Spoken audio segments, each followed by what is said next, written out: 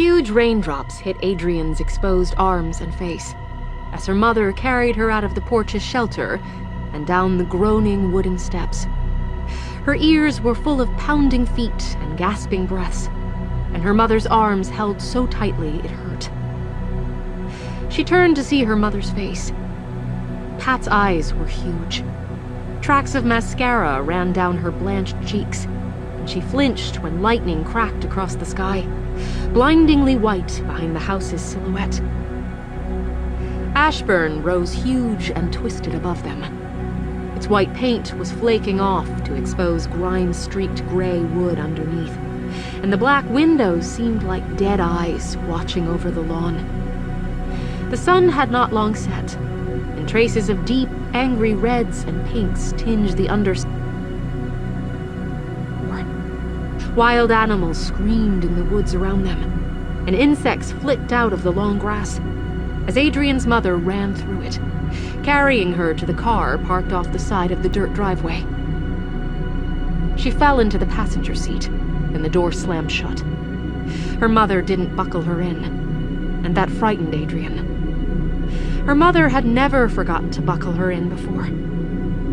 She twisted to glimpse the house through her window, and caught sight of the front door gliding open. Her mother jumped into the driver's seat. The ignition roared, and the bald tires screamed against the dirt as they struggled to find purchase. As the house grew smaller in the rearview mirror, Adrian thought she saw a figure appear in the open doorway. The silhouette was incredibly tall and dressed in a long black gown. Adrian and the woman watched each other through the mirror.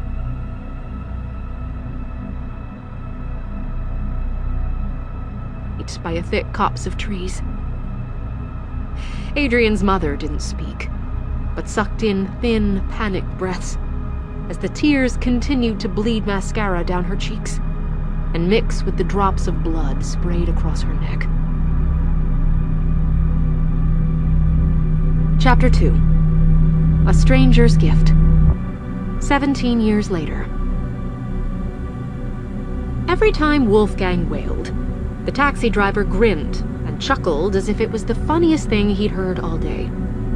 Adrian tried to match his smile, but her heart wasn't in it. Wolfgang was normally an even-tempered and silent cat.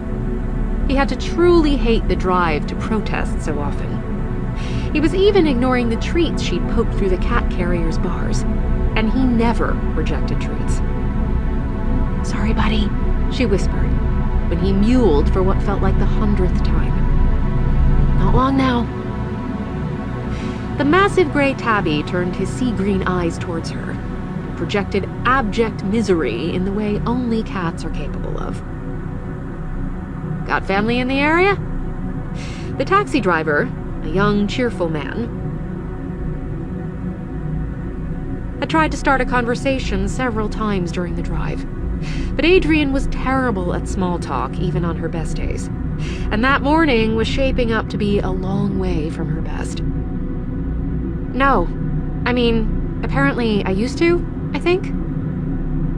It was an awful way to answer his question. But Adrian wasn't prepared to explain that she'd been bequeathed a house by a relative her mother had claimed didn't exist. He seemed ready to follow up with a second question. But then Wolfgang wailed again, and the driver settled for chuckling and shaking his head. She was grateful. The previous week had been so hectic. She felt as though she hadn't had a second to herself, and a cacophony of anxious thoughts cluttered her mind. "Ms. Edith Ashburn has bequeathed you her property."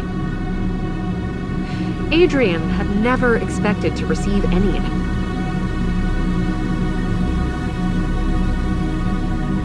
Her father was secretly a king, or that she had accidentally befriended a lonely millionaire. But those dreams had become increasingly rare as she'd grown up, and loan repayments, medical bills, and debt had become her reality. What made the bequeathing even more unexpected was how adamantly her mother had insisted they had no surviving relatives. According to the harried solicitor, Edith Ashburn was Adrian's mother's grandmother's sister's daughter. She thought that made Edith her great aunt, but she felt as if she would need to see a flowchart to be certain. The taxi driver took a corner too fast, and Adrian had to grab the cat carrier to stop it from being jolted against the door. Wolfgang wailed. Adrian mumbled an apology she knew wouldn't be accepted, and the taxi driver grinned and chuckled. "Here's the village, looks like," he said. And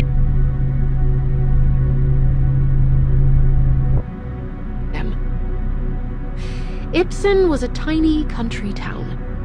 According to online sources, its population was somewhere between 8 and 900. It struck her as unexpectedly pretty. Large green trees lined the streets, and the properties were relatively clean and well-tended.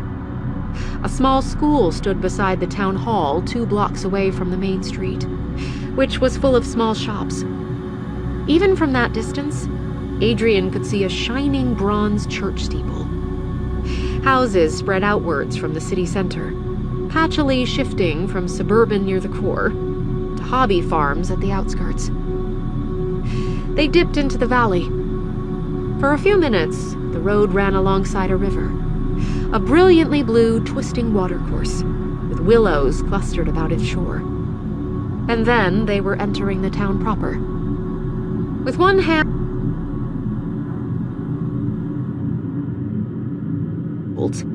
Adrian peered through the windows to catch glimpses of the settlement that was going to be her home. Snapshots of village life raced past her. A greengrocer stacking avocados, 2 elderly women having a cup of tea outside a cafe, and a florist's shop so packed with flowers that they spilled out the door and onto the sidewalk. Then the taxi screeched to a halt at a pedestrian crossing, and Wolfgang mewled as Adrian scrambled to keep him on the seat. "He's quite the chatterbox, isn't he?" The taxi driver laughed. "Wolf doesn't like cars. Too many trips to the vet." Adrian's attention had been pulled to a group of 4 well-dressed ladies, gathered outside what looked like a second-hand bookstore/coffee shop. They were in their early 20s, about Adrian's age, and chatting animatedly. A tiny voice. A certain number of ladies her age in this tiny town, and she might be looking at the majority of them. The tallest lady turned towards the car and raised her eyebrows.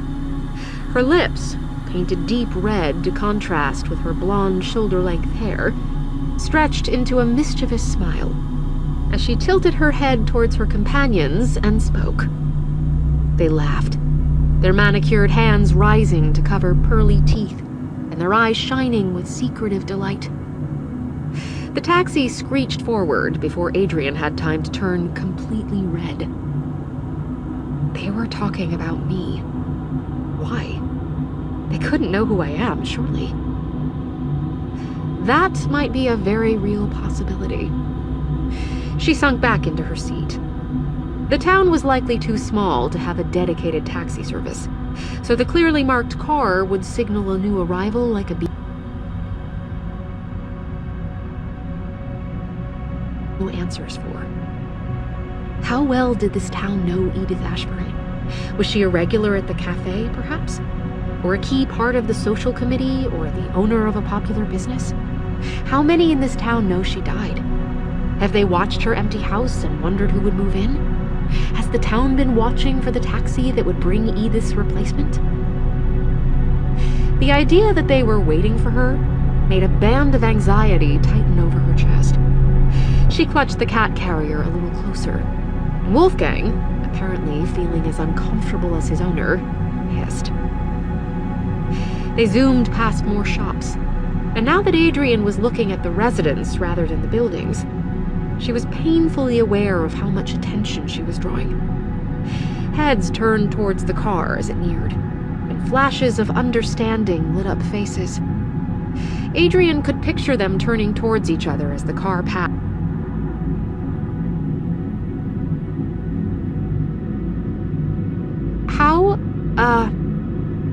Her mouth was dry, and she had to lick her lips before she could speak clearly. "How far is it now?" The taxi driver tapped the sat-nav on his dashboard. Looks like we're headed to the other side of town. Pretty place this, eh? It sure is. The quaint shops, tidy houses, and large green trees were certainly attractive, but they also worked to increase the sensation that she was an invader, asking to be let inside a pristine bubble. She didn't know the town's quirks, hadn't shared in any of its memories or experienced its history. She wasn't welcome there. Knock it off. She squeezed her eyes closed and tried to dodge the feeling of dozens of eyes fixing on the bright yellow car. You've got a home, and that's a darn sight better than where you stood a fortnight ago.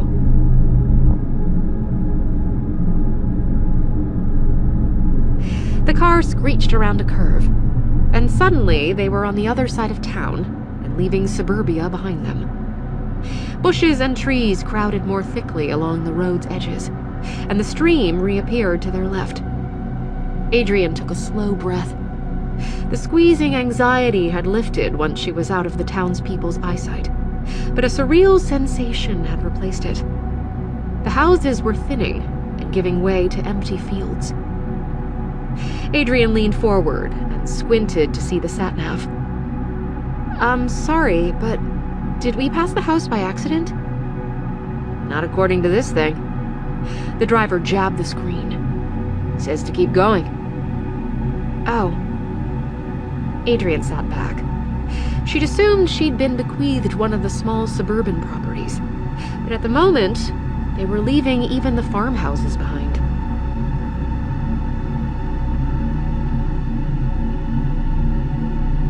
Thinking the car had gone off the road, clutched Wolfgang closer, then exhaled, as she realized her driver had found a narrow, well-disguised dirt driveway. Jeez, the driver grumbled. He leaned over the wheel and was squinting to make out the path. Adrian didn't blame him. It was badly overgrown. For the first time since picking her up outside her friend's apartment, the taxi had slowed to below 20 kilometers. A sign loomed on her left-hand side, and Adrian pressed herself to the window to read it. The wood looked at least 50 years old, and its post tilted dangerously. The paint had peeled until it was almost illegible, but the phrase was familiar enough to piece together. Private property. Another sign came up on their right-hand side, this one nailed to a tree, a huge rusted metal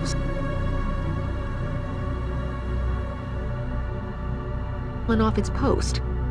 Trespassing is forbidden. Looks like this was the town's social hub, the driver said, grinning so broadly that he almost distracted Adrian from a fourth sign. Turn back now. She managed a laugh, but it sounded hollow. Wolfgang began crying again. But unlike his previous meals, this was a drawn-out wail. Adrian bent to check on him. His ears were flat against his head, and his fur, already fluffy, had bristled out to fill the carrier. Hang on a few more minutes, she pleaded. We're nearly there. The dirt driveway was leading them uphill, and the winding road created an uneasy, heavy coldness in the pit of her stomach. It took her a minute to realize why. The trees in the town had all been growing increasingly wild and dark as they drove. The bark had deepened from a pleasant tan to a cold gray.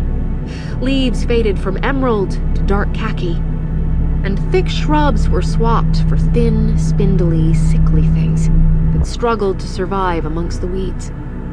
It was as though the town had sapped all of the goodness out of the driveway, given it everything bad or sick in return. They topped a ridge, and the taxi crawled around a bend. The woods finally parted, and Adrian gasped as Ashburn House loomed ahead of them. In her mind's eye, she saw lightning crackle across the sky, tracing the building's silhouette. Her mother's breaths, thin and desperate, echoed in her ears, and the heavy raindrops stung as they hit her arms. Then she blinked, and she was back in the taxi.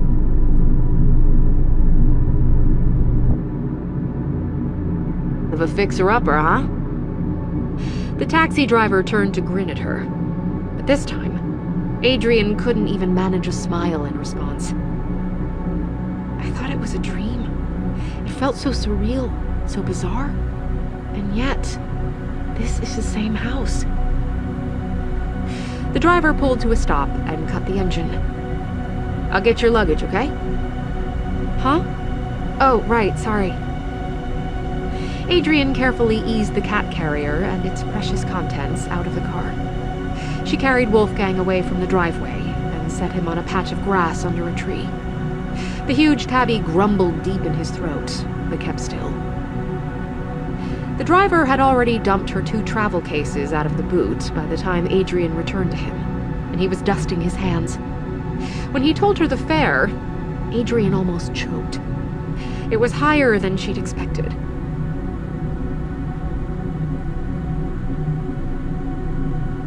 This is a fresh start, she reminded herself, as the driver gave her a wave and slid back into his seat.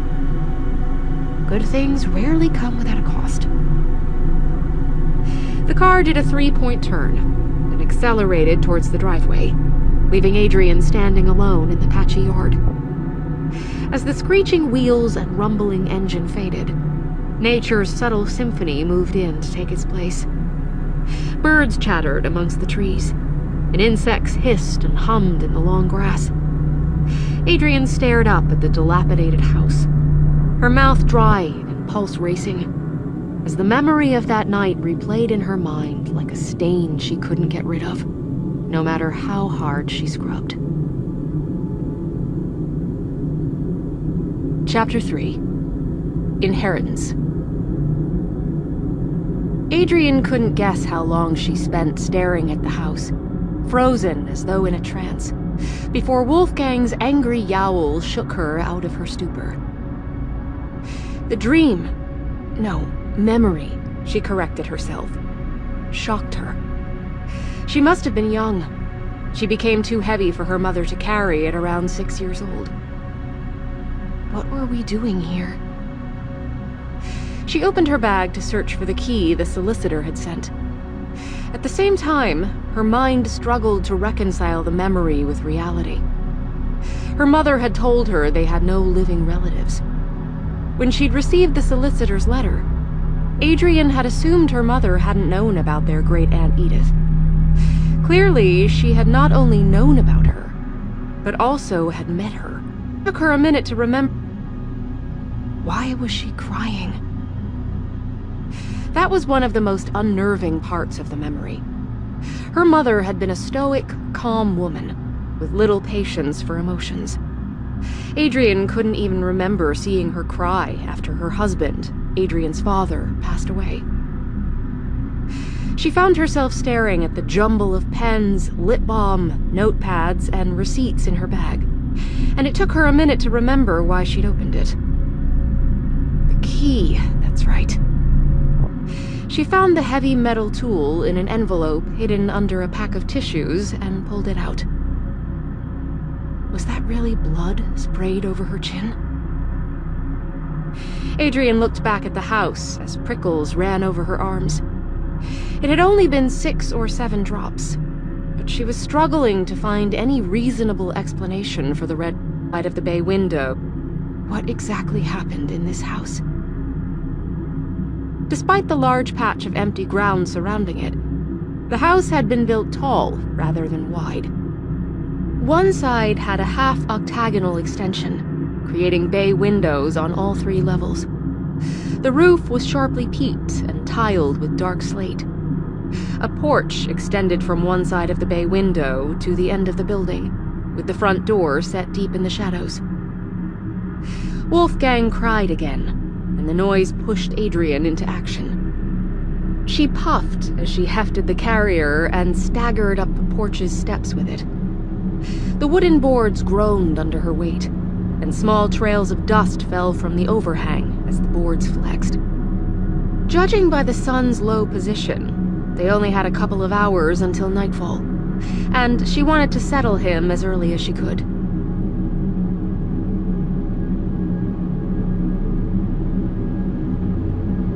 She had to accept that she would likely never know. Her only memory centered on the last moments of the encounter, when her mother had raced her out of the house and down the front steps. Both of the other present parties were deceased. Unless Edith Ashburn had kept a diary, the mystery would be lost to the corrosive effects of time. It might have been an argument.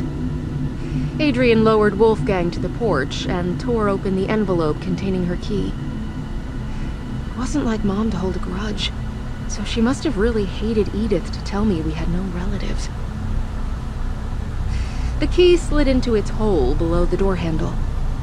The metal, stiff and rusted, screeched as she turned it. Then, a second later, a quiet click told her the door was unlocked. Perhaps Edith felt bad about what happened, whatever it was.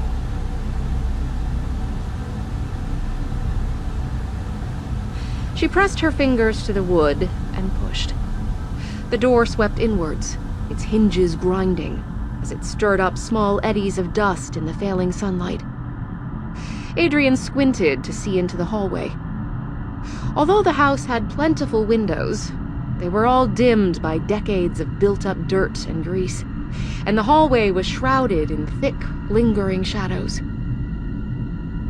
Adrian cleared her throat, tucked the key into her pocket, picked up Wolfgang's carrier, and stepped over the threshold. The air felt different inside Ashburn. It was heavier and drier, and permeated with a musty odor that Adrian struggled to identify. Habitation, her mind whispered. This is a house that hasn't seen a new soul in half a century. The walls are saturated with her. The floorboards are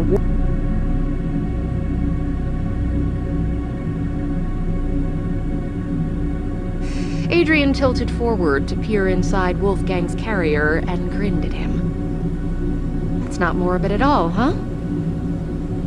Her laughter bounced along the hallway, climbed the steep stairwell at its end, and echoed through the upper rooms. The farther it traveled, the hollower the sound became, and she quickly closed her mouth. For a second, the building was returned to its natural state of silence. Then Wolfgang released a low, rumbling growl. A small, discolored light switch was set into the wall next to the door, and Adrian flipped it. She hadn't expected it to do anything, but a light hanging from the hallway's ceiling buzzed into life. It gave off a muted yellow glow, scarcely better than the anemic light streaming through the windows. But Adrian smiled at the sight of it.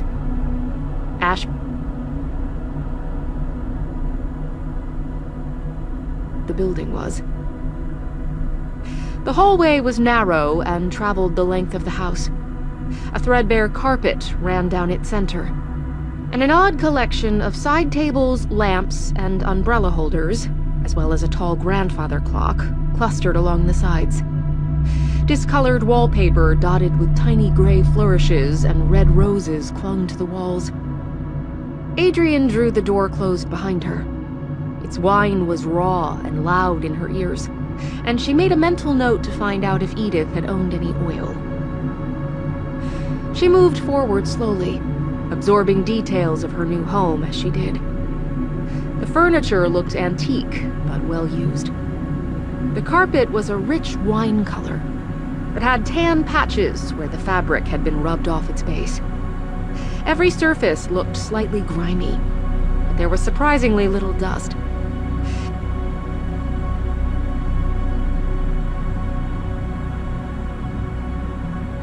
The first door was to her right, and she nudged it open. Inside was a spacious, tastefully decorated sitting room. Thanks to the large bay window set into its front, the room was lighter than the hallway, and despite the fireplace, coffee table, and set of clean chairs with plush seats, it gave the impression of being infrequently used. She left the door open, but moved on. The nearest entrance to her left led into the kitchen and dinner table. At the room's back were an oven, an aged stove, benches, and sink. The wall next to it had two identical display units, filled with china plates and glasses, all with a matching pink and red rose design. When she moved into the room, she saw that 2 pale lines had been rubbed into the wooden floor at the table's head, corresponding to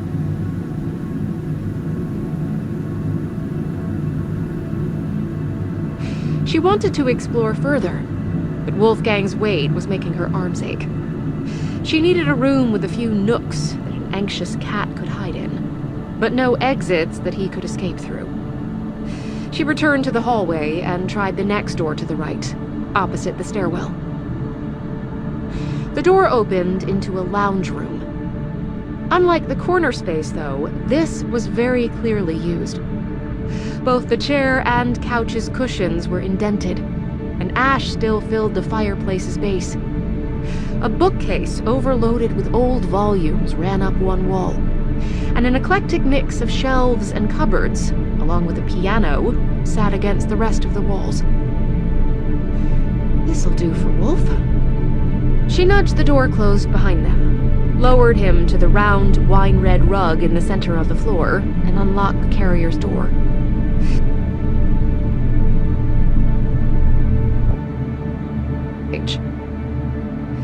"Sorry, buddy." She sighed and offered her hand for him to smell, before scratching behind his ears. He gave a languid blink in response to the attention, but refused to tilt his head the way he normally did. "I know you don't like this, but trust me, it beats being homeless." A low, discontented grumble answered her. Adrian gave her cat a tight-lipped smile, then rose and went to collect their cases. As little as Wolfgang realized it, she hadn't been joking.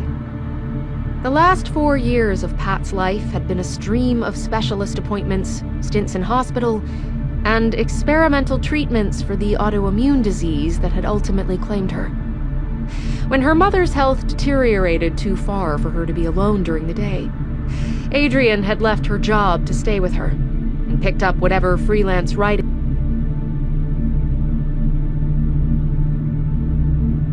right up until the final hospital stay.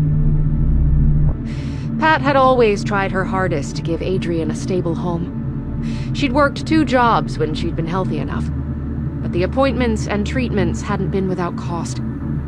By the time she passed, her house had been mortgaged twice, and their savings had been converted into debts. The weeks following the funeral had been a whirlwind of stress and financial problems digging through the grief. Pat's house, car, and furniture were sold to pay her outstanding debts. Adrian had temporarily moved into a friend's apartment, but it was clear it couldn't be a permanent solution. The 2-room space was far too small for 4 people, an irritable cat, and the friend's aggressive dog. Adrian had spent her free time looking for a new place to live, but the search had been demoralizing. Her freelance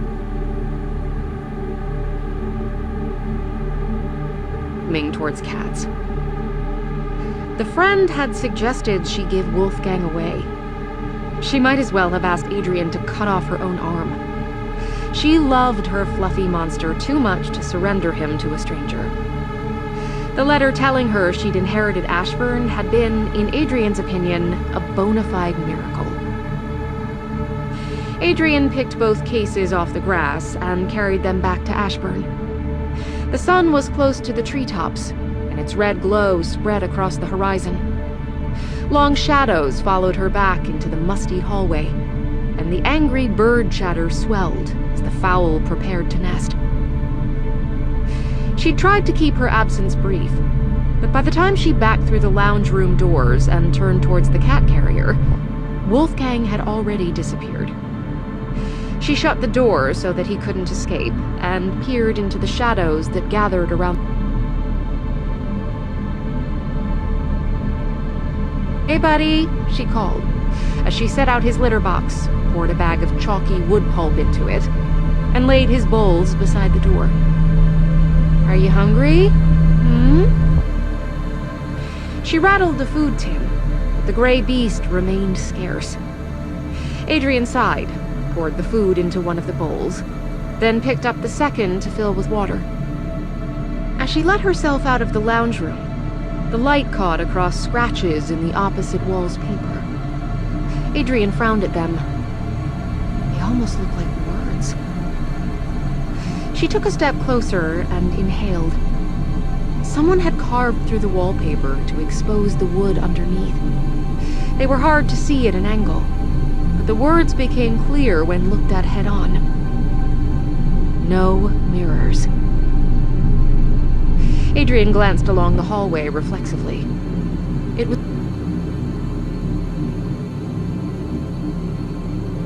unusual before, but the words felt disquieting, almost menacing. She shook her head and crossed to the kitchen. The sink was a huge, old-fashioned installation, and the handle screamed when she turned it. Pipes rattled above her head, and Adrian gazed at the ceiling and imagined she could see the wooden boards shudder. Icy cold water spewed out of the tap, ricocheted off the bowl, and sprayed over her. Adrian shrieked a series of very unladylike phrases as she fought to turn the tap off. Then, drenched and grumbling, she carried the water back to the lounge room. "You'd better be grateful for this," she said, as she placed the bowl next to Wolfgang's food. The room was silent, but she thought she saw a flicker of motion behind the piano.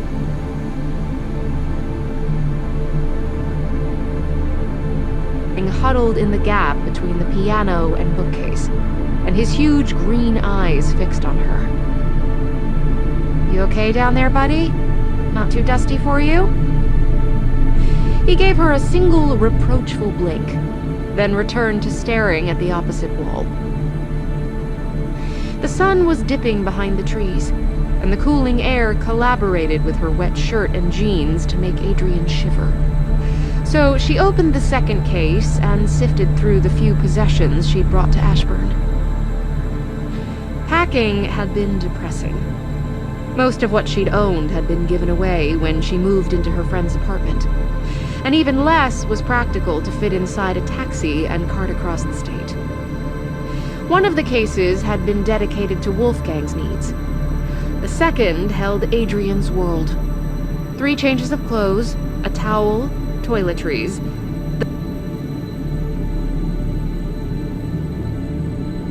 Her throat tightened as she stared at them. Her entire 22 years of life had boiled down to these items. "It's a fresh start," she said to Wolfgang, and tried to smile. "And I don't need much anyway. Just you for company, somewhere for us to stay, and enough money that we won't starve. And look, thanks to Great Aunt Edith, we now have all 3. We'll be fine." The great gray cat blinked at her, and suddenly Adrian wished he would come out of hiding so that she could hug him. "We'll be fine," she repeated, her voice sounding small and lonely in her own ears, as she pulled the towel out and dabbed at her wet clothes. Chapter 4. What Lives in the Night. Adrian changed into fresh clothes and laid the wet shirt and jeans over the back of the fireside chair to dry. Wolfgang watched her go back and forth, but refused to move from his cubbyhole, even when she put his food bowl directly in front of it. Despite the dry clothes, Adrian found herself shivering and looked towards the blackened grate. She'd never lived in a house with a fireplace, but she'd been enamored with the idea. A stack of dry wood sat in the bracket, a bucket of kindling sat nearby, and a folded newspaper and matchbox rested on the mantel. Why not? She took the newspaper and checked the date. It was nearly 3 months old, which meant Edith would have bought it shortly before her death. Adrian took a few of the pages. Great, and set some of the kindling on top. Once the newspaper caught, the flame easily spread to the twigs, and soon she was feeding it some of the larger logs. By the time the fire was large enough to be stable, she'd stopped shivering. and was pleased to see that the flames lit the room better than the single light in the ceiling. She gazed about the space, admiring how the golden glow reflected off the polished wooden chairs and bookshelves. The fire created long, dancing shadows that grew up the walls and tangled on the ceiling, and the crackles helped drown out the noise of the groaning trees and chattering birds outside the window. A grandfather clock somewhere deep in the house chimed. She counted 5 long, metallic clangs and made a face. She hadn't realized how late it had grown. She'd skipped lunch, and went.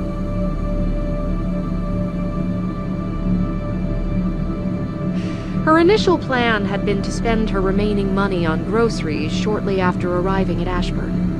But that had been foiled thanks to the house's unexpectedly remote location. Looks like we'll be scavenging tonight. She wasn't keen to explore the house with the sun so close to setting, but the longer she delayed, the worse it would become. So she left the lounge room, closed the door behind her, and crossed to the kitchen. The room looked shockingly different when the sun was too low to come through the window. Even with the light on, the shadows built up in layers around the table, stove, and bench. She stopped at the head of the table, where long marks had been scraped into the wooden floor, and squinted at the wooden tabletop. There were scratches dug into the dark wood, just above where a dinner plate might have sat. Embedded in the scratch. Adrian leaned closer and inhaled. As in the hallway, words had been cut into the shiny wooden top, possibly with a kitchen knife, and faced the head of the table, so that whoever sat there couldn't fail to read them. Is it Friday? Light the candle. She chewed the inside of her cheek and tilted her head to one side. Little bits of dirt had become embedded in the scratch's indents, telling her the marks had been there for months, if not years. How bizarre. Was Edith all right? She must have been very old when she passed away. Maybe she had some form of dementia or Alzheimer's, and it made her do strange things. Adrian turned away from the table, but she couldn't scrub the image from her mind. Edith, well into her 90s by that point, wandered in a confused daze, a steak knife clutched in one hand, cutting disturbed messages into the walls and tables. No, don't think like that. She probably had someone staying with her, or a friendly neighbor, at the very least to keep an eye on her. Adrian frowned and turned towards the fridge. I hope. She opened the fridge door and gagged. The shelves were full of cardboard boxes, but their contents had long since rotted. She could still identify shriveled carrots and a strangely dried-out cauliflower, but the other vegetables had turned into brown sludge.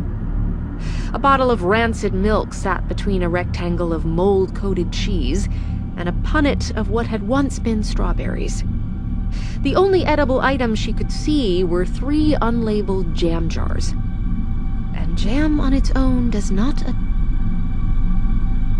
While the Adrian wrinkled her nose and closed the door before the rotting odors could spread too far. The house has been empty for nearly 3 months. Of course, the fresh food would have perished. She looked for a pantry and found it nestled in the room's corner. The doors creaked as they opened, and Adrian felt her heart sink at the meager range inside. While the fridge had been full of fresh produce, Edith clearly hadn't been a fan of long-life goods. She saw flour, baking powder, tea bags, sugar, and salt on one shelf, a half-used bag of pasta, no sauce, on the second, and 2 tins of sardines on the third. Okay, could be worse. Adrian sucked on her teeth, took one of the sardine tins, and began opening drawers as she looked for cutlery. It's not... We'll just have to figure out how to get to town tomorrow. She opened the drawer below the china and inhaled at the sight of heavy and clearly expensive silver. This set must be a family heirloom. She kept it in good condition. It's not even tarnished. The china plates displayed above the cutlery caught her eye, but she didn't take any down. It felt wrong to put something as mundane as tinned fish on the expensive rose-designed dishes. She took a fork and closed the drawer. An electric kettle sat on the bench beside the fridge, and behind it was an old-fashioned metal whistling kettle. She reached for the electric appliance first, then hesitated, shrugged, and took up the metal pot instead. She made sure there weren't any spiders inside, just dust, she was relieved to see, then washed it out, half-filled it with water, and fetched what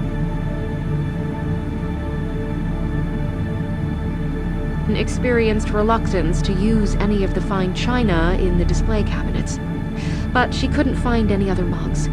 So eventually, she opened the glass doors and took one of the teacups. It felt incredibly fragile, and she held it carefully as she carried it, the kettle, the fish, and the fork back to the lounge room. The fire had grown in her absence, and that wasn't the only change. Wolfgang's food bowl was empty, and the huge gray tabby sat on the rug in front of the fire, his paws tucked neatly under his body. He turned and blinked at Adrian when she entered, then returned to gazing at the flames. "Should have known," she said, grinning, and set the precious teacup onto the small round table beside the chair. "I was starting to worry I'd traumatized you by carting you all the way up here. But you've already made yourself at home." But otherwise, she might as well have not existed. A metal rod ran across the space above the fire. Adrian found a pair of thick, blackened gloves sitting next to the wood, and used one to hang her kettle on the rod, so that the flames licked around its base. She then sat back in the wooden chair, took up her tin of sardines, and peeled back the lid. It was one of the most surreal experiences of her life.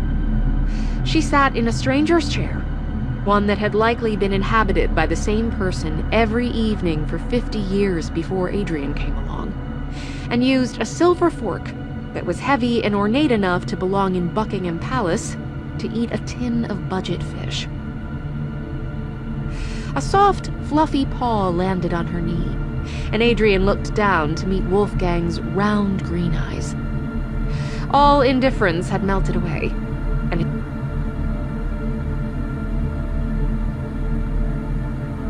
"Oh, come on," she cried in mock indignation.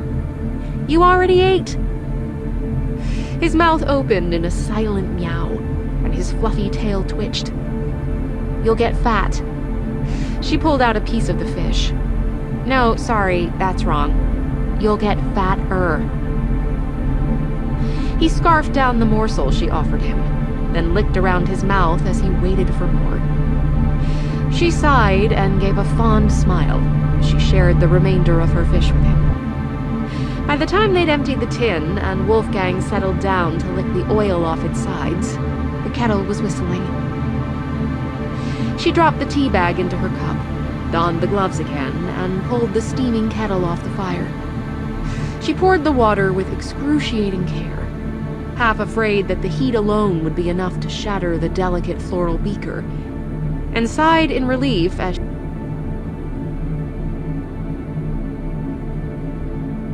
she considered getting the second tin of fish from the pantry.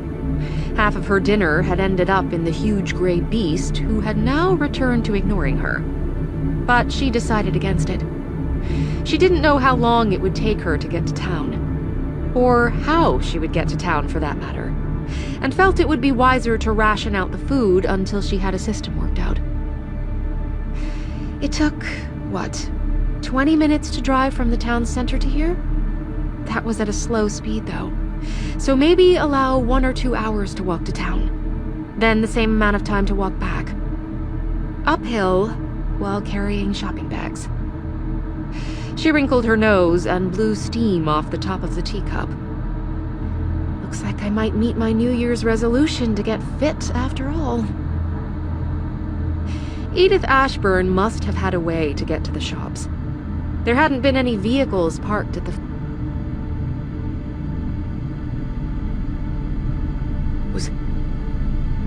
If Edith had owned a car, there was a good chance it had been given to someone else on her death, or sold if she hadn't owned it outright. If that was the case, Adrian would have to figure out a solution for herself. She could buy a bike, but good bikes were expensive, and she had less than $20 in her purse and nothing in her bank account. That would improve a little when her freelance article writing accounts were paid. 2 clients were overdue on their bills and hadn't replied to her emails in more than a week. Wolfgang finished with the tin. He flopped onto his side and stretched so that his belly was facing the flames, and she thought she caught a faint rumble of contentment. Must be nice to be a cat. No bills to pay, no difficult clients, no having to figure out how to say, "Send me my damn money" in a pleasant way, because if you're rude, they won't...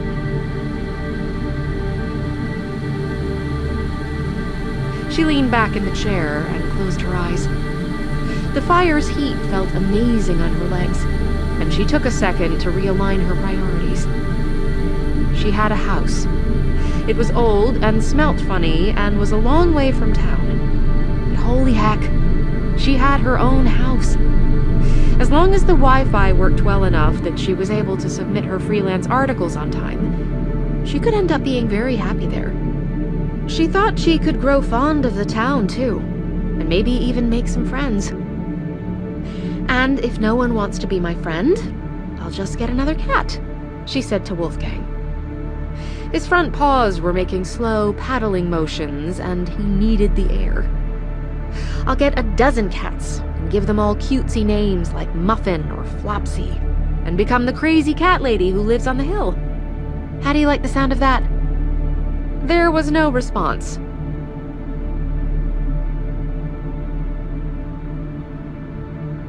Adrian smiled and chewed at the corner of her thumb as she watched the last minutes of daylight fade. Without having to pay rent, her freelance work should be more than enough to support her.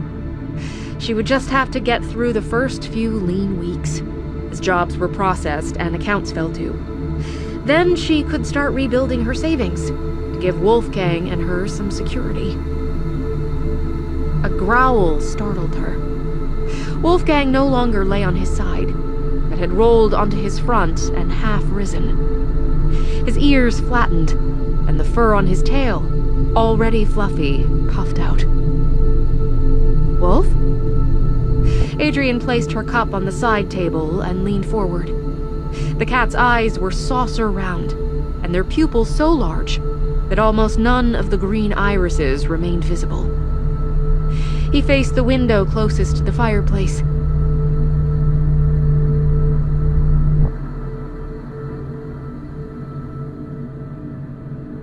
Chapter 5. Portraits. She kept still, not breathing, and listened as hard as she could. The fire's crackles were a steady song to her left. The floors above her emitted faint groans as the wind caused the wood to shift, and outside was perfectly silent. That gave her pause.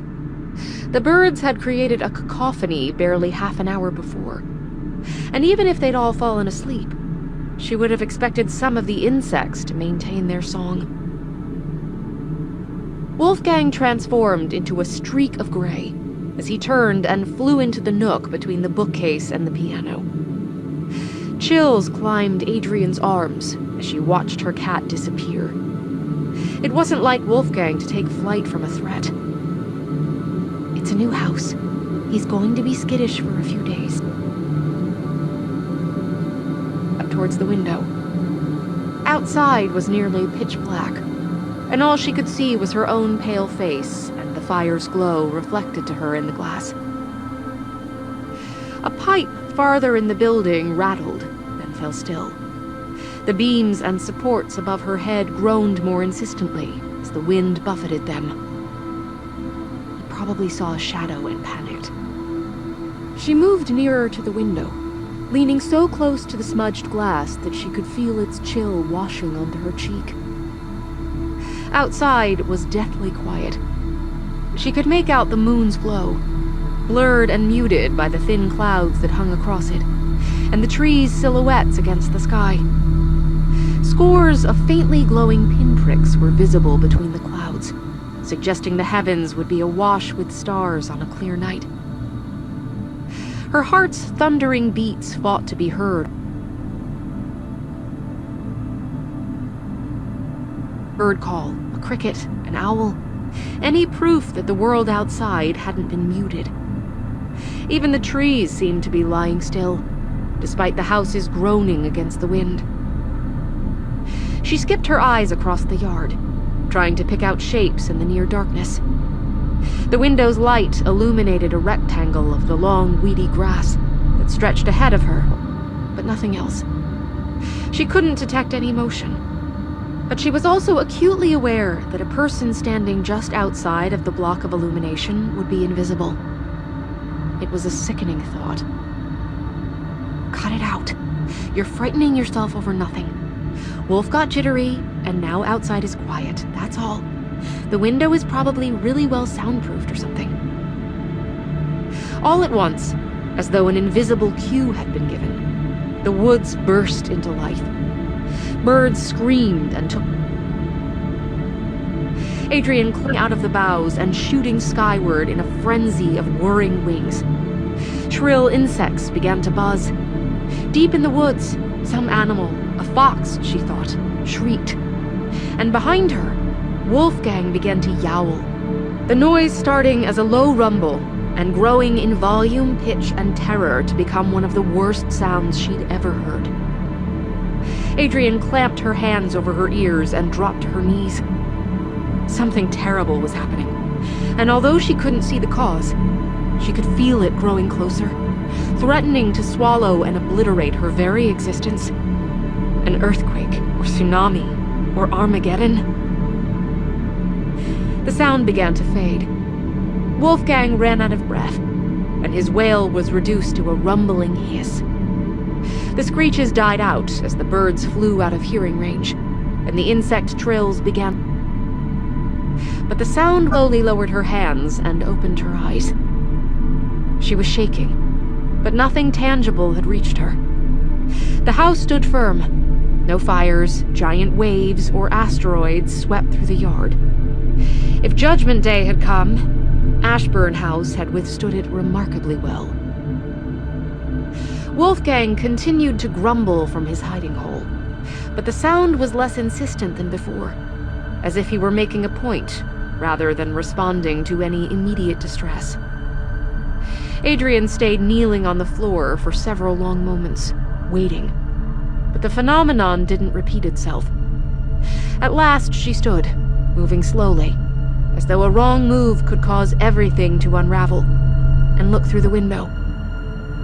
The outside world was still once again, but no longer perfectly quiet. She could hear the trees groaning.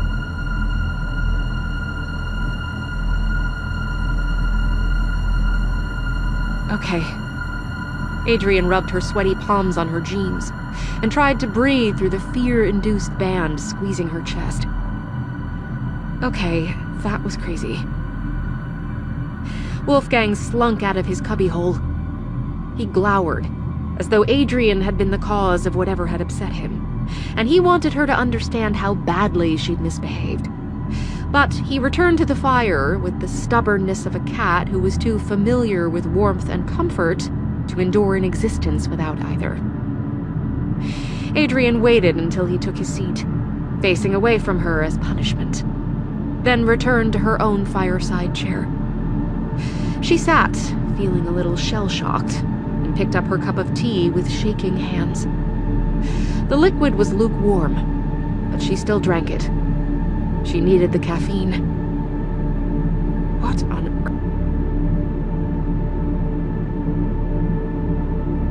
could distress both the birds outside and Wolfgang in here without me sensing it? Has some country declared war on us and detonated an EMP bomb? Is that even the sort of thing an EMP bomb can do? The idea made her cold, and she suddenly wanted a clearer view outside the house. If, mercy forbid, something had happened to the little town, she wouldn't know, because the trees that surrounded her property blocked it from sight. But if she could get to one of the higher windows and see over the forest... "Stay here, buddy," she said to the cat, who was very pointedly ignoring her. She grabbed her jacket out of the travel case, wrapped it around herself, and slipped out of the lounge room. She'd left the hallway light on, but the bulb was so dirty that she felt as though she were suspended in twilight as she followed the hall towards the stairs.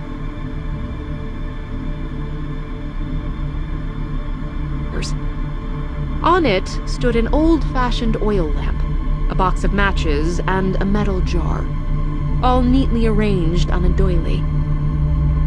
It's a bit strange to have a lamp left out like that. Maybe Ashburn is prone to power failures. Adrian passed the table and began climbing the stairs. The wood was old and groaned under her weight, and the noise seemed to travel up the narrow stairwell and flood the upper levels. The darkness seeped out of the second floor and swallowed her as she left the hallway light's circle of influence. She turned the corner where the stairs hit the back wall and found her light reduced to almost nothing. She squinted to make out the edge of the steps, praying there weren't any missing floorboards or exposed nails, and brushing her fingertips along the walls to help orient herself. The stairs finally opened onto a landing. Creaking again, partly from the unsteady climb and partly from lingering shock of the outside disturbance. And it took her a moment to realize there wasn't a light switch at the top of the stairs. She stretched her hand out, running it up and down the floral wallpaper in long sweeps, but couldn't feel any kind of switch. An idea occurred to her, and she snorted. No way. That'd be ridiculous. The switch must be at the other end of the hall or something. She squinted down the passageway, struggling to discern the silhouettes that would be invisible, save for faint moonlight coming through one of the room's windows. She thought she saw side tables and large paintings on the walls, but she wasn't certain. Still, the lamp at the base of the stairs niggled at her. It was so deliberately placed that she could easily imagine stairs have electricity. Why would they install lights on the lower level but not the upper ones? She looked back at the empty wallpaper, then stepped towards the nearest door. It opened with a prolonged creak, and Adrian passed her hand through the gap and felt the wall, running her fingers over the dry paper without encountering any plastic bumps. Oh, you've got to be kidding me. She gave the wall by the top of the stairs one final incredulous look, then began tramping back down the stairs. The house was incredibly old. Old enough to have been built before electricity was common. Perhaps the structure was too unsound to run wires through the higher walls. Or maybe Edith could only afford to do part of the house. Adrian reached the hallway and faced the table. The lamp waited there, its glass slightly cloudy from smoke and built-up grease.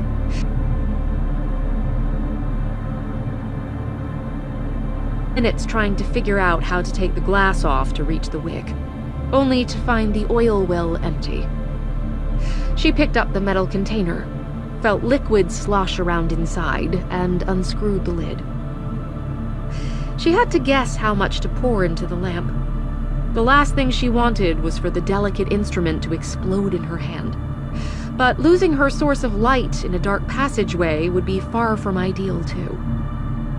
She lit the wick, waited for the flame to grow steady, then replaced the glass.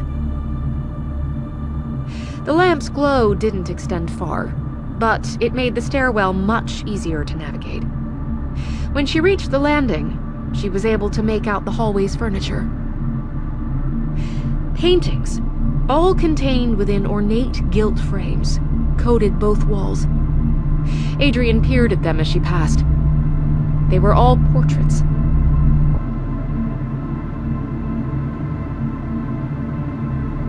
A man, 2 women, and a girl. Occasionally, they were painted as a group, or the man and the older woman sitting together. But most of the images were individual portraits.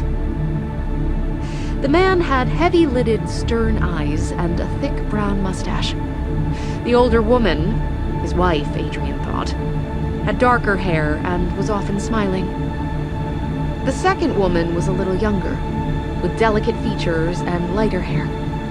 The girl's hair was thick and long, like the first woman's, and she repeatedly appeared with the same serious, studious expression. The tableau felt inherently wrong to Adrian. There were more than 50 paintings, all of the same family, all crowding the same hallway, their eyes following her no matter how swiftly she walked. It quickened her pulse and set her teeth on edge.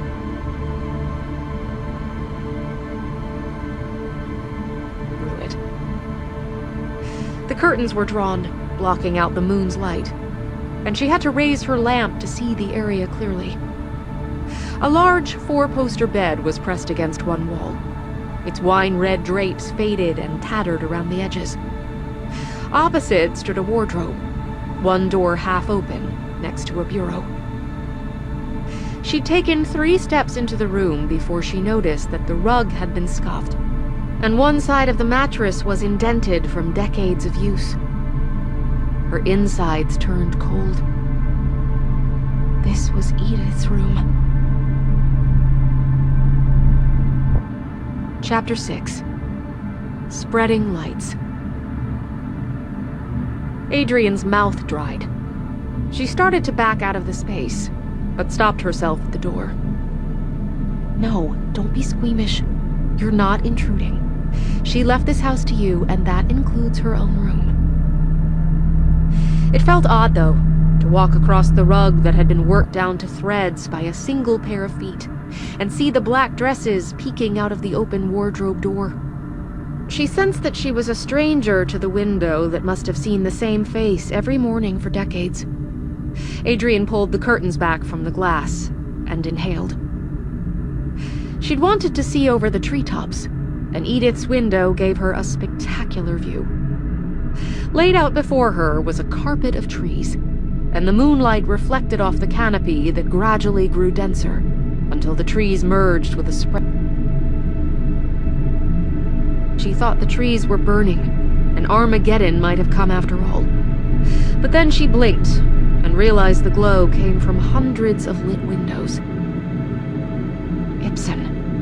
I didn't expect it to be so close, or so much lower than Ashburn. This must be a tall hill. She squinted at the lights. The houses were too far away to appear as distinct shapes, but she couldn't see any smoke or signs of frantic motion. That was comforting. Whatever had disturbed the birds wasn't an issue for the town. She exhaled, and her breath formed a small puff of condensation on the glass. The outside chill was seeping through her thin clothes, but curiosity was stronger than her desire to return to the fire. She turned to face the room and gazed at its fittings. What sort of person was Edith?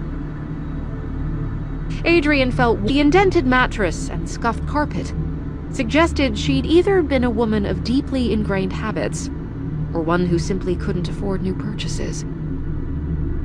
I wonder if that might have influenced why she left me the house.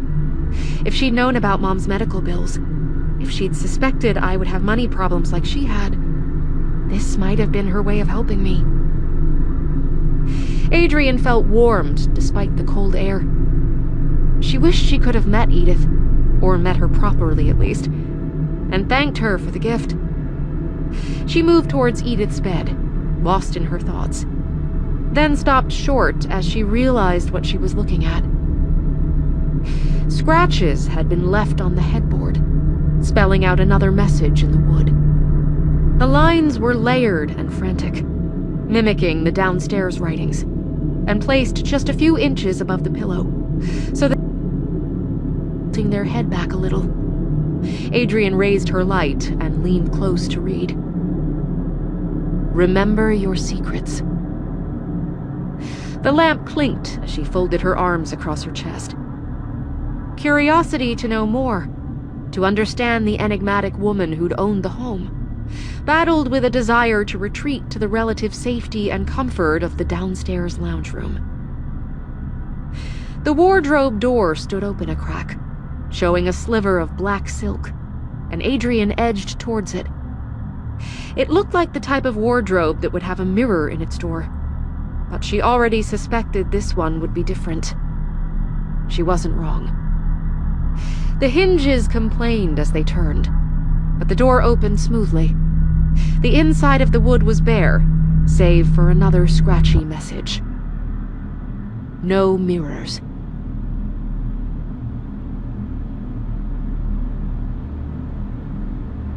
Top and base of the door told her that a mirror had once hung in the wardrobe, but had been removed. Why, Edith? Adrian looked away from the door and towards the row of dark dresses. They surprised her, and she set the lamp onto the floor before pulling one of them out to get a clearer look at it. The gown could have come out of the props department in a Victorian-era film. Heavy black silk with lace detailing, a low hem, and a high neckline must have created a startling effect when worn.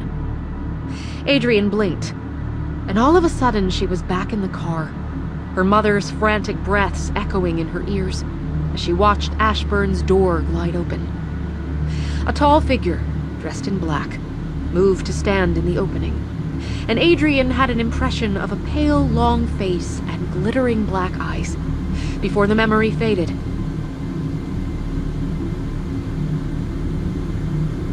She sagged away from the wardrobe, breathing quickly. She was suddenly acutely aware of the gown's length. Adrian wasn't short, but in order to keep the skirts from brushing the ground, she had to hold the dress so high that the lace gathered at the neck was at her eye level. She licked her lips as the new information coalesced with her existing knowledge of Edith, and transformed the elderly woman in her mind's eye into a tall, gaunt, black-clothed wraith. She couldn't help her height. The long, pale face from her memory burnt itself into the back of her eyes. And she probably wore black in mourning. Doesn't stop her from being a good, kind person. The dress was hung back amongst its companions, and Adrian reverently closed the wardrobe doors. Her fingers were trembling, and she balled them into fists to keep them.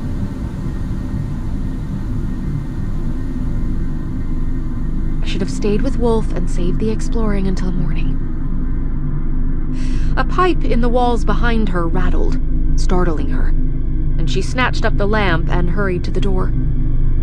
As she slipped through the gap, a dozen pairs of eyes arrested her. She stayed rooted to the spot for a second, scanning the row of portraits, then followed the hallway to the stairs and hurried down them. She hadn't noticed it before, but the family in the portraits all wore Victorian-style clothes, not unlike the ones she'd found in Edith's wardrobe. Were they her family? Could she be the child in the paintings, perhaps? The grandfather clock began chiming as she took the stairs corner. She tried to count the off-note clangs, but her mind was still buzzing with the new familiarity with Edith, and she lost count. It was either 10.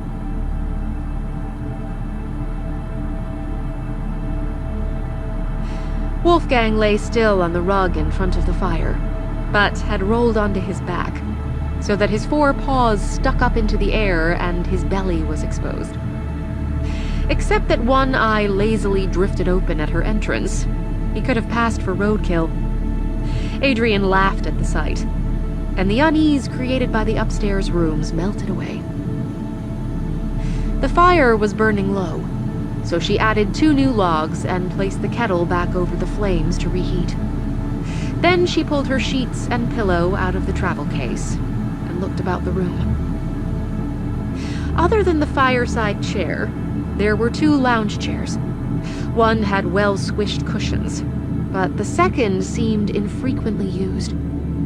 She chose the latter, draping one sheet over the cushions and arranging the second on top. She hadn't brought any proper blankets, but similar. "Want any more food, buddy?" she asked Wolfgang. She passed him on the way to the kettle. He followed her progress with the one open eye, but a low, rumbling purr told her he would be staying right where he was. Adrian reused the tea bag from her earlier cup to make a fresh brew, then retrieved the book from the suitcase, turned the light off, and snuggled into her makeshift bed fully clothed. She'd intended to read by firelight for an hour or two before sleeping, but the day had worn on her more than she'd expected, and she soon let the book sag so that she could watch the dancing flames and her fluffy pet. The fire's light caught in gaps between the floorboards, making them look like black lines scoring the floor. "We're going to be okay here," she told him, as she tried to ignore the eerie sensation that the long, pale mist. Chapter 7. Guests. 100,000 tiny scratches had cut into the wood, but it still wasn't enough. Her fingers kept scrabbling. Their nails had been chipped down to nothing. The skin scabbed and cracked. Her bleached white eyes stared sightlessly, and her breathing was a low, rhythmic grating as her fingers kept working. She wouldn't rest. Not when she was so close. The scrabbling echoed in the tiny, cramped space, seeming to drown her. So close. More splinters broke off under her fingers, raining onto her white cheeks and black dress. She was so close to breaking through the wood and reaching the heavy, moist dirt packed above her. Adrian started awake. A heavy weight pressed. Raised her hands with a panicked cry to fight it off. Then she felt it shift and realized what it was. Sometime during the night, Wolfgang had migrated from the hearthside rug to sleep on top of her. The fire must have burnt down to the point where her body was the warmer haven. He was heavy enough to be uncomfortable, though, and Adrian carefully moved the cat off so that he lay beside her. He yawned, stretched, and settled down for a longer nap. I had a dream. What was it? Something about not being able to breathe, being trapped, trying to claw my way out. She looked down at her fingers. They were whole, and her stubby nails intact. She blinked, trying to recall the dream, but the effort was like trying to chase water while it soaked into the ground. Morning was meet into a jacket. Sunlight, muted by the grime, washed through the windows and painted patterns over the carpet and furniture. The room was still reasonably warm, but she could sense it was quickly growing colder, as frosty outside air ate away at the lingering heat from the fire. She slipped out of the makeshift bed, being careful not to disturb Wolfgang any more than she had to, and shimmied into a jacket. First full day in our new house. What do we need to do? Getting food is a priority, but even before I figure out a way to the town, I need a shower. She hadn't brushed her teeth the night before, and her mouth tasted like something had died in it. She grimaced and ran her hands through her hair, trying to keep the loose strands out of her face, and then poured out fresh food for Wolfgang. His apathy vanished at the sound of rattling kibble, and he had his face. Calm down. You're not going to starve. She scratched the top of his head, put the cat food onto a shelf, and took her towel and toiletries out of the suitcase before returning to the hallway. The lamp waited on the little table at the base of the stairs, but she left it there. The morning sun was strong enough to light the narrow steps and the rooms above. She She took the climb quickly and found herself back in the painting-lined hallway. The portraits were clearer in the daylight, and even Adrian, who lacked any kind of artistic ability, could tell the painter had considerable talent. The portraits were detailed, and the subjects artfully posed, and many of the paintings were so realistic that she could feel eyes on her back as she moved along the hallway and peeked into rooms. The first 2 doors she tried opened into storage areas full.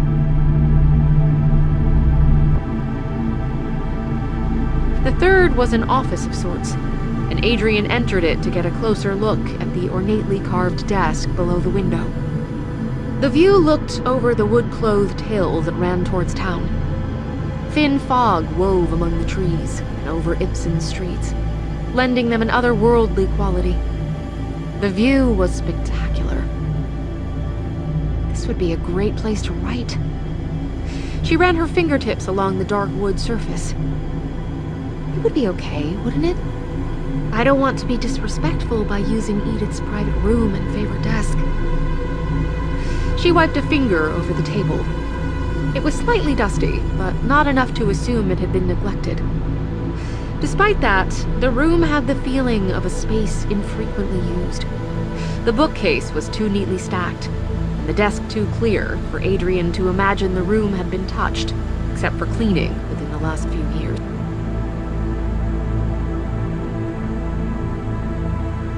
Adrian backed away from the desk and tried not to scrunch her face up. For some reason, the idea of Edith being married felt wrong. She still knew almost nothing about her benefactor, but something told her Edith Ashburn had stayed single. She left the office and passed the next door. She remembered its carved designs from the night before. She wasn't eager to examine the indent on Edith's bed, or the rows of ornate black dresses again. To her delight, the door past Edith's opened into a spacious and relatively clean bathroom. Unlike the rest of the house, which was predominantly decorated in old-fashioned rose patterns, the bathroom was clean white with subtle sea green accents. It looked modern, too, as though it had been installed within the past decade. A bathtub was set into the back wall, with a shower head poised. Turned on the shower's water. Pipes rattled through the house, grinding and clanging for what felt like an eternity, before the liquid spat out of the shower head. While she waited for the hot water to flow through, Adrian brushed her teeth and stared at the empty space above the sink where a mirror would normally sit. She wasn't surprised to see her reflection replaced by the now familiar phrase, "No mirrors." Looks like she's removed every mirror in the house. That's a pain. I didn't bring any with me. I'll probably look like a fright when I turn up in town today. No makeup, sweaty from the climb, probably twigs sticking out of my matted hair. It'll give them something to talk about. She gave a wry grin, then undressed and showered. The water was beautifully hot, but the room didn't have a fan, and condensation glistened on every surface by the time.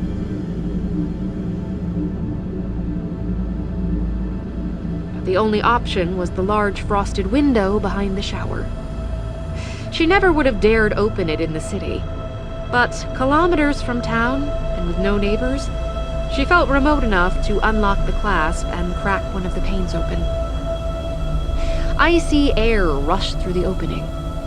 Adrian spluttered and raced to dry and dress herself before she froze. She was still pulling her jeans on when the sound of a motor disturbed her. She hesitated, one leg in its pant and the other one raised awkwardly in the air, and listened.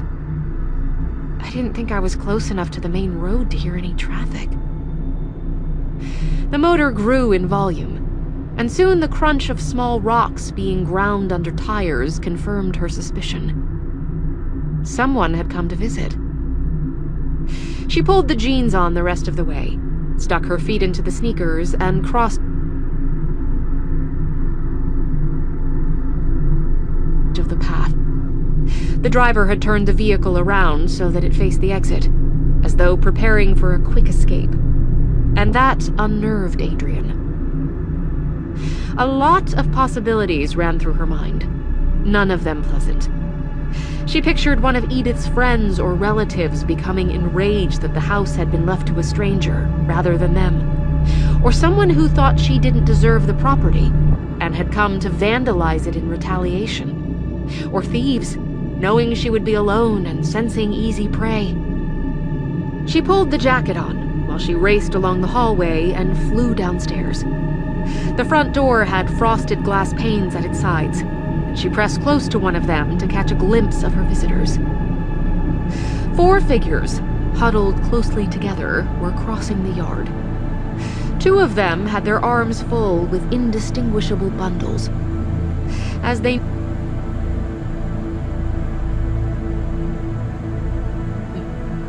were the 4 fashionable ladies she'd seen outside the cafe. The tall one with shoulder-length blonde hair led her companions in a beeline towards Ashburn House's porch. Adrian drew back. Her heart was pounding, but she didn't know why. She doubted those glamorous women had come to vandalize, thieve, or intimidate her, which was good. But it left their actual motives an unknown factor. They'd been laughing at her taxi when she passed them the day before, and that didn't sit well with her. Had they come to gawk, perhaps? Don't be paranoid. Maybe they're here to welcome you to town, or invite you to join their book club or something. They could be friendly. Her brain seized on that phrase and refused to let it go. Friends. They could be your friends.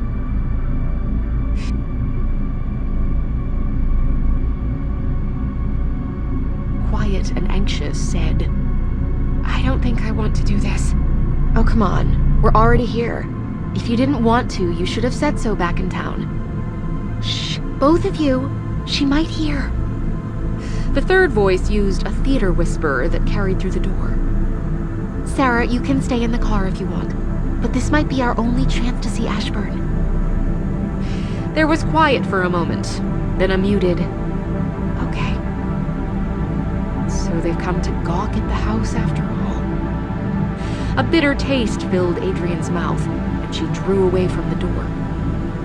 "I could stay quiet, make them think I've gone out. They'd have to leave eventually." The voice in the back of her head kept chanting, "Friends, friends, they could be friends." She was a little disgusted at her desperation, but then remembered how small the town was. If she wanted compassion,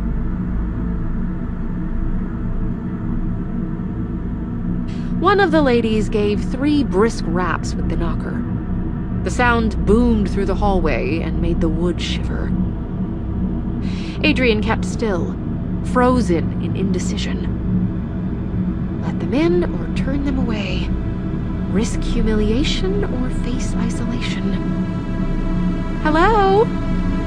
The one woman who'd told Sarah she could stay in the car spoke loudly enough that it would be heard throughout the building. "Sorry for dropping by uninvited, but we wanted to welcome you to Ibsen." Adrian crossed her arms over her chest and kept quiet.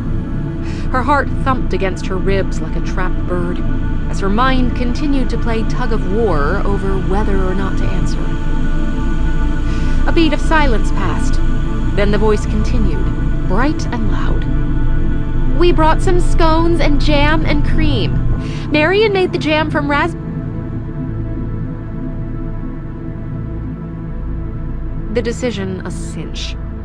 She was hungry and had nothing in her cupboard except a tin of sardines and cat food. If letting a group of shallow, gossiping voyeurs into her house was the price she had to pay for scones, well, she could live with that. She backed up the hallway silently, then walked toward the door, making her footfalls slightly louder than normal, so that the ladies wouldn't suspect she'd been lurking a few feet away from them.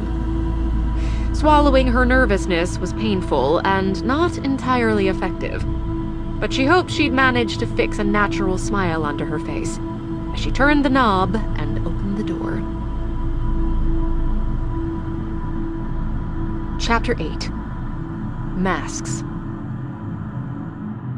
The blonde-haired leader stood closest, her arms full of a cloth-covered basket and a bright smile stretching her red lips. Her three companions, a shorter, stockier lady with bobbed black hair, a tall, serious-looking woman with a long face, and a pale-skinned woman with a straight fringe, all lingered a step behind. "It's so nice to meet you!" The leader extended the basket as though the peace offering would save her from rejection, which, Adrian supposed, wasn't too far from the truth. "It's been too long since we've had anyone new in town. I'm Jane." "Adrian." She impulsively extended her hand to shake Jane's, but the other women's were occupied with holding the basket, so she squeezed her fingers into a fist and dropped it back at her side with a nervous laugh.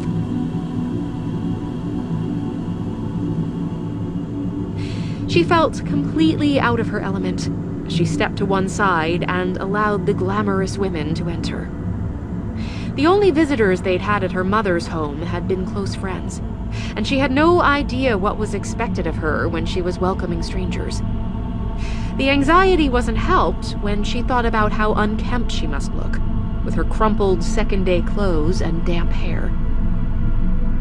She turned to lead them into her lounge room, then stopped. The blankets and pillows were still strewn over the couch, and she didn't know how Wolfgang would react to strangers. So instead, she opened the door to the sitting room, the cleaner, fancier space that overlooked the front garden, and ushered them inside. Sunlight streamed through the windows, bringing the floral print lounges and dark wood fittings into sharp relief. Her guests made vaguely appreciative noises as they... It's fine." And Jane placed the basket on the coffee table that sat between the lounge chairs. "I didn't bring any plates, I'm afraid." Her teeth looked startlingly white in the sunlight, and golden highlights caught in her hair. Adrian felt a twinge of jealousy. No amount of expensive salon products could make her hair that perfectly glossy. "No problem, it's fine." She waved at the chairs. Have a seat. I'll make some tea and get some plates, too. Just a minute." She managed to repress the urge to run as she left the room. Her breath came out in a rush as she closed the door and pressed her back to the wood. This was a terrible decision. They're going to judge the heck out of you. You look a mess thanks to Edith's no mirrors policy, and you don't even know if there's a teapot in this house. You'll be the town's hottest joke by evening. It sounded faintly surprised. I didn't think she'd be so young. Adrian pushed away from the wood and hurried into the kitchen to fill the electric kettle and put it on to boil. She opened every cupboard and drawer in the room, searching for a modern set of mugs, but eventually had to resign herself to serving their tea in the overly ornate fine china. Edith owned a teapot, at least. Adrian found a tray and stacked the plates, teacups, saucers, and sugar onto it. But she didn't have any milk. They'll have to make do with black. The kettle finished boiling. She dropped 2 tea bags into the pot, filled it with hot water, and lifted it slowly, aware that she held a small fortune in china in her shaking hands. She tried to take deep breaths as she followed the hallway back to the sitting room.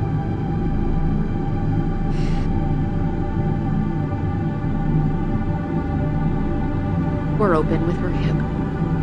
The ladies had arranged themselves around the lounge chairs, leaving the high-backed armchair for her, and all smiled as she entered. She felt as if she were stepping into some kind of Stepford social club. Adrian directed all of her focus on not dropping anything, as she placed the tray next to the scone basket and began arranging the teacups. "Sugar?" she asked, and was answered by a chorus of "Yes, please," and "No, thank you." She tried to remember who had answered what as she began pouring. "There's no milk. Sorry," she said with a tight smile. The leader, Jane, dismissed it with a wave of her manicured hand. "Black is fine. Thank you.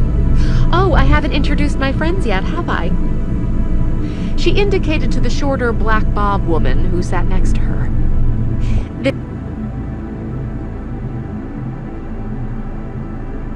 A nod towards the tall, thin-faced woman opposite. Sarah, who works at the library. She's been running a lot of fundraisers lately to help them purchase new books. She nodded towards the pale, brown-fringed woman. And Marion is studying to be a vet. Jane, Beth, Sarah, Marion. Adrian tried to cement the names into her memory and not spill the tea at the same time. It was a mammoth task. Jane leaned forward, her hands folded neatly in her lap. It was Adrian, wasn't it? Yeah, or, Addie. Most people call me Addie. She held the teacup out for Jane. And that was when their carefully orchestrated interaction fell apart. She wasn't sure if it was her fault. She let go too early, perhaps. Or her shaking hands making the cup difficult to grip. Or whether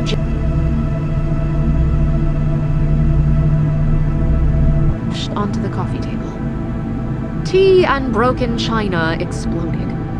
Jane jolted out of her chair and swore, then turned an intense shade of red as she snatched the cloth off the basket and began dabbing at the spilled tea.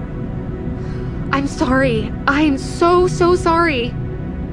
No, it's fine. Adrian tried to help clear the mess by picking up shards of the broken saucer and teacup and piling them onto the tray.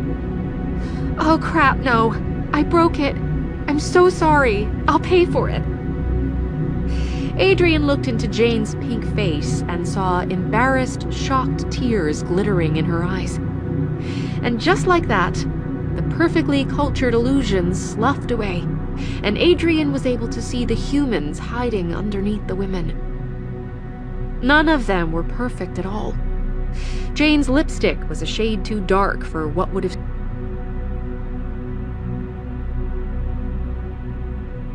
Beth's hair looked as if it took at least an hour to straighten and style that morning, but the bob was a little messy and incomplete, despite the effort she'd put into it.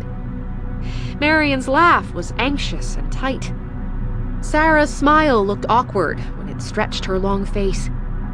The flawless, superior exterior they'd presented on the porch was just that. An exterior. They weren't all that different from her. Teenagers who had found themselves classified as adults by virtue of too many birthdays, and who were trying to fumble and bluff their way through the world, without anyone realizing how thoroughly underqualified they were. And they'd been trying really, really, really hard to make her like them. The relief was intense. She wanted to laugh and cry at the same time. But Jane was still spewing apologies, punctuated with panicked swear words.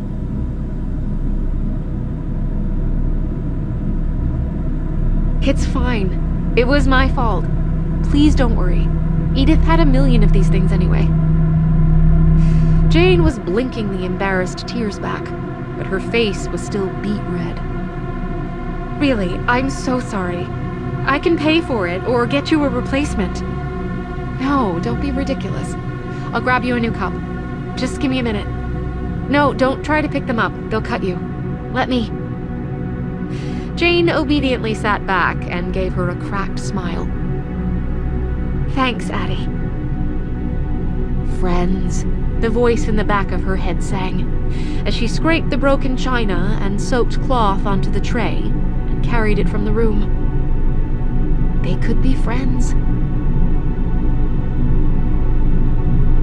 Chapter 9. Rumors and Tea. When Adrian entered the sitting room with a new cup and saucer, Jane had regained her poise, save for a pink tinge that lingered on her ears. She thanked Adrian as she took the fresh cup of tea, and then nodded towards a plate on the coffee table. We made up some scones for you. I hope that's okay. Thanks. Adrian took one and passed the plate to Beth on her other side. You said Marion made the jam? Marion, the fringe-haired vet student, nodded. Yup, first batch of the season. Wow, it's delicious. Adrian spoke around a mouthful of the warm scone. She wasn't exaggerating. The jam was sugary and tart and tasted amazing. Marion's whole face lit up with pride. Ha!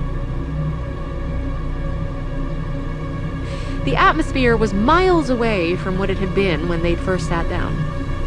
The disaster with the teacup had broken the awkward formality of first introductions.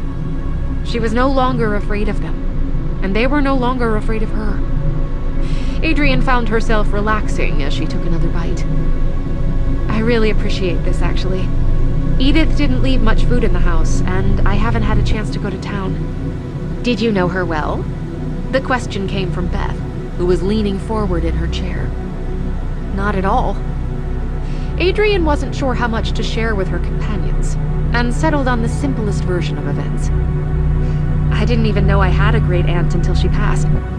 I wish I'd been able to meet her while she was alive.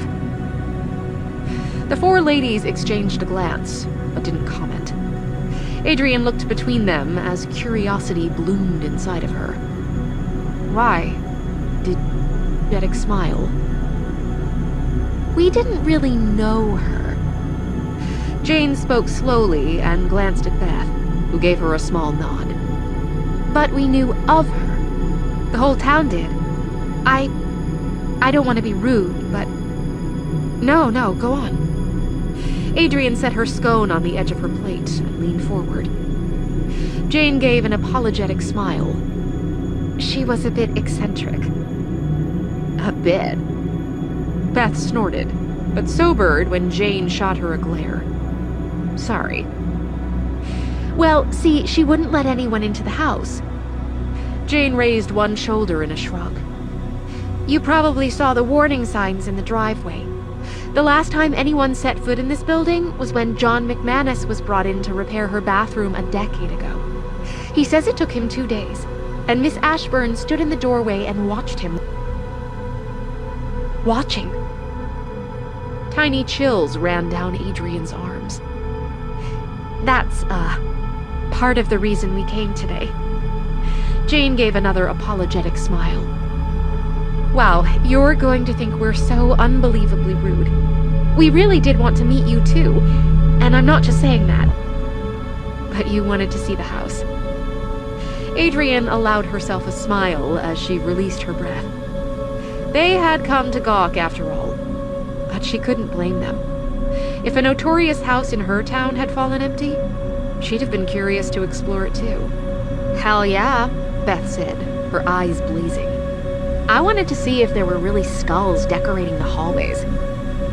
Beth, please, Jane hissed. Adrian snorted in laughter and had to cover her mouth so that she wouldn't spit crumbs over the table. Spoke to anyone Beth shrugged. Oh well, I always thought that was one of the stupider stories. There are a lot of rumors about Ashburn, Marion said. The kids in town love telling each other ghost stories about it.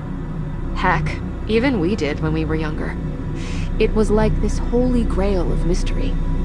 Edith came into town every day, but she never spoke to anyone except to do her shopping. And she always wore these huge, heavy black dresses, even in summer. Adrian desperately wanted to know more about her mysterious great-aunt. Took a detour into a more urgent issue. She visited the town every day? How did she get there? Walked, Beth said. Always first thing in the morning, too, so that she arrived in town just as the shops opened. Wow, she must have been fit. It's a long driveway. There's a shortcut. Jane pointed over there. Adrian, the town. Through the woods. It's only about 15 minutes as the crow flies. We call it Ashburn Walk, because she was the only one who ever used it. Adrian felt as though a weight had been lifted from her. 15 minutes was more than manageable. Provided she could find the walkway, she and Wolfgang would no longer be in danger of starving. What other rumors were there? Adrian asked.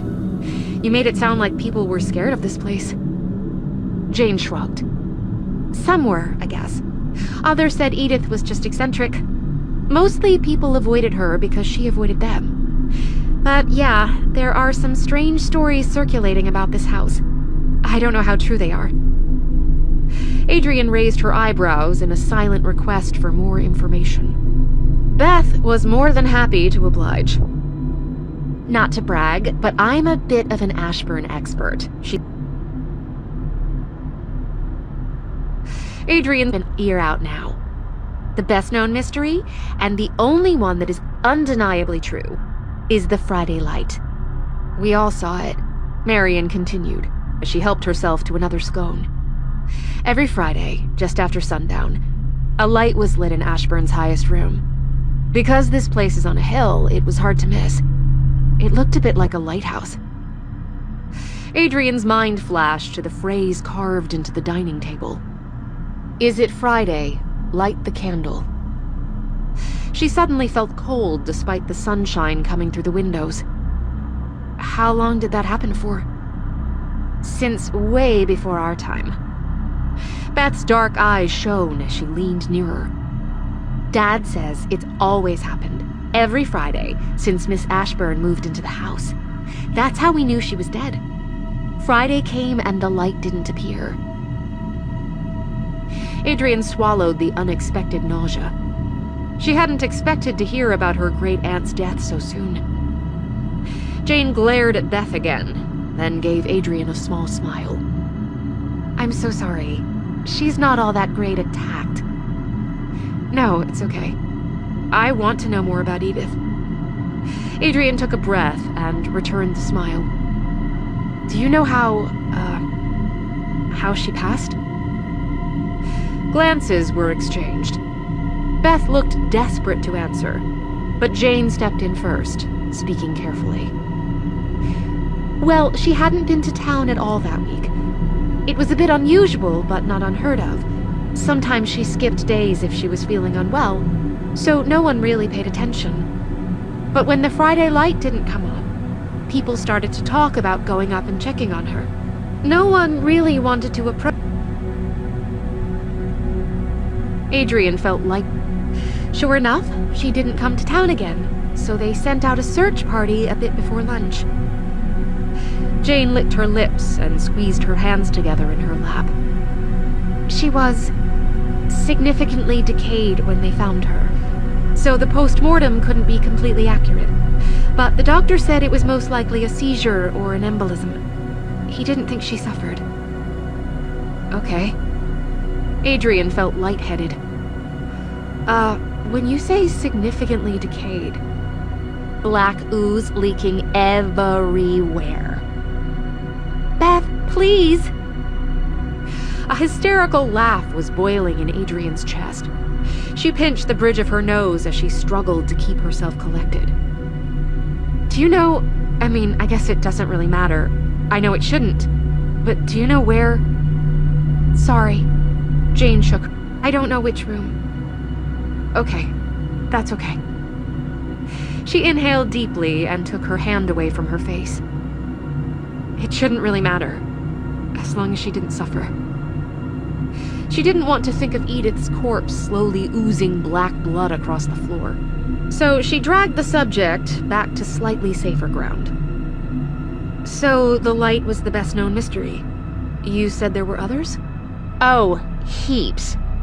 Beth, unrepentant, spoke around a mouthful of scone. Kids would sometimes dare each other to go up Ashburn Walk and see how close they could get to the house before chickening out. A lot of them swear they saw a tall figure pacing back and forth behind drawn curtains. Some say they heard manic laughter and hysterical screams. And, of course, they all reckon the house is haunted. Terry said he was standing at the edge of the woods when he heard someone... I was volunteering. And Michael claims he got right up to the porch when a ghostly face appeared in one of the windows, then vanished before he could scream. Those could have been made up, though. Kids love to scare each other. Not just kids. Jane glared daggers at her companion. I don't think she was a bad person. Marion was clearly trying hard to inject some lightness into the conversation. A couple of months ago, I was volunteering at the vet's clinic. I can earn extra credits in my course for practical experience, and Miss Ashburn came in carrying a dog she'd found. It had been hit by a car and had a fractured leg. We were able to fix it up and find its owners, but it probably wouldn't have survived if Edith hadn't brought it to us, so yeah, I think she liked animals. She came into the library every week too, Sarah said. It was the first time that had spoken since entering the room, and she seemed to have trouble meeting their eyes. She never really talked, but she always returned her books on time. I'm not supposed to tell you what she borrowed. We've got confidentiality rules, but they were usually classics. Which is pretty much the entire extent of the library's collection, Beth said with an eye roll. Sarah pursed her lips. We bought 3 new releases this month. But, yeah. We were founded on donated books, which were mostly old ones. What was she like? Adrian couldn't stop her curiosity. Her mental image of Edith Ashburn was gradually being filled in, like a jigsaw puzzle that became clearer with each piece of information. She must have been quite old when she passed away. Sure was, Beth said. At least 90. No one's really sure. Lived alone? The image of Edith walking the hallways, delirious or deranged as she carved messages into the walls, haunted Adrian. She was really independent, Jane said. Some people in town went out of their way to be friendly to her, especially as she got older. My mom actually invited her to have dinner with us one night, and Mrs. Western tried to give her a basket of groceries a couple of months before she passed. But she always rejected the offers, and not in a "thank you, I'm fine" sort of way. She mostly glared at you and then walked away. Like I said, she didn't really talk much except when ordering groceries. Beth finished her tea and slid the saucer onto the table with a gratified sigh. It was like she had a finite number of words and didn't want to waste any on you. Huh. The mental representation of Edith Ashburn was coalescing into something far less a new image severe than Adrian had been hoping for. She glanced around at the furniture. Rose-patterned chairs, dark timber tables and bookcases, and the antique patterned wallpaper, and tried to imagine the gaunt, tall, cold woman stalking through the house, occasionally pausing to gaze out of the windows or stoke the fire. Then a new image interjected itself into her mind. Edith, dead, lying on the wood floor, her blank eyes staring at the ceiling and her mouth hanging open as she bloated and decayed and oozed. Where did she die? Not her bedroom. The mattress was too clean. Was it the kitchen? The lounge room? Have I stood on the same floorboards that absorbed her rotting flesh? Adrian put her teacup onto the table with a decisive clink that made Jane jump. Stew and grow, so she latched onto a change of subject that she thought her companions would enjoy. Anyone want a tour of the house?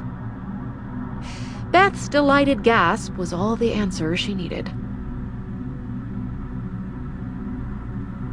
Chapter 10. Tours. The idea of showing her guests around the house had been spur of the moment.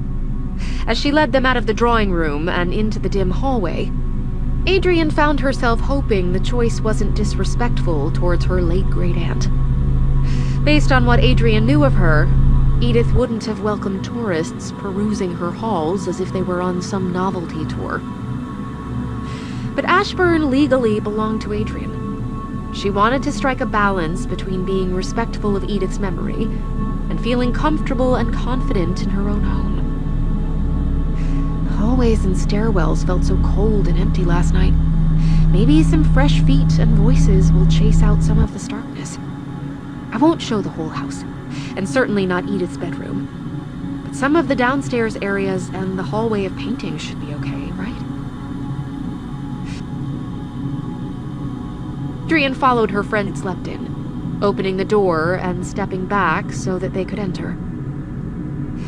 This is where I'm living until I can sort out a proper bedroom. Sorry about the mess. Beth moved into the center of the room, her eyes darting about as she absorbed the details. No skulls, but Edith had a stuffed cat. That's pretty cool. Adrian followed her friend's gaze towards the top of the bookcase and burst into laughter. No, sorry. That one's mine. Wolfgang, crouched in the narrow space between the top of the bookcase and the ceiling, blinked as though to prove he were actually flesh and blood. Ooh, he's magnificent. Marion, more interested in the cat than the room, approached Wolfgang and offered him her hand to smell. He's part Maine Coon, right? He was a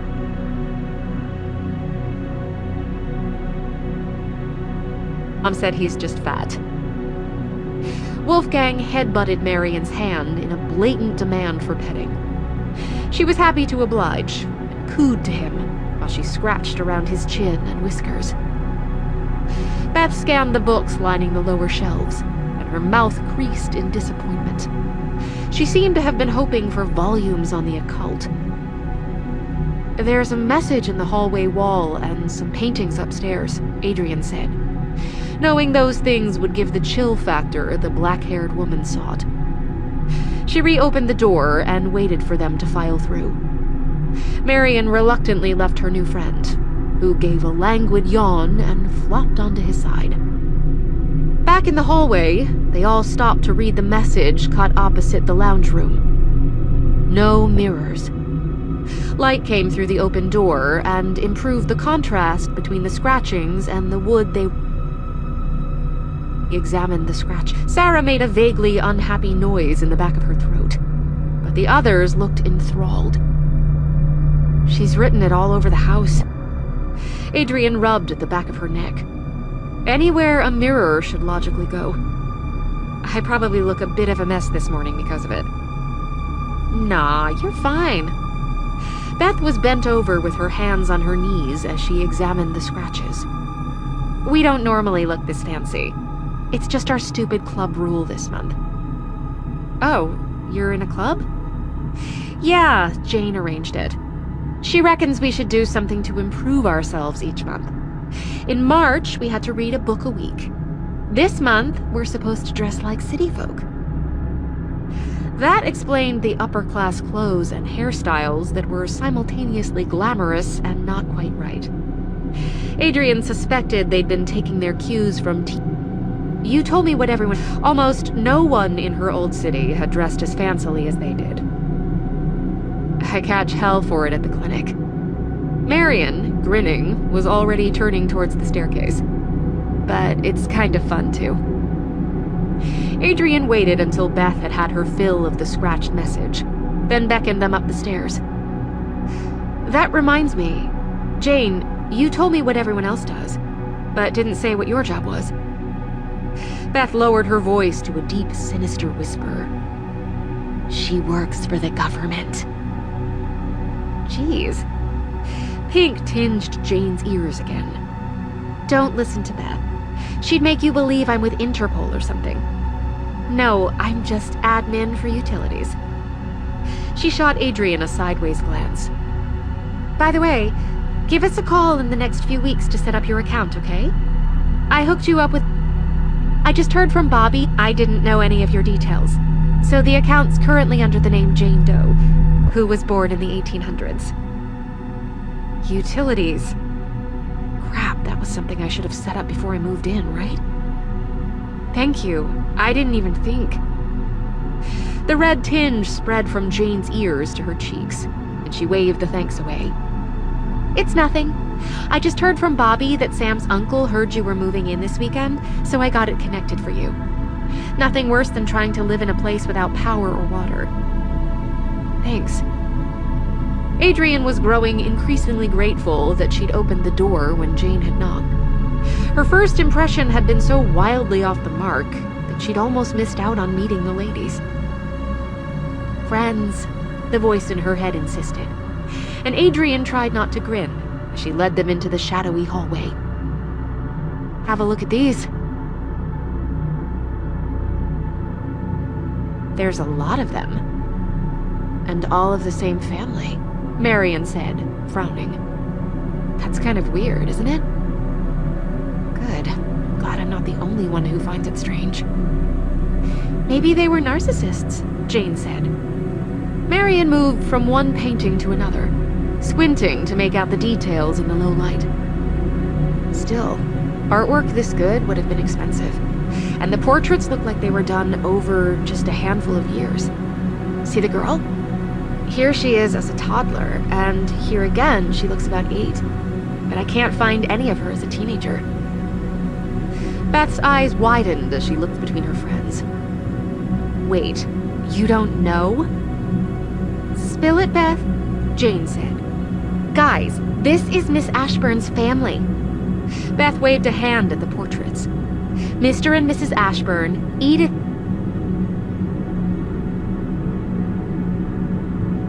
Not in the paintings is Mr. Ashburn's brother, Charles.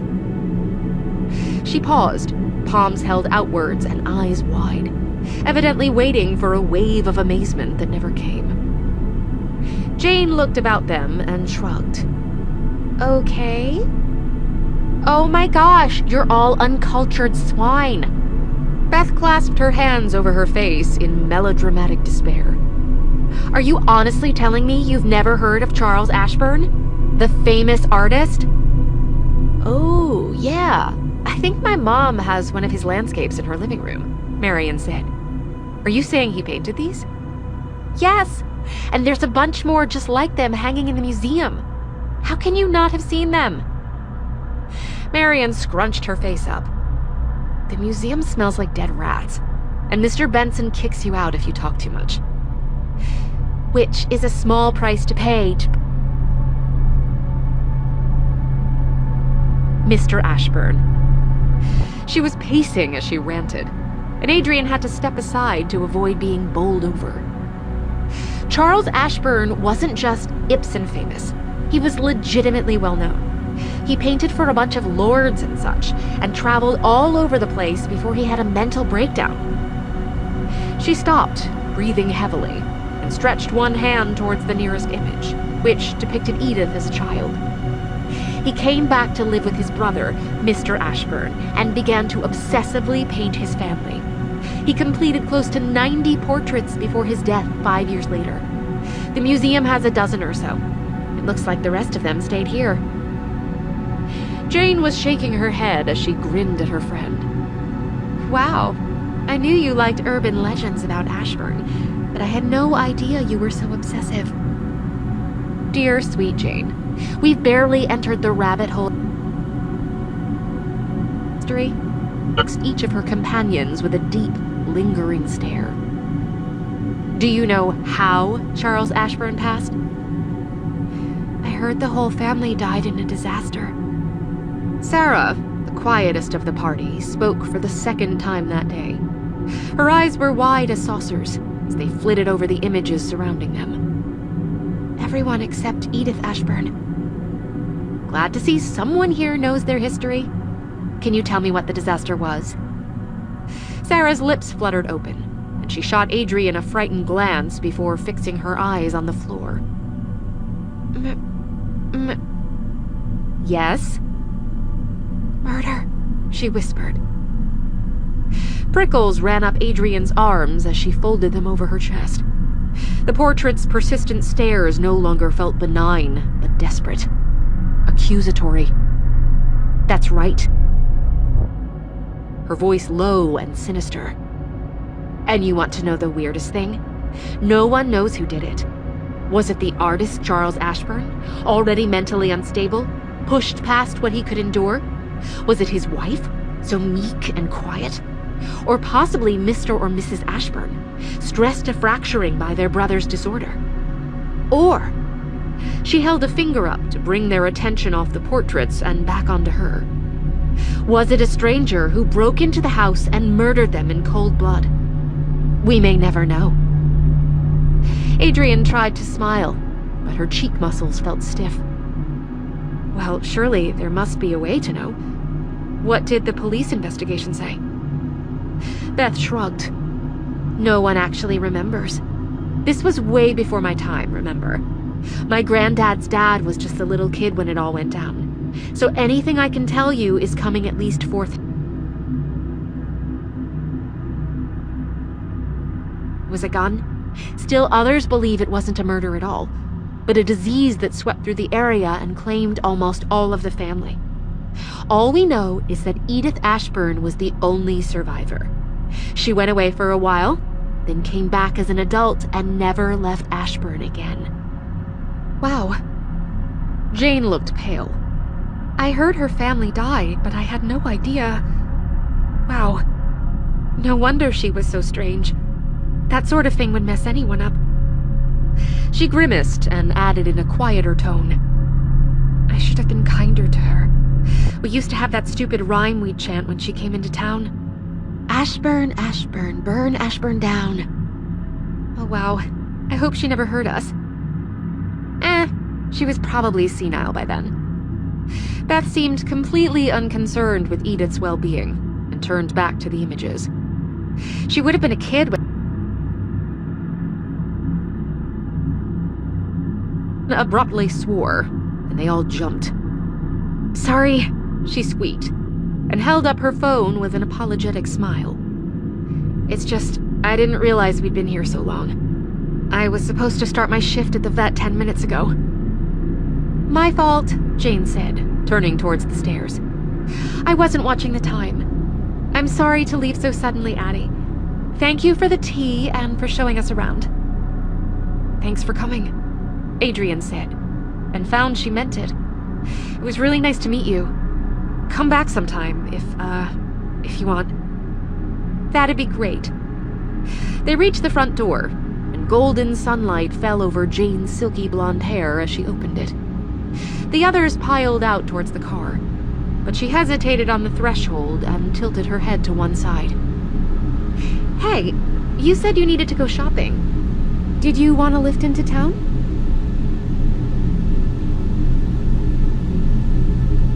Said, already turning to fetch her bag from the lounge room. Yes, please, that'd be great. Friends.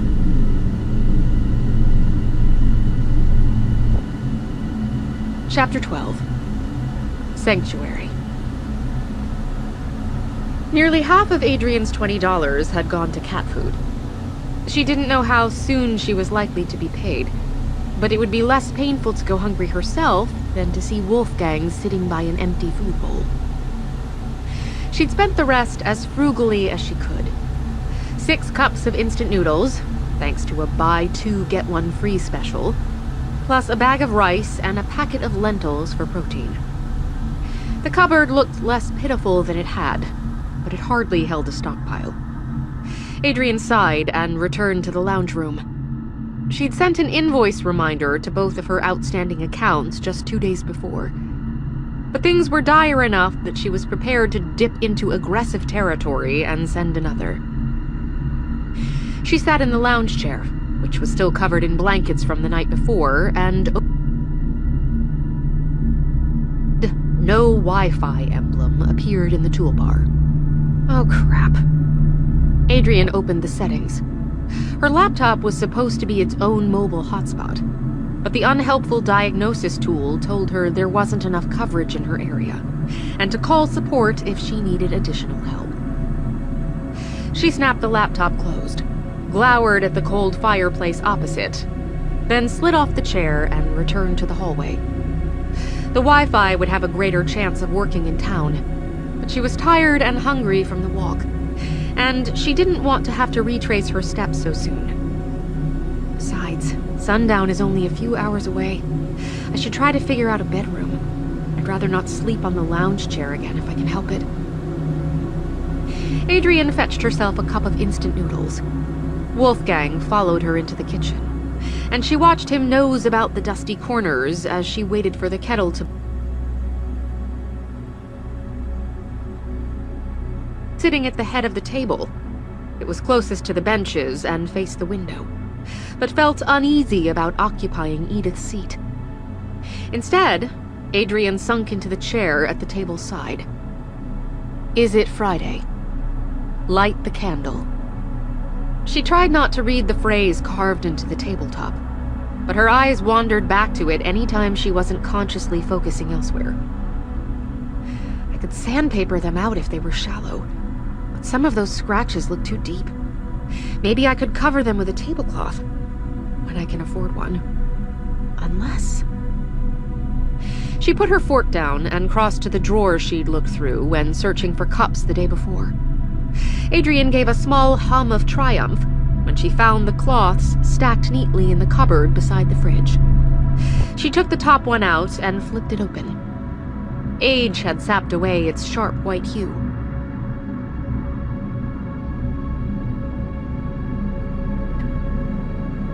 It's a shame to cover furniture this nice, but I don't think I can live with that phrase staring at me every time I want to eat. Better, right? She asked Wolfgang.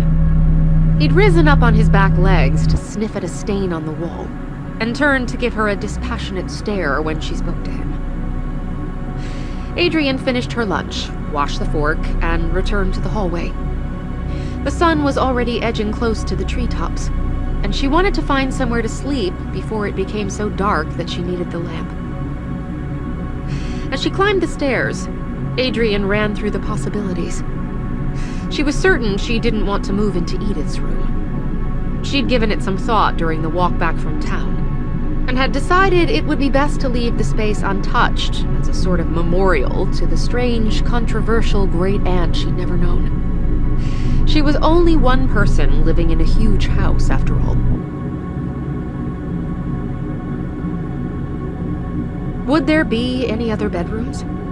If the townspeople's reports were accurate, Edith had never allowed guests into her home, which reduced the chance of a guest bedroom to almost nil.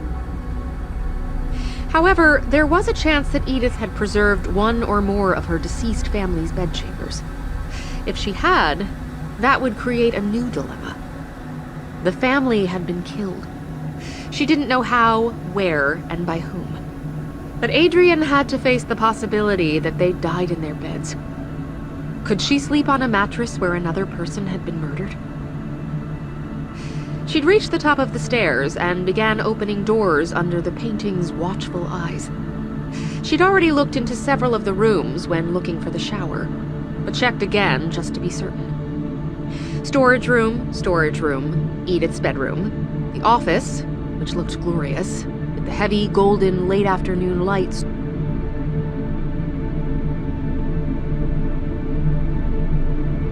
Only one door remained at the end of the hallway, next to the flight of stairs that led to the attic. Adrian expected another empty space, and was shocked by what she found when she looked inside. A clean and unexpectedly modern bedroom. Unlike the rest of the building, the walls were covered in egg-white paint rather than wallpaper. A plush, clean rug filled the center of the room, and a single bed with a blue and purple bedspread sat below the window. Wow. Adrian stepped farther into the room and blinked at the empty bookcase and wardrobe. A bureau was propped against one wall, and although it didn't have a mirror, there were no scratches on the wall behind it. Only a fine layer of dust lay over the surfaces, which meant they must have been cleaned not long before Edith's death. She had found the guest room she'd convinced herself wouldn't seemed. Everything else in Ashburn was vintage, possibly dating to as far back as when Edith's parents had occupied the house. But the bedspread was a modern cotton blend. The desk looked expensive but streamlined, and the rug had a pattern that couldn't have been more than a decade old. A surreal sensation washed over Adrian. She felt as though she'd stepped into a different world as she floated about the room, examining the fixtures and trying to tell herself it was too good to be true. A white square stood out against the pillowcase, and Adrian approached it. The shape turned out to be a piece of paper that had been scrawled on with a shaky but elegant hand. Her heart gave an uncomfortable lurch as she read the brief note. Adrian, I hope you like your room. Aunt Edith. Chapter 13. Candles. As Adrian reread the note, her shock began to morph into an overpowering, almost painful emotion. She pressed a hand over her mouth and blinked at the wetness in her eyes. She'd grown to believe Edith had left her Ashburn on a whim, or to keep the house from falling into the possession of someone she didn't like. Adrian had thought that Edith hadn't cared about her beyond dropping her name into her will. But the note proved otherwise. It meant the decision to give Adrian the house had been deliberate and premeditated. More than that, Edith had anticipated Adrian's sleeping dilemma and had prepared a bedroom for her. A room she must have dusted and aired frequently over many years to ensure it would be ready for Adrian's eventual arrival. The cold, hostile visage in her mind face shifted to something softer and gentler, and the glittering eyes became warm. Her imaginary Edith smiled, and Adrian wiped her tears away as she smiled back. I don't care what the townspeople say about her. Edith was kind. She cared about me, and I love her for it. She rubbed her thumbs over the short note. Even the fact that it had been signed Aunt Edith felt significant. She hoped she wasn't reading too much into it, by imagining that Edith had wanted to be a surrogate grandmother to her, as much as Adrian had wanted to have one. Thank you, she whispered, and propped the note upright on the bureau, in place of where the mirror would normally stand. She wanted to remember this kindness. The window above the bed was large and cleaner than most of the other panes. She crossed to the glass. Ashburn had been built at the top of a hill, and the woods sloped downwards for a distance before they rose into the mountain beyond to tower high above the house. Subdued nature sounds filtered through the glass, and Adrian undid the latch and cracked open the window to let some fresh air in. Her heart felt full. The sleeping situation had been resolved better than she could have ever hoped. Edith's generosity and forethought meant she not only had a bed, but blankets and furniture to go with it. A sudden desire to see the rest of the house rushed through her. She had a small hope that Edith might have left her more messages. She hadn't seen any loose sheets of paper downstairs or in the other rooms on the second floor. But there might still be something in the highest level of the house. The attic. She gave her room a final, grateful look before slipping back into the hallway. Steps were visible before they followed the house's corner and turned out of sight. Once again, there didn't seem to be any light switches, but the sun had only just begun to set, and Adrian thought she could make the trip without needing the lamp. She jogged up the stairs, one hand pressed to the wallpaper to keep herself stable, and tried not to pay attention to how the house groaned, as though her footfalls were almost too much for it to bear. It was a solid building. There weren't any signs of rot or strained supports. The wood was just old and liked to complain. She turned the corner and found her path flooded with shadows, as the natural light from below struggled to refract up the stairwell. She could barely make out a door above her, and it was unlike any other door she'd seen in the house. Most of Ashburn's fixtures fit their environment. Classic,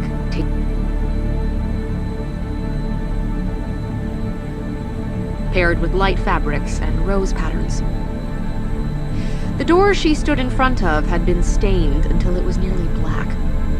It was oversized, taking up the entire width and breadth of the hallway, and Edith had scrawled a new message into its front. The scratches were more erratic, bordering on frantic, and Adrian had to climb until she was only a few steps away to make out the words in the gloom. Light the candle. Your family is still dead.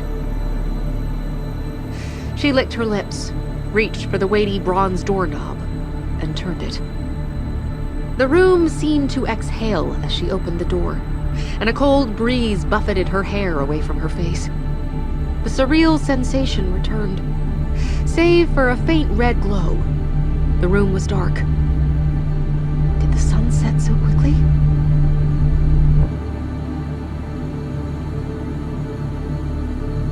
Run down the stairs, back to where logic and light and warm feelings lived. But she remained rooted to the highest step. Déjà vu crashed over her. The space, although dim enough to blind her, felt familiar. Something about the scent, the weight of the air, and the feel of the wood underneath her feet called her back to a moment in her childhood.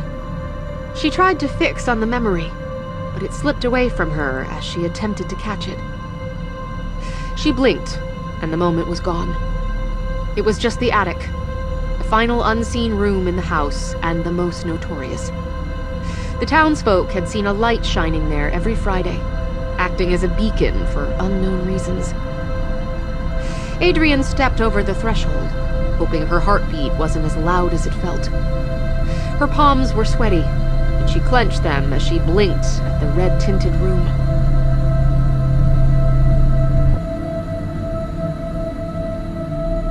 But certainly more spacious than any of the rooms below. Adrian looked towards the nearest wall and found the reason for the low light. The sun hadn't set after all, but had been blocked out by black curtains nailed over the windows. They didn't completely block out the sunset, but muted it and darkened it, so that a surreal red tinge was thrown across the room's contents. Adrian crossed to the nearest window. The cloth had been fixed at its top, but nothing secured the base. She flipped it up, coughing as dust swirled around her face, and managed to catch the lower edge of the curtain on the nails. Brilliant, sharp light cut through the gloom, and she stepped back to see the space. Close to 36 crates were stacked around the perimeter. Near the middle of the room was a strange, shiny, chest-high shape, and beyond, Adrian's breaths were shallow as she approached the table. 2 items waited on its age-stained crochet cloth: a framed photograph and a box of matches. She turned to get a closer look at the shape between the chair and the table. It was bubbly and odd, like a sculpture gone awry, and had a vicious metal spike sticking out of its top. Adrian bent closer to squint at it, and exhaled a long "oh" as she realized what it was: a candle holder. The stand rose a little higher than the table, the exposed spike waiting for a candle to be impaled on it. What had confused her was a pale, shiny substance flowing from the spike to the floor. When she was close enough to see the individual frozen globules, she realized it was old, melted wax. Not from one candle.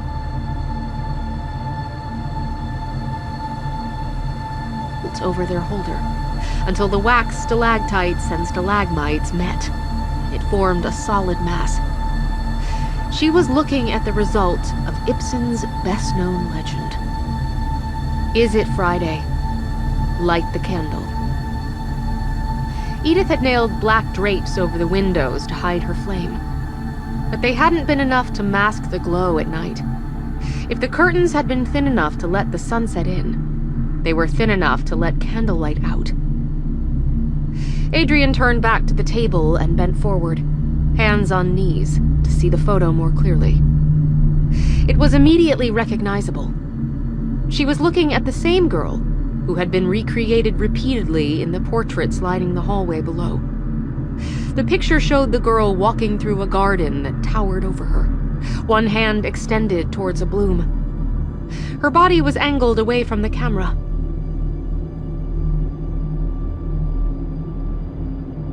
Suggested the photo was a surprise. She was a pretty child. Adrian smiled at the photo of her great-aunt. The picture was grainy black and white, as was normal for photos from the turn of the century. But it seemed to capture her personality well.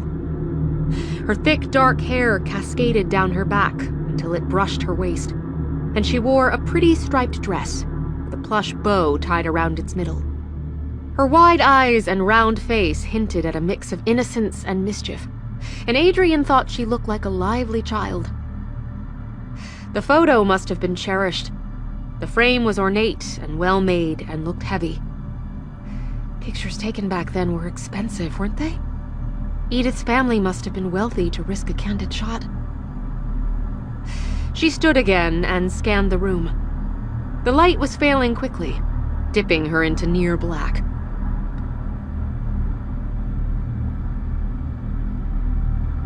The nearest one and found the lid had already been cracked off. She lifted it, hoping she wouldn't collect too many splinters from the rough wood, and squinted inside. Candles. Dozens of them. Thick and round, they'd been packed amongst wood shavings for protection. Adrian pulled one out and turned it in her hand. It was unlabeled, but looked expensive, and was weighty enough to feel like a brick in her hand. She turned back to the candle holder and thought the shades of wax matched. She carefully placed the candle back in its box and scanned the room. There were dozens of crates, all identical to the one she'd just opened. She crossed to another box and nudged its lid off, just in case, and wasn't surprised to find more candles. There must be thousands of them. A lifetime of candles. No, more. Shivers of candles. What an odd investment. Even odder that she burnt one every week, and only one, and with no apparent purpose except to illuminate her own photo. Shivers ran up Adrian's back. Something had been creeping up on her, but she hadn't even known it was happening until she held her breath and realized how perfectly, completely silent the world felt. It's like last night.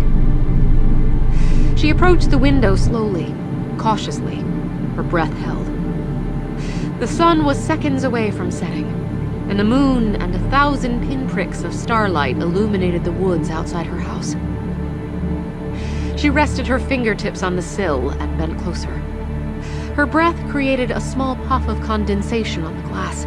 She examined the world below. The window faced the town, the house lights. The walk had only taken her 15 minutes, but the village seemed an insurmountable distance from her vantage point. She tried to swallow, but her mouth was dry. The silence was pressing against her, squeezing her, making her feel feverish. The world was waiting for something, and every second that passed built the tension to overwhelming heights. Then it happened. Whatever had been building up released, like opening a floodgate, and the silence was shattered as a flurry of birds poured out of the treetops, their screams and beating wings a cacophony. Mixed amongst the shrieks was a screeching that only lasted a second before cutting off abruptly. Adrian squeezed her eyes closed and waited for the sounds to fade. Just like last night. What is it? Do the townspeople feel it? Will they know what I'm talking about if I ask them? Bird calls died away, and the woods were returned to peaceful rest. Adrian stayed at the window and watched the trees and the town for a long time. The glass did a poor job of insulating against the outside air, and she was shivering when she turned back to the room. It was too dark to see anything except faint outlines in the moonlight. She briefly considered taking one of the candles to guide her climb downstairs, but chose to risk a blind descent. She still wasn't sure what the attic's purpose had been, but she didn't want to light a single one of its candles. Chapter 14. Missing last night. The wooden boards were gone, clawed through, and her scabbed fingers dug into rich, tightly packed dirt. Her mouth was open, but there was no air left to drag into her starved lungs. The soil was crushing her, suffocating her, filling every crevice around her. It got under her eyelids and filled her mouth, and made each twitch of her fingertips a battle. But she kept digging, scratching, clawing, fighting for every inch she gained. She could be patient. The dirt would not last forever. A loud beating noise pulled Adrian out of her dream. She started upright and inhaled. She'd been holding her breath as she slept, and a wave of dizziness made her grimace as she waited for the room to... Images of digging through heavy soil flashed through her mind, and she shook her head in an attempt to flick the memory out of it. She was in the bedroom Edith had prepared for her. The travel case sat in the wardrobe, and the laptop was already set up on the desk. It had been a battle to carry the case up the stairs the night before, holding the lantern in one hand and muttering choice swear words as she navigated the bend. The events in the attic had unsettled her, and she'd wanted to keep Wolfgang with her that night. But her fluffy monster seemed determined to roam during the witching hours, and had refused to be picked up. The beating noise came again, and Adrian realized someone was knocking at the front door. She scrambled out of bed and tugged some jeans and a jacket over her pajamas. Jeez, I must have overslept. What time is it?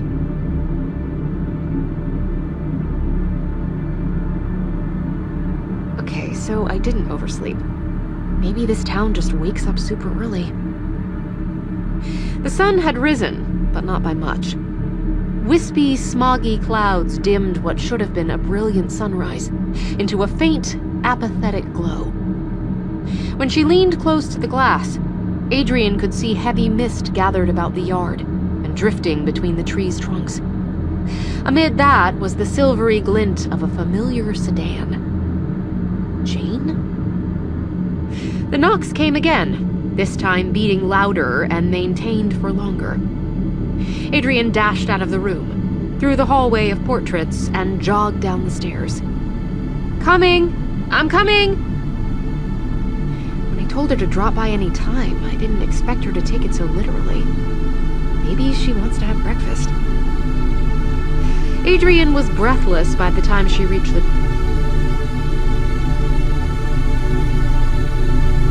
do for it, except run her fingers through it and flip it over her shoulder.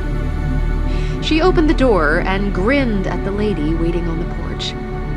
Hey, good morning. Her smile faltered. Jane stood back, out of reach, and had her arms folded across her torso. Her face looked sickly and flat, without any makeup, and her glossy hair was mussed from having fingers dragged through it too many times.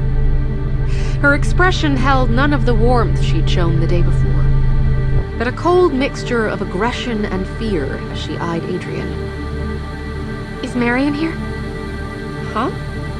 No, Shock robbed Adrian of coherency. Underneath the glare, Jane's eyelids were red and puffy, and dark shadows under them suggested she'd missed sleep. Adrian took a step closer and extended a hand toward...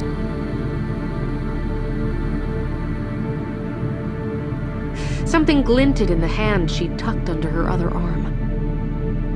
A knife? Adrian licked her lips. She was still foggy from sleep, but warning bells were starting to ring. Why did you ask if Marion was here? Has something happened? Jane neither answered the questions nor took her eyes off Adrian. The silence stretched until it was almost uncomfortable. Then she spoke, her tone level and slow, as though she'd chosen the words carefully. Did Marion come here last night? Have you seen her since yesterday morning? No.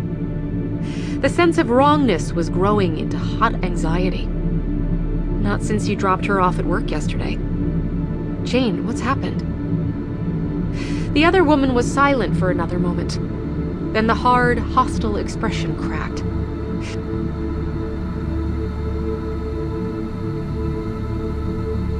She's missing. She said she was going to visit here after work. Never came home. What? Adrian stepped onto the porch. And this time, Jane didn't flinch away. A glimmer of silver flashed as Jane pocketed the knife. Then the other woman pressed her palms into her eyes.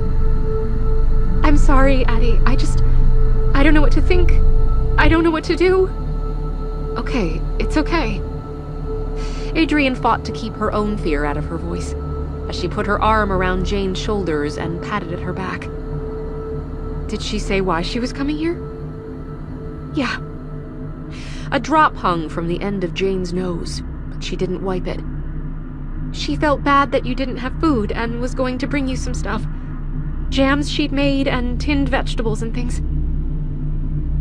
Adrian scanned the misty yard as she tried to think. The early air was burning in her lungs. "Do you know what time she came here?" "Around 7 last night. Not long after her shift finished." "Have you spoken to her parents?" Adrian cleared her throat as she realized how little she knew about the veterinary student. "Sorry, does she have parents?" Jane raised her head and rubbed the wet circles away from her eyes. She looked ghastly. "Yeah. I didn't know she was missing until they called me at 2 in the morning. They thought she must have been with me. I've phoned Sarah and Beth and her boss, but no one's seen her since she left work. This isn't like her. She's one of the most reliable people I know." "Crap. Have you called the police?" Jane shook her head. "You need to call them. Now. I don't have a phone."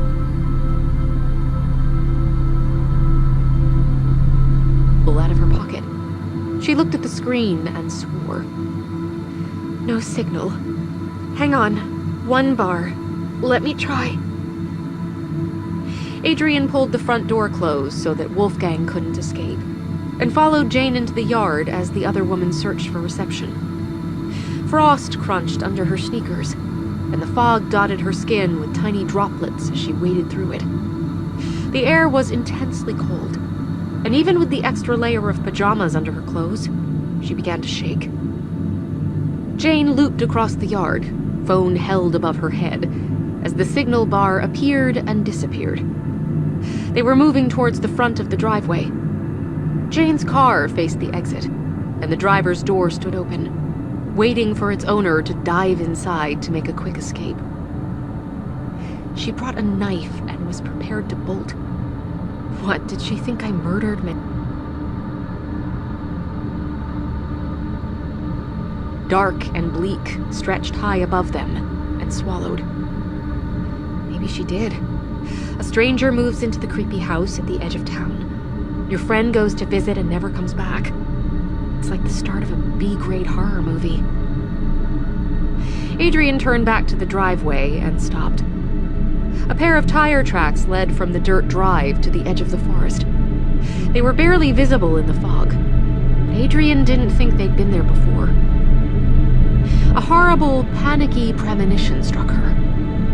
"Jane, what time does the sun set around here?" "Huh?" Jane had stopped beside her car and was still squinting at her phone. "A bit after 7, I think. Why?" "Marion left work at 7. Sunset comes a little after that. And just after sunset, I watched the birds burst out of the trees and heard a strange screeching noise."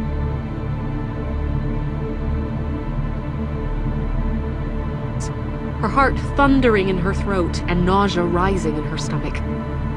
Mist billowed around the branches that had been snapped in half and trunks that had been scraped. Adrian followed the path of destruction downhill for close to 20 meters, scrambling and slipping through the fallen leaves, before she saw the faint outline of a compact blue car submerged in the fog. Chapter 15. Search. The car's headlights were still on. They sent twin beams around the tree the vehicle had crashed into, and acted like spotlights through the swirling fog. It would have been beautiful if the implication weren't so horrifying. Adrian struggled to breathe. She slowed her descent as she neared the car, grabbing at the trunks to steady herself. The voice in the back of her mind was yelling that she should stay away, that she could be tampering with a crime scene. But the car's door was hanging open, and Marion could still be inside. Adrian couldn't leave her there. What if she was in pain, or... Some kind of ground-bound bird shot out of its hiding place in the weedy grass and crashed through the underbrush with a cackling, indignant cry. It startled Adrian so badly that she stumbled, overbalanced, and hit the coral blue jacket forest floor. She grunted, tried to roll into a sitting position, and slipped farther down the damp slope until she came to a stop beside the open car door. The driver's seat was empty. She began to breathe again. Adrian? Addie? Jane was still at the top of the hill. Adrian could see her coral blue jacket between the trees. Did you call the police? Her voice was muffled by the mist, but it still seemed too loud for the reverential hush surrounding them. No, can't get through. Keep trying. I found her car. What? Is she hurt? Jane began racing down the slope, crashing through the same trees and bushes Adrian had plunged through a moment before. Adrian rolled onto her knees, then gained her feet. For any signs that her flesh was mostly flat, but the wet leaves were still treacherous, and she supported herself on the door as she looked in at the driver's seat. The keys dangled from the ignition, and the internal lights were on, though Adrian suspected the battery would be close to dead. A covered basket rested on the passenger seat. Adrian scanned the headrest, seat, and windshield for any signs that her friend had been injured, but couldn't see anything out of the ordinary. Then she caught the dull glisten of dried blood on the steering wheel. There wasn't much, but its presence tightened her stomach. She drew back a little to see the front of the car. The bonnet had crumpled where it had hit the tree, but not as badly as in some of the crashes she'd seen on the news. The force had evidently been enough to injure Marion, possibly a broken nose or a scabbed forehead where she jerked into the steering wheel. Up to the house that Jane skidded to a halt beside her and leaned through the doorway to examine the scene. Her breathing was ragged. She first locked onto the blood, then peered around the front seats to check the back. We need to look for her? Yeah. Adrian turned to scan the woods around them. She might have tried to climb up to the house, or she could have stumbled downhill if she was disoriented, which is kind of likely. We're close enough to the house that I would have heard the car horn or loud yells, but she didn't make a peep. I'll go uphill, Jane said, already turning to begin the climb. You search downhill. Call if you find anything. Okay. Adrian wrapped her arms around herself. She wished she'd had time to get a warmer jacket, but she wasn't about to go back for one. If Marion were still in the woods, every minute she remained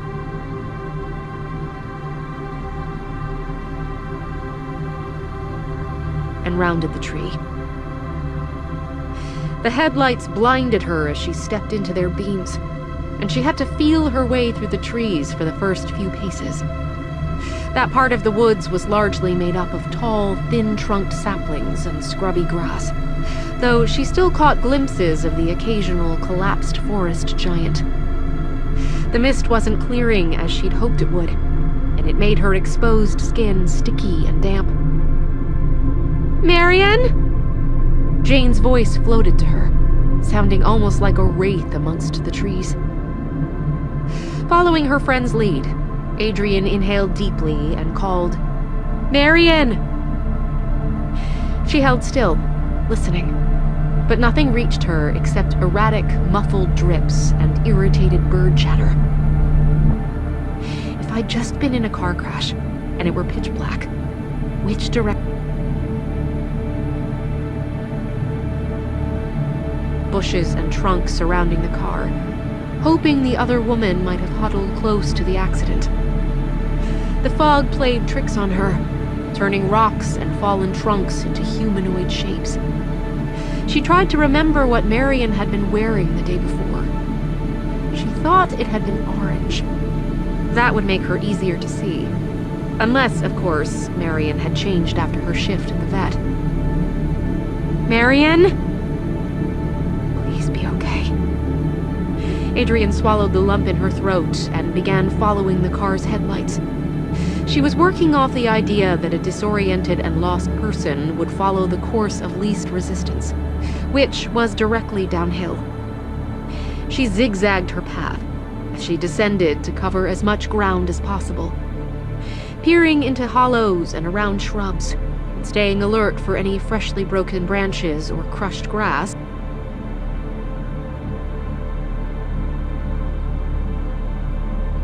What happens if we can't find her? It would take 15 minutes for Jane to drive to town. At least 20 or 30 minutes to muster a search team, and 15 minutes to come back. That's a long time when the temperature's this low. But is it less of a gamble than what we're doing now? Marion! A shape caught Adrian's notice, and she hurried forward, hope blooming through her, only to be disappointed as the mist cleared to reveal it was a stone. She scrunched her face as panic, which had been growing slowly in the background, rose to the surface. What if she's dead? She only came here because you said you were low on food. You even heard her car go off the road, but didn't recognize what it was. If she's dead, it's probably your fault. Marion! Her voice was hoarse and sounded dulled by the mist. Marion! She dropped her gaze and saw she'd stumbled onto a little dirt path that snaked through the trees. The scuffed impression of a sneaker lay just past where she stood. Adrian frowned and bent low to examine it. The mark was smaller than her own foot, and she doubted Edith had ever worn sneakers. It could be a child's. Jane said they sometimes came through the forest as a dare. She raised her eyes in the direction the footprint pointed, and saw another just ahead of it. Or it could be Marion's. Jane? No one answered. She'd come farther than she'd thought. Even the car lights had faded from view. Adrian squeezed her lips together. The footprint was a poor clue, but the only one she had. So she followed it, doubling over while she jogged so that she could see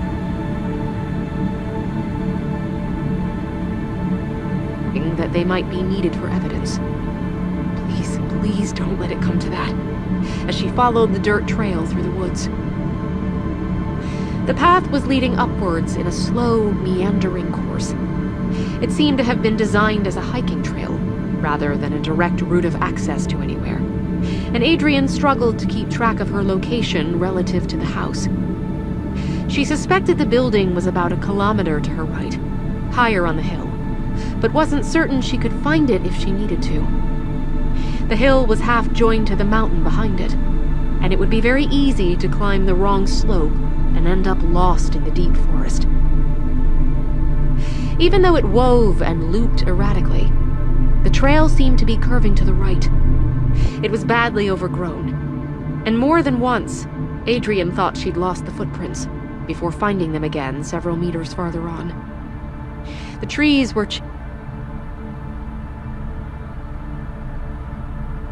bigger, darker, and uglier the farther she walked. Trunks that had once been straight were gnarled and full of whorls and jagged branches.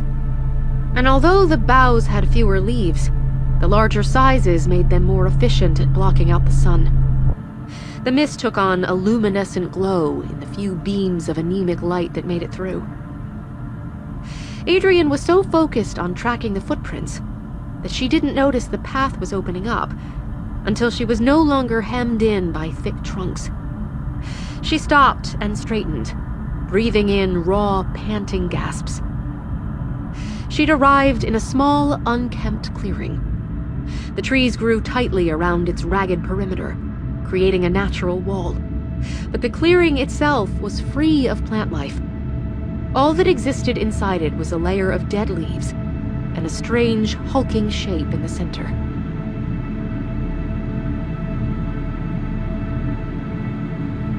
That was visible through the mist, but the outline was strongly reminiscent of a gravestone. It rose out of the ground to waist height, before curving into a rounded top and cast a long shadow ahead of itself.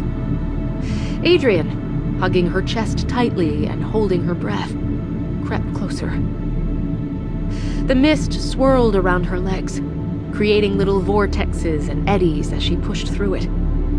As she drew closer to the shape, she began to make out the headstone's terrible details, the little chips along its top, the stone's rough texture, and the words carved into its front. But that was nothing compared to the nauseating squeeze of terror she felt, as she saw the woman lying in the tombstone's shadow, like a corpse put to rest 6 feet higher than it should have been. "Marion," she breathed. The word escaped in a small plume of mist.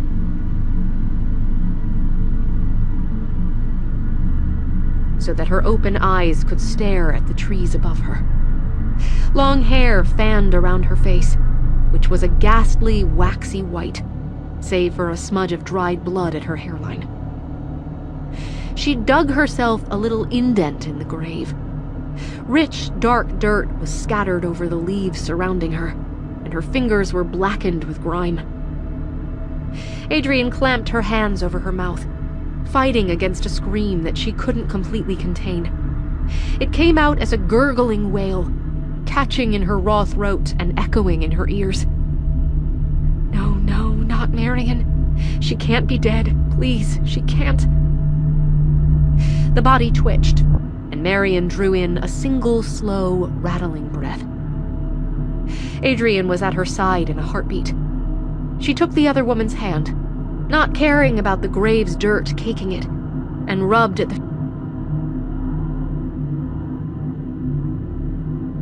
the eyes stayed wide and blankly staring.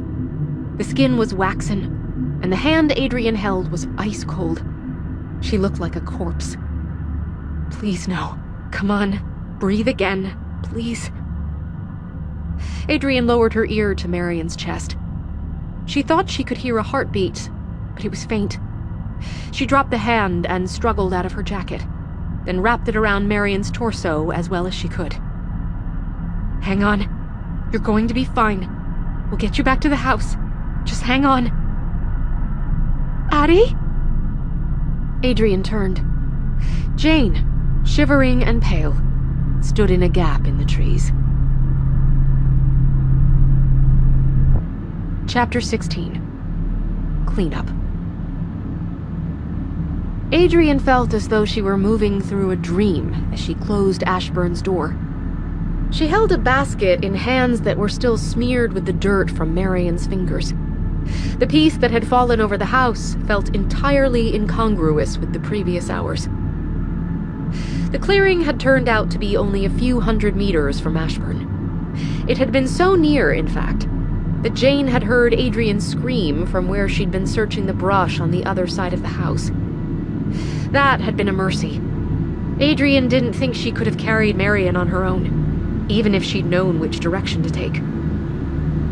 They'd had a brief debate when they reached the yard. Adrian wanted to bring Marion into the house, where she could light a fire, while Jane went for help. But Jane said it would be safer to take Marion directly to town. Ibsen, kind of hospital or ambulance service. Jane said her friend would need to be taken to hospital in the next town by car, and the sooner she started the drive, the better. In the end, Adrian bowed to Jane's judgment and helped load Marion into the car. The brunette's eyes fell closed, but she was breathing evenly at least, and Jane promised to put the heater up as high as it would go. Adrian had then stood back and watched as the car disappeared down the drive in a swirl of mist. She couldn't help but feel that Jane would have brought Marion inside if the house had been any other than Ashburn. Adrian had waited at the head of the driveway for a long time, just in case the car returned. But it didn't. She turned to enter the house, but couldn't get the abandoned vehicle out of her mind. She knew it was a silly thing to worry over. She hated to think of the seats being ruined by Adrian damage. The car was easy enough to find. The headlights had gone out as the battery drained. But the sun had risen by that point, dispersing the mist and improving visibility. Adrian had turned the car off, taken the keys, and closed the door. The bonnet was dented where it had impacted the tree, but it wasn't an especially deep dent. Adrian hoped the car wouldn't be a write-off. She was climbing back towards the house when a rumble of engines announced new visitors. A police cruiser and tow truck rolled into Ashburn's yard. It seemed Jane had stopped off in Ibsen to tell people what had happened. Charles Mackison was a pleasant, jovial sheriff who slapped Adrian's shoulder every few minutes and kept laughing at his own jokes.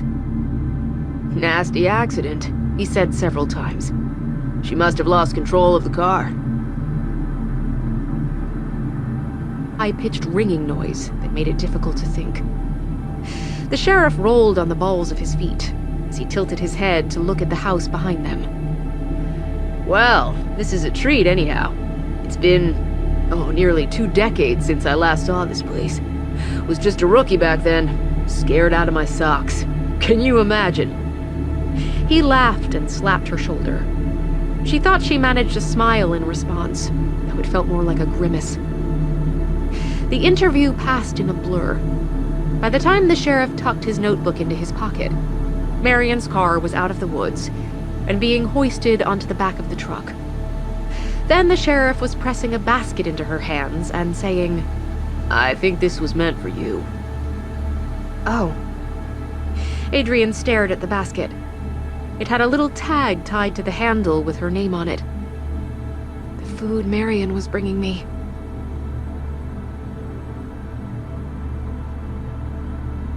Disappearing along the driveway, leaving Adrian standing alone on the porch with the basket clasped in her muddy hands. She threw up. Then she went inside. Adrian rested her back against the door and closed her eyes. It was early afternoon, based on the shadows, and she felt exhausted. An irritable mule came from near her feet, and she blinked down at Wolfgang. Crap. Oh, buddy, you haven't been fed yet, have you? Jeez, I'm sorry. She staggered into the lounge room, placed the basket on the round table, and took the cat food off the shelf. Wolfgang waited by his bowl, his magnificent tail standing upright like a flag, marking Adrian's destination, and she poured out an extra generous portion. Sorry, buddy. The cat planted its head into the bowl as though he planned to drown himself in food.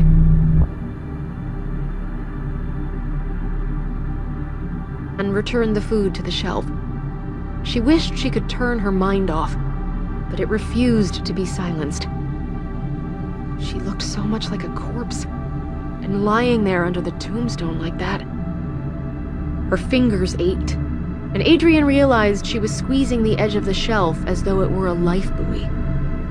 She made herself let go. Why is there a grave on this property? Who's buried there? She left the lounge room and crossed to the kitchen. She wasn't hungry, but she hadn't eaten that morning, so she put the kettle on to make some tea and a cup of instant noodles. Then, on impulse, she took the last tin of sardines out of the cupboard, tipped its contents onto a plate, and brought it back to Wolfgang. "There you go," she said. The cat's tail twitched happily as he switched his attentions from the kibble to the fish.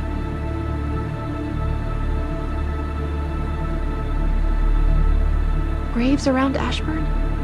Or was it a cemetery for one?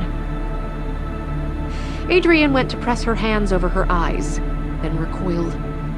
Most of the dirt had brushed off, but her fingers were still coated in a layer of grime. Come on, Addie, pull it together. Back in the kitchen, she washed her hands thoroughly, using hot water, and scrubbing until the skin was raw and pink. Dirt was dirt, she tried to tell herself. But it didn't feel right to be touching the ground above where a body rested. The kettle finished boiling and turned off with a quiet click. She poured some water into one of the dainty, fine china cups and went to fetch the instant noodles from the cupboard. Why did she crash?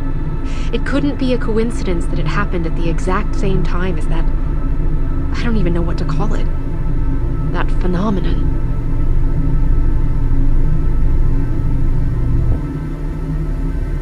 Managed to chuckle at the two lonely dried prawns sitting on top of the noodles. It was some sort of pulse. Invisible but powerful. Strong enough that it frightened both the birds and Wolfgang. Sudden enough to make Marion swerve off the driveway. And localized enough that Beth, the expert on this house, must not know about it. Otherwise, she would have said something yesterday. Adrian retrieved one of the heavy silver forks from the drawer, sat down, and poked at her swelling noodles while she waited for them to soften. It's happened twice now, just after sundown. Will it happen again? Is it dangerous? Is there anything I can do to stop it? Her head ached, and Adrian abandoned the noodles to sip at her drink. She'd forgotten to add a tea bag, but didn't care. She was thirsty enough to gulp down the scalding cup of hot water and pour them. They tasted like cardboard. Will she be okay? She wasn't talking or moving. I thought people shook when they had hypothermia, but maybe she was beyond that point. Her mind built a picture of Jane driving to the next town, recklessly swerving around traffic, oblivious to the fact that her friend lay dead in the seat beside her. Stop it. Adrian stabbed the fork into the container and leaned back in her seat. She's going to be okay. She's got to be okay. She let her eyes rove over the kitchen, trying to ground herself by paying attention to her environment. It wasn't exactly a sunny day, but the light that flowed through the window was warming and comforting. Is it Friday? Light the candle. Adrian's stomach gave an unpleasant lurch.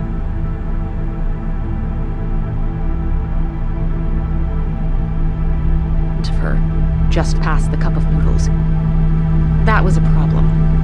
She'd covered the carvings with a tablecloth the day before.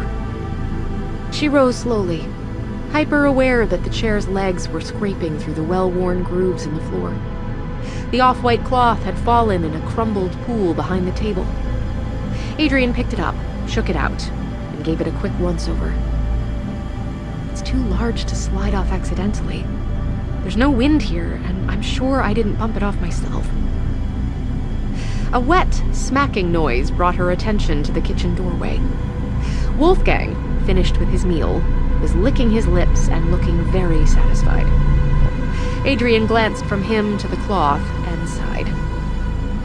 Wolf must have jumped on the table and skidded the cloth off. Well, no harm done.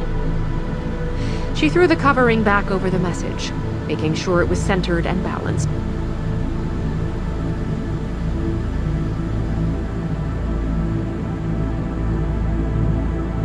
Chapter 17. Listen to the dark.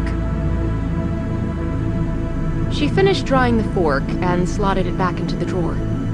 The grandfather clock had chimed 3 times during Adrian's meal, which meant she had another 4 hours to fill before nightfall. She went upstairs and unpacked her suitcase, slotting the clothes and spare sheets into the wardrobe, and fussing over how to arrange her book and hairbrush on the bureau.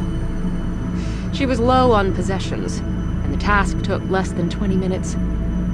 When she finished, she turned in a circle, surveying the immaculate room and feeling completely lost. Her next ghostwriting job was due the following week. The project was nearly finished, and could be wrapped up in a couple of hours, so she grabbed her laptop off the desk and brought it to the second-floor study. She got as far as place. She'd just have to power button before hitting an obstacle. Her laptop was out of power, and there was no electricity on Ashburn's second floor. Grumbling under her breath, Adrian carried the laptop downstairs to recharge it in the lounge room. Not having power on the second floor was inconvenient, but not completely disastrous for her plan of using the study. The laptop's battery could last a full day. She'd just have to remember to recharge it on the ground floor at night. She plugged the computer in and watched the screen light up. The round table was at a bad height to write at, so she left the laptop there to charge and began pacing through the house. Edith didn't own a TV or radio, as far as Adrian could see, and most of the books in her shelves were printed before the turn of the century. She picked up a scrap cloth from the kitchen she passed through, but she didn't know how much good she was doing. The particles just swirled through the air, making her sneeze.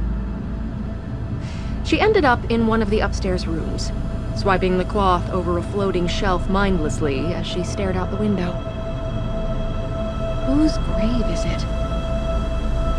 Long, wine-red curtains created an elegant frame for the view. A patch of weedy yard, sloping gently downhill, soon merged with the gnarled, blackened trees. The woods were dense and sloped away for a distance, before rising up again as the hill joined the mountain. The little clearing and its grave were just a dozen meters past the edge of the woods. Adrian thought she could even see the narrow opening of the path she and Jane had emerged from earlier that day. It's getting late. The sky was darkening as the sun approached. But the grave's so close. There's time to go there and back, surely. She glanced behind her, feeling a little like a naughty child about to break curfew, then threw the cloth down. It's for my own good, she told herself, as she jogged down the stairs. I'll have enough trouble sleeping without a mystery on top of everything else. I need some closure about who's buried on Edith's property. She snagged her jacket off the back of the fireside chair. Wolfgang, full and content, was sprawled over the rug, and gave her a lazy blink before going back to sleep. Isn't that odd? I still think of this house as Edith's, though it's technically mine now. I suppose it's hard to expunge a lifetime's habitation overnight. But something tells me I'll still be thinking of this as Edith's house in 50 years' time.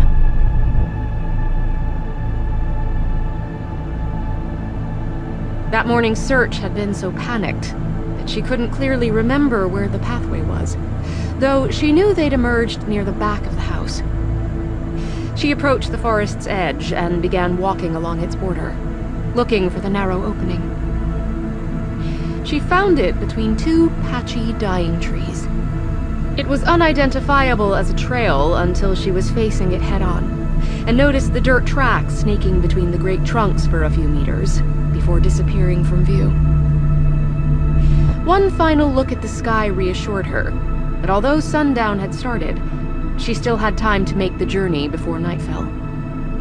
She stepped between the trees and entered the other world of the forest. The change was instantaneous. While she stood on the grass, the sunlight felt bright and warm.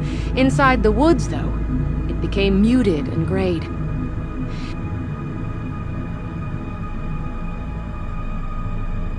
Chilling her. She zipped up her jacket, folded her arms over her torso, and began marching. It was hard to be certain whether the path had been intentionally created, or if feet had worn down the vegetation over decades to create the track. It was too narrow to follow without ducking and weaving, and the tree roots crisscrossing the path were squashed and scuffed, as though they'd been trodden on hundreds of times. By Edith? Birds cackled around her. They sounded angry and impatient, and she wondered if they feared sundown as strongly as she did. The path wasn't long. It widened and abruptly opened into the clearing. Adrian stopped at the edge of the natural border to stare at the gravestone. It poked out of the ground like an abomination, the only man-made feature in sight.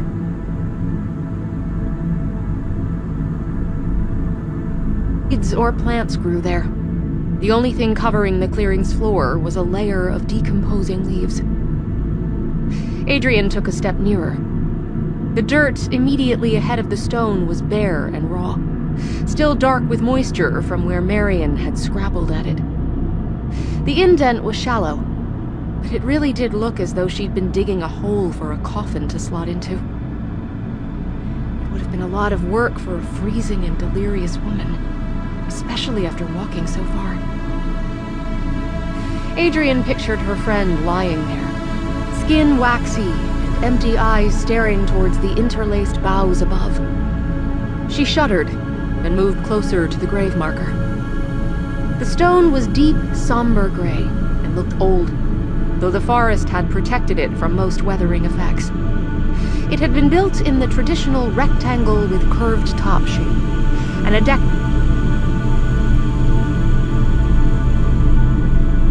Words were carved into the stone's smooth face. Adrian took another step forward and bent to read in the failing light. E. Ashburn. Forgotten, but not gone. She mouthed the twisted phrase and felt her eyebrows pull together. Was this a joke? Had some prankster come along and cut the words into the headstone? No, they couldn't have. The grooves were too neat and precise to be made by an amateur. Did Edith request this epitaph? And for that matter, why is her grave here? I would have thought she'd be buried in town. Adrian straightened and rubbed her hands over her sides. The cold was biting at her, which was strange, considering it was a mild day and she was wearing a jacket. The hairs along her arms stood on end as a prickly electric sensation touched her.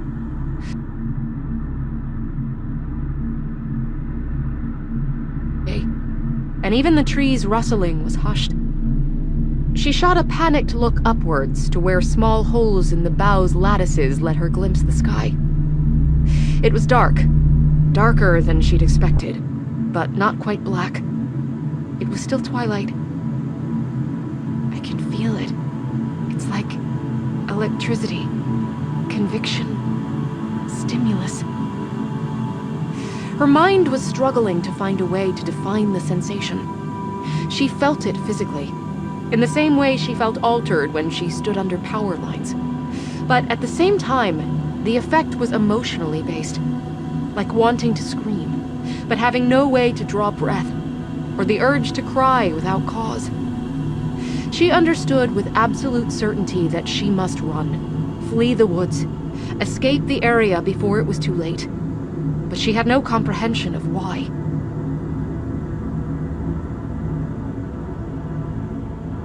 She backed away from the grave, feeling nauseous.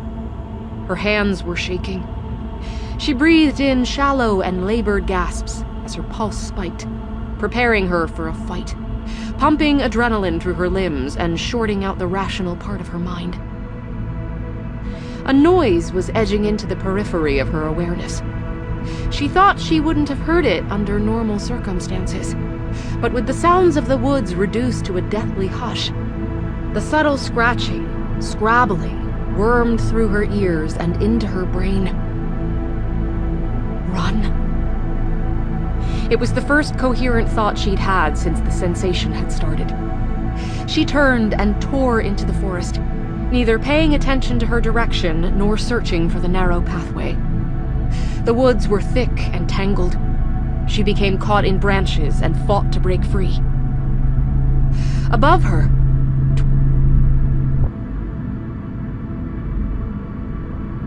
on for another minute, then the moon would once again reign over the sky. She was having trouble breathing. Leaves crunched and bushes rustled as she pounded through them, but they weren't loud enough to block out the infernal, muffled scratching noise. Like fingernails being dragged through soil. Her whole awareness was focused on getting inside Ashburn. The house offered safety, a firm wall to withstand attack, shelter and warmth and light. Outside, she was vulnerable. Outside, her ankles could be grabbed at by the fingers that scrabbled, and she could be dragged, screaming, back into the heart of the woods. She broke through the forest's edge.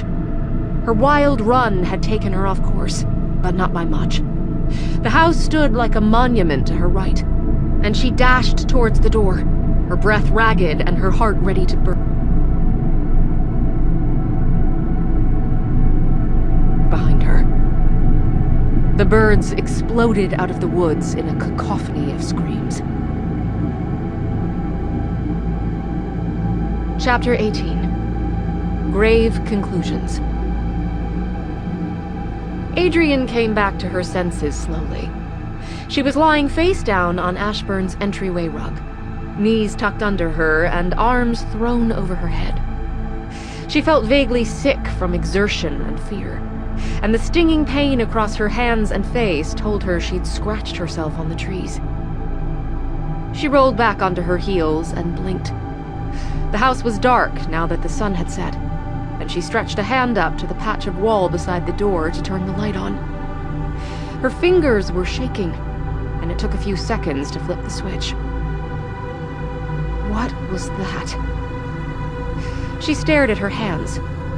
Her heart was slowing, but the jitteriness lingered. She couldn't remember ever experiencing something so frightening. A couple of horror movies had the theater, but they were nothing compared to the feeling she'd experienced in the clearing and during the run back to the house. She pushed strands of hair out of her face and got to her feet. Her legs were like jelly, but she made it into the lounge room.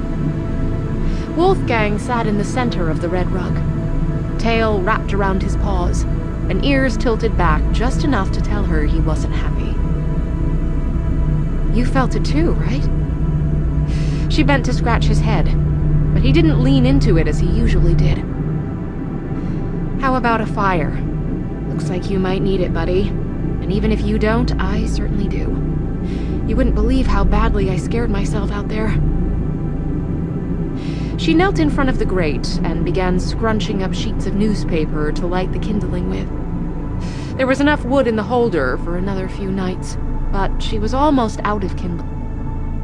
Only said, she wondered if Edith had a stash of aged wood on the property. A 90-year-old surely wouldn't be cutting her own. The thought of her great-aunt returned her to the earlier confusion. Why was Edith buried on the property? And with that inscription? Unless... The tombstone had looked old, and its markings only said E. Ashburn.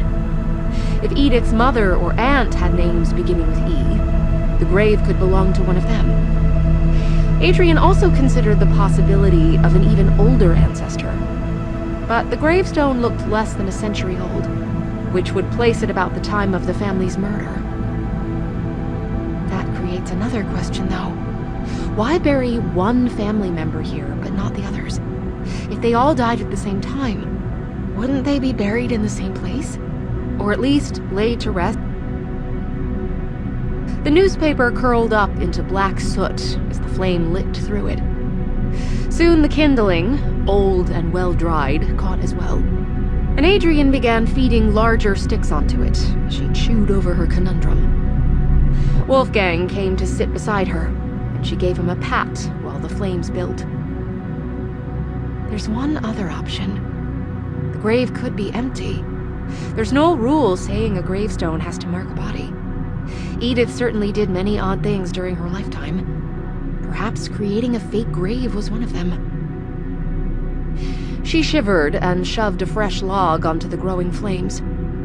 Sparks spat onto the rug, and she used the heavy glove to flick them back into the hearth before they could burn the fabric. I'm getting morbid, buddy, she said to the cat poised beside her. I think this house is a bad influence. Soon I'll start dressing. Thought Society. Wolfgang was unimpressed and told her so by ignoring her. She scratched behind his ears, where she knew he liked it, then rose. Her legs were steadier, and her hands no longer shook, but she still felt disoriented. She went to put the kettle on, turning on every light she passed.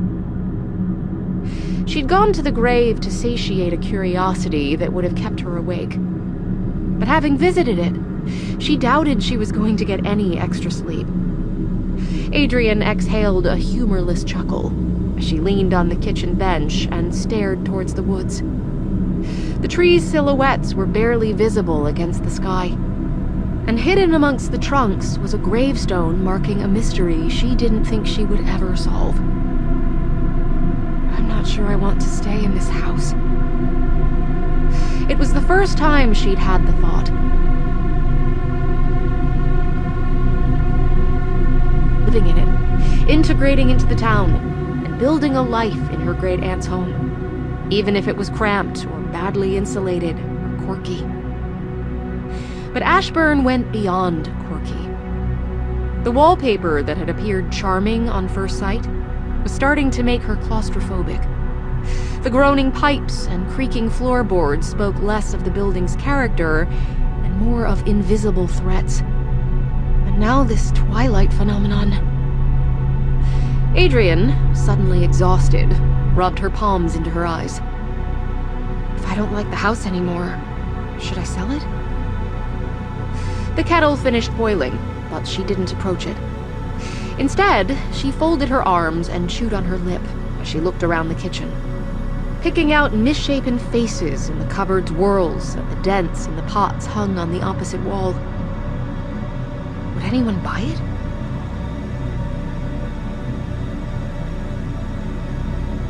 Half of the building doesn't even have electricity. And there are all of these rumors about its history. A bizarre owner, murders, children daring each other to climb up to the porch. Who wants that? Except for me. Adrian's chewing graduated from her lip to her thumb. As soon as she'd begun thinking about selling, the idea of losing Ashburn struck her as repulsive. Edith might have been strange, but she'd cared enough for Adrian to prepare her bedroom. And the house wasn't without charm. Adrian had always liked the old-fashioned roses aesthetic. Even if Ashburn's fittings were a little dulled from age, there was no denying the antique furniture and fine china were way more decadent than anything she could afford to buy herself. And if she moved, where would she go? She had no living relatives that she knew of.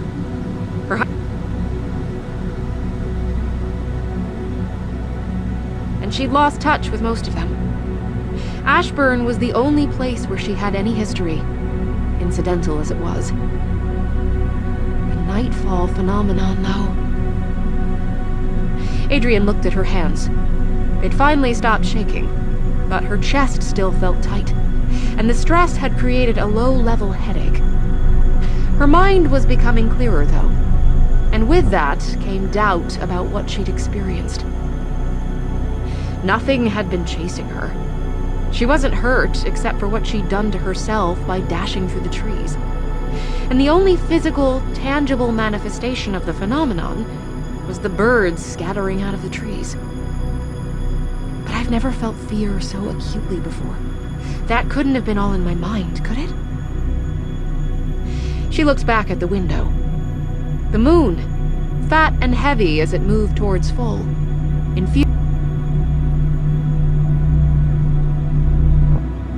her brain felt too full to think anything through clearly. Adrian exhaled a sigh, turned the kettle back on, and focused on preparing the tea. By the time she returned to the lounge room, Wolfgang had stretched himself out on the rug in front of the fire. The blaze was comforting, and its light helped shake some of the shadows out of the room.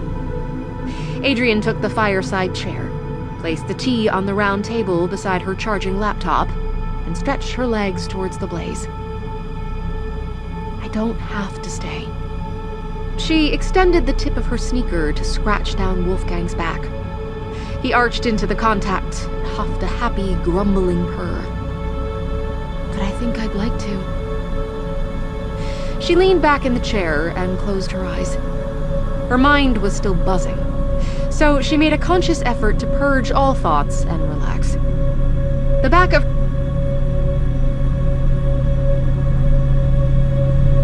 to fold Marion, stiff, silent and cold, into the car.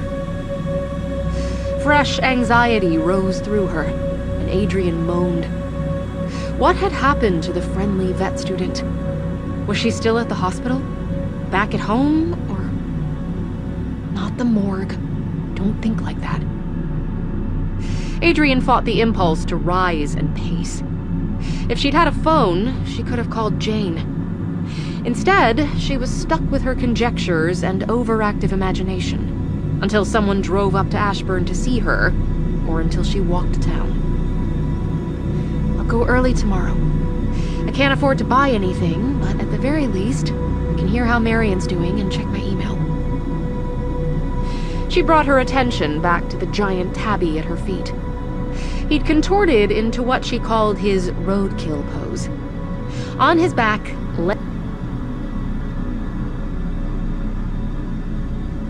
peeled back to show 2 white teeth and the tip of his tongue. Adrian chuckled. He'd adapted to Ashburn surprisingly quickly. The fireplace upgrade might have helped with that. Watching Wolfgang's little twitches and shifts let her finally relax, and it didn't take long for her eyelids to feel heavy. Adrian had only planned on staying in the lounge room until she was calm enough to go to bed, but her limbs felt heavier with every minute that passed. She was half asleep by the time the grandfather clock struck 9. She fastened her bony fingers around the low-hanging branch. Her muscles had atrophied, and she had to expend both physical energy and willpower to drag her withered body forward. She gained 10 inches and released the branch, drew in a rattling, bone-aching breath, though her lungs were far past the point of being able to.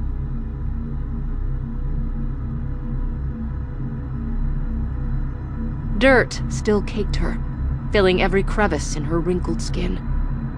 Her hair had been long in life, but had grown longer in death. It dragged behind her like a long, matted blanket, catching in the leaf litter and branches. She hadn't expected to be so weak, but she had been buried much longer than she had anticipated, and she had been interred deep. Moonlight was not far ahead. She could see it through the trees, glimmering across the lawn and over the face of her dear Ashburn. The moon would revive her and give her the strength to quell the occupant, that arrogant child, to drag her down, peel the skin from her frame, drown her screams in flowing blood, crack her bones, and taste her still pulsing flesh.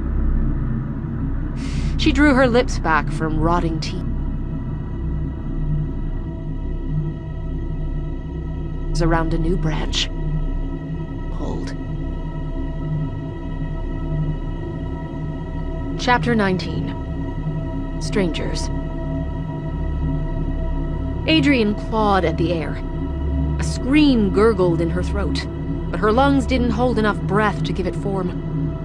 The terror had returned, but this time it had a source. A woman was coming. She was withered, her body twisted and malformed, her teeth like yellow stubs in black gums, her hair a river of tangles and heavy with dirt.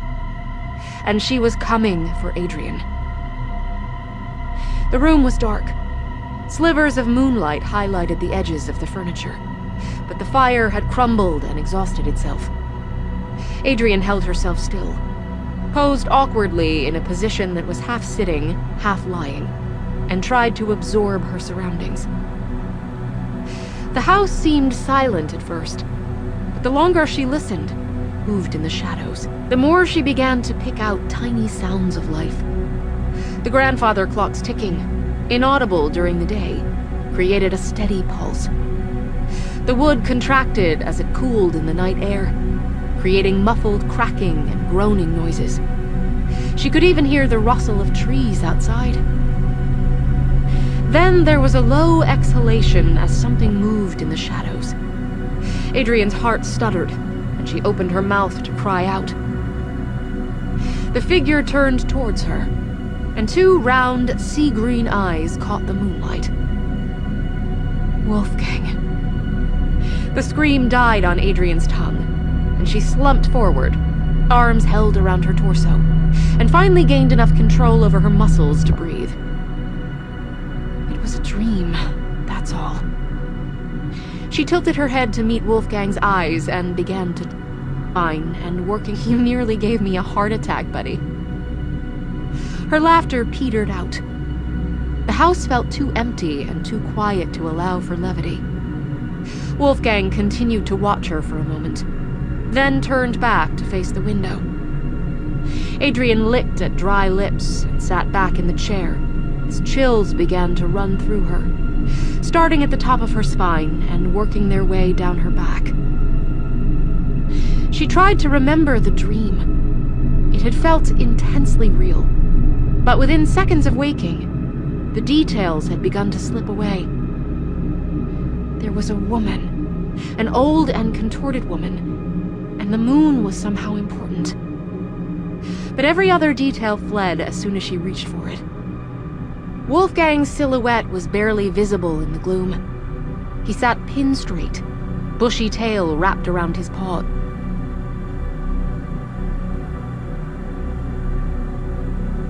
Side unless he could see something moving. It was too dark. The longer she sat, the easier it was to imagine 1,000 horrors creeping through the shadows. Adrian pushed out of the chair and felt her way through the room, running her fingers over the wallpaper as she neared the door. She touched the plastic light switch, flicked it, and felt her courage wither. The light didn't turn on. Did the bulb blow? Jane wouldn't have cut power to the house, would she? The black was pressing against her, weighing her down like a thick blanket. Adrian made her way across the room to the fireplace and knelt on the rug ahead of it.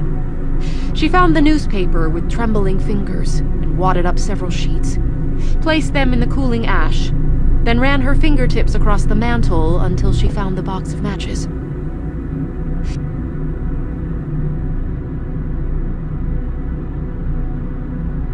The second flared nicely.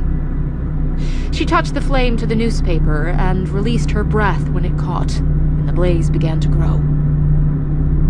She turned towards the kindling bucket, and her heart dropped. It was empty except for a few small twigs. She'd forgotten she'd used the last of the kindling for the previous night's fire. Crap. She dropped the twigs onto the newspaper, but it was clear they wouldn't be enough to catch any of the larger logs. She watched as the flames licked the sticks, converting them into ash, and her malformed fire died before it had a chance to live. Adrian turned. Instead of chasing away the dark, the fire had made her blind. When she'd first woken, her night-adjusted eyes had been able to pick out shapes in the moonlight, but now she couldn't see anything. There's the light. Felt stiff. Adrian's chest was tight, and she rose carefully. As long as I can find it and light it.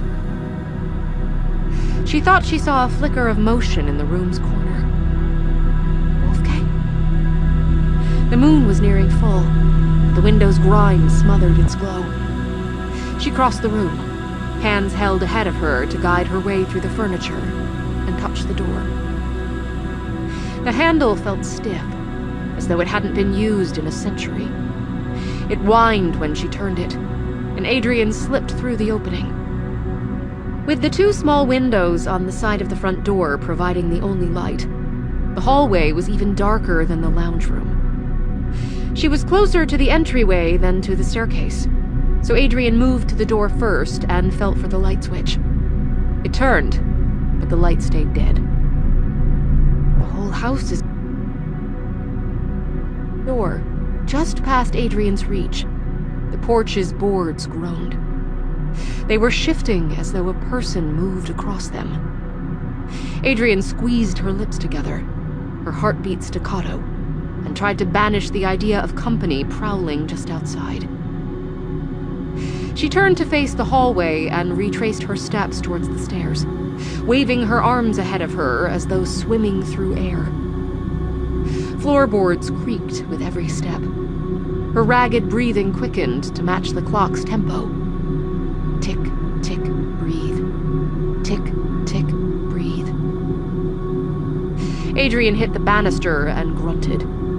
It had passed between her waving arms and bumped her firmly enough to bruise, and she held onto it for a moment as she regained her bearings. The lamp was on the table to the right of the stairs. There were matches beside it.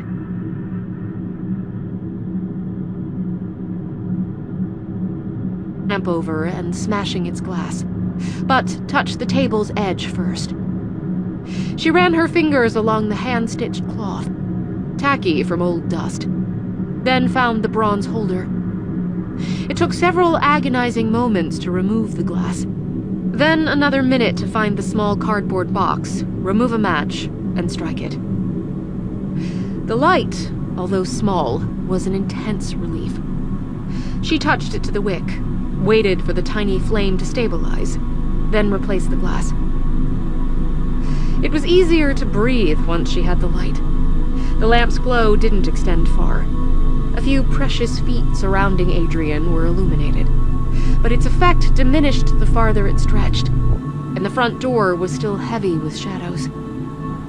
Something outside the door moved. Adrian jolted backwards. The lamp flickered, but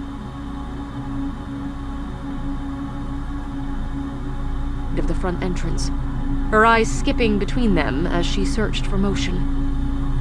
She could have sworn she'd seen a dark figure shift behind the glass as it moved along the porch. I heard the floorboards groan earlier, too. Fear returned, curling like a cold serpent through her stomach. Someone was outside.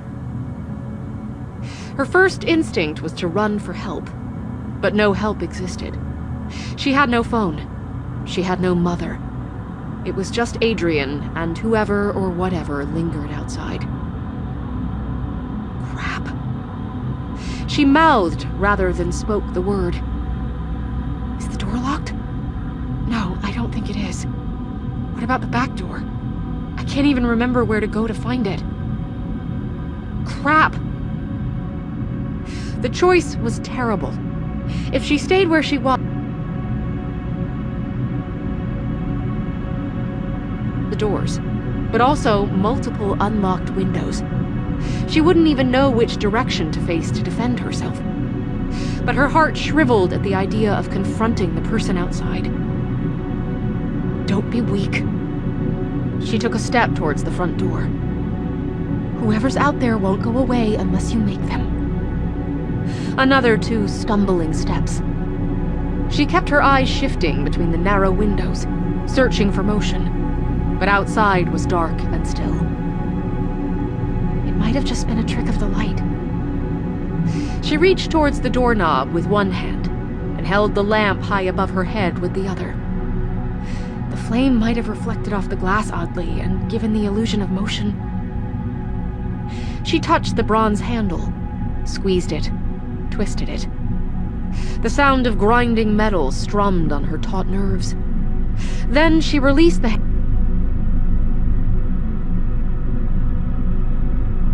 There was motion. Fear and panic blurred Adrian's vision. She tried to catch a glimpse of the moving shape, but it was gone before she could fix on it. It had crashed into the woods, disappearing amongst the thick black trees, and its footsteps were already fading from the cold night air. Adrian took a long, slow breath, light held high, as she stared at the point where the figure had disappeared. The bushes rocked from the disruption and gradually fell still. Silence returned to Ashburn, and logic slowly crept back into Adrian's mind. Beth had said children dared each other to approach the house. It was a test of bravery to see who could get closest to the porch, or linger there the longest before fear forced them back to the woods. And with a new owner in the house, those dares were undoubtedly being passed around with fresh enthusiasm.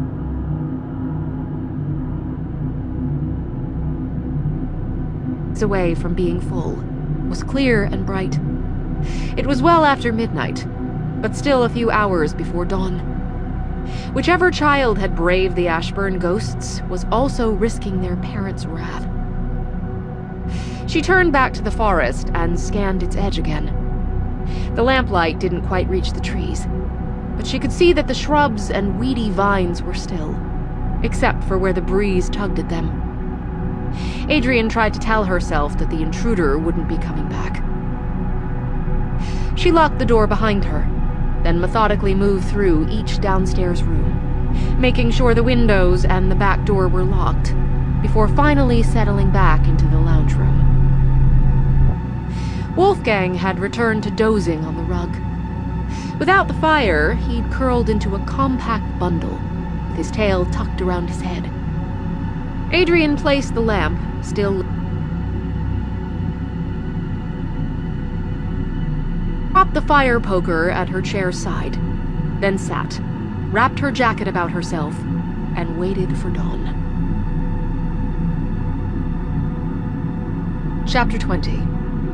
A Reluctant Visit. By the time morning spread its golden light over the treetops, Adrian was cold and stiff. Wolfgang had moved to her lap in the early morning. She was grateful for his presence, and drew her fingers through his thick fur to reassure herself. She'd stayed alert all night, listening for any groaning floorboards that might indicate the stranger had returned. But the only noises the house produced were when the woods shifted as it cooled. Dawn brought relief and also a twinge of embarrassment. She felt silly for sitting up all night. The longer she thought about it, the more convinced she felt that the figure outside had been a child visiting Ashburn on a dare. She'd probably scared them just as much as they'd scared her. She could picture them backing away from the porch as the lamps glowed in terror when she kicked the door open. The image almost made her laugh. Almost. She felt sore, tired, and irritable. The stress had brought her headache back. Her limbs were numb from cold. She scratched Wolfgang's head to wake him, then carefully shifted him to the floor and went to get his breakfast. How often is this going to happen? Am I going to have to panic over kids coming up to the house every month? Every week? Every night? She poured the kibble, replaced the tin, then extinguished the lamp's flame. The sun wasn't quite high enough to light the room on its own, but her eyes had adjusted so that she was no longer blind. Honestly, I can understand Aunt Edith being a little crusty if she had to put up with this. Adrian shivered and returned the lamp to the table beside the stairs. Tiredness weighed on her. She'd washed her hands after the race through the forest the previous evening, but little bits of dirt still clung to her clothes and her hair, and her skin was grubby with dried sweat. She trudged up the stairs, retrieved a change of clothes from her bedroom, and ran the shower. She'd been looking forward to a scorching hot bath, and was crushed when the water didn't heat. Of course, no power means no hot showers, or cups of tea for that matter. Terrific. She showered as quickly as she could. The icy water, coupled with chilled morning air, woke her up better than a liter of coffee could have, and by the time she bundled herself into her warmest clothes, she was too alert to consider going to bed. Instead, she returned downstairs to prepare breakfast. She suspected she would need a nap come afternoon, but in the meantime, she hadn't forgotten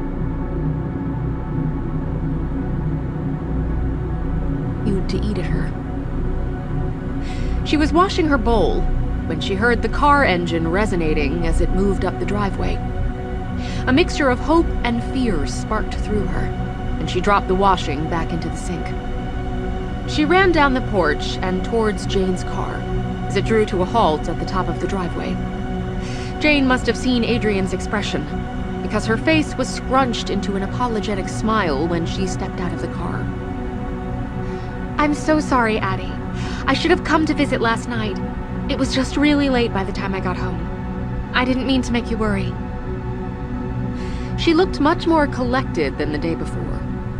Her blonde hair was straightened and styled, and the red lipstick, not quite the right shade for her, shimmered in the morning light. The panicked, haunted expression was gone, and that reassured Adrian enough that she could catch her breath and ask, "How?" Jane closed the car door. Doctors said she had mild dehydration, mild hypothermia, and shock, but they discharged her last night. Thank goodness. Adrian felt like a heavy, painful rock had been removed from her back. Thanks for letting me know. Of course. Jane gave her a bright smile, but something about it was slightly off. Adrian was trying to identify what was wrong when Jane turned and opened the car's back door. "Oh, I brought you something too." She pulled a large cardboard box out and held it towards Adrian. "It was Marian's idea. She remembered that you didn't have any mirrors and said you could have some of hers. I thought it was a great idea, so the rest of us, Beth, Sarah, and I, all chipped in as well, if you want them." "Seriously? Thank you." Adrian took the box, began carrying it towards Ashburn's front porch. "This'll save me from looking like a homeless person all the time. I mean, are you sure it's okay? I don't want to take all your stuff." "Don't worry about it." Jane laughed, but the same hint of not rightness hung in the chuckles. "They're what we had in storage. We weren't using them." "This is great. Thanks." Adrian dropped the box onto the porch and turned. Jane lingered a few feet away and was peering around the clearing. "Want to come in for some tea?" "Oh, I'd love to, but... well, my parents are expecting me back so I can help them clean the house. Maybe another time?" The tiny hints of uneasiness coalesced into an understanding. The excuse was fake.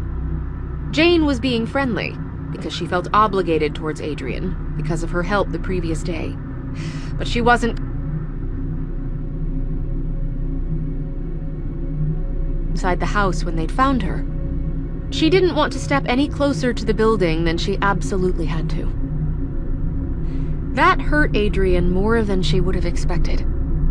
Jane was clearly trying very hard to avoid offending her.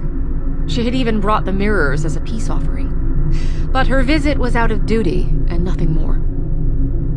Why? Did I do something wrong? Is it because of what happened to Marian? Adrian tried to swallow the hurt and smiled.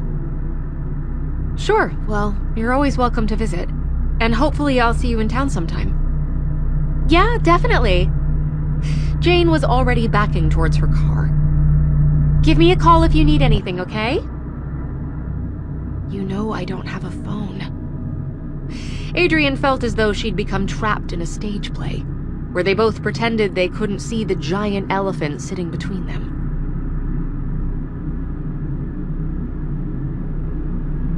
Could do except smile as if nothing was wrong. Jane was halfway into the car when Adrian remembered that her power had been turned off. She jogged towards the car, one hand raised. "Hang on, wait a moment." Jane's smile held a hint of panic as she looked up. "Yeah?" "My lights stopped working last night." She searched for a polite way to ask her question, without sounding if she was accusing the other woman. Are there any problems with my account?" Jane held still for a moment, one leg inside the car and hands on the door to maintain her balance. Adrian could almost see the mental battle being waged. Then Jane inhaled, lifted her chin, and stepped out of the car. "Not that I've heard about. Let's have a quick look at your fuse box." "Oh, right, thanks."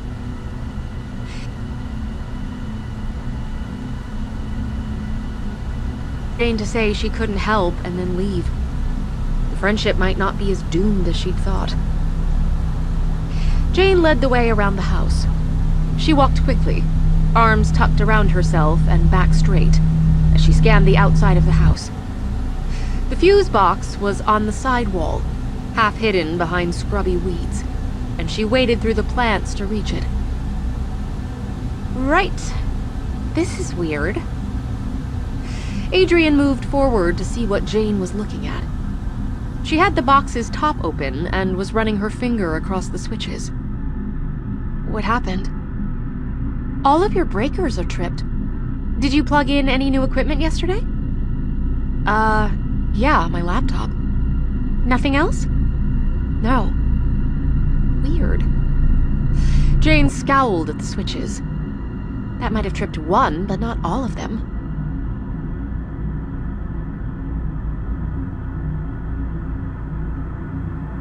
There was someone outside last night. She thought about mentioning the strange phenomenon, but didn't know how to broach it without sounding insane. So she stuck with tangible facts. I think it might have been a kid. Probably those Crowther brats. Jane began flicking the switches on, still scowling. They get zero supervision from their mom, and their father basically lives at the pub. They would have thought this was a hilarious prank. If they come around again, threaten to call their dad. They don't care about the police, but Mr. Crowther terrifies them. Okay, will do. Jane flipped the last switch and began walking back to the front of the house. Adrian followed and grinned as they passed the lounge room window. The light inside had turned on, and its glow shone through the foggy glass. Ha!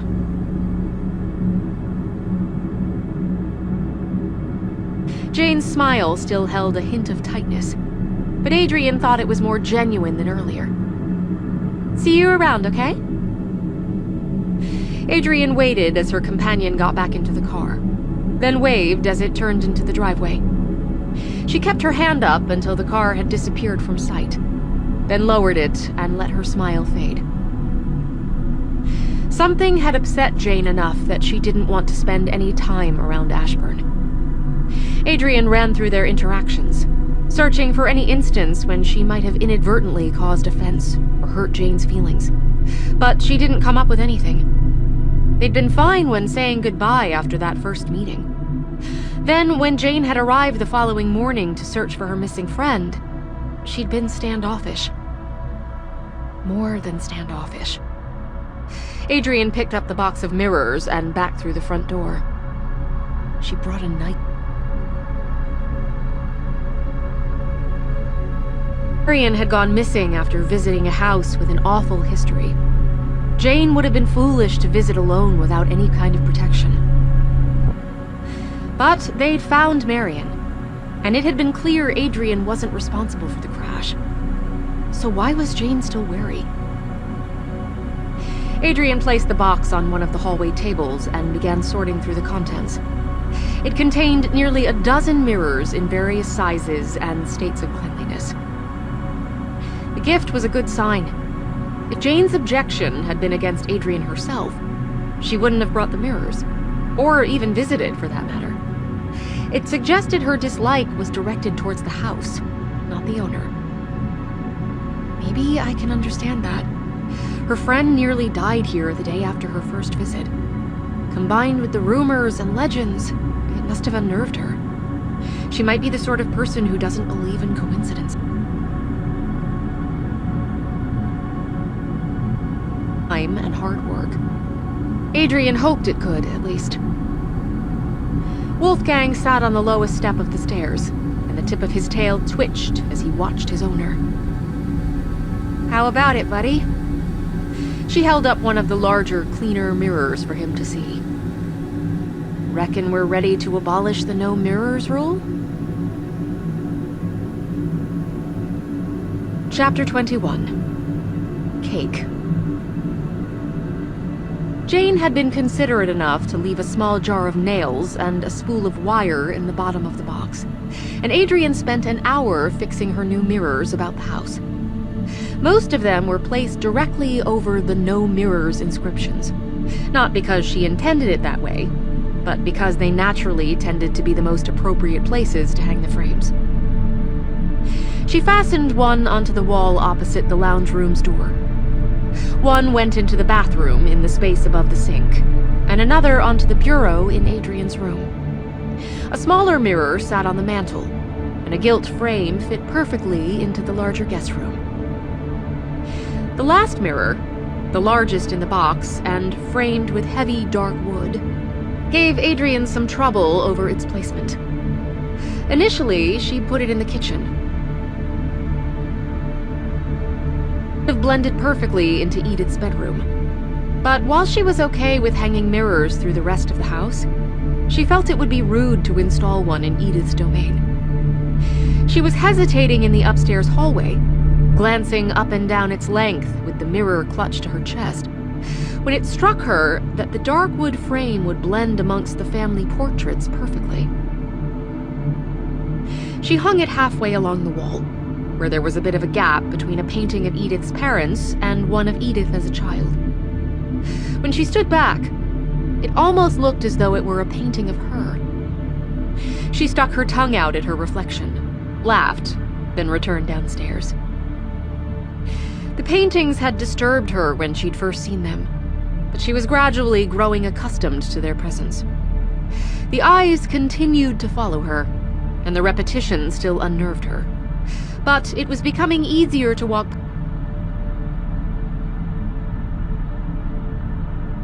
edging towards midday by the time Adrian put the empty box away and stretched.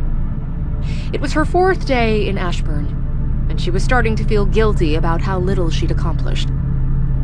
The laptop waited for her in the lounge room, so she went to it, intending to spend a few hours on the incomplete project before walking to town in search of Wi-Fi. She opened the lid, pressed the power button, and felt her good mood wither as the computer failed to respond.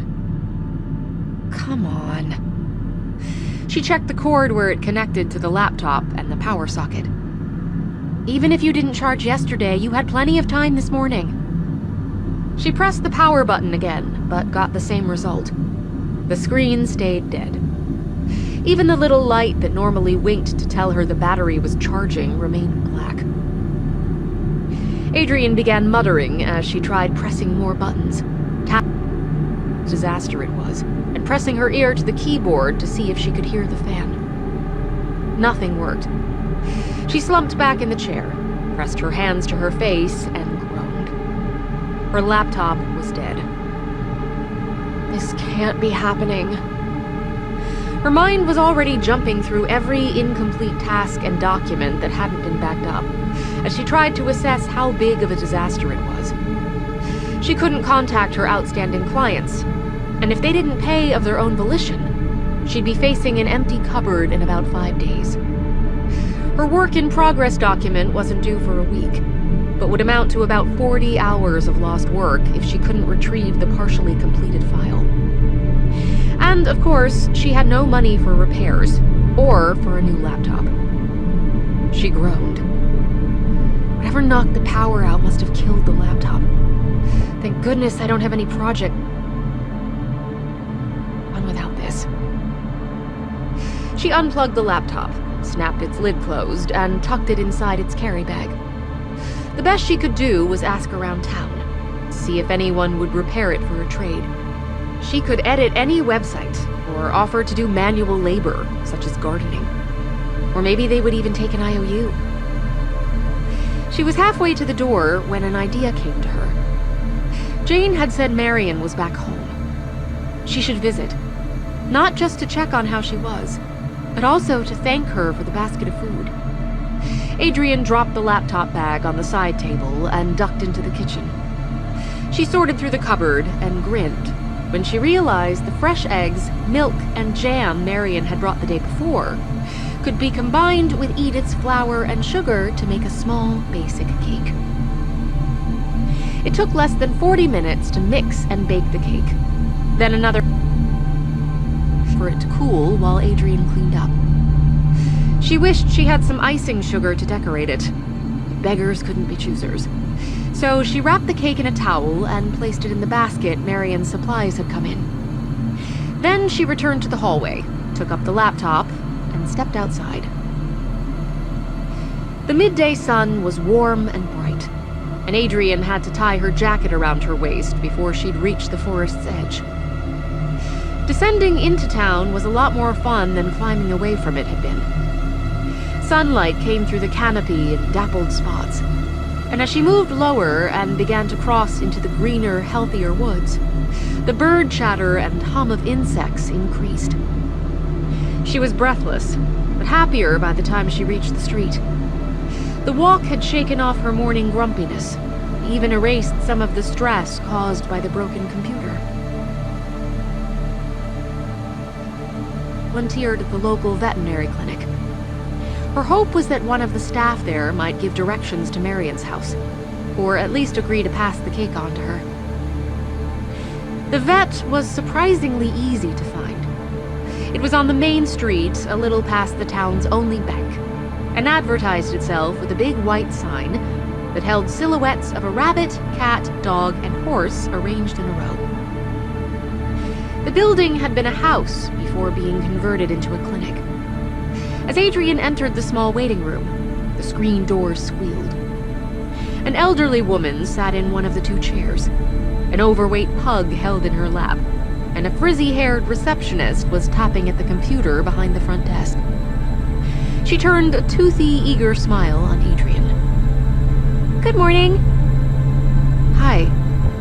Adrian shuffled to the desk, leaned close, and briefly explained her expected it to be that easy. To her surprise, the receptionist grabbed a notepad and had begun scribbling an address before she'd even finished her story. "Here we go. Tell her Peggy said hi, okay?" "Oh." She felt a little stunned as she took the messy street address. Peggy had kindly included directions on how to reach it from the clinic. Adrian hadn't expected it to be that easy. "Thank you." "No worries." Peggy's smile stretched a little wider, showing her gums. "Anything else I can help with?"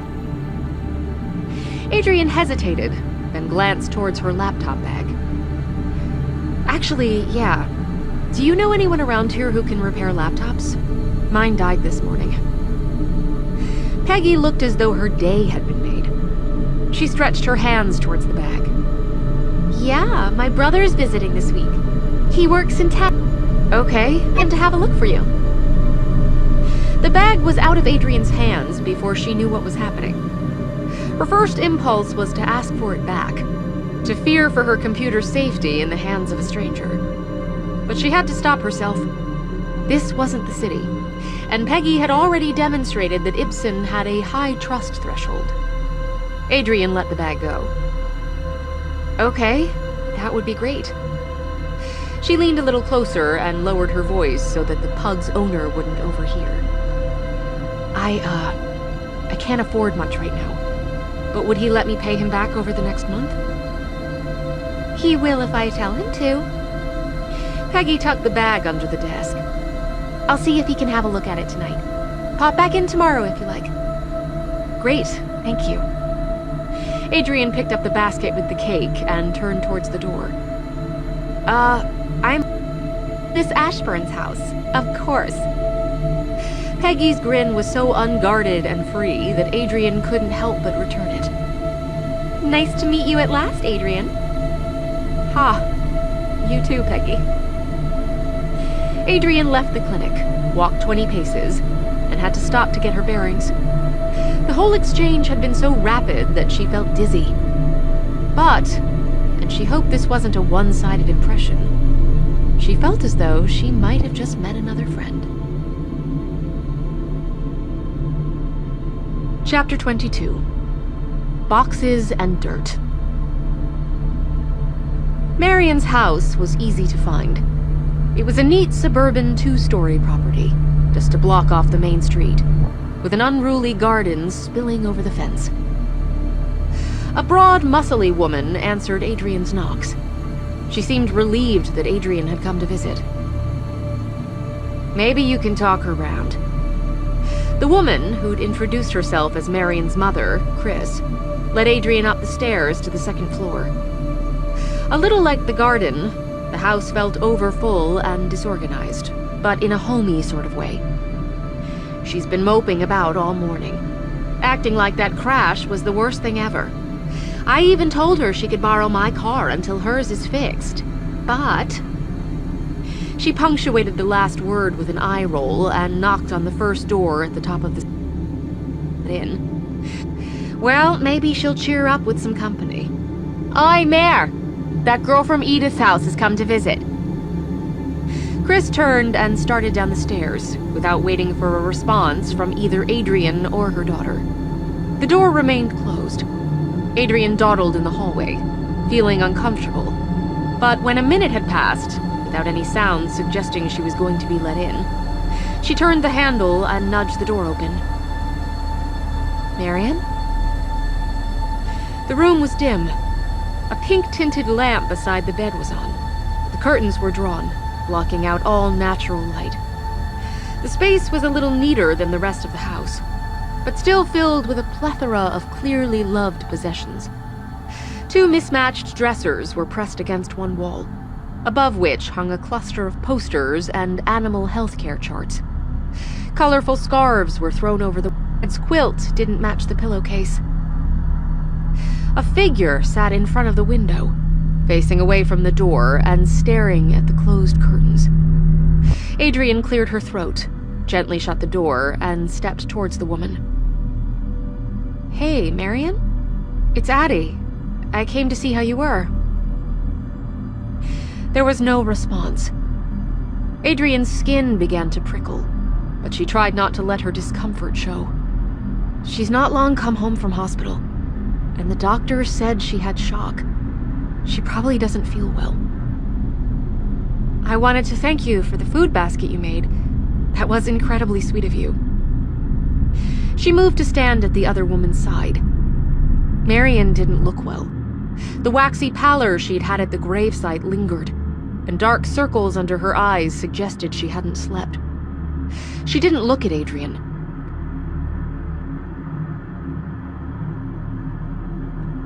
Thank you, despite the drawn curtain. Adrian didn't know what to do. Her instincts were telling her to get out of there, that something was very clearly wrong. But she didn't want to leave Marion if she needed help. She carefully placed the basket on the ground beside the chair and tried to smile. And the mirrors as well. Jane said that was your idea. Thank you." Marion twisted to face Adrian, and the blank expression contorted into shock and anger. "She gave them to you?" she asked, her voice raw and cracked. "I told her to bury them." Adrian glanced towards the door, wishing Chris would return, but no one came. Marion held the gaze for a minute.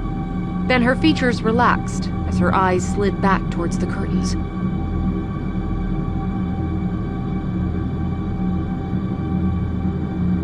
There.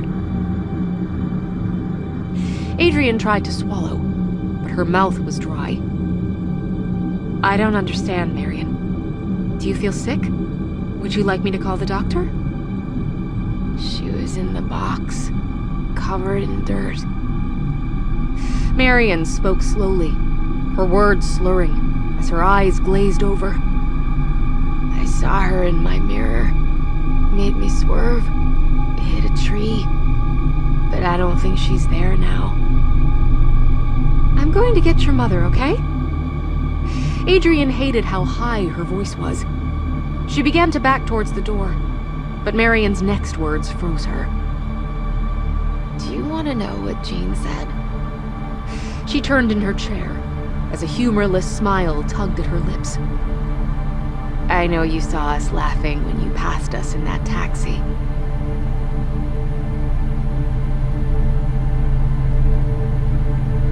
Her heart was thumping against her ribcage, and she felt as if she might be sick. The room was stuffy, and stress was digging into her mind, compromising her ability to reason. She said, "That'll be Ashburn's new owner." Marion's body began to shake with silent laughter, as her eyes, flat and dead, arrested Adrian. "I wonder how long it'll be before she goes mad too." "I have to go." Adrian felt behind her for the doorknob. She didn't want to take her eyes off the other woman, or turn and make her back vulnerable. Marion remained in her seat, hands held limply in her lap, her lips frozen into a lifeless smile. Adrian found the door handle and turned it. She ducked through and made a final attempt at conversation.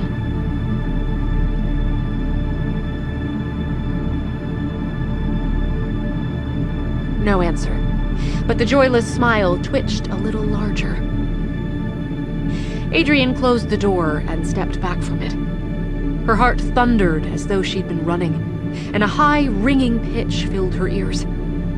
She took the stairs carefully, her legs feeling too tense to move smoothly, and found Chris blocking the hallway leading to the front door. Well, how was she? The older woman was drying her hands on a dishcloth and looked weary. Did she show any signs of coming out of that lair? I think she needs a doctor. The words spilt out of Adrian in a rush. I don't think she's well. Chris's tight smile collapsed into a scowl, and she flipped the cloth over her shoulder. Nonsense. She only got a little scab from the crash. She's making a fuss over nothing. I think something's wrong.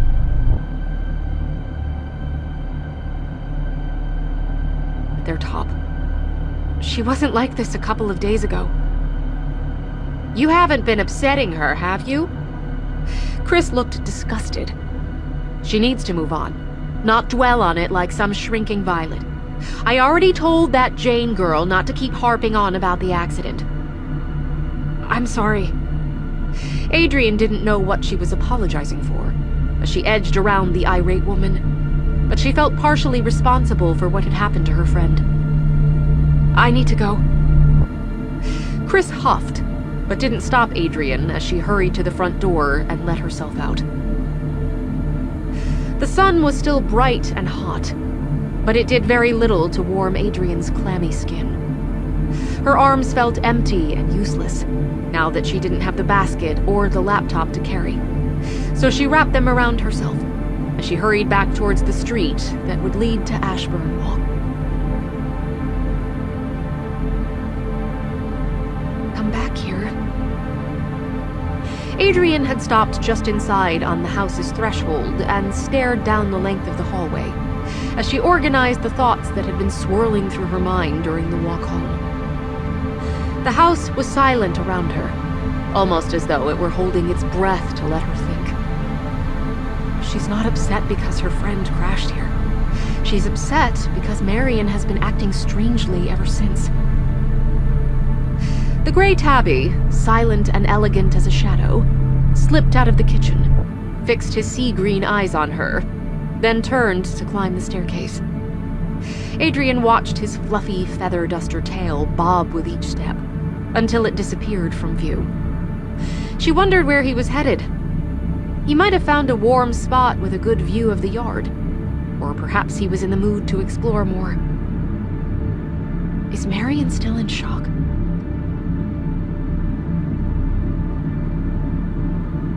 To have discharged her from hospital. The house was at least 10 degrees colder than the outside. Adrian pushed away from the door and went into the kitchen to turn the kettle on. Is it Friday? Light the candle. She stared at the words for a long moment, then exhaled. Wolfgang had knocked the cloth off the table again. She picked it up, shook it out, and replaced it. There was an empty glass vase in one of the higher cupboard shelves, and Adrian half filled it with water, then placed it on the table to act as a weight. It looked odd without flowers. The kettle finished boiling, but Adrian left the room without touching it. If it's not shock, then what's wrong with her? Depression? Bipolar disorder? She was so bright and cheerful when she came to visit, and so proud of bucket from the lounge room and carried it outside. There were still a few hours until sunset, but she didn't ever want to be caught without light again. She turned and circled the house before approaching the woods. Dry sticks littered the ground, and she was able to let her thoughts wander as she filled the bucket. Jane said Marion had donated her mirrors to me, but it sounds like that was a sanitized spin on what actually happened. Marion asked for help disposing of her mirrors, and Jane decided to pass them on to me. It didn't take long for the bucket to grow heavy. A flowering vine ran up one of the trees nearby, and Adrian picked a few of its blossoming tendrils to fill the kitchen vase, then turned back to the house. Marion said something about seeing a woman in her mirror before the crash. She must have meant her car's rearview mirror.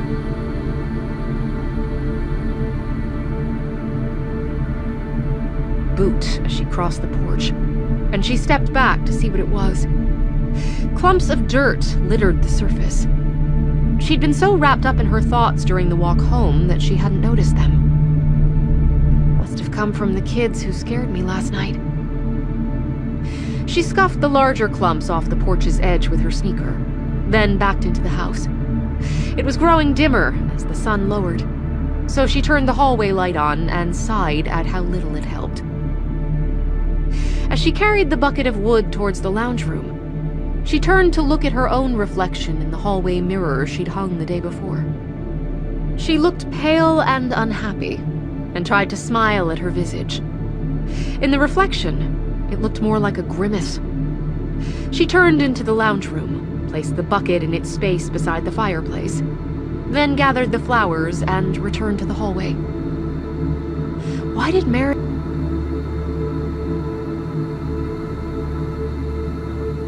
How likely is it that those two choices are connected?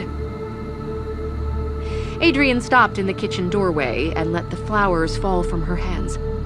The off-white cloth lay in a heap at the end of the table, its creases sagging as it soaked up the water from the smashed vase.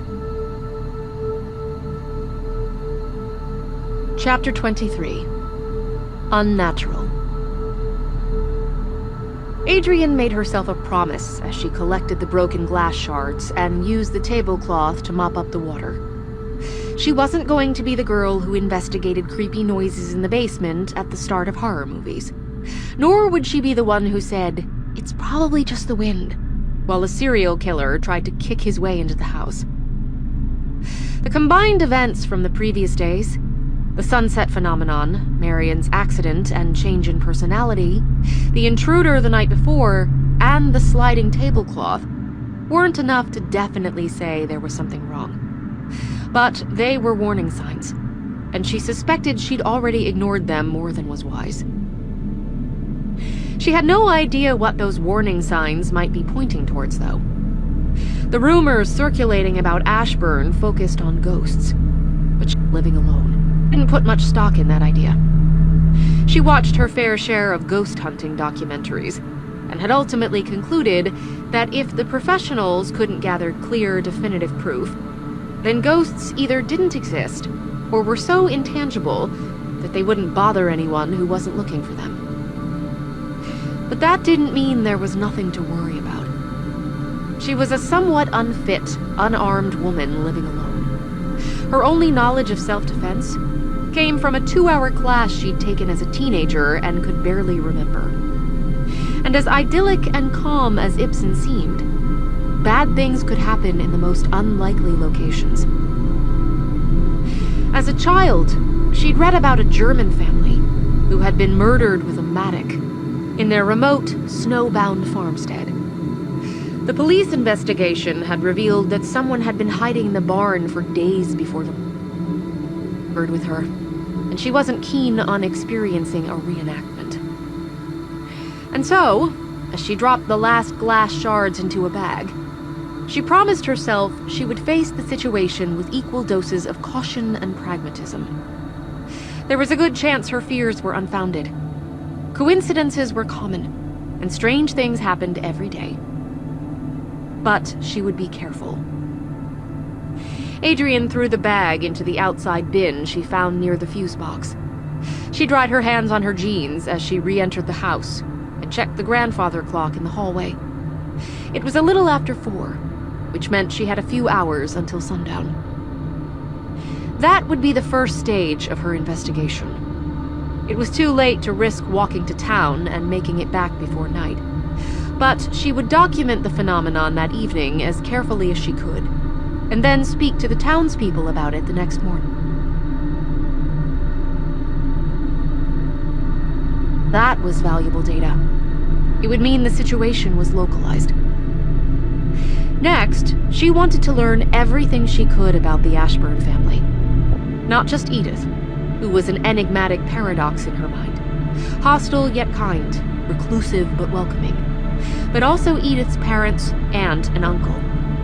She wanted to know when they'd moved to Ashburn, whether they'd built or bought the house, and how they'd died. Beyond that, there wasn't much she could do except be cautious, and wait until she could afford a mobile phone. Adrian returned to the kitchen and chewed at her lip as she surveyed the bare table. She didn't think there was anyone in the house. She'd been careful to keep all doors locked since the encounter the night before. But the horror story of the snowbound family unwittingly harboring a killer flashed through her mind again. So she took the largest, sharpest knife she could find in the kitchen and began to search the house. She checked both ground floor doors and any window a human could fit through as she passed them. They were all still closed and locked, and none showed any signs of forced entry. Keeping the windows closed had the unfortunate side effect of making the house stuffy and claustrophobic. But she would have to live with that until she was certain she was safe. As she passed through the rooms, Adrian looked inside wardrobes and cupboards as a precaution, and hunted for any signs that someone other than her and Edith had been in the house. She found nothing. The last room she checked was the attic. Just like the first time she'd seen it, the message cut into the huge black door made chills ripple along her back. Light the candle. Your family is still dead. What happened? She slipped into the room and gave her eyes a moment to adjust to the dim light. It looked different during the day. The wax-coated candle holder was easier to identify, and the shadows felt less suffocating. Even so, the black curtains hung over the windows did a good job of blocking out the sun's warming effects. Adrian skirted around the room, checking behind the candle boxes, before returning to the table that held the matchbox and photo. Child Edith stared up at her, eyes widened in slight surprise, a mischievous upturn to the corners of her mouth, long hair swinging behind her as she explored the garden. It was amazing how well Charles Ashburn, her uncle, had captured her likeness. Beth had said he had been a famous artist and in high demand, and Adrian could see why. The child in the portraits hung along the hall. Adrian moved to the only window without a black cloth cover and looked towards the town. It was harder to see during the day, when the lights weren't glimmering like beacons in the black. Ibsen had a lot of trees along its streets, and while she could make out roofs and even a few roads, the town almost looked like an extension of the woods. There didn't seem to be an easy way to climb up the house's exterior to reach the attic, but she locked the windows just in case, before returning downstairs and putting the knife back into its drawer. Searching the house had taken nearly an hour, but there was still time to burn before nightfall. Adrian tried to distract herself by tidying the already clean rooms, but she couldn't keep her eyes from wandering towards the windows every few minutes.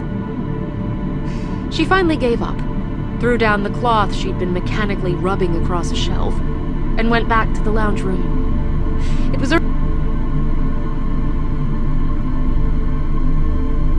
phenomenon from one of the upstairs rooms, where she would have a better view, but she doubted it would reveal much. She'd been in the attic during the second night's sunset, and the only thing she'd seen were the birds scattering from the trees. And if the phenomenon caused the same panicky sensation she'd felt the previous 3 nights, she wanted to be somewhere safe and familiar. Once the fire had caught on a larger log, Adrian turned the room's light on, collected a pen and paper, and drew her seat close to the window. She sat patiently, watching as the sun dipped closer to the treetops, and waited to feel the creeping, anxious sensation she'd learned to associate with nightfall. Shortly after the pale blue sky started to fade into dusky purples, Wolfgang sauntered into the room and flopped in front of the fire. Adrian flashed him a tight smile. "Aren't you?" But stretched out to his full, impressive length to expose maximum belly surface to the heat. Adrian tried to chuckle, but the laughter died quickly as she turned back to the window. Nightfall was only a few minutes away. If the previous day's routine repeated itself, the woods outside would fall still and quiet, and the anxiety would begin any second. Adrian searched her emotions, but she felt nothing except nervous anticipation. She tapped her pen on the paper, impatient, as she watched the sunset fade into darkness. The birds continued to chatter as they settled down for the night. Wolfgang remained sleeping on the rug. The trees swayed gently in the breeze, and day transformed into night. Adrian stayed seated for nearly 10 minutes more, held in suspension for the event that never came.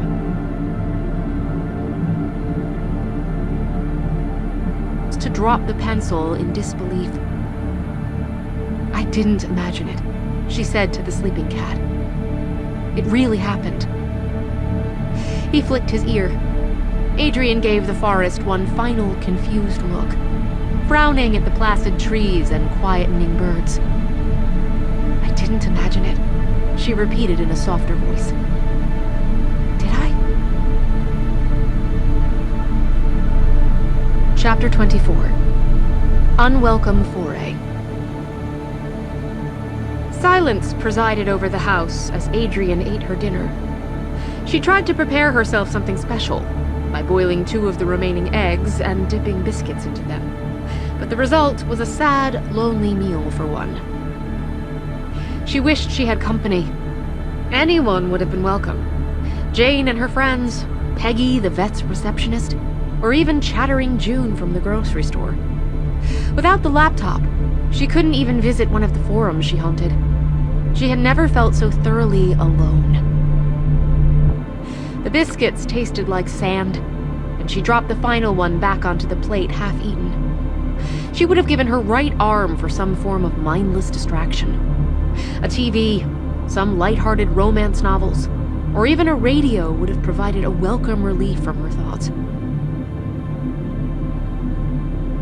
Except to wander its halls and gaze into the empty, musty rooms that had housed a woman who had dedicated her life to solitude.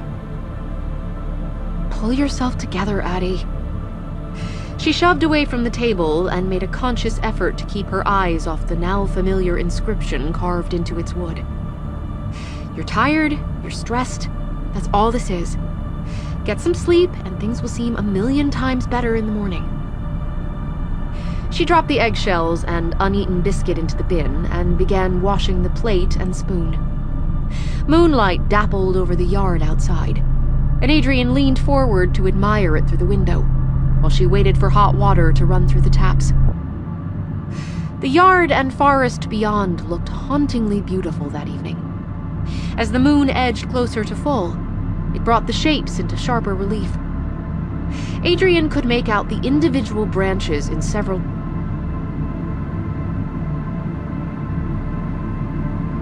twisted woman. It's amazing how much nighttime can change something. I never noticed that shrub before. Probably looks just like any other plant in the daylight.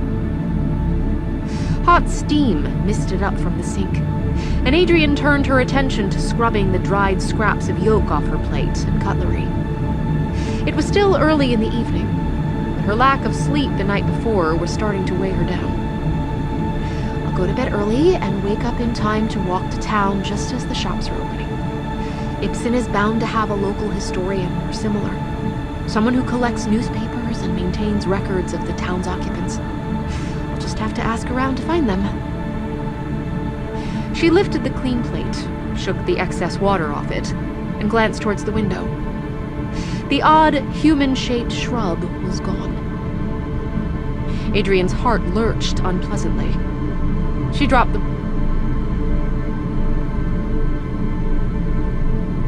There. I'm sure of it. The patch of weedy grass she scanned was empty. She leaned farther forward, pressing so near the window that her nose bumped the cold glass, and her ragged breathing spread plumes of condensation. It must be one of the children. Who did Jane say it would be? The Crowther boys, wasn't it? Adrian stepped back from the sink. Sweat beaded over her palms, and she rubbed them against her jeans. I've got to make them leave. Show them this is no joke. But even as she turned towards the hallway, an anxious voice began chattering in the back of her mind, reminding her not to take risks, not to ignore the red flags. It was almost certainly the Crowther boys, but there was also a tiny chance it was something else, and she couldn't afford to take chances. Adrian retrieved entered the hallway. Ashburn was ponderously quiet around her. She could hear the grandfather clocks ticking, interspersed with her own quick, panicky breaths. But the house itself lay still, silent, and waiting. The moon is bright, but not bright enough. I need some stronger light.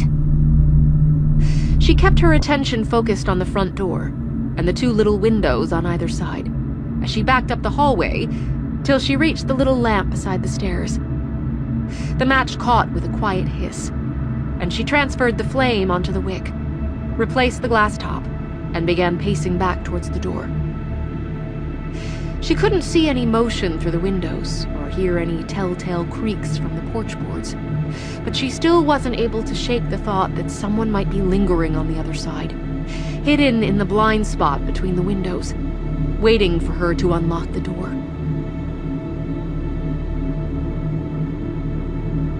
Listening, waiting, then pressing near the distorted windows to see through. With only the moon to light it, the porch appeared as a ripple of muted blues and grays. There didn't seem to be anything outside the door, so Adrian braced herself, raised the knife, disengaged the lock, and turned the handle. The lamp's yellow glow pressed against the shadows, forcing them back into the forest and lighting up the lawn. She wished it were brighter. Its circle wasn't strong enough to reach through the trees, to where the dark coagulated like an impenetrable wall. She searched for any motion or human sounds, but the air held nothing except insect songs and the groaning trees. Adrian swallowed, took a deep breath, and prepared to call a warning. A strange, hissing, whining noise stopped the words in her throat.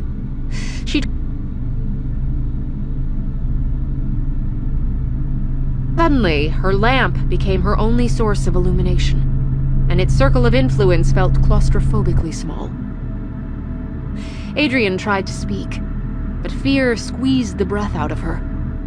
With its windows cold and black, Ashburn no longer felt like home, but seemed to transform into a monstrous, incomprehensible shape towering over her. The forest lost any sense of familiarity she'd developed for it, and its sounds changed into a slow, ponderous, threatening symphony. Stop it. You're going to be fine. Think this through. The lights are out. You can turn them on at the fuse box, just like Jane showed you yesterday. But the fuse box was around the side of the house. She would have to wade through the blackness to reach it. You have a lamp. You're not blind. Something was out there, though. Something that had come.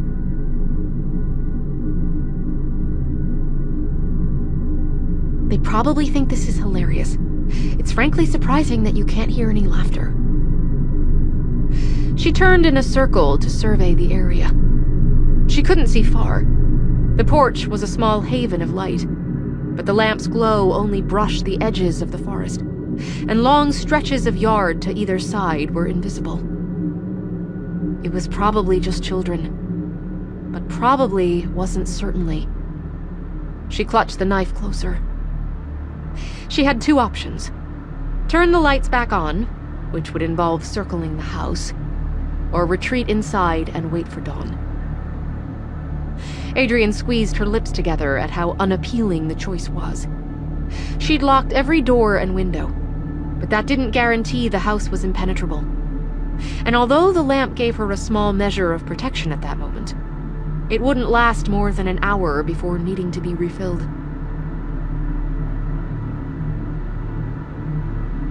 The darkness. It wasn't a fair choice. She couldn't survive another night like the one before, where she'd sat stiff and cold during the early hours as she waited for dawn. Adrian forced her spine to straighten, lifted the lamp a little higher, and yelled, with every ounce of force she could muster. "I know you're there, and I'll call your dad if I catch you coming back. Don't think I won't." Good job sounding like a cantankerous old woman. Maybe you should shake your cane at them while you chase them off the lawn. Adrian held still, listening and searching, but neither heard nor saw any sign of motion. They might have already left, or they could still be out there, watching. They'd be well hidden in the dark. Thanks to the lamp, I must stand out like a beacon. She filled her lungs with air again and took a chance on a lie. "I have a gun." Comes here without an invitation.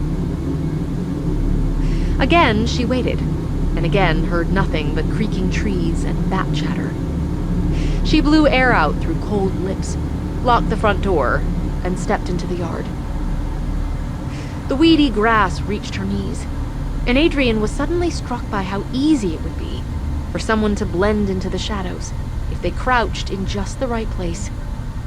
She tried not to dwell on it as she hurried around the house's corner. She hadn't put her jacket on, and the wind bit as it swirled past her. Adrian kept her eyes moving, scanning the space surrounding her. But her thundering heart and the scrape of her feet through the grass drowned out all other noises. The fuse box, a plain gray square against the house's dark wood, was still closed. She waded through the weeds and shrubs surrounding it, put the knife between her.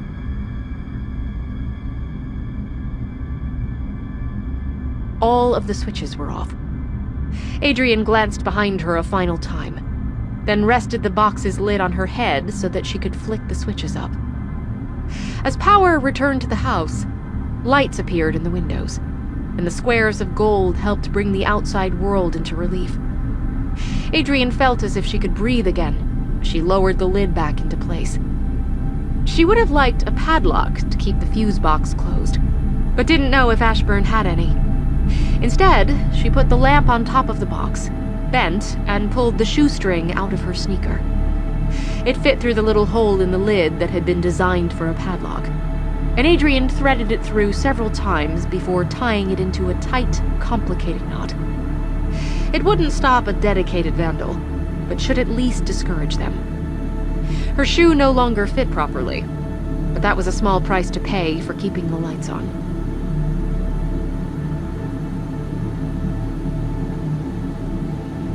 Now that the windows created regular blocks of lighted sanctuary. The house was no longer a foreign entity. It was her home. She climbed the porch, unlocked the front door, entered, locked it again, and tucked the key safely into her back pocket. Wolfgang crouched at the end of the hallway. His eyes were flashing circles, his ears flattened to his head, and his fur had bushed out. "Hey, buddy. Shh." Adrian kept her voice soft and gentle as she approached him. "It's all right. It's just me." Wolfgang's mouth opened as he expelled a low, rumbling yowl. The fur along his back prickled up even farther, and he shuffled backwards into the wall. Adrian stopped walking. She'd never seen her pet so frightened before. He looked as if he was about to start frothing at the mouth.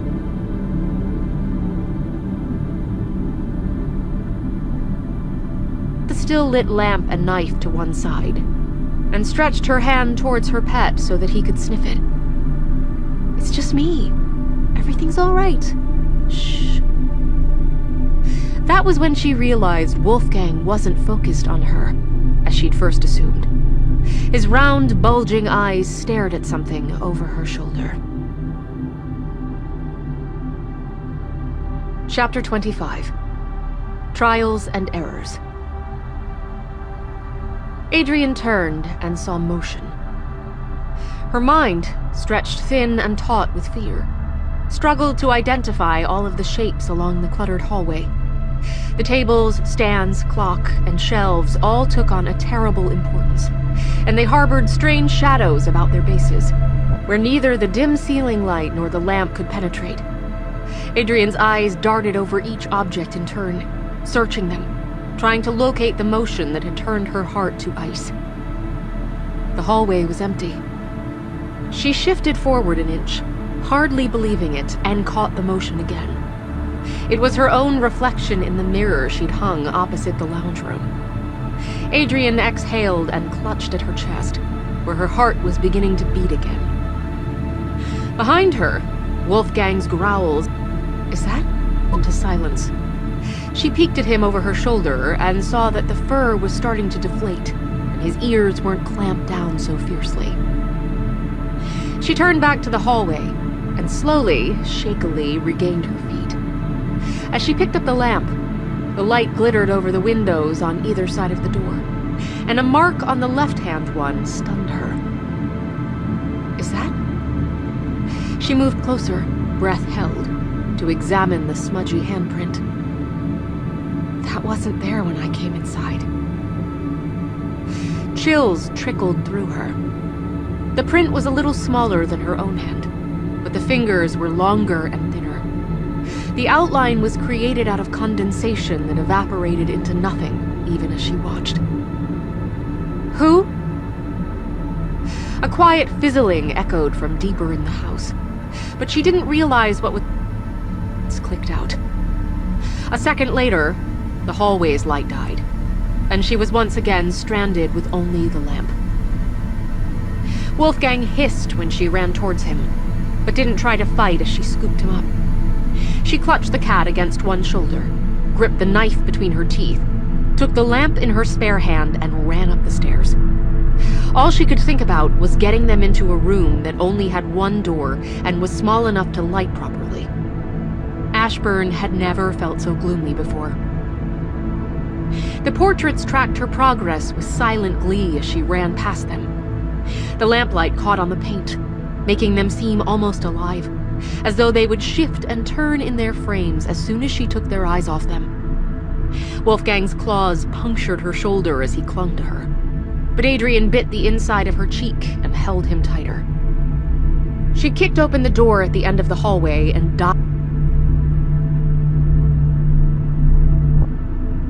her down the hallway. But it was empty, save for the eerily lifelike paintings. She closed the door with a hard shove, locked it, and lowered Wolfgang onto her bed. He shot her an offended glare, then hopped onto the floor and began examining the new room. Adrian dropped the knife and lamp onto the bedside table, then ran her hands through her hair. She was struggling to breathe. A mantra ran through her mind, but it was becoming increasingly difficult to believe. It's just kids, it's just kids, it's just kids. I hope. She couldn't remember any of her childhood friends being creative, clever, or dedicated enough to pull off some of the fright she'd experienced that night. Certainly not without breaking into giggles or exchanging stage whispers. "What are you saying, Addie?" The townspeople joked that the house was haunted.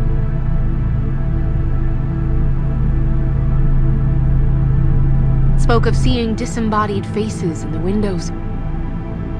Whatever this is, it isn't a ghost. Spirits can't cut through shoelaces to turn the power off, or leave wet handprints on the outside of windows. But why would someone go to such effort to scare her? They hadn't vandalized or burgled the house, and were apparently trying not to be seen. Is someone trying to frighten me away? It was one of the simplest explanations. The cut lights and handprint were incredibly effective fear tactics. But the why stumped her. If there was someone in town who had been close to Edith, a carer or relative, they might have had a sense of entitlement to her estate. But all accounts suggested Edith had lived a solitary life. Well, if someone is trying to chase me out, they're going to have a tough time. I have nowhere else to go. Like it or not, Ashburn is my home.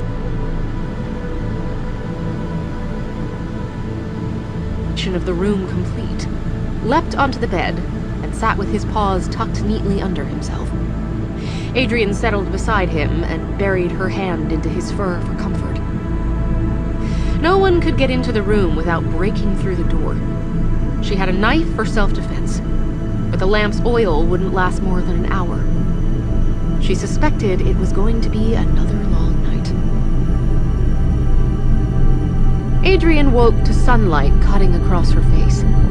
She felt groggy and sore, and tried to roll over, only to discover her legs were draped over the edge of the bed. She moaned, shifted fully onto the mattress, then flinched as something heavy fell and clinked on the floor.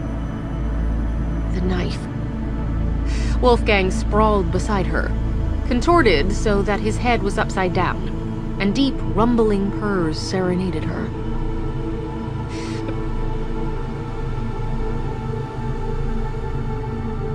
Every intention of staying awake through the night, but had fallen asleep even before the lamp's flame died. Judging by the sun's angle, it was several hours past dawn. Why'd you let me sleep so late, buddy? She scratched under Wolfgang's chin, making him shiver happily. His purrs were easing away her anxiety and stress. It was as though he were saying everything was good with the world again, and it was hard to argue.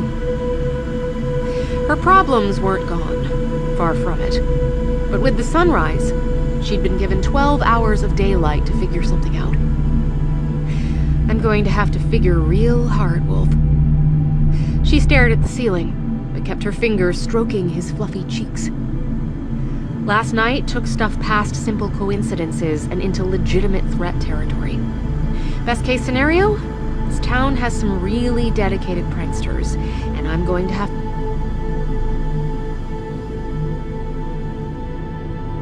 The rural, snowbound family, butchered with a mattock and not found for days, flashed into her mind again, and she grimaced.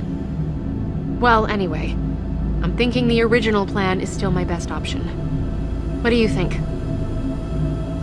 The original plan, to document everything, be cautious, and research what she could, was truthfully less of a best option and more of an only option. But Wolfgang didn't need to know that. True to form, the tabby didn't respond. Adrian inhaled deeply, huffed the breath out, and rose. Her shoulder ached, and she had to feel the little droplets of dried blood to remember Wolfgang's claws had dug in there. A small headache lingered in the back of her skull, a remnant of the stress, and her hip and leg muscles were stiff from where they'd been draped off the bed. But otherwise, she felt surprisingly good.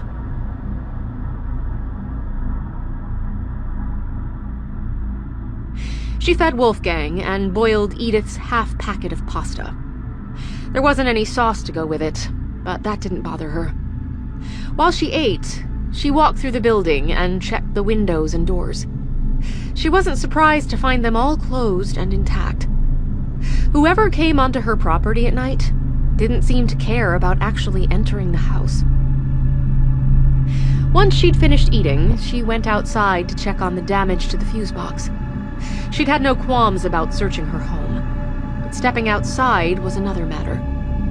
The window beside the door was now clear, but she couldn't forget the handprint, with its long, narrow fingers pressed into the glass. Adrian stood on the porch for a long minute before stepping into the grass and circling around the house.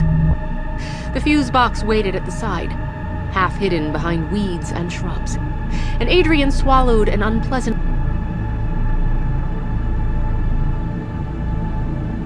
through the lock hole. She bent close to examine it, in case it had been undone and replaced. But she recognized the complex, lumpy knots she was so fond of. They turned the power off without touching the fuse switches. How? She slowly, painstakingly untangled her knot. The sun beat down on her back as she worked at it, and she was sweating by the time the lace came free. She opened the lid, flicked all of the switches up to restore power to her house, then slammed it closed and turned to survey the woods. If the stranger had an alternate method for cutting her power, there was no point in locking the box again. It would just delay her when she had to turn it back on. Adrian knelt and returned the dirty lace to her shoe. She would have to ask Jane how else the power could be cut. The fact that she could turn it back on meant the wires were intact, fortunately.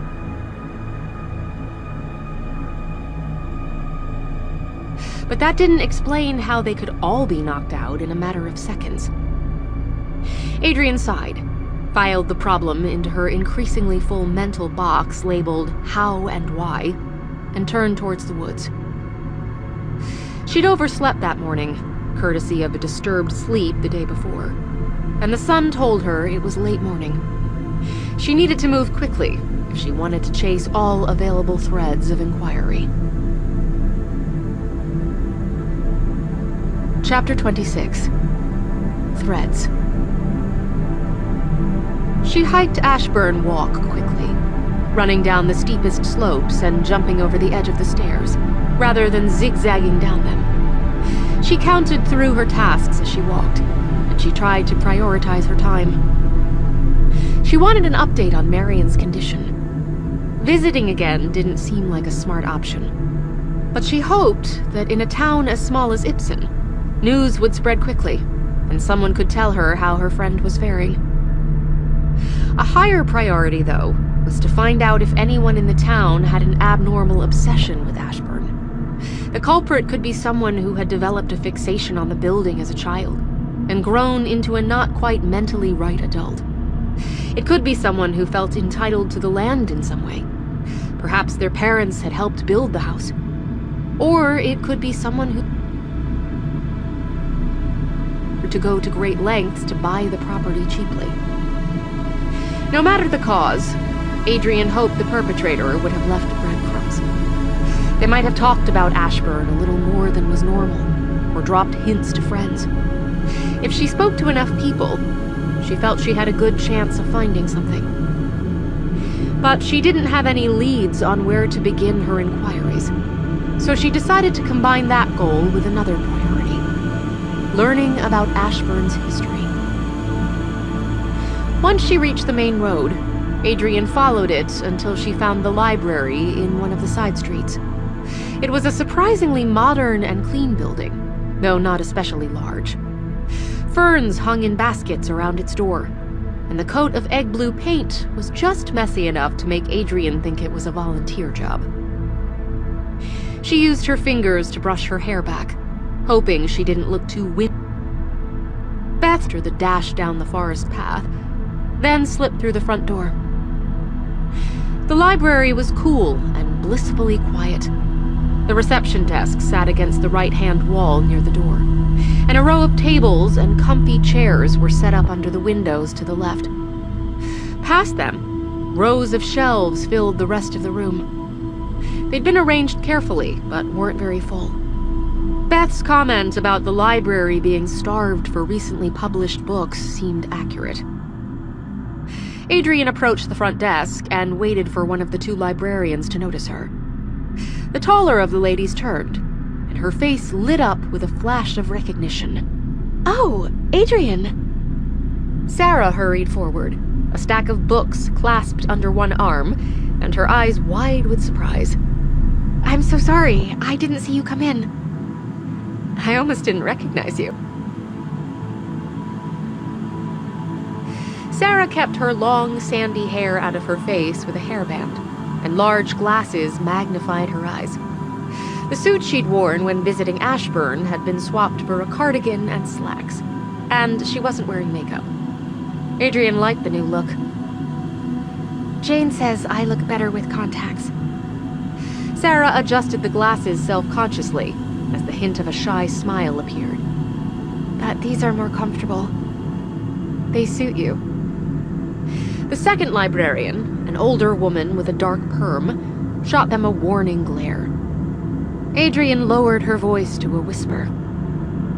I'm glad you're here, actually. Have you heard from Marion today? Oh. Sarah's sigh deflated her whole person. She's not feeling very well. Jane and I tried to visit this morning, and Beth visited last night. Adrian said. It was an impulsive statement, but Sarah seemed to understand. She took Adrian's upper arm and steered her towards the back of the library, where they could talk without incurring the wrath of the older librarian. It's not your fault, Sarah said, after checking over her shoulder to make sure they weren't going to disturb anyone. Jane told me you helped look for her. That was so brave. Adrian shrugged awkwardly. Not really. Do you know what's wrong with her? Has her mother taken her back to the doctor? Sarah shook her head with a tight-lipped grimace. Chris is, she's not...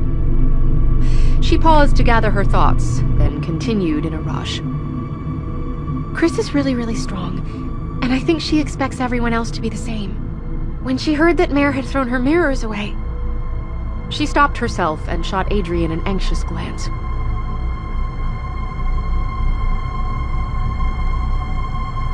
Okay, good. She exhaled and shrugged. Well, Chris wasn't happy with that at all. Apparently, she bought new mirrors, and Marion smashed them. So she bought even more. Except this time, they're break-proof, and she glued them to the walls. Her friend's expression showed that she didn't approve of Chris's methods. Adrian agreed. After seeing how strongly Marion had reacted to just the mention of mirrors during her visit, she could only imagine how distressing it would be to have them permanently fixed in her room. Is there anything I can do? She already knew the answer, but Sarah's hopeless shrug was still crushing. She has our numbers, Sarah said. We've been friends since we were toddlers. I know she'll call when she's ready to talk. Until then, maybe the best thing we can do for her is to give her some space. Okay. Adrian... Patrons lounged there while they read, and a couple more were browsing. It felt surreal to see people living their lives so normally, when hers had turned into a wreck of confusion and mystery and indecision. She rubbed at the back of her neck. There's something else I'm hoping you can help me with. Sarah's flat expression picked up. Yes? Do you keep copies of any old newspapers? Oh, Sarah chewed her lower lip. Some. Not recent ones, I'm afraid. Ibsen used to have its own newspaper written and printed by the Pearson family.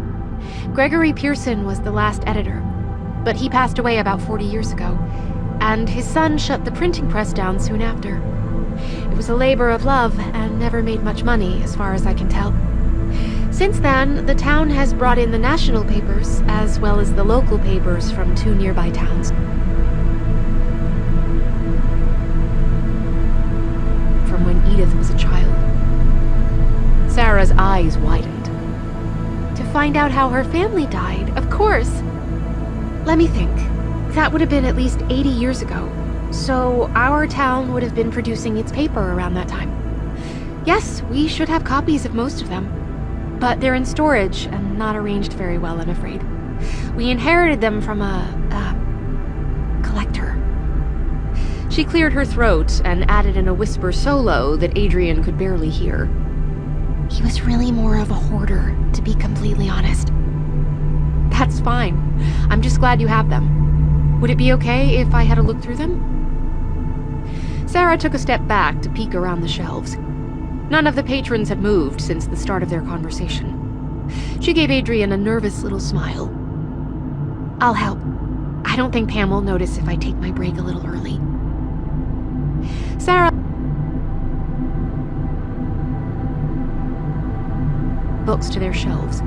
So Sarah unlocked the door behind the desk and ushered Adrian inside. I'm not really supposed to bring patrons in here, she whispered. You won't tell, will you? Adrian mimed zipping her lips. Sarah beamed. Adrian had the distinct impression that this was the most excitement the other woman had experienced in a long time. The room seemed to be a sort of storage area. There were no windows, but a single uncovered bulb hung from the ceiling. Industrial shelves covered all walls, and a small table sat in the center.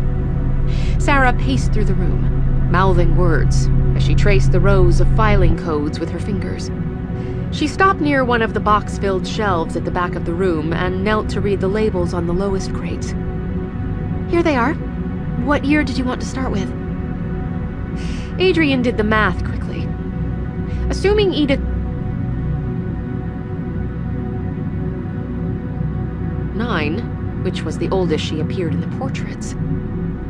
Let's start in the mid-1920s. We might need to cover a few years, I'm sorry to say. No problem at all.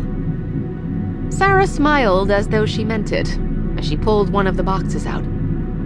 The papers were weekly, as I recall, so there won't be more than 52 in a year. Adrian nodded as she helped carry the box to the table. And we probably only need to look at the front page of each paper. A local family's murders aren't likely to be buried inside. Sarah pulled the box's lid off. A small puff of dust exploded out with the motion, and she waved it away as they peered inside. The papers were badly yellowed, and some looked stained. Sarah carefully pulled a bundle out, laid them on the table, and flipped through. They're not in chronological order, but at least they seem... plan. Adrian took out a pile of her own and scanned the first paper's headlines. Crop blight returns. The McGregor family's grief. Young crime. Officer Stacy expresses concern over increased incidents of loitering. The paper, the Ibsen Chronicle, seemed to feature local news exclusively, of which there was very little. Each paper was between 3 and 5 pages long, and occasionally included a eulogy, a house for sale notice, or a birth notice as the town's population shifted. They worked in silence, scanning a paper's headlines before placing it into a separate pile. Occasionally, there was news of a violent crime, most often a fistfight outside the pub. But the only reported deaths were accidental or due to old age. Once the first box had been read through, Sarah refilled it with the papers inside had been exposed to water, and some of the ink had bled. Adrian was still able to read most of the articles, but it slowed her progress. They were nearing the end of the year 1929 when Sarah gasped. Adrian looked up, hopeful. Did you find it? It's not a story about the murders, but it's about the house. Here, read it. Chapter 27. Monochrome Vandalism. Sarah swiveled the paper to face Adrian and pointed to a tiny article in the lower right corner. Ashburn House to be reoccupied?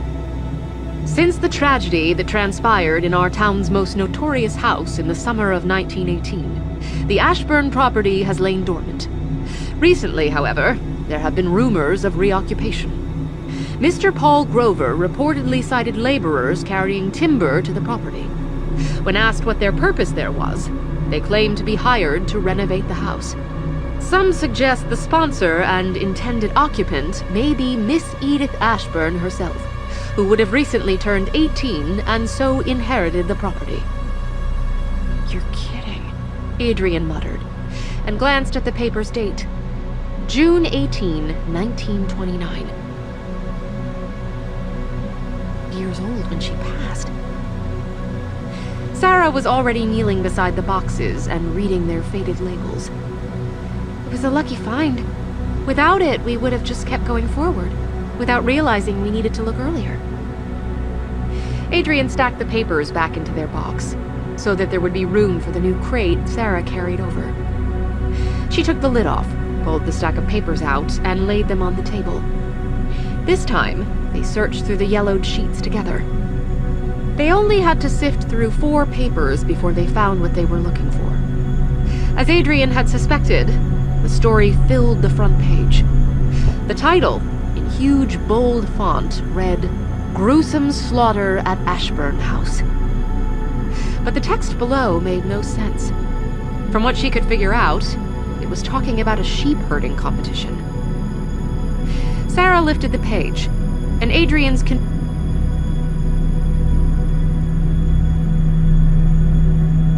Someone had carefully, meticulously sliced out the article's body. The sheep herding story Adrian had been reading belonged to the page behind it. "Unbelievable," Sarah hissed. "Someone must have cut it out as a souvenir." All that was left of the front page was the title and a smaller article near the base. "Town in Shock." Adrian read that story, but it only contained interviews from neighbors expressing grief and alarm. There was no information about the deaths, probably because they'd been exhaustively covered in the main article. "Look in the next paper," Adrian said. "I'll bet there will be articles following the investigation." "Good call." Sarah shifted the newspaper to one side, and they both made little upset noises when they saw the tabloid below had been vandalized as well. That paper didn't even contain a heading.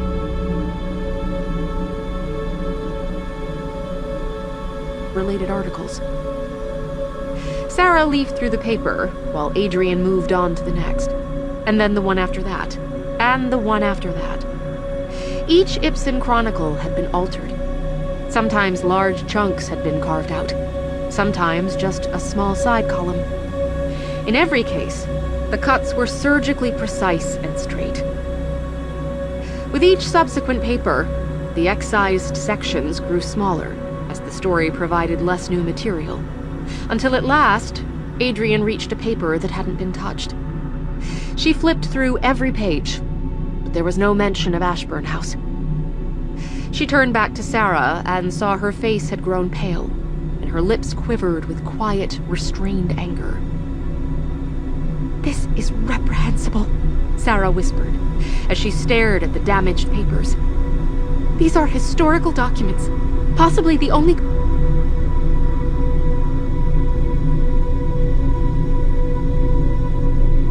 Adrian didn't know what to say. Sarah stared at the papers for a minute, then exhaled and gave her a tight smile. "Would you like to keep looking?" "I don't think there's any point." Adrian peeked through a few more papers and saw another space where an article had been removed. She dropped them back into place. Whoever did this was incredibly thorough. Sarah rose. "I'm really sorry, Addie. I'll ask around town to see if anyone else might have some copies, but... well, it was so long ago." "Just shy of 100 years, Adrian said, as she helped stack the papers back into their box. It's a long time to keep old newspapers. They slid the crate back into its space in the shelf, and Sarah turned towards the door. "I'd better go back out. Pam's usually good about letting me take breaks, but I've been gone a while, and her patience has..."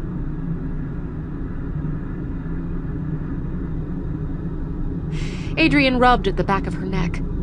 She also needed to know who was terrorizing her at night, but it was a difficult question to phrase. As an aside, do you know of anyone in town who's shown, an abnormal interest in Ashburn?" Sarah's eyebrows rose. "Well, Beth loves researching it, just like she loves all of Ibsen's mysteries. Few that they are." Adrian couldn't imagine bright, cheerful Beth attempting to drive her off the property. "Anyone else?" "Not that I know of. People sometimes talked about Edith if they saw her in the street, but I think mostly they forgot about the house." She tilted her head. "I hope this isn't too rude, but is there a reason you asked?" "Oh yeah, I think someone's trying to frighten me away from my house. Either that, or there's a serial killer who likes playing with their victims. No biggie."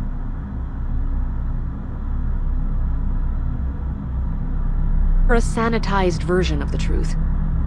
"Someone's been coming around the last couple of nights. I'd like to know who, so I could talk to them, if possible." "Huh." Sarah looked a little surprised, but nodded. I can ask about that as well, if you like. That would be great. Thank you. I don't have a phone yet, but, I'll pop into town as often as I can. Or send a carrier pigeon, or make a smoke signal or something. Sarah laughed. She went to the door, opened it a crack, and peeked out. Okay, Pam's tidying the shelves. I'll go out and distract her. Wait a minute, then sneak out and close the door behind yourself, okay? Adrian gave her a thumbs up. So the young librarian slipped out, wearing a smile that was equal parts nervous and excited. Adrian counted to 30 before cracking the door open. Pam, the older librarian, enthusiastically.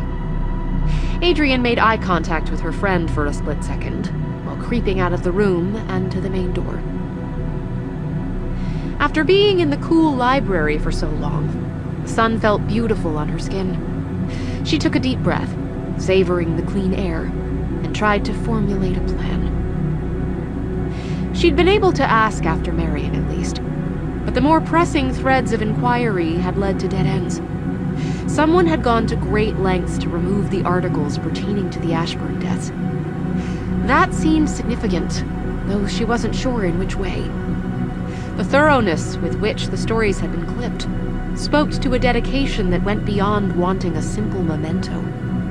Did the vandal have a motive for erasing the event from the town's memory? Sarah also hadn't known of anyone who might be a suspect for the nightly visitations. She would need to keep asking about that. Turned to the main street and followed it to the vet's clinic. She suspected it might be too soon for the laptop to be returned. And she was correct. Peggy, the vet nurse, just as enthusiastic as she'd been the day before, said her brother was still working on it. He says it's something to do with the hardboard or mother drive or something. She was talking to Adrian at the same time as filling out a form for a bug-eyed terrier called Lieutenant Doug. He reckons he can save all of your documents, but needed to order a replacement. Oh gosh, it was, a replacement thing. He says it should arrive tomorrow. Ordering replacement things sounded expensive. Adrian laced her fingers together and tried to avoid the terrier owner's curious stare. Did you get a chance to ask him about payment? Oh yeah, that's the best part.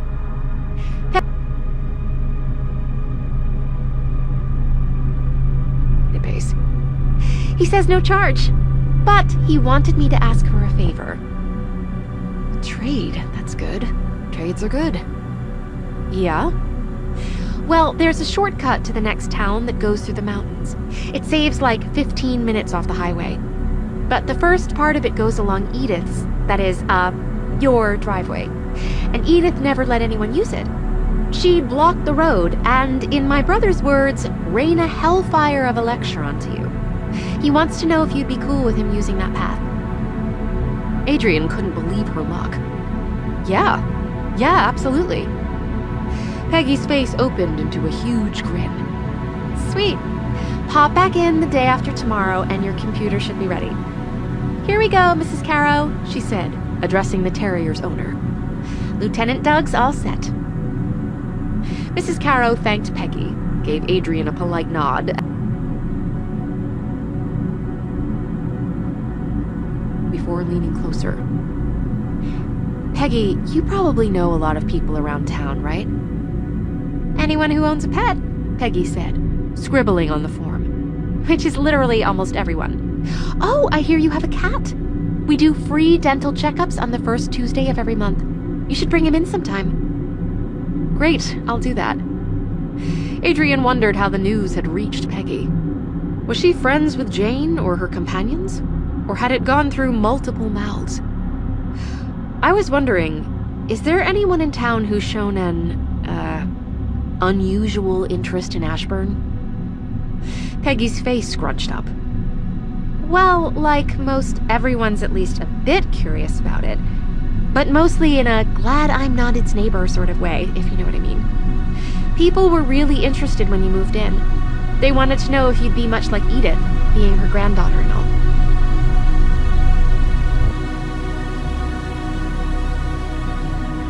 Did you? Nah. Peggy's face fell as though it were a great tragedy. Saw her in town a few times, but never talked to her. Apparently, she used to bring injured birds in when she found them, but that was before I started working here. Everything Adrian learned about her great-aunt was a contradiction. She never had guests. She prepared your room. She chased cars off her driveway. She rescued injured birds. The concepts were having a tug-of-war in her mind, and the rope felt dangerously close to snapping. She risked being candid. I think someone's been coming onto the property at night, but they won't let me see who they are. If you had to guess who it could be, who would you say? Ooh! Peggy was so excited she almost shot out of her chair. It could be the ghosts! Laughing felt painful.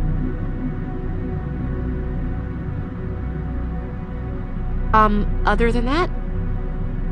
The vet nurse propped her elbow on the desk and leaned her chin in her palm. Huh? Wow. I honestly don't know. Mr. Truscott asked me if I'd met you when he came in yesterday. He has a lovely Maine Coon. And I heard Susie Delaney, she's got a horse, we sometimes make house calls, had a bet with Rachel, who owns the rabbits. A bet? Peggy looked faintly embarrassed. About when Edith was gonna die. I didn't approve, you know? I thought it was pretty, more, what's the word? Morbid? Yeah, morbid. And not very kind. But Miss Ashburn wasn't all that well liked. And she was getting kind of old and... yeah. She huffed a sigh. Sorry. Literally almost everyone in this town has talked about Ashburn at one point or another. But I wouldn't call any of them preoccupied.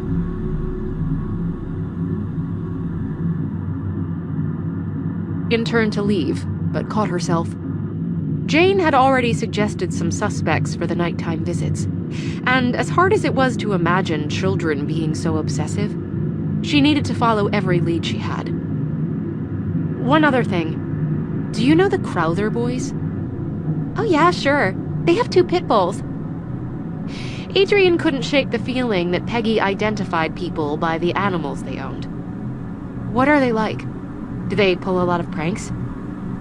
I don't really know them well, sorry. But I don't think they could be visiting Ashburn, if that's what you're wondering. They're both staying with their grandmother in the city this week. Chapter 28. Sun's Arc. Adrian wandered without purpose for several minutes.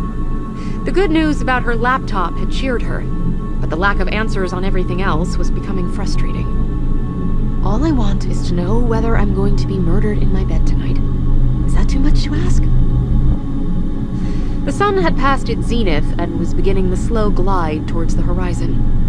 Adrian needed to be back at Ashburn before sundown, which only gave her a handful of hours in town. She'd spoken to Sarah and Peggy, 2 people whose jobs put them in contact with large segments of the town's population, and had 0 leads to show for it. And she had precious few other acquaintances to impose on. She came to a halt and looked up. Her feet had carried her to the bank, not far from the vet, so she pulled her wallet out of her pocket. Notification when her outstanding accounts were paid, but she could at least check her balance. It had been $3.49 when she'd left her friend's house for Ashburn, and Adrian felt relief bloom through her chest when the ATM told her she now had a little over $60. That meant the smaller of the 2 accounts was paid, bailing her out of immediate crisis.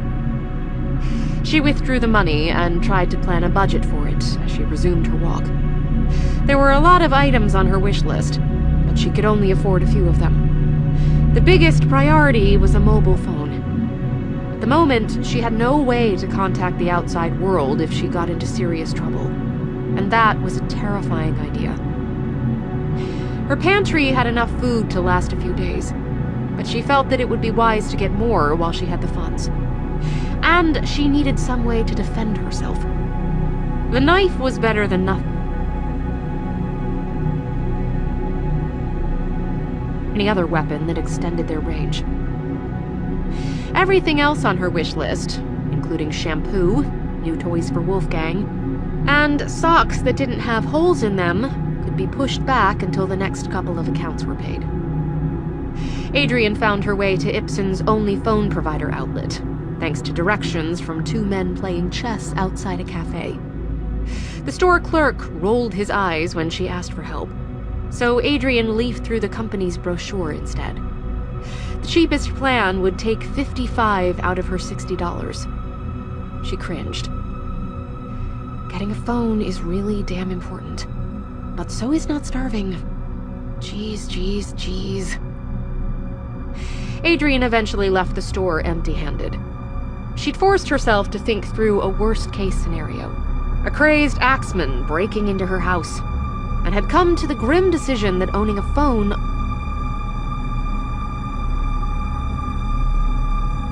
would take nearly 20 minutes to reach Ashburn. She'd be chopped into mince by then. Finding an effective weapon was a greater priority. A gun would have been ideal, but at that point, she couldn't even afford the license. Adrian found the next best thing in the back of the general store, though. Mace. The canister was small enough to carry in her pocket, and had the bonus of being able to blind an attacker as well as hurting them.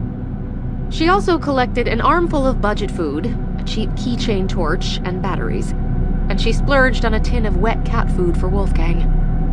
He deserves it after last night.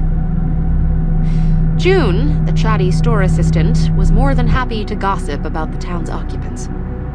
Disappointingly, she couldn't offer anything except an increasingly long list of people who had spoken about Ashburn. She didn't think anyone had shown an exceptional preoccupation with that. Adrian thanked her and left the store, $15 remaining in her pocket. She looked at the sky. The sun was dropping much faster than she was comfortable with.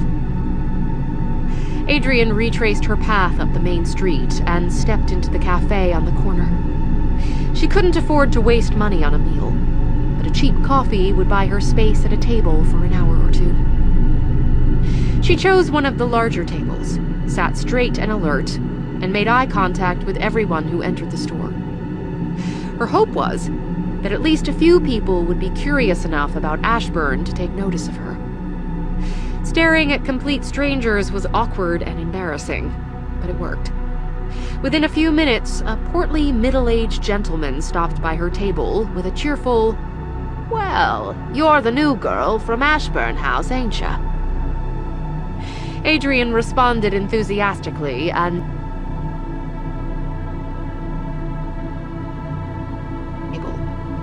with so many other people there, Adrian was able to sit quietly and listen to them swap stories. A few talked about Ashburn fondly, and a couple sheepishly admitted that they'd sneaked up to the porch as children. One woman, with large horn-rimmed glasses, insisted she'd felt a ghostly hand land on her shoulder once when she was walking past the driveway. "Spookiest thing I've ever felt," she said.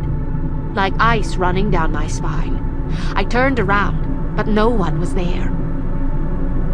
One of the older men gave a snort of disgust. "Ashburn is a lot of things, but it's not haunted." "How would you know, John? After that poor family got murdered there, I would be surprised if it didn't house a whole coven of ghosts." A tall, spindly man piped up. "Ghosts don't have covens, only witches."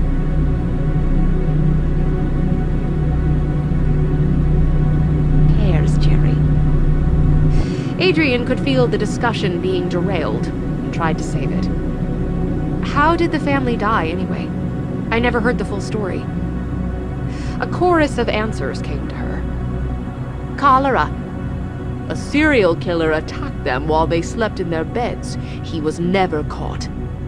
Poison in the sugar bowl. They all went insane and killed each other. I heard it was Edith's father who went through the house and shot them before they could escape." Adrian managed a thin smile. Oh, I guess there's not really a consensus, is there? The portly man who'd first stopped at her table huffed as though he'd just heard a bad joke. They're just a bunch of sanitized tales these lot were told as children.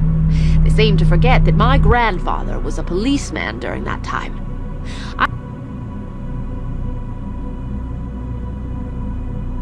He ever bothers to ask me about it. Adrian leaned forward, her heart thundering. Your grandfather was there?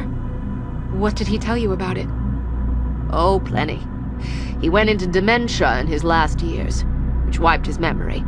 But he was staying with me during the early stages and loved to talk about it.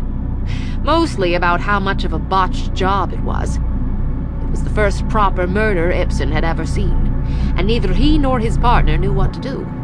They were touching things with their bare hands, moving bodies around and ruining evidence. A few people from the public even traipsed through before backup from one of the larger towns arrived and took over. He said he didn't know any better at the time, but wished he could have gone back and smacked himself. He had this idea that if he hadn't contaminated the evidence, the killer might have been caught. It was definitely murder, then? Adrian didn't even try to...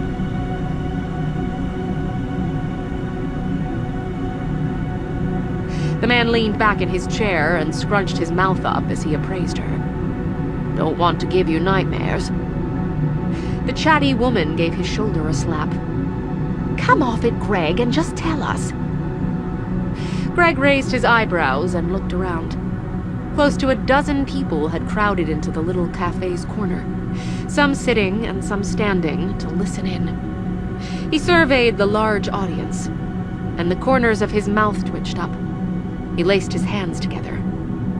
All right, since you're all so darn curious, I'll tell you what my grandfather passed on to me.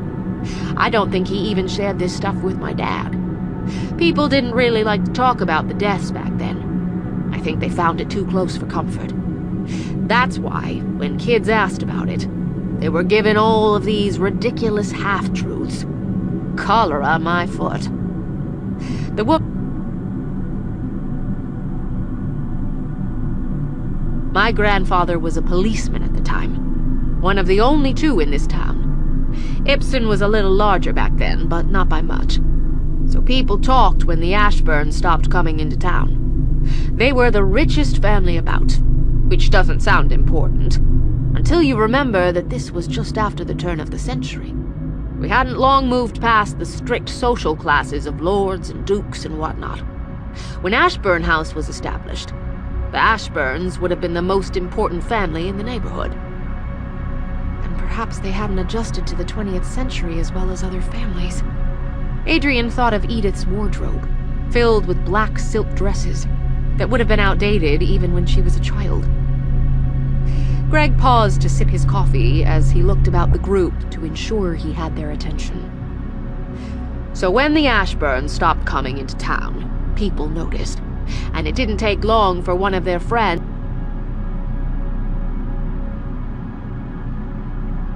screaming, they're dead, my God, they're all dead. He said she was so hysterical that he had to shake the family name out of her. He and his partner left for Ashburn immediately. He reckoned he could feel something bad in the air as soon as they crossed the property bounds. Like a foul smell, but one you felt rather than tasted. Come off it, Greg, the chatty lady said. Stop embellishing. I'm not. That's how he described it. They glared at each other for a moment. Then Greg sighed and waved a hand as though it weren't important. Well, regardless, my grandfather said he could smell the blood before he even opened the door. And what he found inside is the reason why the story has been so thoroughly distorted through the last few generations. The truth was too grisly for the teller to want to recount, and too horrible.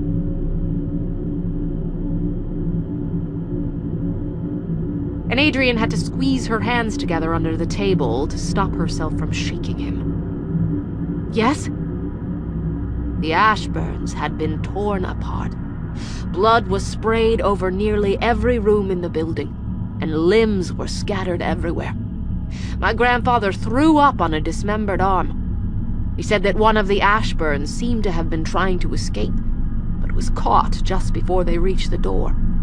A red trail of blood ran down the hallway where the body had been dragged back into the house. Mrs. Ashburn, Edith's mother, had her whole lower jaw torn off. One of them had been burnt alive. Charles Ashburn's heart was found 3 rooms away from the rest of his body. He said, and no, he glared at the chatty woman. I'm not embellishing this part. He said it was like the house had been baptized in blood. Sip his coffee again. He still held the crowd's attention, but the expressions of fascination had morphed into revulsion and doubt. The tall, spindly man who'd corrected the use of coven looked faintly green. Greg paused to sip his coffee again. He seemed to be enjoying the story's effect. To make everything worse, the family had been dead for a couple of days by the time they were found, and were decaying. He said the smell was worse than anything I could imagine, and he was sick all over the crime scene. This is ridiculous, the chatty woman interjected. She threw her hands up, as though trying to break some spell they'd been pulled under. Her tone was brisk and exasperated, but Adrian could see beads of sweat developing on her face. You're an appalling liar, Greg. Greg just shrugged. And this is why none of you ever got to hear the real... Parents were told lies. Your grandparents were told lies. Because the truth was just too awful to spread. I don't understand. Adrian had her hands clasped around her cup. The coffee inside had cooled to lukewarm, but she couldn't bring herself to drink it. If the murders were really as awful as that, and if the crime was unsolved, the story would spread. There'd be books written about it.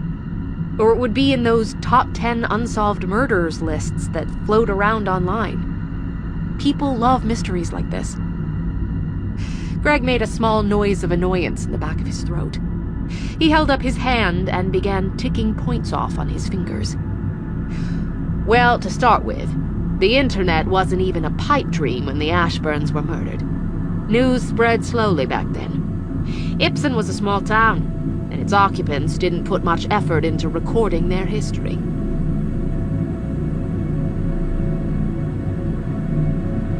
The unsolved crime. Heck, I doubt they list even a small percentage of them. They just parrot the best-known stories. How many hundreds of thousands of mysteries exist in this world? How many will you hear about, and how many are left to rot in the cold cases section of some 2-man police station? Adrian didn't have any answers. Exactly, Greg said, nodding as though he'd won a vital debate. For a story to spread, people have to hear about it. Ashburn's massacre never reached the greater world, never got circulated, and its place on those top 10 lists was taken by some murder from a town with an actual journalist. He sighed and flexed his shoulders. Now, let me finish my story. We're almost there, I promise. As you'd know, Edith was the only Ashburn to survive the massacre. She'd been hidden in a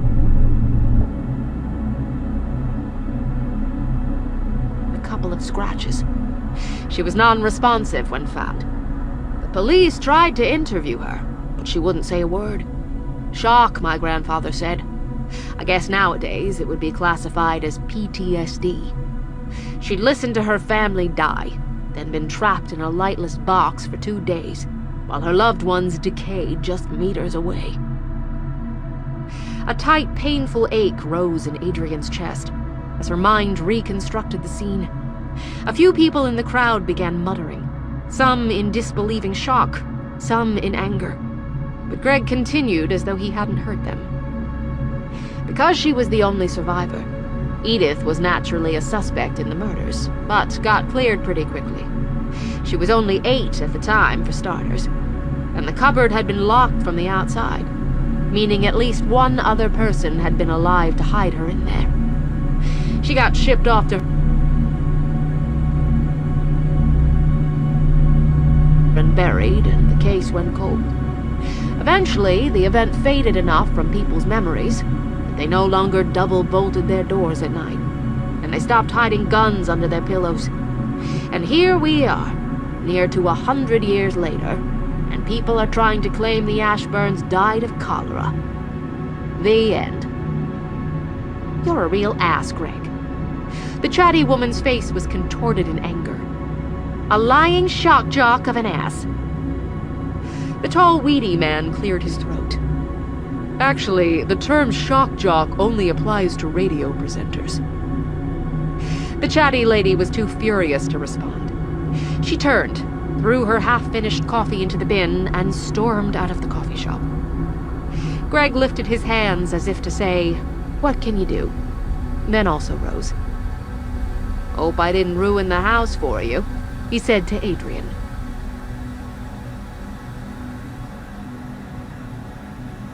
New floors, new walls, a lot. So if you see any weird stains, it's probably not blood. He winked. Probably. The crowd was disbanding. Adrian had the impression some of them would have liked to talk with her. But Greg's horror story must have left such a bad taste in everyone's mouths that they wanted nothing more than to leave and purge it from their minds. Maybe Greg was right, Adrian thought, as she made herself drink the cold coffee despite her churning stomach. Maybe some stories are just too horrible to spread. Chapter 29. Implications. Adrian sighed as she exited the cafe. The sun was far lower than she'd expected. There wasn't any more time to hunt for answers, but she could still make it back to Ashburn before sundown if she hurried. Greg's story hung with her, particularly the image of young Edith trapped inside a windowless box while her family was murdered. Nauseating anger churned up her stomach. She realized she hated the town for how callous it had been towards her great-aunt. The ostracization, the rumors, and even that mean little bet about how soon Edith would die were like thorns digging into the back of her head. Edith clearly hadn't been well, and she might have had a prickly, stubborn personality, but the community should have been kinder to her. It couldn't have been easy for Edith to live in the house where her family... If the reconstruction, then why did she? The question came out of nowhere, but Adrian couldn't answer it. Greg said the Ashburns had been wealthy, and Edith clearly hadn't been friendless if she'd been raised by her grandparents. So why had she chosen to return to Ashburn House? Addie! She'd even had the money to fully renovate the building, and if the reconstruction had depleted her fortune, she could have sold the property and moved to a smaller house in a different town. Addie, please wait. Adrian pulled up short. She'd been so engaged in her puzzle that she hadn't heard the voice or the pounding footsteps. She turned and blinked at Sarah, who clasped a folder to her chest as she ran up the street. Oh, geez, I'm so sorry. I didn't hear you. It's fine. Fine. Sarah caught up, doubled over, and...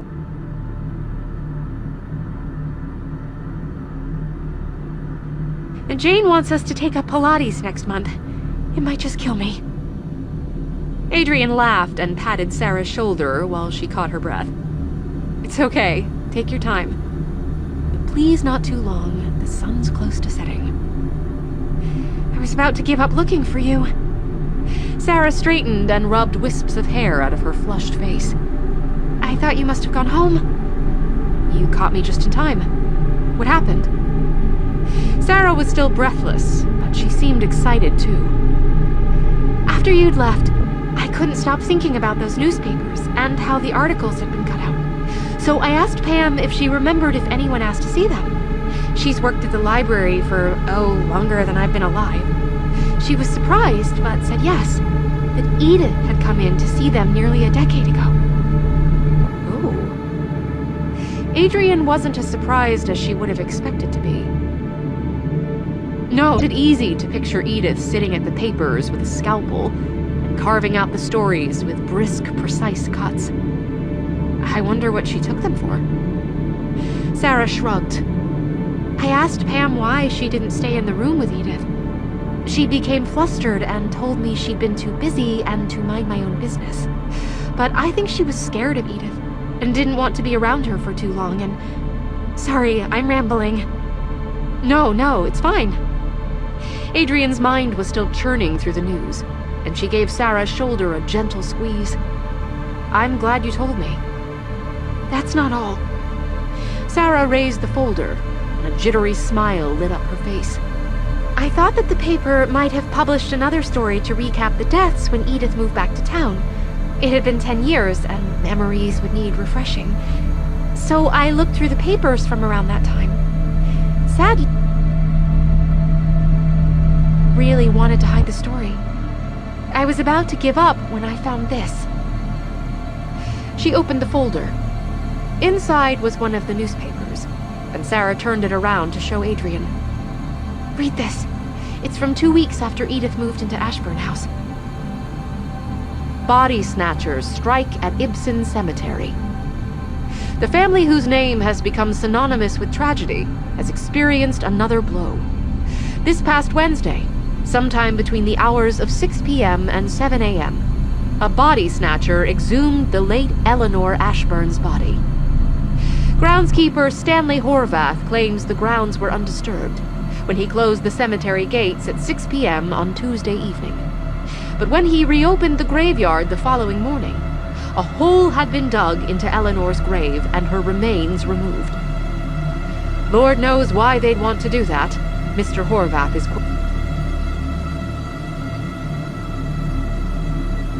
Oh. The culprit is as yet unknown. While many people have voiced suspicion regarding the body's removal so soon after Miss Edith Ashburn's return to town, Constable Bluette says he has both interviewed the heiress and searched her home, and is satisfied that she has no part in the body's theft. Investigation is ongoing. Adrian had to read the story twice before she could meet Sarah's eyes. Her mind was moving so quickly that she found it difficult to latch onto a single idea. They didn't say who Eleanor is. Was she Edith's mother or her aunt? I don't know. Sorry. Beth might. I'll ask her next time I see her. Adrian closed the folder and handed it back to Sarah. Thank you. That was a great find. It was, wasn't it? Sarah grinned and clasped the folder against her chest. I'd better put this back before Pam...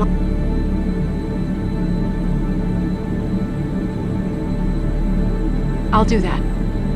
Adrian glanced at the sun. It was sinking behind the treetops. Thank you. Sarah raised a hand in farewell, then began jogging back down the street. Adrian turned in the opposite direction, hiked her shopping bag up, and started to run. The delay had been important, but it had turned what would have been a brisk walk into a mad dash. Even if the phenomenon didn't return that night, and she was praying it wouldn't, she didn't want to be stumbling through the woods in the dark. So Edith is responsible for the missing articles. Why?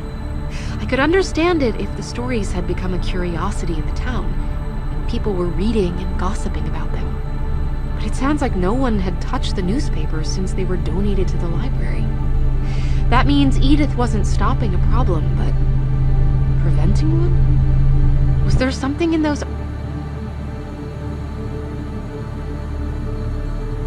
Adrian, winded, slowed to a brisk walk as she started along the forest trail. She couldn't believe her mind had jumped so quickly to considering Edith's guilt. Goes to show how powerful circumstantial evidence can be. Edith was the only surviving family member, and she removed the evidence from the newspapers, and that's enough to implicate her. But Greg already said the police discounted Edith as a suspect. Besides, it stretches believability to think that an 8-year-old could kill and butcher 4 able-bodied adults. Daylight had morphed into twilight, but she was making good progress along the path, and soon reached the zigzagging steps. She jumped up them, paused to catch her breath at the top, then set off at a jog.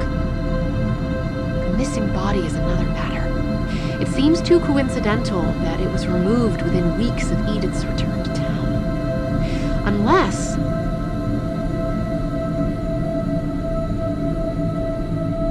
its body would be a horrible but creative way to do that. It was growing hard to see.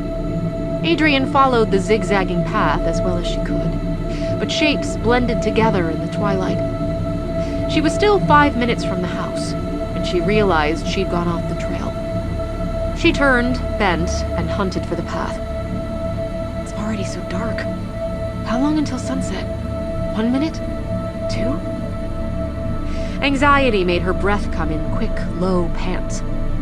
She tried to retrace her steps, but suspected she was going in the wrong direction, and couldn't guess which way to turn to correct herself. The house is on top of the hill. As long as I keep going up, I can't miss it. Unless I end up on the mountain instead. A bird burst out of a tree ahead of her. It spiraled into the sky in a flurry of wings and squawks. Adrian froze.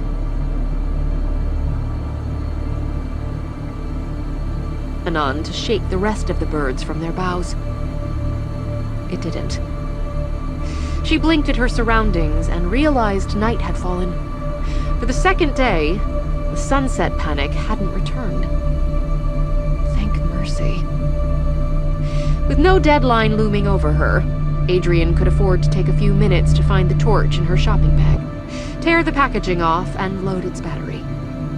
The torch was designed to clip onto a keychain, and its beam was narrow and weak compared to the store's more expensive brands.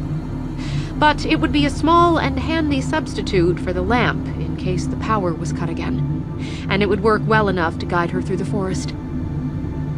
Even with the light, she was forced to move carefully.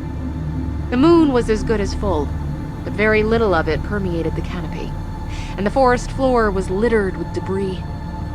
On several occasions, she stepped on a pile of plunge into a hidden hole. The daytime birds were near silent, but night creatures were waking up. A colony of bats chattered behind her, and she even caught a faint, high-pitched wail that she thought might be a fox. She was just starting to worry that she'd trekked past the hill and was climbing the mountain, when she started noticing the darker, sickly trees that she associated with Ashburn. She began breathing a little more easily and quickened her pace. Something shifted to her right, and Adrian turned her light towards it.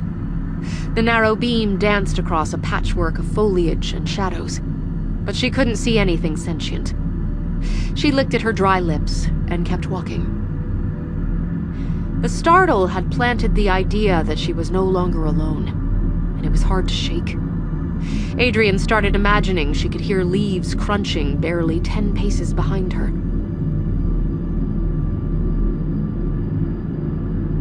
Panning her light in a slow arc, hunting amongst the gently moving boughs and trailing vines. There, the dull glint of an eye. She fixed the light on the area, but it was empty. Her skin turned clammy, and her heart knocked against her ribcage. Being careful not to remove her light or gaze from the forest, Adrian reached into the shopping bag and searched for the mace amongst the food. A branch snapped to her left.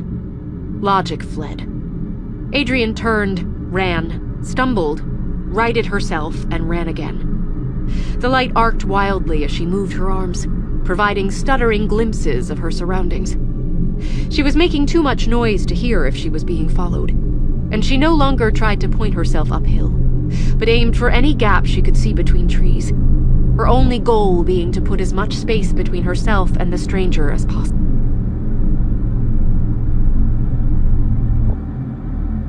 Fell and rolled down a shallow incline. Branches stabbed at her. The crunching leaves sounded like a storm in her ears. Adrian felt as though her heart might explode. But then she slumped to a halt, and the world was still and quiet once again. She didn't move for a minute, but kept her eyes closed and focused on her surroundings. The heavy taint of organic decay came from the leaves and filled her nose. An owl chattered nervously behind her. Unlike in the earlier, cramped sections of the wood, she couldn't feel any branches or bushes touching her. She lifted her head, opened her eyes, and saw why.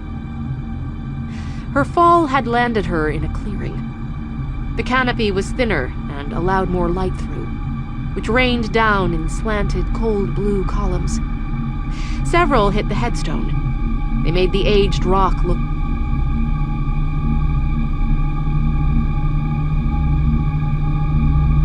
Adrian rose carefully. She tried to assess herself without taking her eyes off her environment. Her ankle felt sore. It had twisted, but not too badly. She could put her weight on it at least.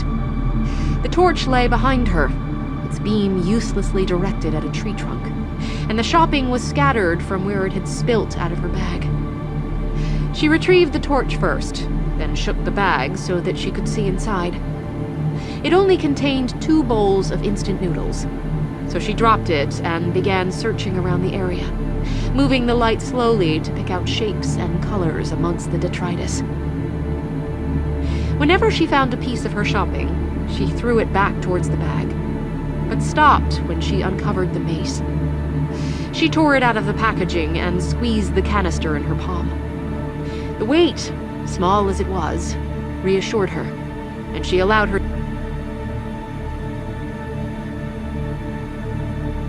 Her voice sounded strange. It was tinny and thin and seemed to be sucked into the woods.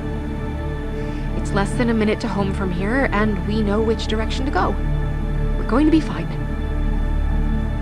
She returned to her bag, shoveled all of the shopping she'd found back inside, and hooked it over her elbow. She thought she was still missing a few packets of food, but they could stay there until morning. A branch snapped, and Adrian backed into the clearing as stress choked her. She tried to tell herself it was fine, that branches broke by themselves all the time, that no one could approach her without her hearing them, that the mace would protect her from anything that stalked through the night. But the primitive, instinctual part of her screamed for her to run. The forest was eerily quiet. She hadn't heard anything since the owl's anxious cry several minutes before. There were no bats, no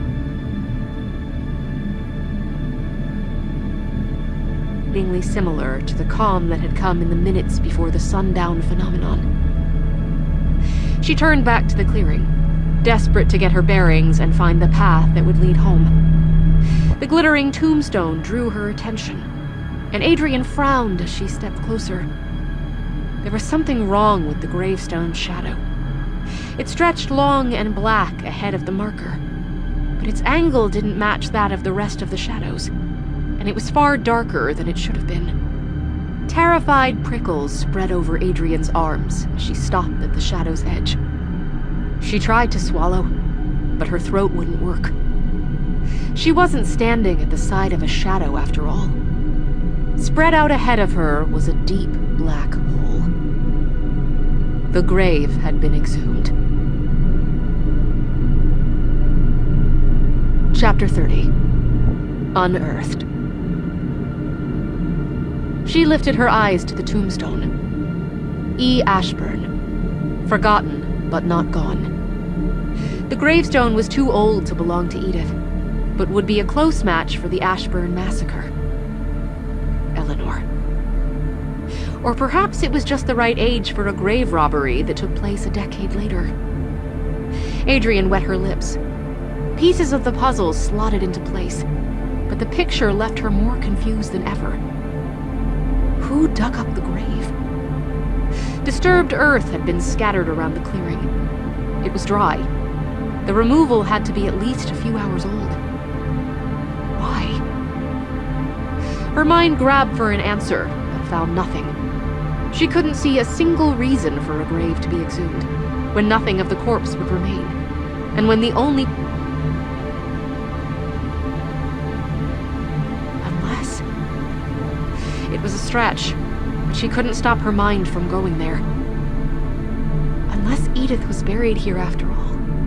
If she'd made a request to be interred with her mother's remains, would it be honored? Not in a city, probably, but in a small and personal town like Ibsen. Leaves crunched as though flattened under heavy feet. Adrian turned and slowly, cautiously raised her torch towards the forest's edge. A woman stood there, chin elevated, gaze fixed on Adrian. No, not a woman. A corpse. Her steel-gray hair flowed behind her in horribly long, matted strands. Her skin, ancient and rippled with a lifetime of wrinkles, still held remnants of the grave's dirt. She was naked. Step back. Figure was so crooked and malformed that the shock of her nudity paled in comparison to the terror her form inspired. Death had not been kind. Her limbs were set at crooked angles, and her spine had warped like a twisting river. Bones protruded under the draping flesh. Hips jutted out, and her flat, sagging breasts couldn't hide the sharpness of her ribs. Adrian took a stumbling step back. Her legs had locked up. Her mind screamed, but she couldn't drag her gaze from the dead woman. Edith had no embarrassment for her nakedness or her contorted form. She held her head high, and a powerful, self-assured arrogance lived about her heavy-lidded eyes. They were bleached white, empty of iris and pupil, but alert and aware regardless. She released a breath, the sound guttural. She tried to run. The shopping bag's weight disoriented her, so she dropped it. She had barely enough mental presence to maintain her grip on the torch and the mace. Her legs wouldn't work the way she wanted them to. They felt as though they were tangling on each other, stumbling her, and her arms pinwheeled as she tried to catch her balance. A glance over her shoulder confirmed that she was being followed. Edith seemed to be in no hurry, but strode forward in long, patient paces, her limbs' awkward angles accentuated as they moved. Adrian faced forward again and focused on making her legs move in the right order, and quickly. She was amongst the trees in 5 paces. The forest tried to slow her, but she wouldn't allow it to. She could hear Edith's movements between the painful, sharp gasps that stung her throat. The corpse made a strange clicking noise, as though the cartilage had worn away with nearly every step. Adrian prayed she was running in the right direction. Her path carried her uphill, which taxed her shaking muscles and made every breath scorch her lungs. Fear and adrenaline kept her moving, pushing her to make every pace longer, every turn faster. Branches stung as they cut into her face and arms. Her legs were jarred with nearly every step, as she misjudged where to place her feet. But she couldn't slow down. The clicking was drawing closer. How?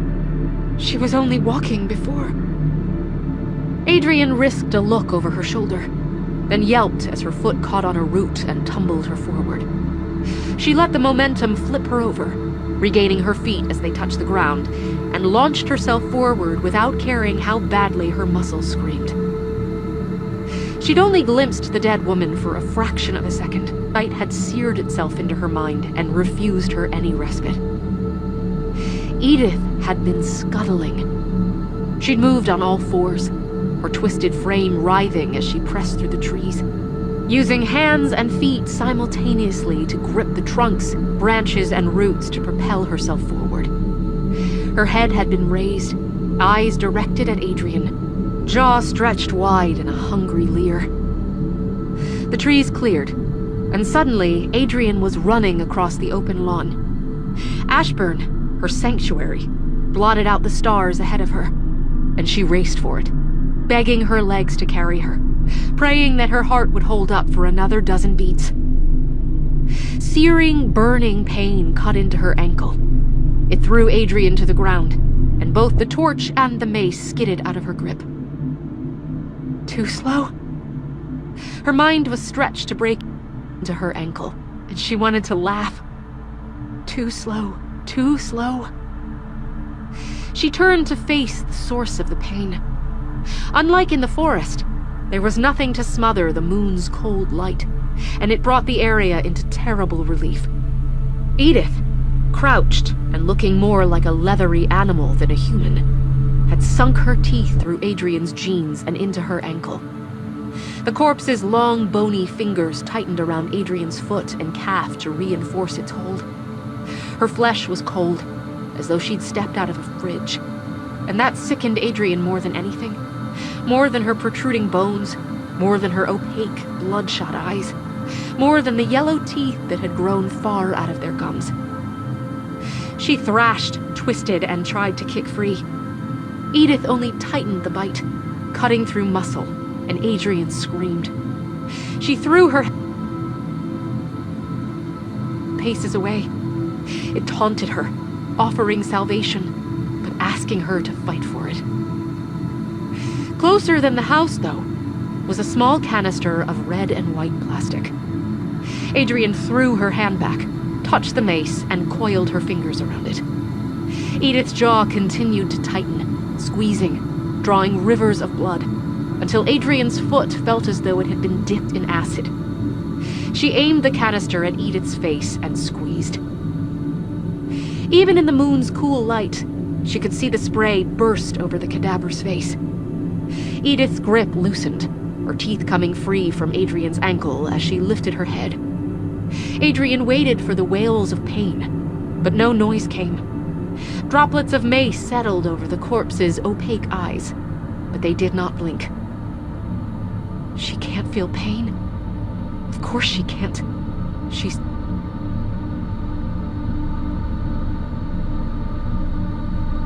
Already she was returning her attention to the bleeding ankle. A long black tongue extended over her white lips, licking up the hot red liquid smeared there, and her dead eyes flashed as they focused on the soaked jeans. Please. Adrian tried to pull free, but the fingers only tightened, digging into her harder every time she flinched. Please let me go, Edith, please. The corpse froze, a flash of shock twitching at the wrinkled skin hanging on its face.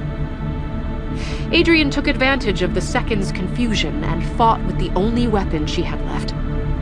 She raised her uninjured leg, channeled all of her strength into it, and kicked the corpse. Her sneaker hit Edith's jaw and snapped the head backwards. The fingers released their grip. Edith's neck twisted horrifically, far past the point of where it should break.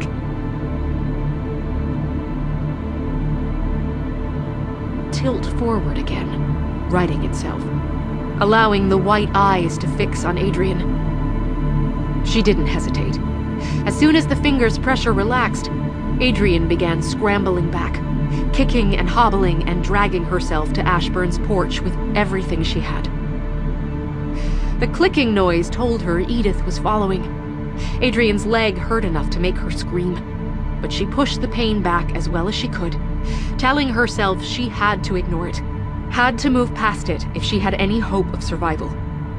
The clicking was close enough for the bony fingers to grab her again, the teeth to bite, but she was already pulling herself over the porch's top step, crawling to the door, stretching to reach the knob.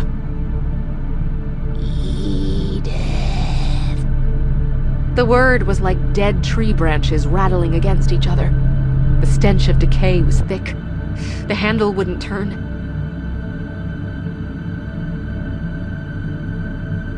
I'd cry as she scrambled to pull the key out of her pocket. Fingers touched her. She flinched against them, but they didn't try to grab her. They tapped and nudged and prodded over her legs and back, as Edith's corpse crept up to hover above her. The key was in the lock.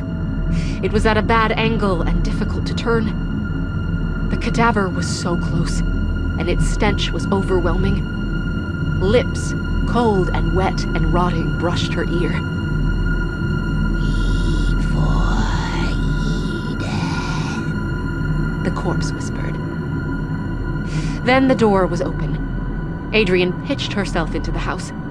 Edith tried to follow, the moon's light shining off her bulging, laughing eyes, and Adrian kicked the door into her face. It created a horrible crunching noise as it hit her skull, but Adrian only kicked harder and harder, pushing against quiet and dark and calm for a handful of seconds. Adrian drew in gasping, sobbing breaths, her eyes squeezed closed to block out both pain and terror. Then a low, steady scrabbling began as Edith clawed at the door. Adrian wanted to lie there forever, to close her eyes to the world and never move again. But the scratching sound was moving higher as Edith lifted herself up the door. Adrian rolled over, flinching against pain, propped herself up, and turned the lock. The handle twitched as Edith tried to turn it. Then a pale, grimy hand pressed against the window. The head rose beside the hand, and a single bulging white eye peered through the glass and fixed Adrian under its repulsive stare. Edith held the pose for a moment, then slid out of sight, leaving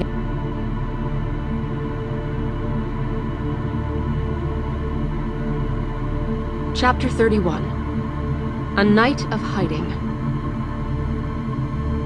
Adrian woke and immediately wished she hadn't. She ached all over. The worst was her leg, which was caked in drying blood and mud, and felt as though it had been shredded. But 1,000 secondary pains dragged her away from sleep as well. Scrapes from tree branches, exhausted and strained muscles, a dull but persistent stress headache, and the throbbing in her chest that came from a taxed heart and exhausted lungs. It was still dark. 2 rectangles of moonlight cascaded through the front door's twin windows, but they were her only illumination. Adrian tried to swallow, and a horrible acidic taste reminded her that she'd thrown up before passing out. A small, fluffy shape danced around her leg before she identified it as Wolfgang's tail waving in the moonlight. Something prodded at her injured leg, and she groaned. "Get away, Wolf. You're not allowed to eat me unless I'm dead." Wolfgang turned his sea-green eyes on her and made an innocent chirruping noise. Adrian stretched an aching arm forward and scratched his head. "Is she gone, buddy?" The question came out as a whisper. Wolfgang appeared calm. She hoped that was a good sign. He'd warned her against the corpse's presence before, hadn't he? She turned towards the door and the window set on either side. She could still picture the hand pressed there, just below the bulging eye. She wanted to come inside. That's the only reason she didn't kill me, so that I could let her inside.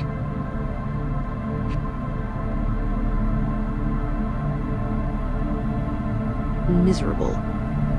Too many thoughts were pressing into her at once, and she didn't have the energy to face them all. Ashburn House is haunted. She shifted forward and tried to check her leg. The light was too dim to see anything except a mess of blood, torn cloth, and dirt. I have no phone, no laptop, no way to contact the town. Adrian reached a hand behind her and ran it along the wall until she felt the light switch. It turned, but the bulb hung from the ceiling didn't respond. Of course, now I have no light either. She dropped the torch outside, and there was no way she was unlocking the door to retrieve it. She groaned and pulled herself up to standing. Then, using the side tables and furniture as support, hobbled down the hallway. Her ankle swung, his feather gleamed, even though she held it above the floor. But she limped to the stairs, to the lamp, and rested her forehead against the shriveled wallpaper as she lit the wick. The golden glow spread down the hallway as the flame grew. Adrian waited for it to stabilize, before picking up the lamp and hobbling back the way she'd come. Wolfgang, his feather duster tail twitching, followed. He was hungry and made little purring cries as she entered the kitchen. "In a minute. Be patient, buddy." Adrian placed the lamp on the table, then filled the kettle and put it on to boil. She fetched a bowl from the cupboard and found an assortment of dish towels in one of the drawers. She sniffed them. Except for being a little musty, they seemed clean. She eased into the nearest chair, moved the lamp to and used them to trim, bent over to examine her leg. It was a mess. She clenched her teeth as she prized the sneaker off. Blood had run into it and soaked the sock, which she took off and discarded as well. The drawers were close enough that she could lean across the walkway and open them. She hunted through until she found a pair of kitchen scissors designed to cut bones, and used them to trim the jeans leg to a little below her knee. She reached for the kettle, but its water was still cold. Of course, no power means no boiled water. All right, I'll work with what I have.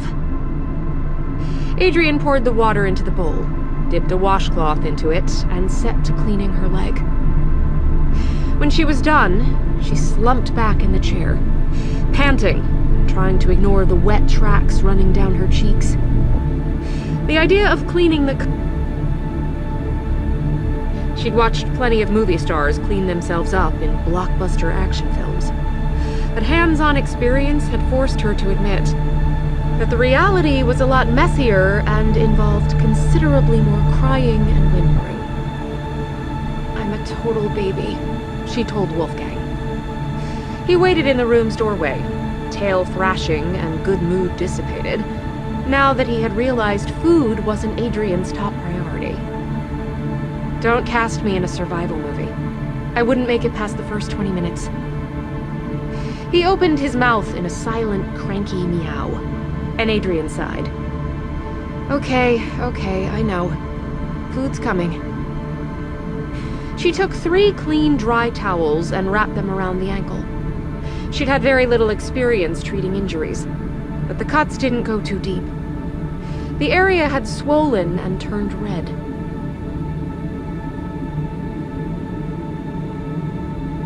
Action would be the biggest risk, but with so little to work with, she would have to wrap it as well as she could and wait until she could get to a hospital. She'd heard that human mouths contained a huge amount of bacteria, and she could only imagine how bad a dead human's mouth would be. Adrian choked on a thin, strangled laugh at the idea. "I can't believe I've accepted the idea of ghosts so easily. I can't believe there are ghosts. Oh hell, this is such a phenomenal mess." She tied the makeshift bandage off and stood. It still hurt too much to put weight on the injured foot. So she carried the lamp in one hand and used the other one to brace herself on furniture and walls as she hopped out of the kitchen and into the lounge room. Wolfgang, infuriating as always, wove about her legs and threatened to trip her until she'd found his food.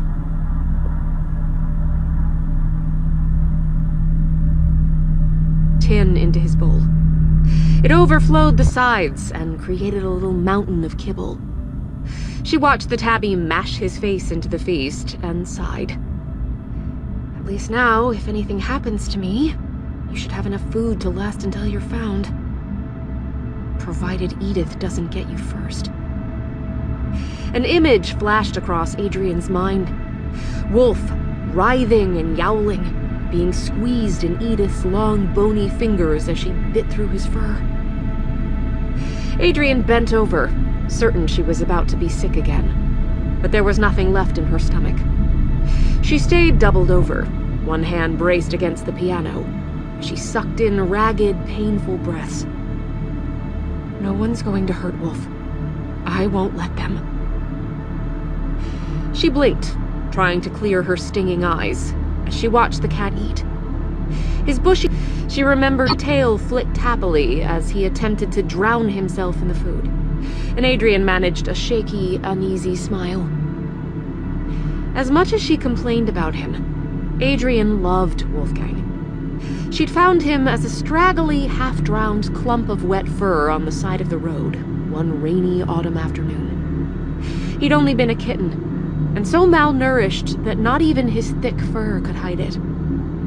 She remembered staying awake well past midnight, watching the sleeping kitten with his newly bulging stomach, and promising herself he would never go hungry again. And look where that got us, Tubby. she said fondly. One ear flicked in her direction, but Wolfgang's priorities were firmly cemented on his meal. The room felt too gloomy, and the windows were too dark for Adrian to feel comfortable. She shuffled to the fireplace, herself with building up a fire. The task kept her hands busy, but not her mind. Ashburn really is haunted? Imagine that. The rumor that everyone laughs about, but no one really believes is true.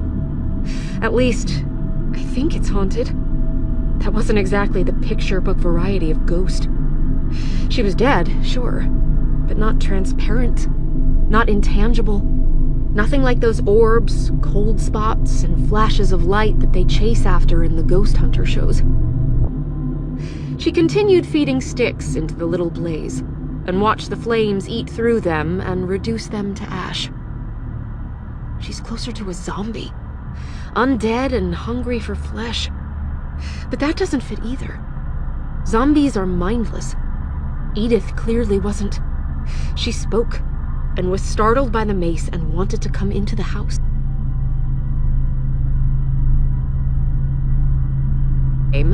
And shuffled her chair back so that her legs didn't get too hot. After a moment, Wolfgang sidled up to her, gave her good leg a single headbutt, then lay down on the rug at her feet. Whatever Edith has become, she used to be dead. Or maybe she still is dead, but just never stopped moving. And she hunted me, and hurt me. Why?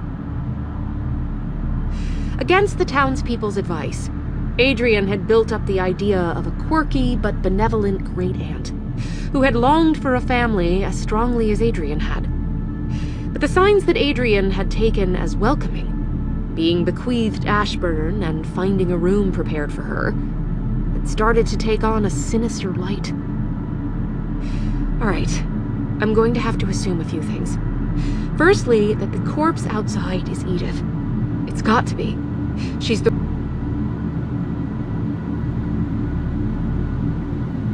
is Edith's. We can assume the grave was hers too. I discounted that earlier because the headstone was decades old. But what if she prepared it as a burial place when she was younger? What if it's a special location that's enchanted to raise the dead? She snorted and massaged her closed eyes. Not too long ago, I would have laughed at myself for thinking this sort of stuff. It's amazing how much a brush with a corpse can change you. I didn't even believe in ghosts yesterday. Now, curses, spiritual hotspots, the Loch Ness Monster, whatever. Bring it on. I'll believe it. Adrian twisted in the chair. The aches and pains were making it difficult to get comfortable, and her reeling mind didn't help. If we can assume all that to be true, then we've also got to think that there's a very strong possibility that Edith was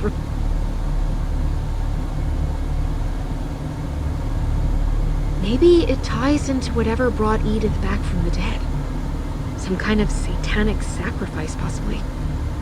And all that rolls together to suggest Edith wasn't a very nice person. She frowned at her leg, where blood was staining the towels pink. Not that it's a surprise or anything, but if all that logic is sound, I've got to accept that Edith wanted me here for a reason. She prepared a room for me. She left the house to me in her will. All to lull me into a false sense of security while she dug her way out of her own grave. Why me, though? Does she need me to complete whatever messed up sacrificial stuff she did to the rest of her family? Is it because I'm a relative? No, not just a relative. I'm her only remaining living blood relative. That's got to be significant. A memory surfaced. Thunder crashing.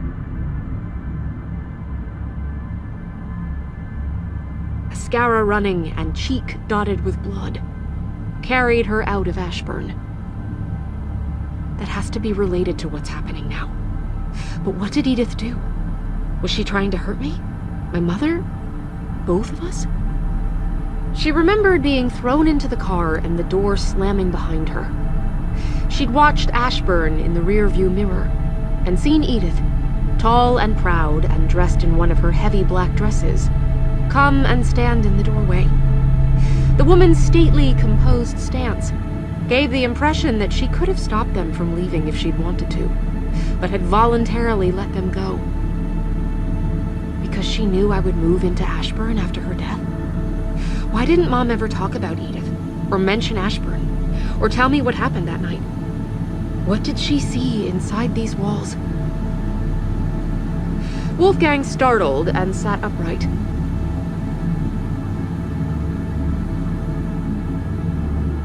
To bring a knife with her, and her clammy hands felt unpleasantly empty.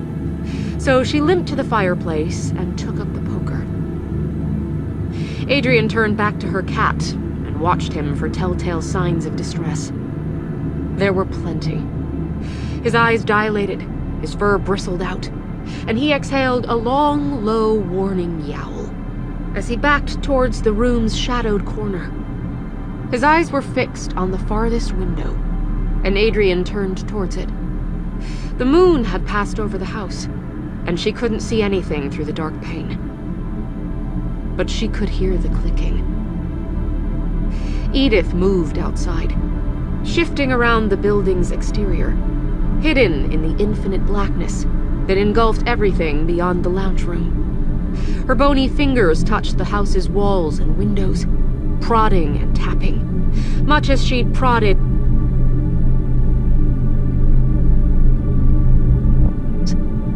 Adrian rotated to keep her attention focused on the sound. It moved along the lounge room's wall, drawing closer until the women were no more than 2 meters apart. Then it was passing by and grew fainter, until Adrian couldn't hear it at all. The clock in the hallway chimed 1. Adrian wanted to remain standing, but her balance was shaky and her muscles exhausted. She kept a tight grip on the poker as she slid back into the chair. After a few minutes, Wolfgang crept out of hiding and returned to his place beside her. She scratched his head to comfort him, but could feel the tension lingering in his muscles. He was just as frightened of the walking corpse as she was. "We're going to be okay. The doors are locked and the windows bolted. There's no way for her to come inside."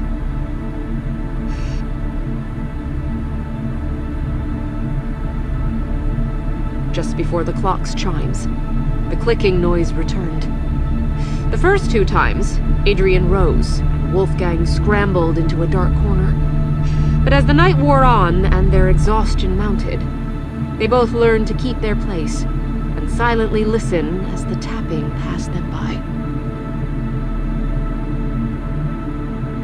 Chapter 32. A Morning of Choices. Adrian managed to sleep in patches of 30 and 40 minutes between Edith's visits. Her naps were fitful, though, and she dreamed repeatedly of her mother, her eyes wild as she clutched Adrian close and fled Ashburn, 6 drops of red glistening on her chin. By the time dawn rose, the physical and mental tiredness weighed so heavily that Adrian felt as though she might drown under it. One minute, she was watching the blood-red sunrise creep over the treetops. The next thing she knew, she was startling awake as the grandfather clock chimed. The sun's angle had changed. Adrian held still, breathing quickly as she counted the rings. 11. How did I sleep so late? She looked down. Dying fire embers. He looked languid and content. Edith must have left at dawn. Maybe light hurts her. Maybe it's her weakness. Adrian peeled herself out of the chair. The pain in her ankle had settled to a dull ache, but she was careful not to put weight on it as she clambered into the kitchen. She hadn't eaten since the previous day's breakfast, and suspected hunger was responsible for the lingering nausea and weakness. She collected 2 packets of instant noodles, a pot, more dish towels, a bowl and a fork, and bundled them in one of the crocheted tablecloths for easier carrying.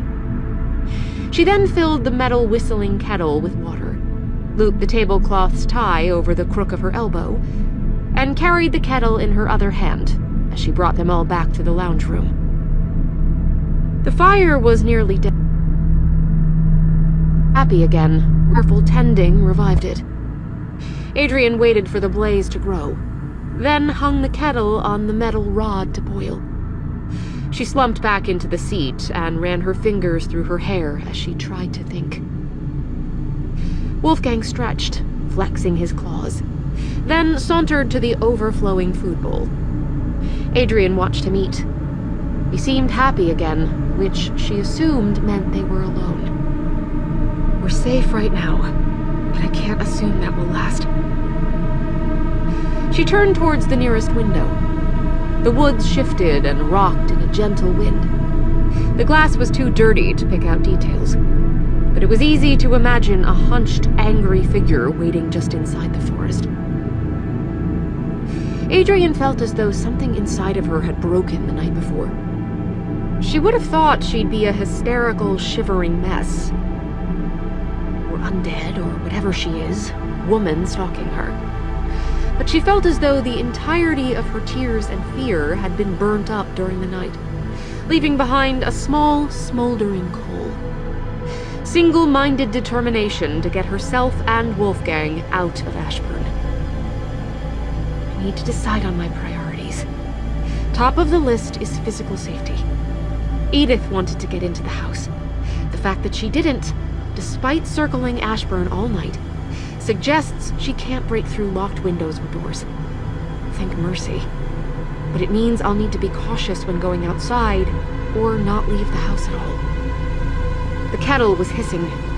Adrian pulled it off the fire, took the lids off both noodle cups, and added the liquid. She was supposed to leave them to cook for 2 minutes, but began scooping food out of the first cup immediately. The noodles were crunchy.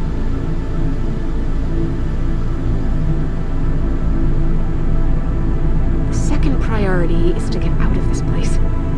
Maybe someone in town will let Wolf and me stay with them for a night or two, until I can find a more permanent place to live.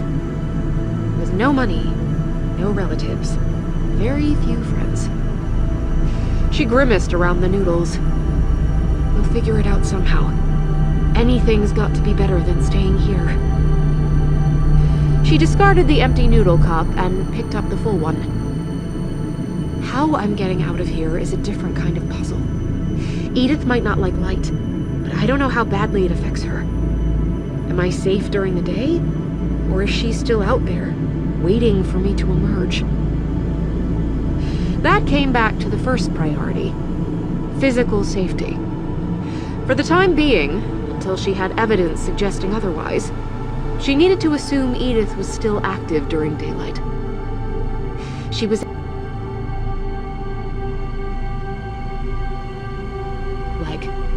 I need transport to get out. If I'm lucky, someone will drive up here to check on me. Both Peggy from the vet's clinic and Sarah are expecting to see me within the next few days. How long will I have to be absent for them to worry? That tied in with her next two priorities: food and infection.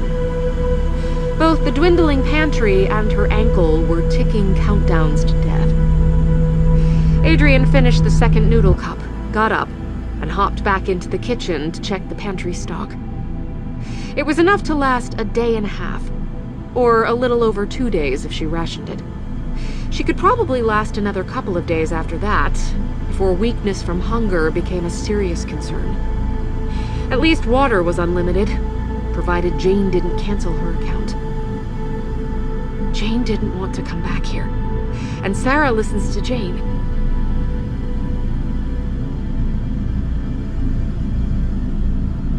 Adrian sighed and rubbed a hand over her face. She needed the bathroom, but that involved navigating the stairs to the second floor. She hopped into the laundry behind the kitchen and found a broom. The bristles were soft from decades of use, but the wooden handle was worn away and rough. Adrian took one of the smaller tablecloths from the kitchen and twisted it around the handle before tying it off tightly. The result was a silly-looking walking stick that worked surprisingly well, and Adrian used it to get upstairs and into the bathroom. While she washed her hands, she stared at her pale reflection in the new mirror and let her mind wander. The second major worry, besides food, was infection. She'd done a poor job of cleaning her leg, and was limited in how much more she could do. I need disinfectant.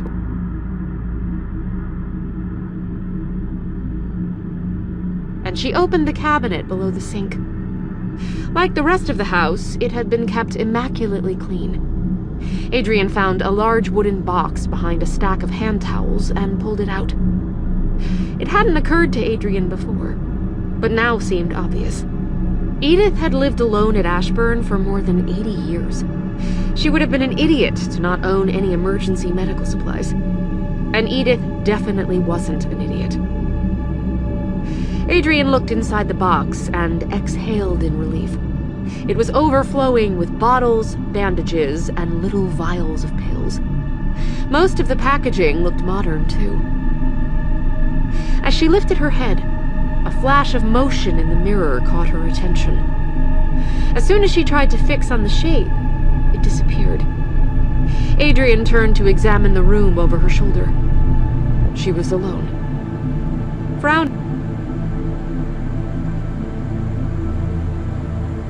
Grateful for the makeshift crutch on the climb downstairs.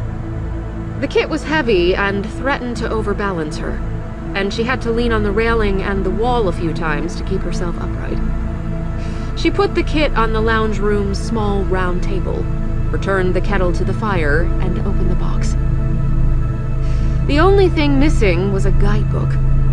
A few of the bottles were unlabeled, and Adrian discarded them. But most of the other packages had instructions on them. There were unexpired painkillers, so she dry swallowed 2 of them, then took out bandages, a bottle of antiseptic, and a pack of swabs. Adrian then returned to the problem of escaping Ashburn, while she watched the fire lick at the kettle's base and waited for it to boil. She couldn't count on Sarah or her 3 friends visiting, especially not within the first few days. The only other person who would miss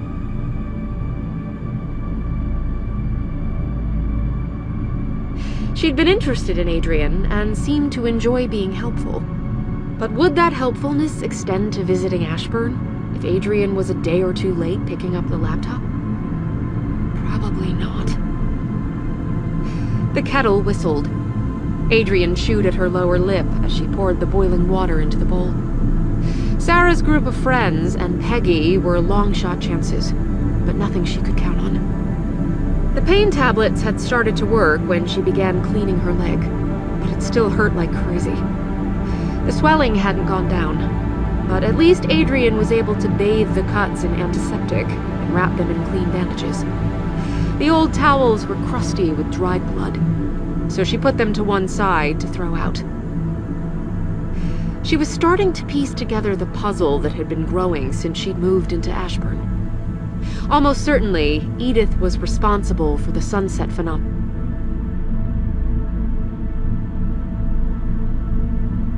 All events that had happened after nightfall. Even that day's encounter hadn't started until after the sun went down. Adrian repacked the kit carefully, then glanced towards the window. The early afternoon sun was bright and warm, though precious little of it was allowed into the house. I promised myself I wouldn't take unnecessary risks, but if Edith is dormant during daylight hours, it would be insanity to stay here and give her another night to hunt me. Even carrying Wolf in the cat case, and with my leg like this, there'd be plenty of time to walk to town before nightfall. Wolfgang had jumped onto the windowsill to watch the outside world. His silhouette was almost perfectly still, except for the occasionally twitching ear, and he was the cutest, fluffiest sentry Adrian had ever seen. She blew her breath out and went to join him.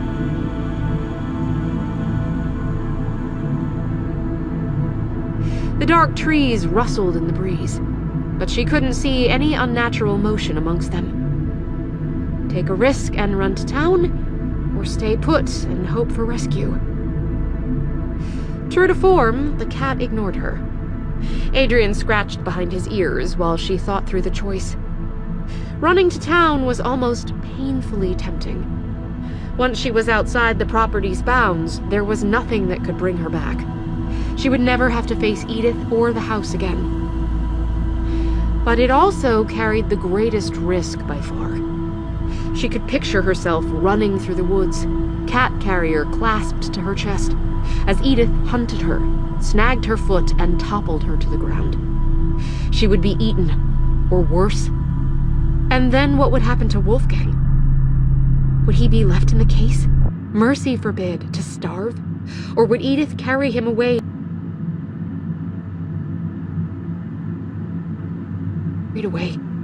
Edith is a ghost, and that tall man in the cafe was adamant that covens of witches were distinct and separate from fraids of ghosts.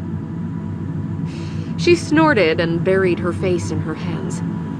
Wolfgang, blissfully ignorant of the horrific fates he'd been doomed to in his owner's mind, flicked her an irritated glance. No matter how much I want to get out of here, and despite the evidence that suggests Edith may be harmless during the day, the risks are far heavier than the rewards. I can't leave. At least, not today.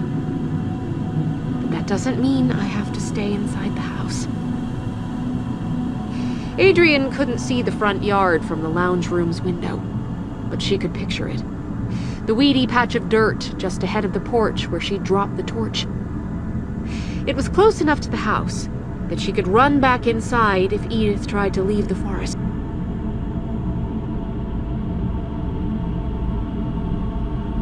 Ten steps past the door. It should be safe enough. Adrian limped into the hallway and faced the front door. Right? Chapter 33. Sortie. No matter how small the risk of the brief sortie, it was still a risk, so Adrian prepared herself as thoroughly as she was capable of. The mace had been useless against the corpse, but she figured a knife would be able to chop bits of it, as well as it could with a regular human. So she took the large, wickedly sharp blade out of the kitchen drawer. She also brought the broom-turned crutch, partly to make the trip faster, and partly to use as a weapon if it came to it. She pressed against the door's narrow windows and scanned the yard. Everything was still and quiet.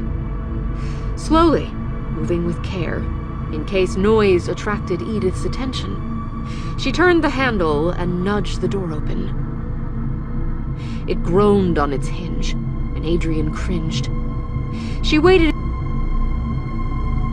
and approached the porch hand on the doorknob, prepared to pull it closed again if a shape burst out of the forest. It didn't. Nothing was out there except still, quiet solitude. Adrian took a quick breath and stepped onto the porch. Her footsteps sounded unpleasantly loud on the aged wood. She left the door open, in case she needed to run for it, and approached the porch's edge. Her nerves were buzzing, and her senses on high alert, as she followed the steps one at a time, until her feet landed in the weed-clogged yard. She felt vulnerable with the stairs separating her from the door, so she increased her pace, as she retraced her path from the night before. I was facing the house head-on when I came out of the forest, which means the attack would have happened in line with the door. It wasn't far away. It should be somewhere around.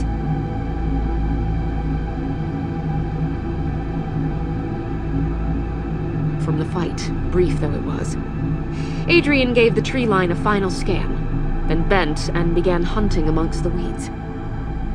A minute of searching revealed the torch. It was small, but its black plastic stood out against the natural browns and grays.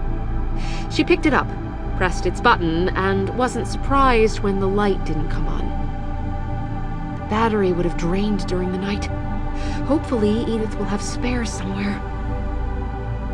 Adrian lifted her eyes to the forest edge. It would take less than a minute to cross the yard, and the burial site was only 2 minutes past the tree line. Her shopping, including spare batteries and food, waited on the forest floor. She swallowed the saliva that had built in her mouth. It was too risky. If Edith didn't return, she might risk a trip into the woods when her supplies ran low, but not before.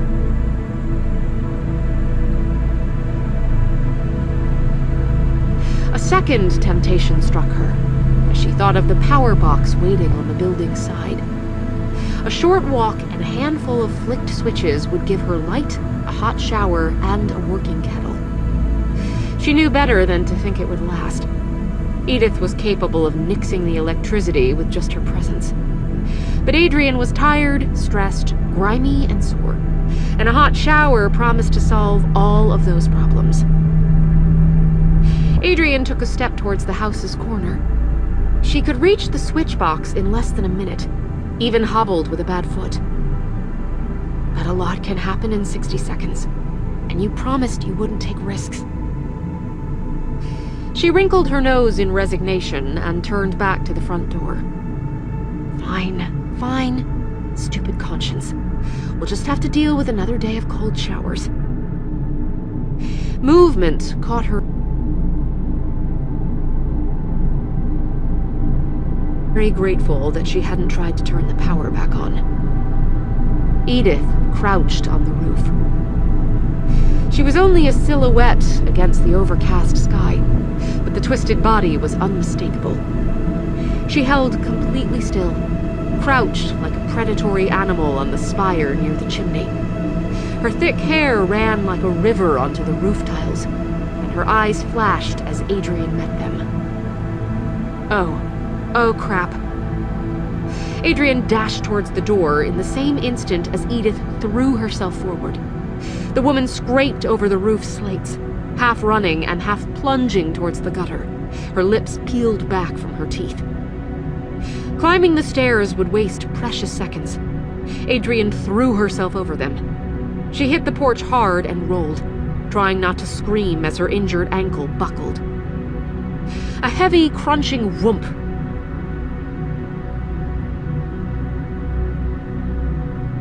Adrian flipped and gasped at the sight. Edith's body, already contorted, had been broken by the collision. Her skin hadn't torn, but the bones inside were jarred to unnatural angles and created sickening tents in the flesh. Her skull was flattened, as though it had broken like an eggshell, and her ribs poked towards the sky. She looked like a jumble of bones held inside a fleshy bag. A brief spark of hope lit in Adrian's chest. Could she actually be dead? But then Edith shifted, and the hope was drowned in sickening terror. Edith rose from the yard as though propelled by something other than muscle and cartilage. As she stood, the bones twisted into their correct positions, the rippling and adjusting clearly visible under the skin. A skull plate popped.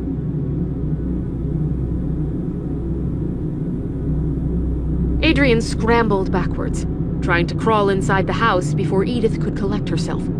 But the other woman was shockingly quick. She scuttled forward before her body had fully righted itself, her grasping fingers stretching towards Adrian's face. They were both through the doorway, sprawled over the threadbare runner as they grappled. Bony, chilled fingers dug into her skin as Edith tried to crawl towards her throat. Adrian still held the knife and thrust it forward from instinct more than intention. It pierced Edith's face, slipping into the space between her nose and her left eye. Momentum forced Edith and the knife together, and the blade crunched through fragile bone as it embedded itself hilt deep. Putrid, thick black blood splattered out of the cut, dribbling onto Adrian's hand and spraying her cheek. She screamed and kicked at the corpse.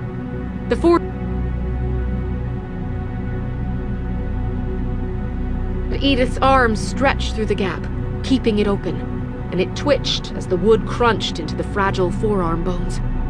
Adrian opened the door an inch and slammed it closed again and again, squashing the limb and sending cracking noises echoing through the hallway with every impact.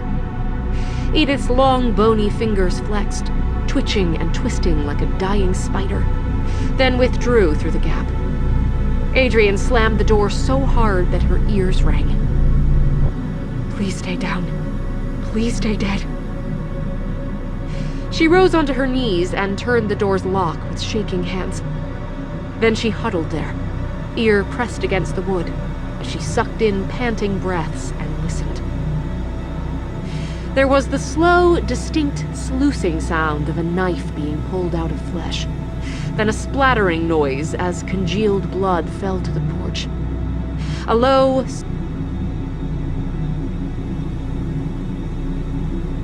Adrian didn't stay to listen further, but crawled back from the door until she could use a table to pull herself up.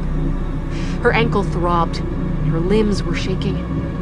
She'd lost the knife and the makeshift crutch in the yard, but in its place she'd gained two valuable gifts: the torch, and confirmation that Edith wasn't nightbound. I'm a fool. She staggered down the hallway and into the lounge room that she'd grown to think of as her safe refuge.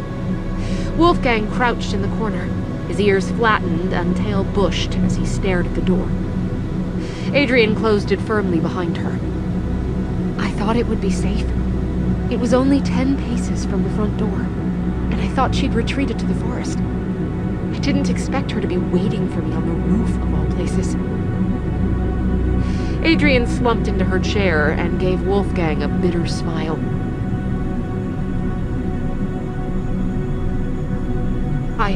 Not even a cricket chirping.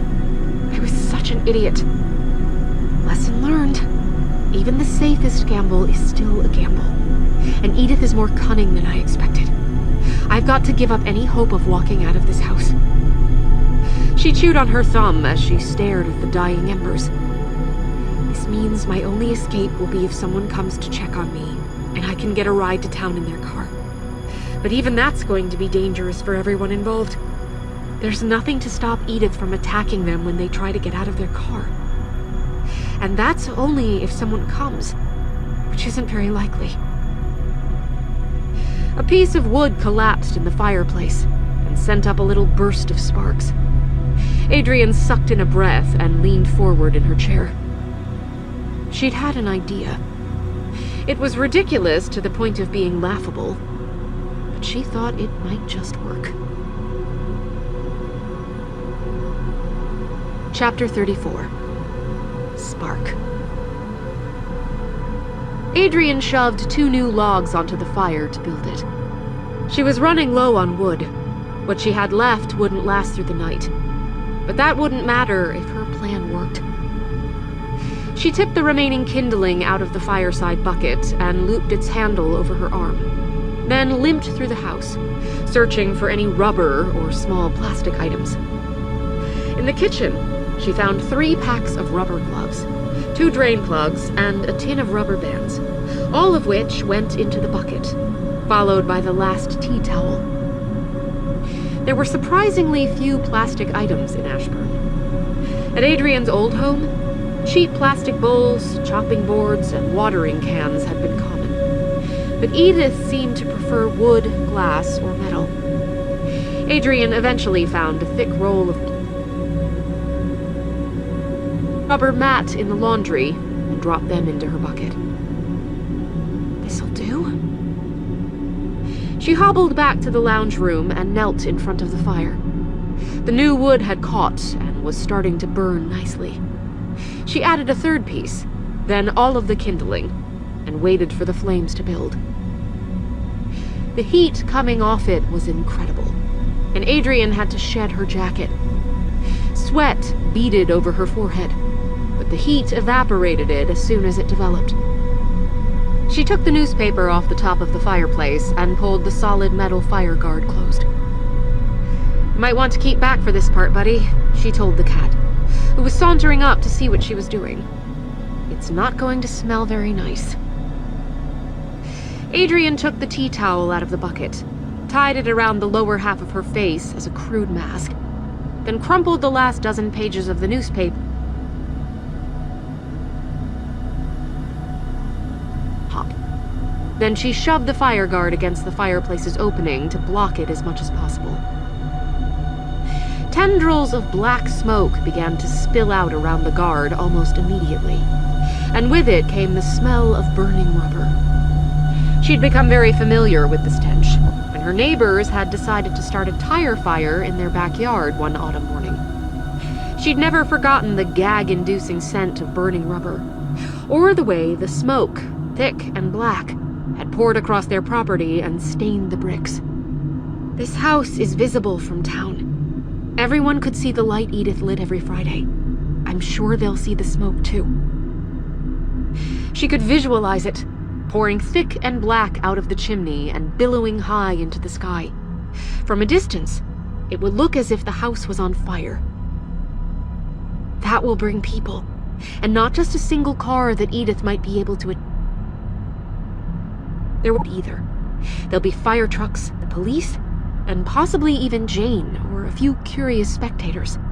With enough people, I'll have protection, witnesses, and a way to escape. Even with the guard, heavy black smoke was pouring into the lounge room. Adrian gagged and tightened the towel around her face. She'd underestimated how strong it would be. There was no way she could stay in the room. She scooped up Wolfgang, snagged the cat case with her spare hand, and carried them into the cleaner, stylish sitting room at the house's corner. The smell followed them, but the air was clean enough for Adrian to take her mask off. She placed her irritable cat onto one of the fancy rose-patterned couches and crossed to the window. Even with her cheek pressed to the glass and her head angled up, she couldn't see the smoke. She prayed it would be thick enough. Minute drive from town. We'll have a bit to wait. Wolf was nosing about the new room. He'd need to be inside his carry case before the trucks arrived, but he hated confinement, so Adrian wanted to let him roam until the last possible moment. She turned and began pacing. The plan was solid, but there was no accounting for dumb luck. There was the chance that none of the townspeople would look in Ashburn's direction while the rubber was burning, or that the smoke wouldn't be thick enough, or that no one would think to call the fire department. Adrian quickened her pace and began chewing on the corner of her thumbnail. The weight was excruciating, and there would be no way to be sure that she'd done enough until she heard the sirens. I need to find something to do. She stopped at the window again and peered up, trying to catch a glimpse of smoke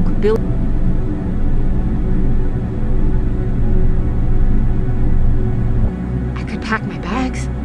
It would be difficult to carry both Wolf and a suitcase with my leg like this, but I might be able to manage it, and it can't hurt to be prepared. Having a purpose helped reduce some of the nervous tension in Adrian's stomach. She slipped through the doorway, being careful not to let Wolfgang escape, then crossed to the stairs. Even though she'd shut the lounge room's door, dark soot leaked through the gaps and made her gag. If the smoke outside is anywhere near as black as this, it'll be impossible to miss. The climb was difficult without a crutch, but Adrian leaned on the railing, trying to ignore the way it creaked as she made her way to the second floor. She hadn't brought the lamp, and the gloom of the lightless hallway felt suffocating. She tried to keep her eyes focused ahead as she shuffled towards the door at the other end of the house, but her attention was pulled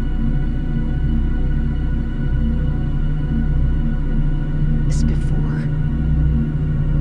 The subjects had lost their air of placid, haughty indifference. Instead, a sharp terror filled their expressions. What the? Adrian limped close to a painting of Mr. Ashburn. His pose was the same, but his eyes had widened and his lips tightened. His skin had lost its rosy blush, and a detail so expertly executed that Adrian felt as though her fingers would get wet if she touched it. Perspiration ran over his forehead.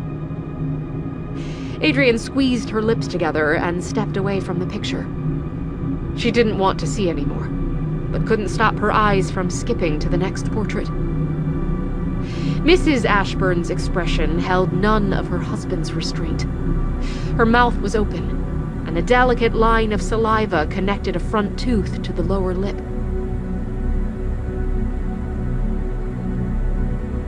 Come up to clutch at her neckline. Veins bulged in her feminine hand. No more. I don't want to see any more. But she couldn't stop herself from turning towards the next painting. Edith.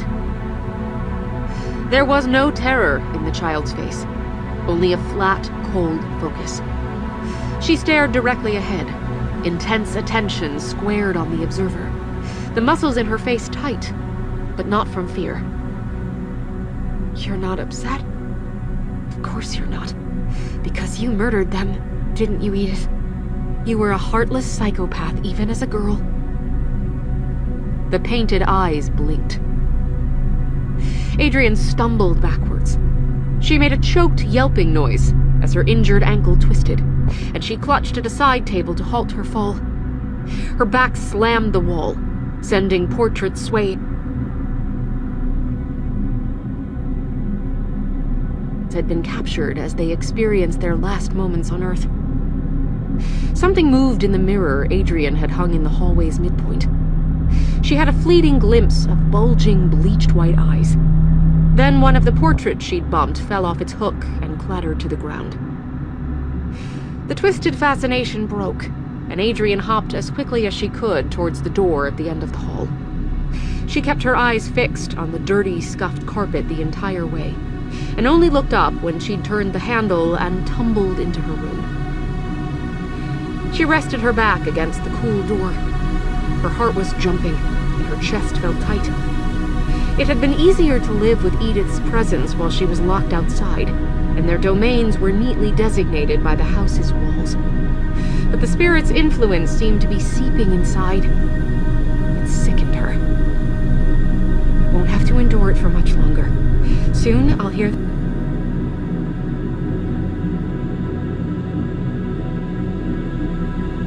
She wrenched the wardrobe door open and pulled her travel case out of where she'd tucked it into the corner. She laid it on the bed, flipped the lid open, and began throwing her possessions inside. It's quiet. The thought came out of nowhere. Adrian froze, a pair of jeans half-folded as she listened. It went beyond simple quiet. The room was muffled, and noises such as her own breath and heartbeat were dampened. A faint, thin hum cut through the still. It was almost imperceptible, but had a jangled, unnatural strain that made it impossible to not hear. Adrian raised her eyes towards the sound and found herself facing the mirror she'd propped on top of the bureau. The glass was large enough to capture most of the room. Adrian could see herself, poised beside the bed, slightly bent as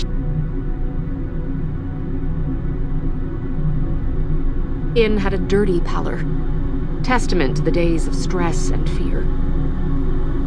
And standing beside her, straight as a ramrod and hands neatly folded over her skirts, was Edith. Adrian inhaled and swiveled to face the intruder, hands raised in defense. The space behind her was vacant. She stared at the empty air, too frightened to even blink, then turned back to the mirror. The second figure was gone. Now all that remained was Adrian, ashen and shaking, the crumpled jeans clutched in her fist. It was tempting to think that she'd been mistaken, that the image had been a result of her imagination, or light playing across the glass.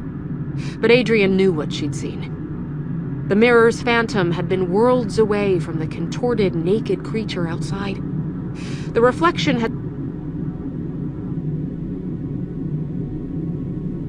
Edith's room. The gray hair had been fastened into a sleek bun at the back of her head. Her nails were short and clean, her expression flat and steady, her posture impeccable. But despite all of the differences, a handful of similarities still ran through. The crepe-like wrinkled skin that bunched up around her eyes, the steel shade of her hair, the sharp bone structure, and her hands, held neatly ahead of herself, stood out sharply against the midnight skirts. The long, bony fingers were impossible to forget. Two versions of Edith. One was undoubtedly the woman who walked into town every day and terrified the children. The other clings to her old home despite losing her humanity. Adrian felt sick. She turned back and forward, checking both the mirror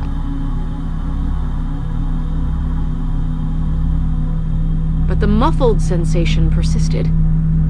It grew and pressed against her, its weight making her pulse throb and her mouth dry. She turned back to the suitcase and flinched as her eyes landed on the window. The world outside had disappeared. Chapter 35. Falling. Mouth open and her outstretched fingers shaking, Adrian stepped up to the window. She touched the glass, felt how icy cold it was, and pulled her hand back against her chest. The trees, the weedy yard, the sky, everything had disappeared as though they'd been erased. All that remained was gray. It was a dark shade, not quite slate, but deeper than a midtone. A hint of light still came through it, but it was dim enough that she felt as though she were submerged in twilight. Then part of the gray swirled, and Adrian found she was able to breathe again. It's smoke, that's all. She stepped back from the window, still squinting at the heavy gray fog, as her eyebrows contracted. She shouldn't be able to see the smoke. Then, Ashburn stood on top of a hill. No matter how gentle the breeze, the smoke should still be blowing away. Adrian dropped the jeans she'd been holding and hurried to the door. She was loath to return to the hallway of contorted paintings, but she needed to see outside, and the attic had the best view of the house. The stairs to the third floor were difficult to climb. They were enclosed, and the walls had no fixtures or rails, which left Adrian with nothing to hold on to. After the first few steps, she turned, sat, and clambered the rest of the way on her backside. It was undignified and streaked dust across her clothes, but was faster and easier than trying to walk. The words cut into the tall black door at the top of the stairs demanded her attention. She reread the familiar phrase as she righted and dusted herself. Light the candle.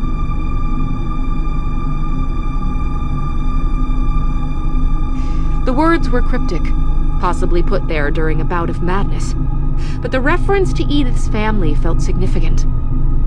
Initially, Adrian had assumed they were mentioned out of grief. Now, guilt seemed a likelier motivator.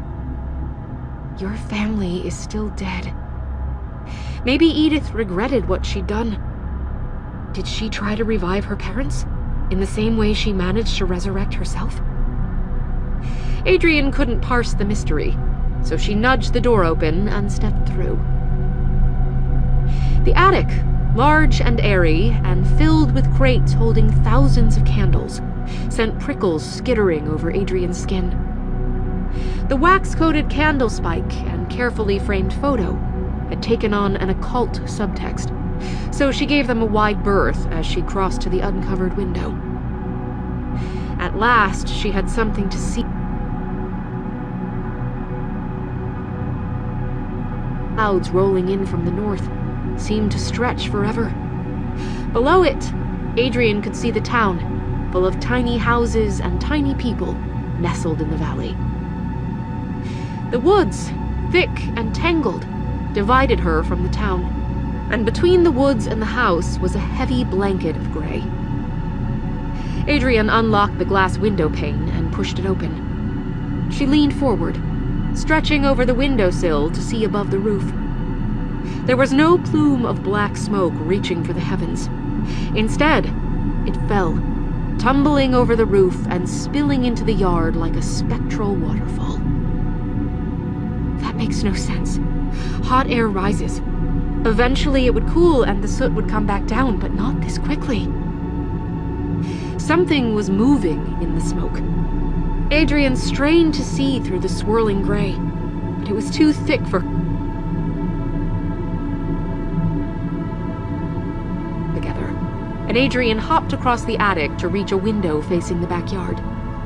She pulled the curtain aside and was faced with a nearly identical sight. The dark gray smoke hung heavily between the forest edge and the house, creating an imitation floor that looked almost solid enough to walk on. Wait, is it dropping lower? She squinted at the wood's edge and tried to mark how high the mist rose against the bark of the nearest tree. She'd guessed right. The layer of gray was very slowly, very steadily dropping, like water being absorbed into the ground. Adrian hopped back to the first window. The shape that had been stirring the fog grew visible, and Adrian felt the smart of cold anger as she saw the glint of Edith's bleached eyes. The woman stood amongst the soot, her withered arms raised and fingers splayed.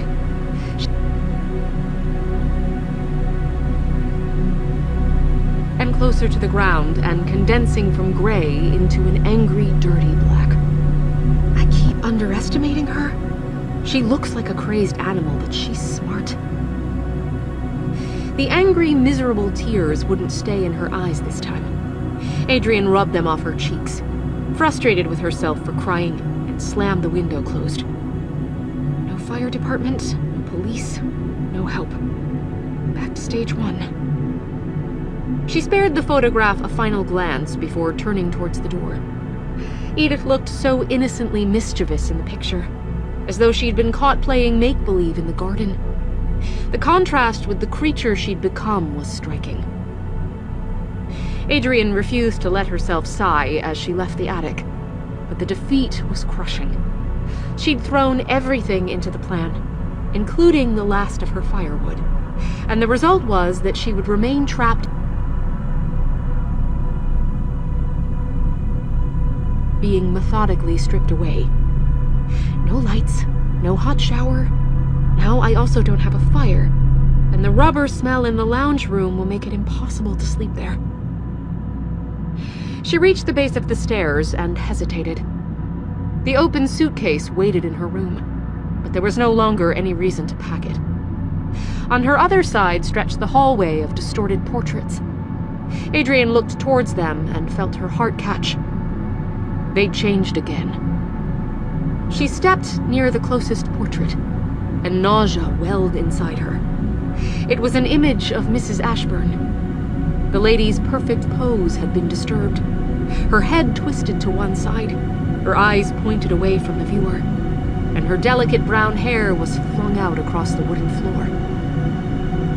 Her lower jaw had been torn off. The gore had been rendered fantastic.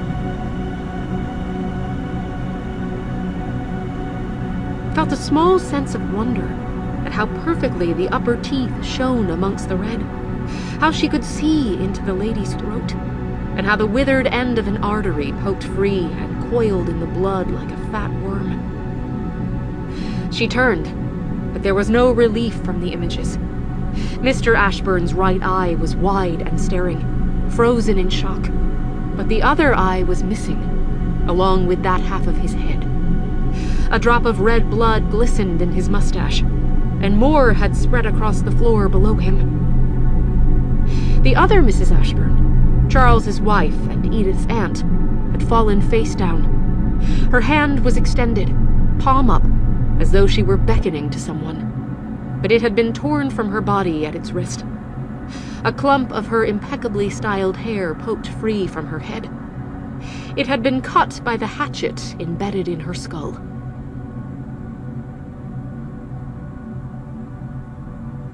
Eyes from the paintings, no matter how much they sickened her. Each image showed the three family members in the same poses, but had been painted from different angles to highlight new aspects of the butchery. Torn limbs, pools of blood, and a cavity in Mr. Ashburn's chest where his heart had been extracted. Amongst them were scattered portraits of Edith. She alone remained alive.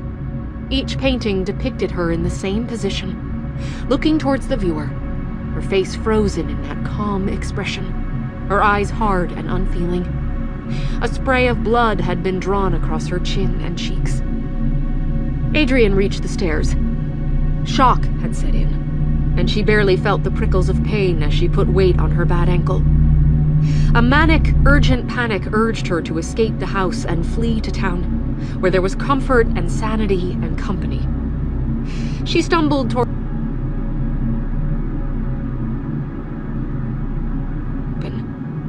and stopped on the porch. The smoke rolled across the lawn in thick billows and swirls. It was no longer dark gray, but an ethereal, glassy white. Adrian stepped back as the mist split around her legs and washed into the house. She looked down at where she'd been standing and saw, through the heavy fog, her footprint amongst a layer of black soot that coated the porch.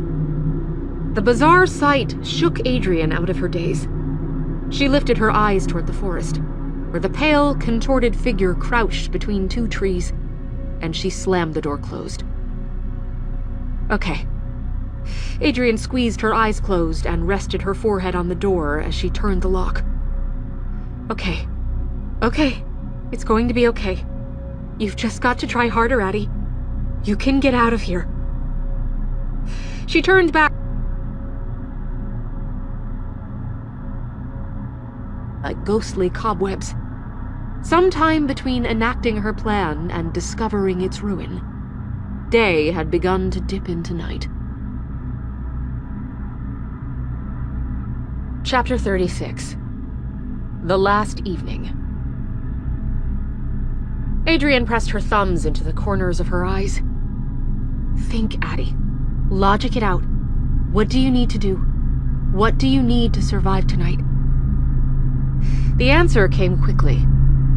Light. With a woodless fire and no electricity, Adrian would be blind when the sun set, unless she found an alternative. The little plastic torch in her pocket would be ideal, but its battery had been drained the night before. That meant finding new batteries had to be her first priority. She hopped into the kitchen and began rifling through drawers. They held a wide assortment of implements, but no batteries. Adrian chewed at the inside of her lip as she moved through the other downstairs rooms. It was hard to imagine Edith living in Ashburn without any batteries. Adrian had a horrible suspicion that they might be in the desk's drawer or in the cabinet, but she was loath to pass the portraits again. The images had made her regret ever being curious about the Ashburn deaths. The search inevitably brought her to the lounge room she'd inhabited over the previous few days. She took a deep breath before opening the door, steeling herself against the stench of burning rubber, and was surprised when the room didn't smell. A black stain spread out from the fireplace, growing fainter the farther it moved into the room. Adrian approached it, wiped her finger through the grime, and grimaced when she smelt it. Whatever Edith had done to lower the smoke outside had been replicated inside the house. The soot had dropped onto the ground to coat it in a layer of carbon. Adrian pulled the grate away from the fire and checked inside. As she'd suspected, not even embers remained. The condensed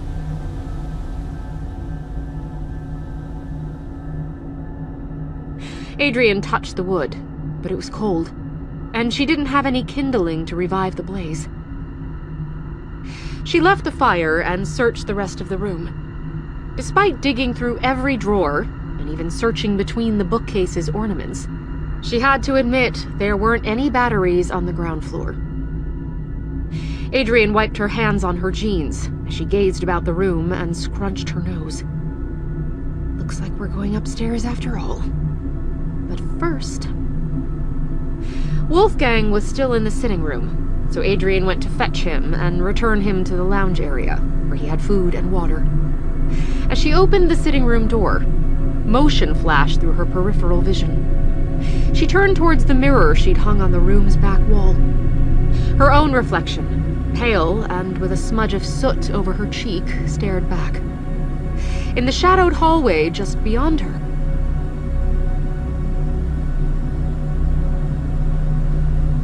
The phantom disappeared from sight before Adrian could even move to look behind her. She pressed her lips together and balled her hands into fists to keep them from shaking. Wolfgang appeared from behind the chaise lounge and shot past her legs.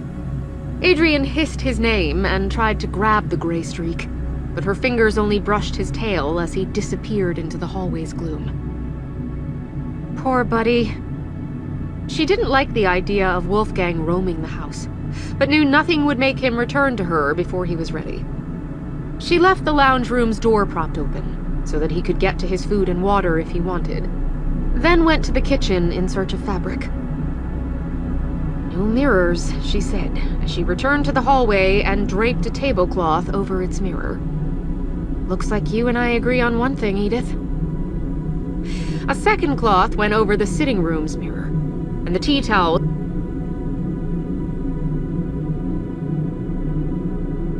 The only other mirror she had any cause to pass was the large gilt frame affair in the upstairs hallway. Well, I was going there anyway.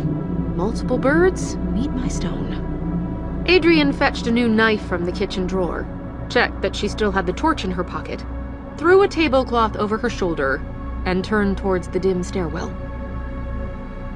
The sun was already slipping behind the treetops. It wouldn't take more than 10 minutes for night to fall, and she didn't want to be on the second floor without the sun.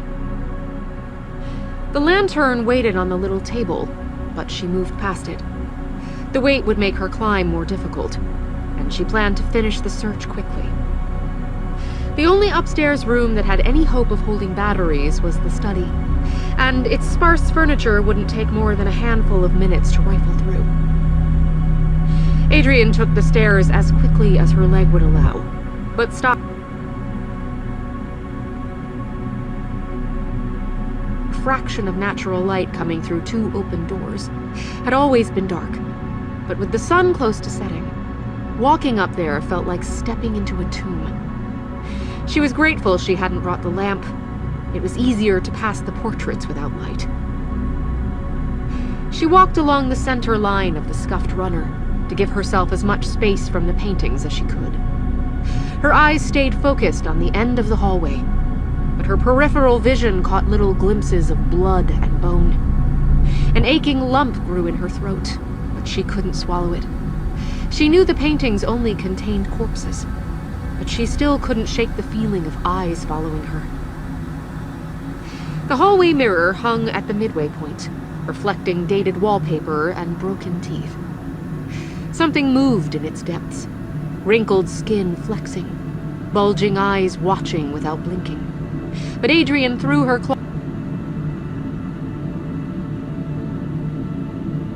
fabric to ensure every part of the decadent frame was covered, then slipped through the closest door to her left, which opened into the study.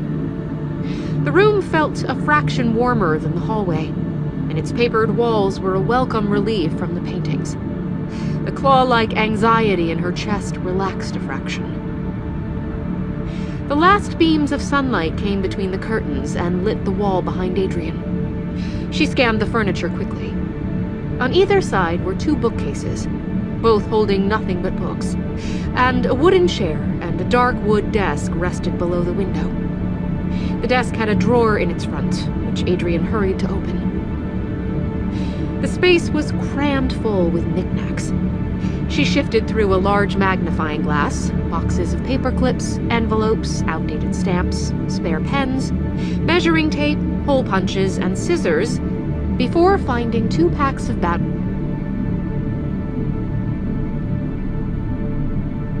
cheer. She pulled the torch out of her pocket, tipped its old battery out, fitted a new one, and tested it. The beam was weak, but infinitely better than the alternative. Adrian took another 3 spare batteries and tucked them into her back pocket. When she lifted her gaze back to the window, the sun was no longer visible. The red dusk strained to keep the sky lit, but faint stars were already beginning to appear above the house. Adrian pulled the chair out and dropped into it, then propped the torch on the table so that its beam would keep the room lit. She knew she would need to go downstairs eventually, but the room felt so safe, and and her view of the sunset was so beautiful that she couldn't resist the temptation to hold on to the moment for as long as it lasted. How am I going to get out of here? It was the question that had been living in the back of her mind, and turning it over, but was no closer to an answer. If I just knew what she wanted from me, I might be able to find a way to assuage her, or use her plan against her. Does she just want me dead? Or is there more to it than that? Edith had always been an enigma to Adrian. Even in death, she presented disparate impressions. The contorted, dirtied, naked creature that stalked outside, and the upright, proper, elegantly dressed version in the mirrors. It was almost as though she'd been split on death, and her mind lingered as a memory, while her body clung to the earth. Adrian knew that couldn't have happened, though. The Edith outside was too clever and calculating to have lost her senses. She'd been shocked by the use of her name, and had even told Adrian to weep for her. Does she expect me to mourn her after everything she...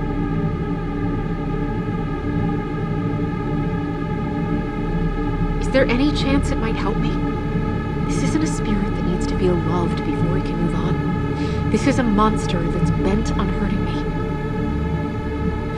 The day was gone, and night creatures were coming alive in the forest. A very faint clicking reached her through the night air, as Edith started to patrol around the house's perimeter. Adrian squeezed her eyes closed against the noise. She'd managed to relax while watching the sunset, but the erratic, rough clacking returned the familiar ache of stress to her chest. Then a new sound rose to drown out the tapping. A deep, drawn-out rumble emanating from the forest to her right. Adrian's eyes shot open as she recognized the cadence. A car engine. Chapter 37. Lights. Adrian bolted out of her chair and pressed close to the window. The study was high enough that it could look over the treetops, and she could see the wavering glow of headlights moving through the woods. Her heart kicked into overdrive as her mind scrambled to take in the development. I need to find Wolf. Has he come out of hiding yet? There's no time to get my luggage, but that doesn't matter. Who is it? I somehow need to warn them not to get out of the car. Will Edith try to chase them off? But even as her muscles tensed for running, she realized something was wrong. The car had been moving along the driveway towards the house, but then made an abrupt turn into the trees. Adrian pressed against the window, bent double over the desk, as she tried to understand what it was doing. Had it gone off the driveway?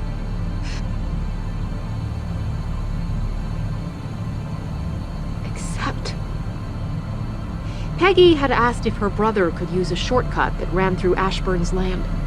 She'd said the road came off Ashburn's driveway and saved him 15 minutes if he wanted to go to the next town. Hey! Adrian beat her fist against the glass. The pane rattled, but she already knew he was too far away for him to hear. Don't go! The car was moving slowly as it picked its way across the land. The path would be overgrown. Edith's driveway had been difficult for the taxi, and the shortcut would be even worse. That meant she had a few minutes until the car moved beyond her vision. It's less than 100 meters away. I could almost run to it. She tried putting some additional weight on her leg, and had to grit her teeth against the pain. No, there's no chance. Even if I somehow got a head start on Edith, I doubt... way to attract his attention. She grabbed the torch off the table. It was the only light in the powerless building. If I flashed SOS in Morse code, will he see? The headlights had already passed the midway point of her view. The driver would have to look over his shoulder to see Ashburn, and if the road was dangerous enough that he had to crawl along it, she doubted he would be moving his eyes from the path. Damn, damn, damn. Adrian pressed the torch against the window pane and tried to shine its light in the car's path. The beam was too weak. It didn't even reach past the forest's edge, and the shortcut was more than 50 meters beyond that. An idea struck her. Adrian pulled the desk's drawer open so violently that the contents almost spilled out. She scrabbled through it, her heart thundering, to find the magnifying glass she'd seen while looking. Change in brightness was distant as the road turned away from Ashburn. The full moon was bright enough to illuminate a gap in the trees. If I can get my light through there, it should hit that large oak on the edge of the road. That would be unmissable. Adrian shoved the window open and reached the magnifying glass outside. She then pointed the torch at the magnifier so that its beam passed through the glass. The change in brightness was startling. Normally, the torch's beam grew outwards, its light becoming weaker as it was stretched over an increasingly large circle. But by passing the stream through the magnifying glass, it was reflected back in on itself, narrowing instead of widening, and strengthening instead of diffusing. Adrian let a grin form as the beam became a spotlight. It was a delicate balance. If she held the torch too close to the glass, the stream crossed over it.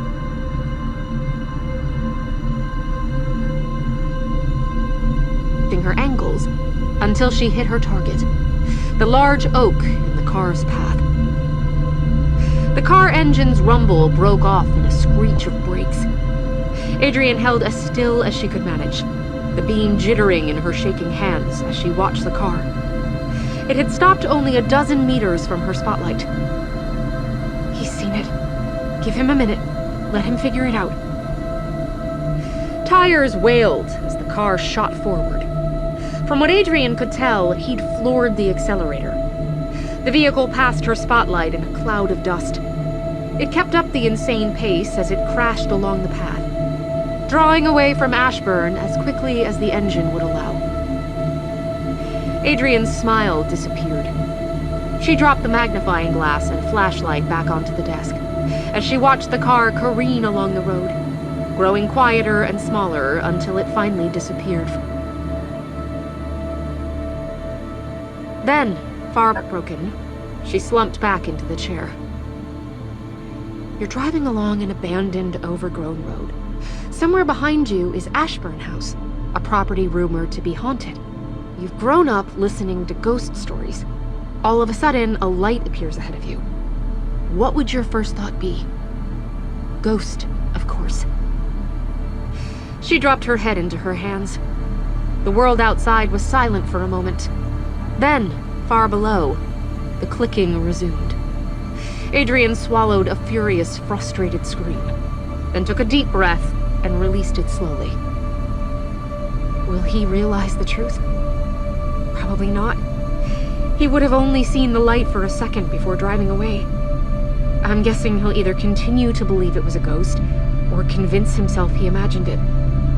Will he come back later tonight? I'm thinking it's a no for that as well.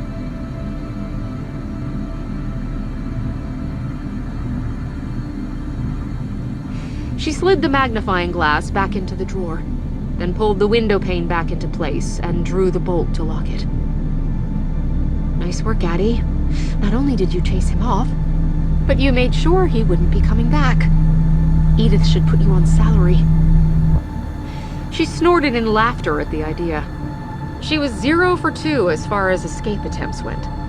The night outside was darkening, fighting against even its own moon's glow, and hunger itched at Adrian's stomach.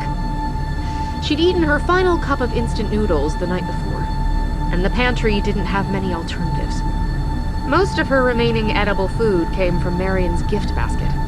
2 eggs, a jar of jam, and a tin of beans. Everything else she owned, flour, rice, and a bag of dried lentils, needed cooking to be edible. It was a sad prospect. She could eat the tin of beans,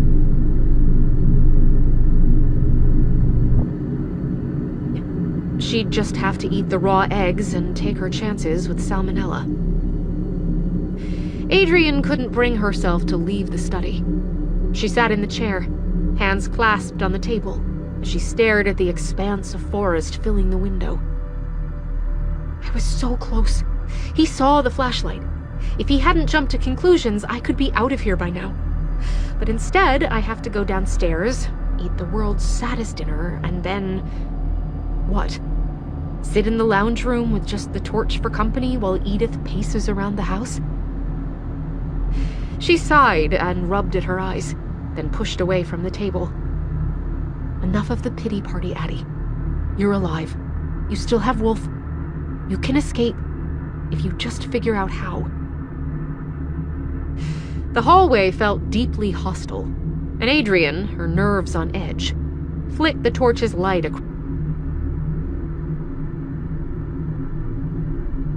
Doors were open, their dark insides veiled from her light. The door to Edith's bedchamber waited opposite, its ornate bronze handle glittering in the dark. I never want to step foot in that room again. It felt sour even when I was trying to like Edith. The black clothes, the dark curtains, the words scratched above her bed. Remember your secrets. Adrian, halfway to the stairs, froze, and her eyes widened. Edith wrote the messages to remind herself of things. No mirrors. Anywhere a mirror could have been placed. Is it Friday, light the candle on the dinner table where she would see it every evening. And light the candle your family is still dead on the door leading to the attic. All of these memorandums were placed strategically. Remember your secrets is on her headboard. What if it was put there for a reason? She swiftly her skin and made the hairs on her arms rise. She didn't want to return to Edith's room, but understanding the spirit and her motives could be the difference between a safe escape and death. Adrian felt in her jacket pocket to ensure the kitchen knife was still there, then tightened her sweating hand on the doorknob, turned it, and stepped inside. The curtains were drawn, but they still let a sliver of moonlight through. It cut across the room in a harsh line, running over the rug and the bed and up the wall. Either side of it, the area was a mess of swimming shadows and obscure shapes. Adrian raised the torch and panned the light across the room. The light gleamed over the polished wooden wardrobe, the bedposts, and the desk.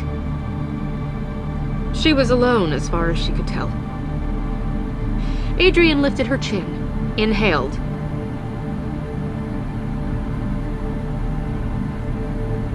felt unpleasantly cold. She could hear her breaths, the subtle crunch of carpet being crushed under her feet, and faint creaks from higher in the building as the wood shifted. She had to pass the wardrobe to reach the bedside, and she glanced through the open door. The black silk and crepe glistened in the torchlight. Adrian wondered if she would find the mirror's phantom's dress if she searched through the apparel, but she let it alone. She didn't want to touch anything so intimately associated with the dead woman. The bed remained as she remembered it. Dark curtains hung from the posts, framing the indent where Edith had slept every night.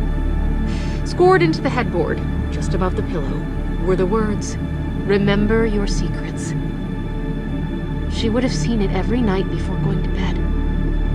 Adrian stretched out a hand to brush the scarred wood, and it would hang above her. Secrets did she mean? As much as she hated disturbing Edith's space, Adrian couldn't leave while there was the chance that something in the room could help. She opened the bedside table's drawers and scanned their contents. A historical fiction book, a pair of reading glasses, and a Bible sat in the top drawer. Adrian squinted at the leather-bound book. Why would she own a Bible after everything she'd done? Scripture and occult resurrections aren't terribly compatible. She looked into the second drawer, but it was full of undergarments, so she moved past it quickly. The lowest drawer was empty. Adrian bit back a sigh as she closed it. Am I grasping at straws? Maybe Edith didn't leave any additional clues. Maybe the nightly reminder was enough to help her remember.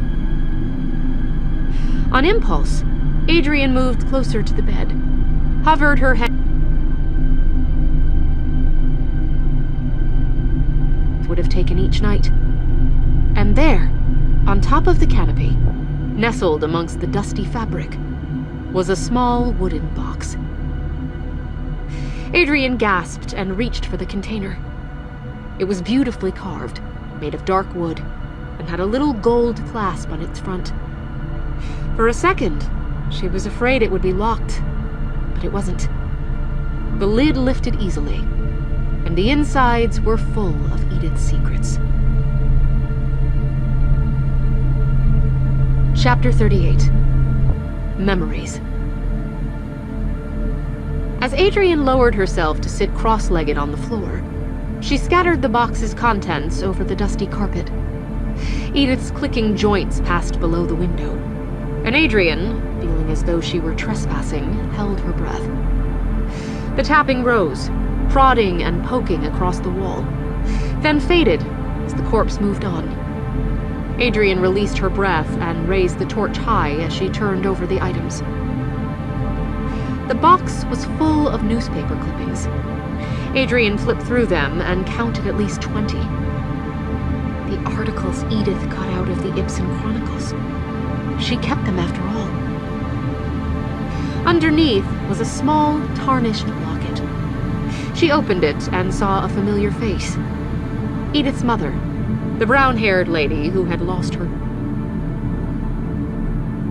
Prickle of unease, the fact that Edith had kept such a memento after killing her family. She unfolded the papers and quickly read the top one. After speaking with Greg from the cafe and seeing the deformation of the portraits, she didn't find much new information in the newspaper.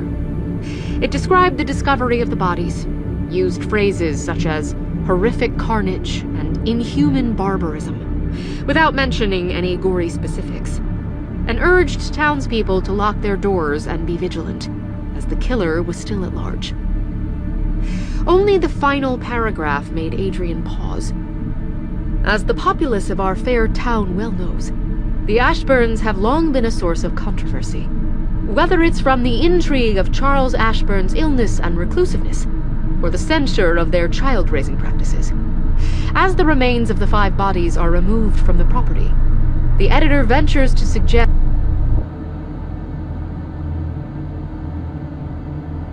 it was from the 5 bodies? Adrian counted them off on her fingers. There had been Mr. and Mrs. Ashburn, plus Charles Ashburn and his wife. Edith would have made 5, but she had lived. Did the editor make a mistake? Was there a servant or employee living at the house? She scanned the article again, but no names were given, except to note that Edith had been found alive. She opened the next clipping. It was from the following week and expanded on the first article. As the only survivor, young Miss Edith Ashburn faces a cold and lonely passage through life. Yesterday, following a 3rd police interview and a doctor's examination, she was released into the care of her grandparents, Mr. and Mrs. Ellsworth. They arrived in a handsome Ford automobile and are presumed to be removing Miss Ashburn to their home in Bridgeport.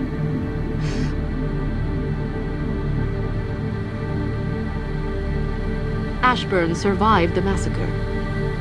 A reliable source has come forward to say that Edith Ashburn was found in the basement, in which she had been locked, presumably by one of her family members.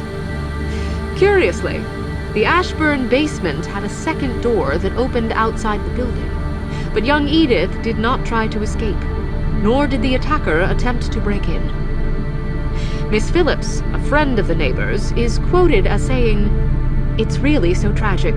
I don't blame her, you know. But if little Edith had run for help, that is, if she'd left the basement on the day of the attack, rather than waiting to be rescued, perhaps she would not have been the only survivor." The Ashburn killer remains at large.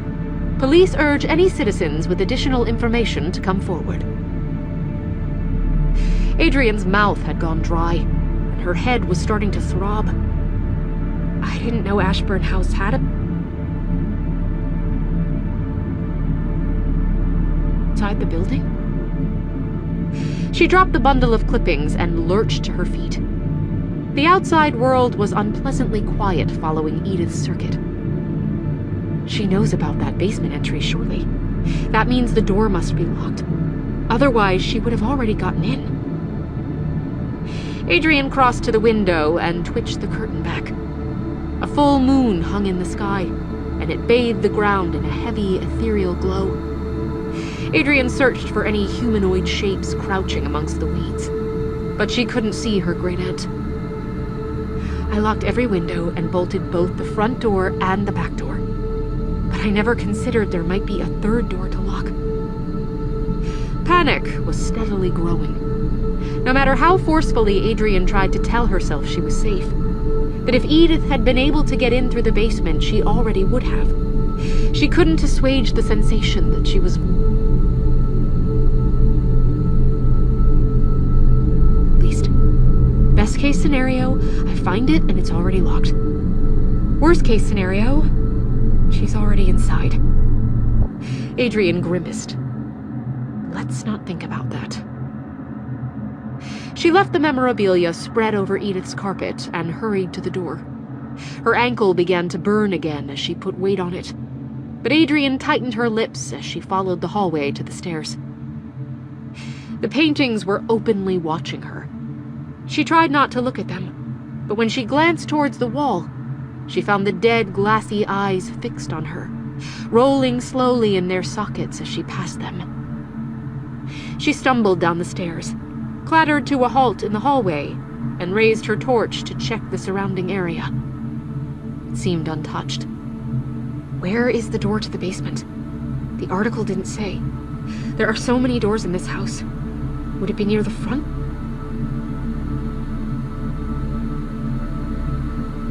Breathing heavily as she thought. Most of her time spent in Ashburn had been near the front of the house, so she turned to the lesser-seen rear. She checked the back door. Then, following the right-hand wall, she began opening every door she passed as she cycled through the house. Cupboard, laundry, cupboard, kitchen, pantry, empty room, main door. She'd reached the front of the house, so she turned and tried all of the doors on the opposite side of the hallway. She hunted through both the sitting room and the lounge room, in case she'd missed something inside them. Then she looked in the final empty room at the back of the house. Maybe the newspaper was wrong. Adrian returned to the hallway and leaned against the banister so that she could lift her throbbing leg off the ground. Maybe there is no basement. Greg from the coffee shop said Edith was found...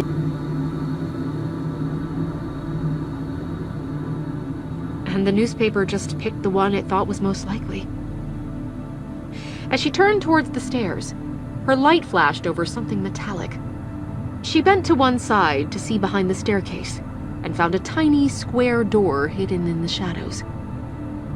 You've got to be joking. It blended into the staircase's wood perfectly. The only suggestion that a door existed there at all was the glint of the small curved handle and the dark crease that ran around its perimeter. Adrian got to her knees to reach for the handle. It certainly matches the story, no matter which version you go with. Mrs. Ashburn hiding her daughter, or Edith hiding herself. You wouldn't think to look here unless you knew about it. She pulled on the handle. The lower end rose, and a small click told her the door was, indeed, unlocked. The square swung open, and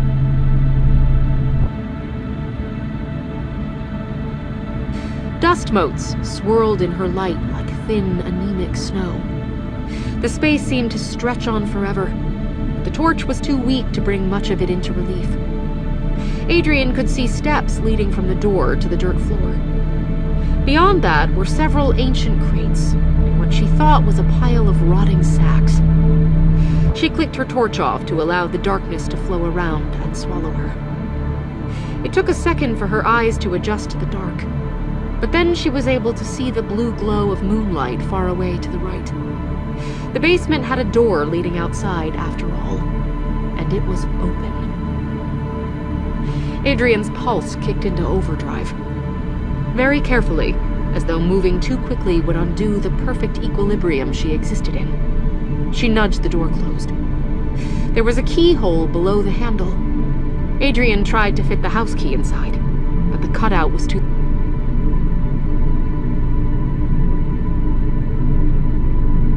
That's okay. I can pull something heavy in front to block the opening. I wonder if I can move the grandfather clock. The huge chiming monolith was the largest and heaviest piece of furniture in the hallway, and only a few feet from the door. She hurried to it, put her shoulder against the wood, and shoved. She had to strain until every muscle in her body screamed and her lungs burnt, but it scraped forward several inches. She relaxed, leaning her back against the clock and panting. It's a nightmare to move. Good. There's no way Edith's getting in once this thing is in place. Then Adrian felt her body stiffen. Something tugged at her instincts.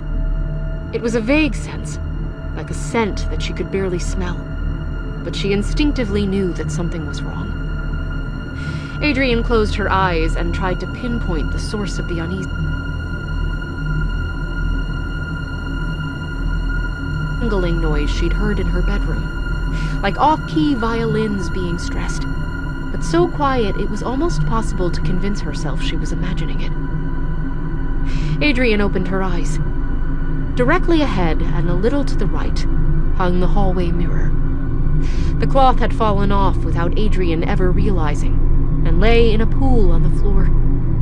And inside the reflection stood Edith, tall and stately, and crowned by the hallway's shadows as their gazes met. Adrian sucked in a sharp breath.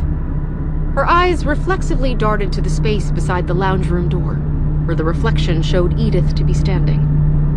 It was empty. Adrian brought her focus back to the mirror. Edith could have been a photograph for all she moved. She faced Adrian, her hands folded over the black skirts and back straight as a post. Her face was flat, neither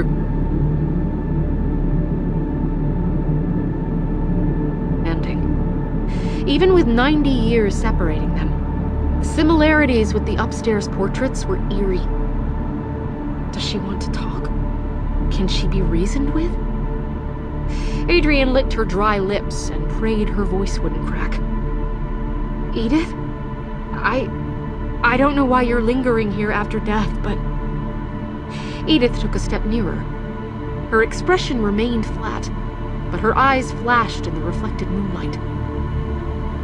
Adrian found it increasingly difficult to breathe as the torch's light jittered in her shaking hand.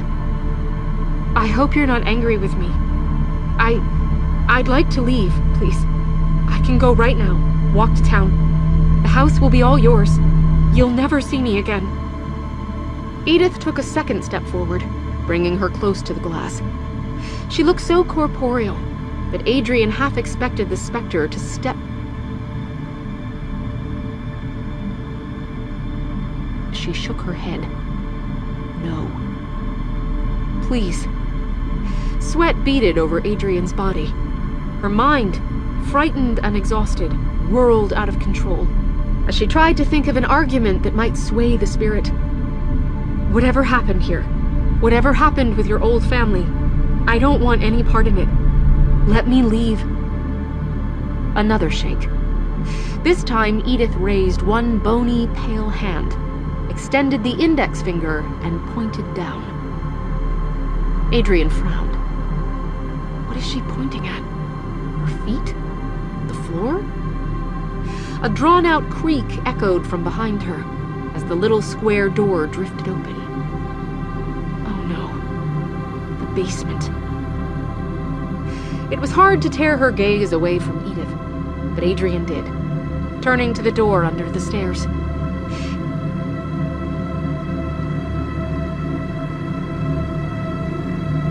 Fear about what might come through crashed over Adrian, and she reached for the knife in her pocket.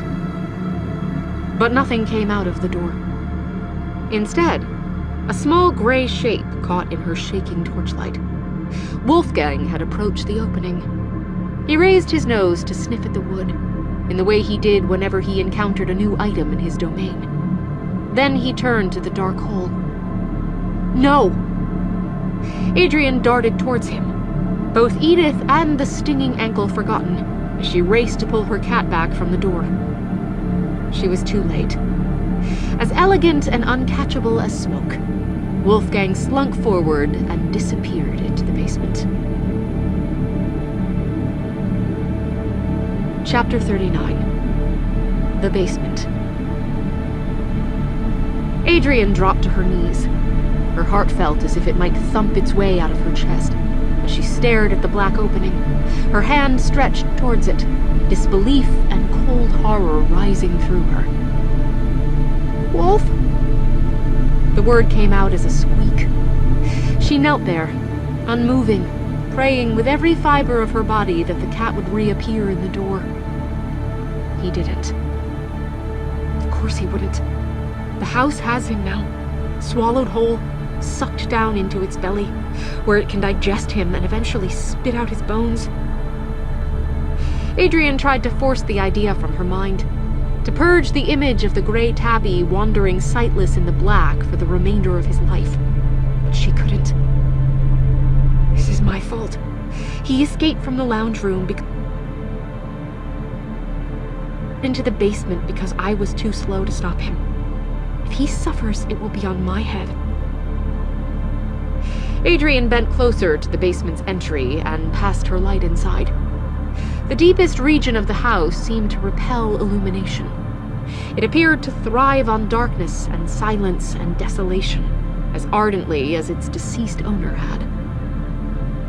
She sat back on her heels and wiped her hand over her mouth. No, it's not my fault.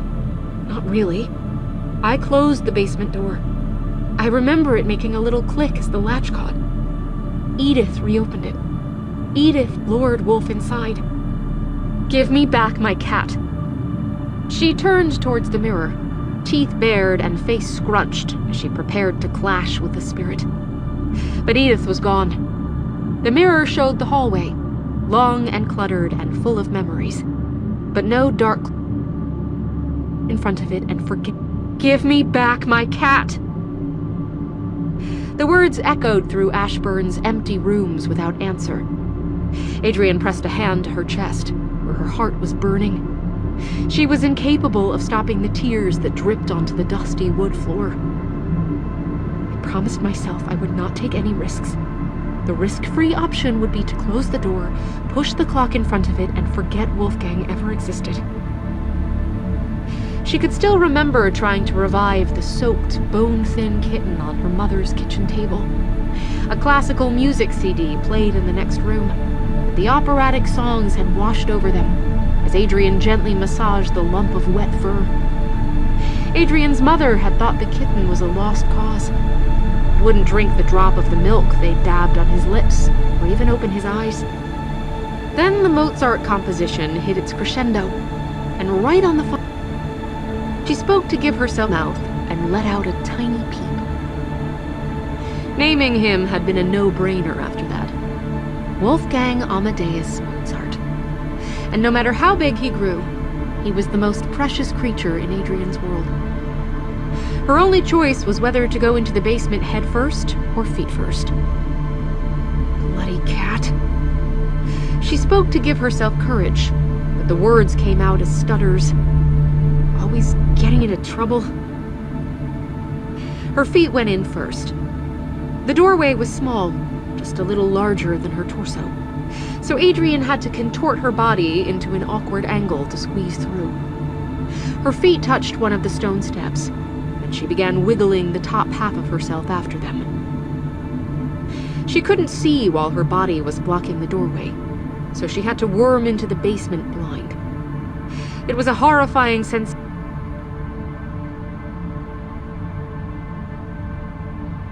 Your domain. Adrian had to raise her hands above her head to fit her shoulders through. She was carrying most of her weight on her one good foot, and her thigh muscles were shaking. Probably won't even appreciate what I'm doing for him. The ungrateful lump. Her throat was tightening, and the bravado-infused words came out as a squeak. As her head slid through the doorway, she gasped. The basement's air was like ice. All that was left was to slip her arms through the door. Then she was crouched on the second step, head bent to avoid scraping the rough wood ceiling, with little plumes of condensation rising with every exhalation. She turned her torch over the basement. The beam caught a jumble of objects, not all of them identifiable. She thought the space must have been used either for storage or as a workshop, surrounded by tall weeds. Clusters of equipment, from spindles to plows to furniture, were pressed against the walls. They looked as though they had broken well before being placed in the basement to attract a blanket of dust and cobwebs. To her right, 30 paces away, a rectangle of pale blue light streamed through the open trapdoor. Adrian hadn't seen the entry when circling the house, which meant it was likely surrounded by tall weeds. The hole wasn't much bigger than the space she'd just crawled through, but it still threatened danger, either from things getting in or from Wolfgang getting out. If she lost the cat in the woods surrounding Ashburn, she held very little hope of getting him back. Wolf? Adrian cautiously moved off the stairs and onto the dirt floor. She kept her voice light, knowing that her cat would hear even a whisper. Wolf? He would have normally come running at that word, but the only moving shape she could see were the clouds of dust her feet had disturbed. Adrian swallowed, turning slowly, her beam playing over the clusters of shapes and shadows as she tried to pick out any signs of life. Food, buddy. Food. A flash of something pale caught in her light. She swung towards it, but it wasn't the cat. Instead, a small white rectangle lay on the floor. That struck Adrian as odd. Everything else in the basement, including the ground, was coated in a century of dust, but the flat shape was perfectly white and clean, as though it had been placed there the week before. Did Edith put it here? She took a step nearer and craned her neck as she strained to see more clearly. It's a piece of paper. Wolf? She said a final time, turning in a full circle as the word created a plume of vapor in front of her face. She couldn't see anything, human or feline. She tightened her muscles against the shivers running through her and turned back to the paper. As she neared it, she saw it was an envelope, and not perfectly fresh as she'd thought. Small flecks of dust had developed on the surface, suggesting it had been there for several months. She bent and picked it up. A single word was written on the front. Adrian. Prickles of uneasiness writhed over her skin. She held still a moment, listening and waiting for the telltale clicking that accompanied Edith's movements. But the space remained quiet. The letter was unsealed. She turned it over and took the sheets out.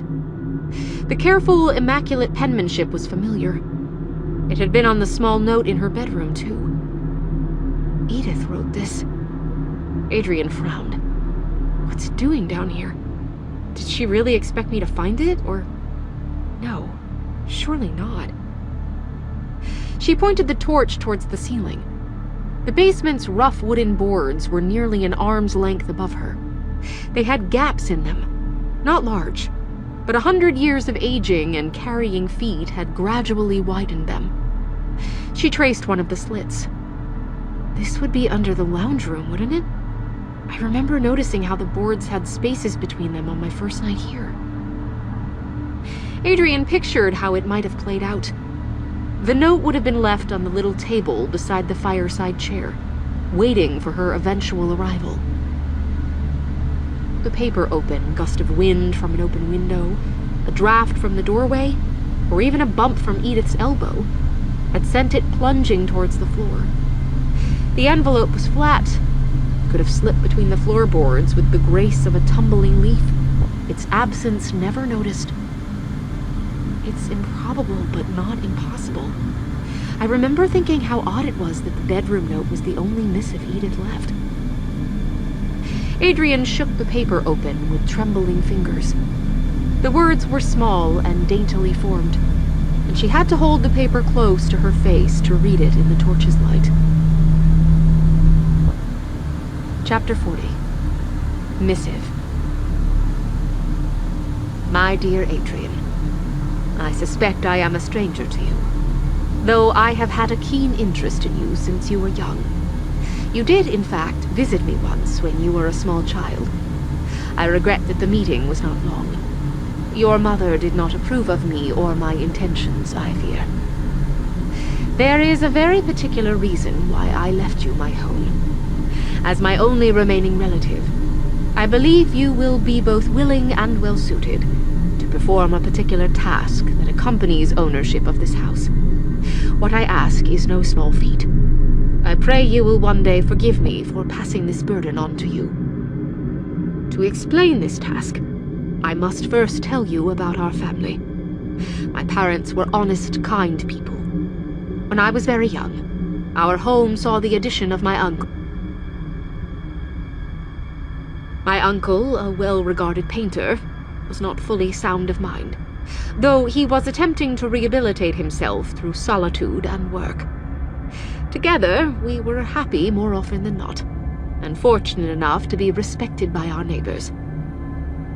But there is one more member of my family, the architect of every painful moment in my life. My twin sister, Eleanor. Eleanor and I were identical in appearance only. I believe doctors in modern times call her condition sociopathy. She had a willful disregard for the health and happiness of others. From as young as 4, she was killing the chicks in our garden and pricking me with pins. There are very few people I consider heartless, but she is one of them. Eleanor had another disturbing trait in addition to her callousness. It is something...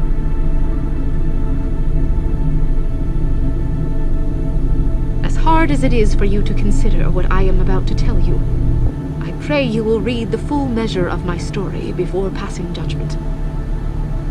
My sister Eleanor had a supernatural aptitude. It manifested as small talents when she was young, but grew as she aged. She was so guarded with her secrets that I never fully understood her limits or how her ability worked.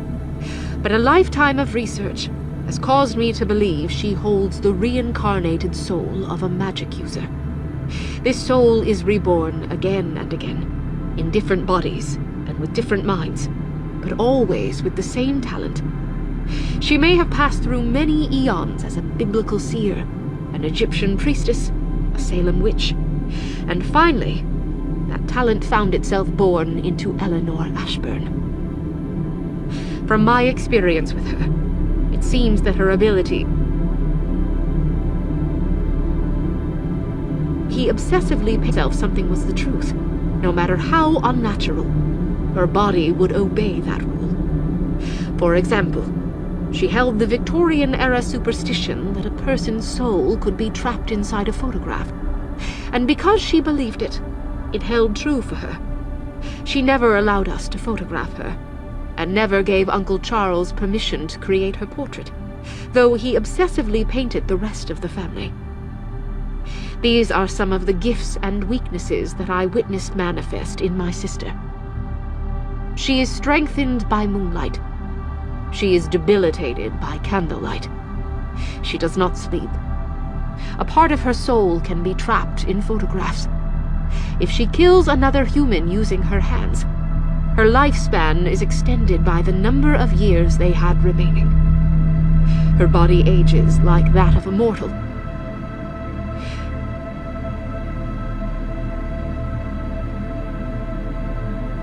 Inequality in all things, and was rigid regarding those rules. At night, she would stand by her open window and allow moonlight to bathe her, but would scream and fight if you brought a candle or lamp too close to her skin. As I'm sure you can imagine, those gifts were toxic when combined with her callousness. I don't know how much you have heard about our family, but my parents, aunt, and uncle were murdered when I was 8. The deaths were never officially solved. I alone knew the truth, and it has been a weight around my neck for my entire life. Eleanor killed them. When she was 6 years old, my father happened upon her attempting to drown one of our neighbor's children in a water trough. From that day forward, he kept her locked in the house. As she had never ventured far from home before, and because she and I looked alike,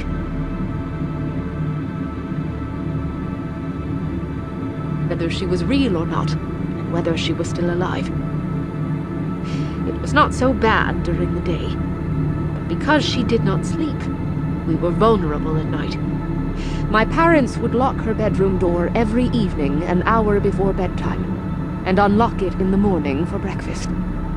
This system kept us safe for years, until one night, when my sister and I were 8, my mother forgot to lock the door. My family was slaughtered. I will not distress you with the details, but the crimes were so violent that I, the only survivor, was cleared on account of my young age.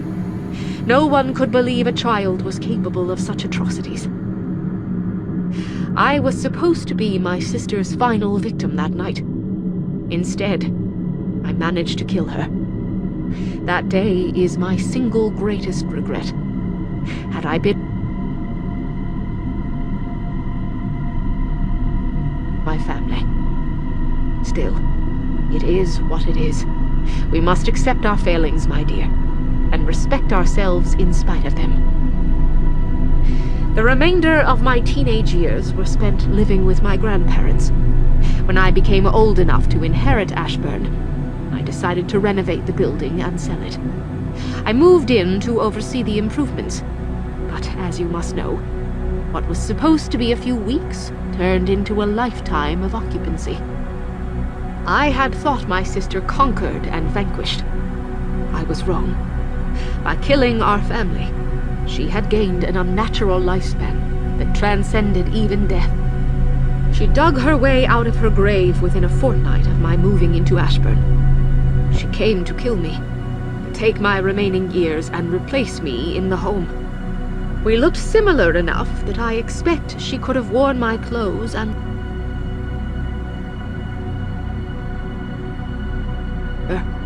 though this fight was nearly my undoing. I buried her in a little grave within the woods. That was when I realized my stay at Ashburn would need to be one of permanent occupancy and vigilance, lest Eleanor rise once again.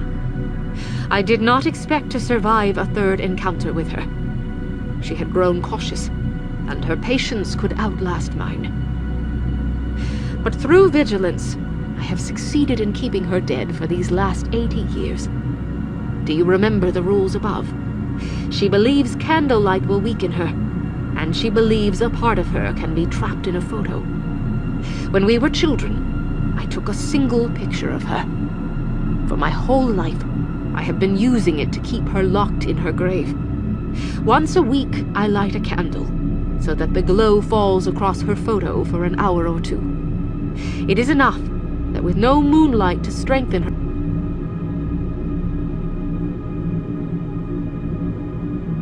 this is what I ask of you, Adrian. As little as you may believe my story, and as insane as this letter must sound, I pray you will do this for me, if nothing more than an old lady's final request. Please live in this home. Please enjoy it. And once a week, please light a candle in the attic so that my sister cannot hurt you. Oh. There was a second page, but Adrian felt too sick to read it. Her fingers, numb from the cold, shook as she tucked the papers into her pocket. Everything made sense. Everything was explained. The photograph in the attic wasn't of Edith, as Adrian had first assumed. Instead, it was of the camera-reticent sister. Adrian pictured the child's face, eyes slightly widened and lips quirked as the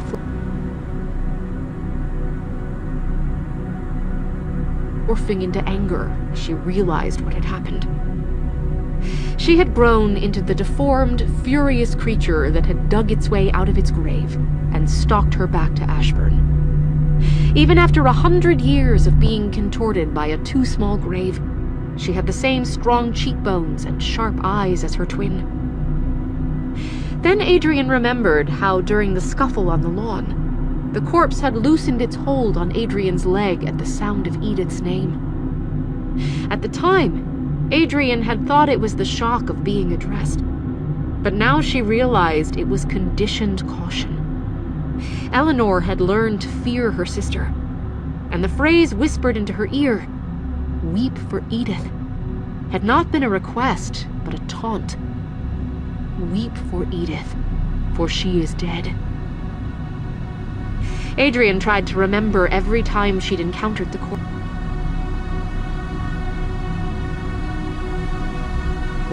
When she'd thought children were pranking her, she'd use the lamp to explore outside the house. If Eleanor truly feared fire, that little flame might have been the only thing that kept her alive. Both times Eleanor had attacked and hurt her, Adrian had been using the torch instead of the lamp. She thought of the shadowed figure that appeared in the mirrors, and fresh unease washed over her. The corpse and the reflection weren't one and the same, as she'd thought. Both sisters, the animalistic, contorted corpse and the impeccably tidy specter, had lingered past their deaths. Adrian's mind was racing with questions and ramifications, but she was also conscious that she'd spent a dangerous amount of time in the basement while she read the first half of the note. Knowing that her stalker was Eleanor rather than Edith would make little difference if the cadaver tore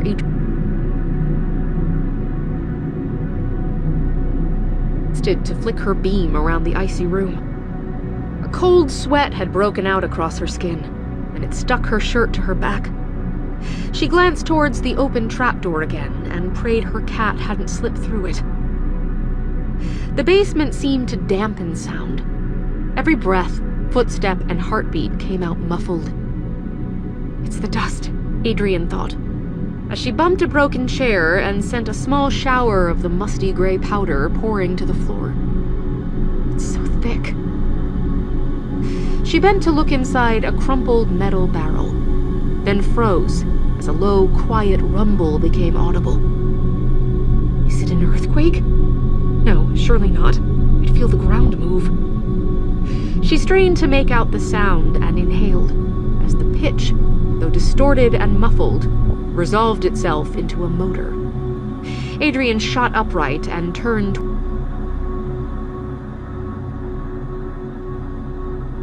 A car. Peggy's brother? Doesn't matter. It's rescue. Hey, Wolf, she hissed, becoming reckless in her urgency as she dug through the detritus. Get over here. We've got to go. A sharp bang made her startle. She twisted towards the source of the noise. The trap door, which had been open, was firmly closed.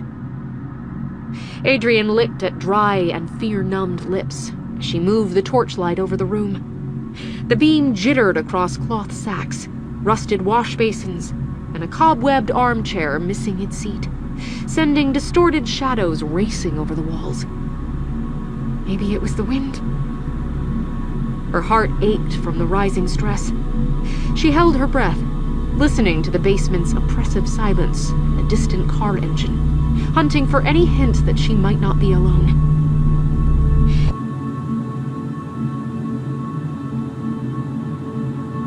Adrian's heart lurched unpleasantly, and she took a step back. Silence resumed for a beat. Then the clicking came again, louder and repeating, becoming a cruel tempo that matched her throbbing pulse. She's here. Chapter 41. Rescue. Adrian drew the knife out of her jacket pocket. She moved slowly, careful not to rustle her clothing or cause any noise that might attract the dead woman, as she backed towards the door leading into Ashburn. The basement's acoustics made it impossible to tell the direction or distance of the clicking. Adrian raised the knife ahead of her and continued to turn, shuffling in a circle and passing the torch's small beam over the myriad of shapes surrounding her. The temperature, already frigid, was dropping with every passing second, and the cold was drawing into her core, making her feel as though she would never be warm again. Edith's letter said her sister couldn't be reasoned with, but perhaps, after all this time... Eleanor? The clicking stopped. Adrian took a quick breath and... I don't want to be your enemy, Eleanor. I can't imagine how horrific these last 80 years must have been. I'd like to help you, if you'll let me. There was no answer. After a second, the clicking resumed. Adrian kept swiveling and squinting through the dust for signs of life as she backed towards the doorway. The sound of bones bumping together steadily grew louder, but as far as she could see, she was still alone. A sudden, awful, crawling premonition came over Adrian. She raised her light towards the ceiling. There wasn't much space between her and the wooden boards, 2 feet at most, but that was plenty of room for Eleanor. The first thing she saw were the bony, twisted feet jammed between 2 supports. The toes had been splayed against the wood to keep her body wedged in place. Adrian felt a horrible crunching sound, heavy, horror-filled nausea rise as she traced the form, her light dancing over the thighs, buttocks, and the dirt-creased back, before the beam finally illuminated the 2 globe-like white eyes poised inches above her head. She didn't even have time to part her lips for a scream before the corpse released its grip and dropped onto her. They collided with a horrible crunching sound as the desiccated woman's bones knocked against Adrian and jarred the wind from her. The world became a blur of motion as they crumpled to the ground, tangled together in a flurry of kicking, clawing limbs. Adrian tried to stab the knife into the corpse, but Eleanor was pressed too near for her to put enough force into the slashes. Teeth fixed around the tender skin of her lower throat. Adrian threw her head back to avoid the bite, and lights flashed through her vision as her head cracked against her jaw and her neck as Eleanor strained to find purchase for her teeth. Then the pressure was abruptly released, and the dead woman jerked back. A screeching, hysterical yowl filled the basement. Adrian tried to crawl backwards, and her hand bumped the torch she dropped. It spiraled away and came to rest against a crate, its light diffusing over the corpse. Wolfgang clung to the back of Eleanor's head. His fur had fluffed out, making him look twice as large as normal, as he clawed Eleanor's face and darted sharp bites into it. Putrid, congealed blood squirted from the cuts as Eleanor stretched her grasping fingers towards her assailant. She snagged a handful of Wolfgang's fur and threw him away. Adrian shrieked as the gray cat flew out of the light circle. Eleanor dropped into a crouch. The torch illuminated her torso and face.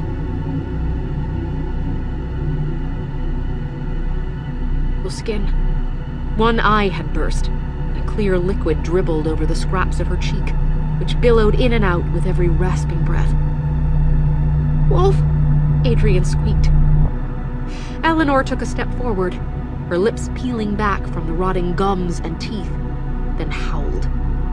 A streak of gray shot up to her, then darted away before she could turn on it. Spots of blood welled on her leg where Wolfgang had bitten her. "I've got to help him. I lost my knife. I lost my torch, but..." Adrian didn't risk hesitating any longer. She turned and scrambled towards the small door leading back into the house. Eleanor made to follow, but again, Wolf darted out of the shadows to plant a bite, and then frisked away with a throaty hiss. Eleanor, prepared this time, swiped at him. Her fingernails barely brushed his tail. "Please..."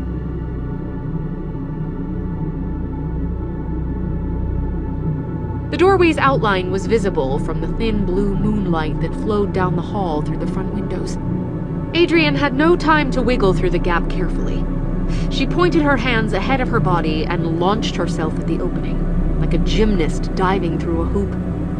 Her shoulder bones scraped the wooden frame, making her hiss from the sting, but her head and torso went through. She pressed her hands onto the carpet runner to drag her legs out behind her.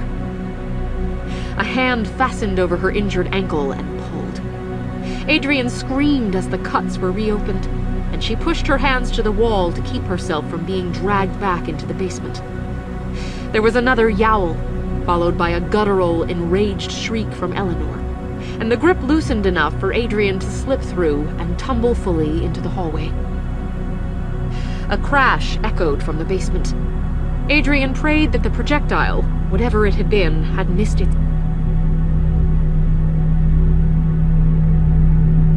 Rested on the table beside it and scrambled to remove the glass cover. She splashed oil into the reservoir, then shoved the metal bottle into her jacket's pocket in case the lamp needed refilling. Something moved behind her, and Adrian swiveled to face it. Although the moon was full, very little of its light extended into the hallway, but she could still recognize Edith's tall, ethereal form in the mirror.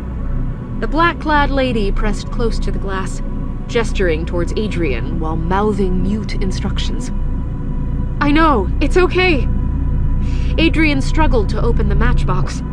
Her fingers were numb and shaking. Matches spilt over the floor, but she managed to catch one. "I've got the lamp."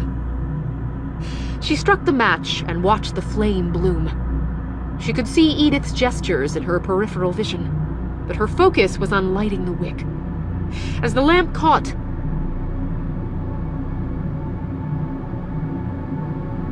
creating a little circle of safety.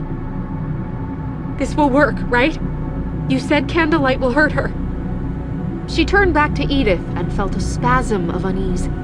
The older woman's face was hard and deeply creased with worry. She pointed a finger towards Adrian, mouthing the same phrase over and over again. Adrian squinted as she tried to lip-read the words. "Look behind you." She turned. A figure stood by the open basement door. The pressing darkness and numbing fear had prevented Adrian from seeing it when she'd scrambled through the portal, but the flickering lamplight now played across a familiar face. "Marion?" The woman didn't reply. Her blank, shadowed eyes stared sightlessly out of a sallow face as she swayed from side to side. Sweat beaded over her skin.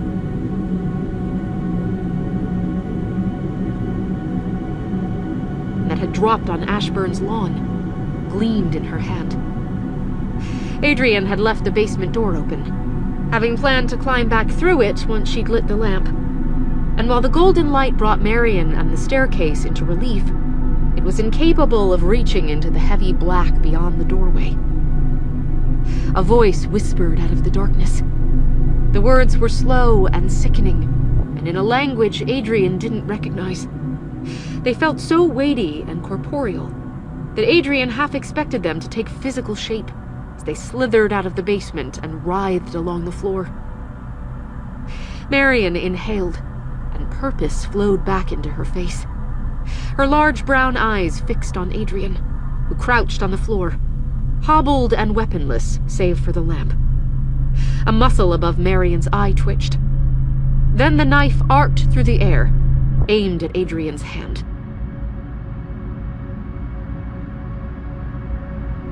Were keyed to breaking point, and she twisted aside a fraction of a second before the knife began to move. If Marion had targeted any other body part, she likely would have hit her mark. But the blade made a low whistle as it passed Adrian's side and embedded itself in the floor. "I'm sorry," Adrian cried, as she kicked at Marion's closest leg. The woman toppled, turned, and grabbed the lamp as she fell. "She wants the light. That's why she attacked my hand rather than my face." A crunching noise rose from the glass as Marion's hands tightened around it. Adrian, knowing how vital the flame was to her safety, tried to prise the lamp away without upending and extinguishing it. Marion's face contorted into a grimace that almost perfectly mimicked Eleanor's as her fingers tightened to crush the glass. It wasn't a fair fight. Adrian's muscles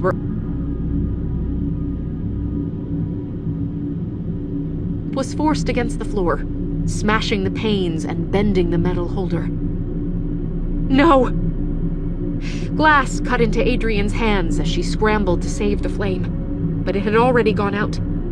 Inky shadows poured around her, clustering close and almost thick enough to taste.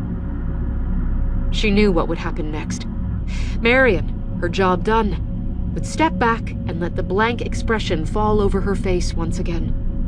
And Eleanor would crawl out of the basement, inch by inch, her terrible form twisting through the hole, and her one remaining eye flashing in the moonlight as she prepared to sink her teeth into warm flesh.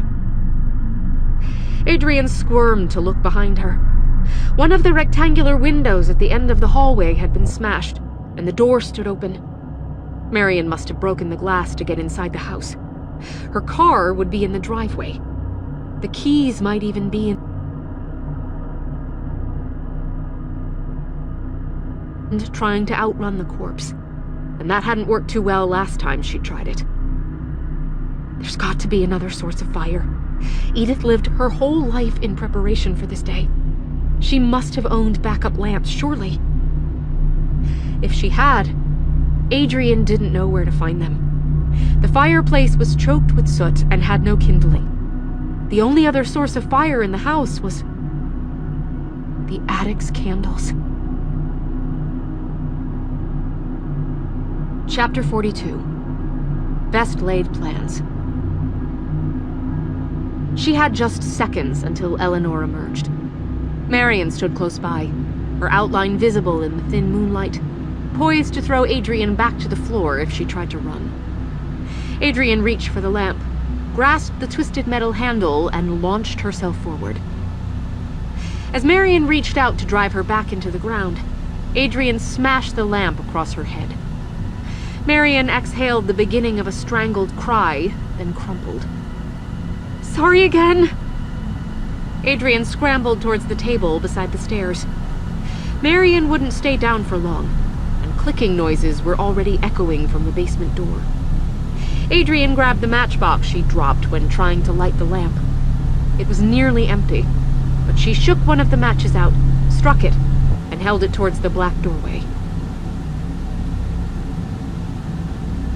Like some grotesque insect crawling out of the ground. Her one good eye widened as the match's light touched her, and she sucked herself back into the basement with a cracked wail. The match went out almost as soon as Eleanor disappeared. Adrian began scrambling up the stairs as quickly as her torn leg would allow, and struck a second match as she passed the fourth step. She held it over the banister, aware that the light was faint, but would still reach the base of the stairs, then dropped it when the flame came close to burning her fingertips. She repeated this with her remaining two matches, knowing that with each step, she drew farther away from the door and her tiny flame would have less influence over the shadows clustered there, and be less of a threat for the vengeful spirit. The top of the stairs was in sight when she threw her final match away, so Adrian dropped the box. She stumbled on the last step. Free of the ash burns the dark attic stairwell. Moonlight came through two open doors. It let her see her path, but also illuminated the paintings. They were no longer static, but the subjects moved, twisting and struggling, as teeth and knives and claw-like fingers tore their limbs from them and poured their blood across the floor.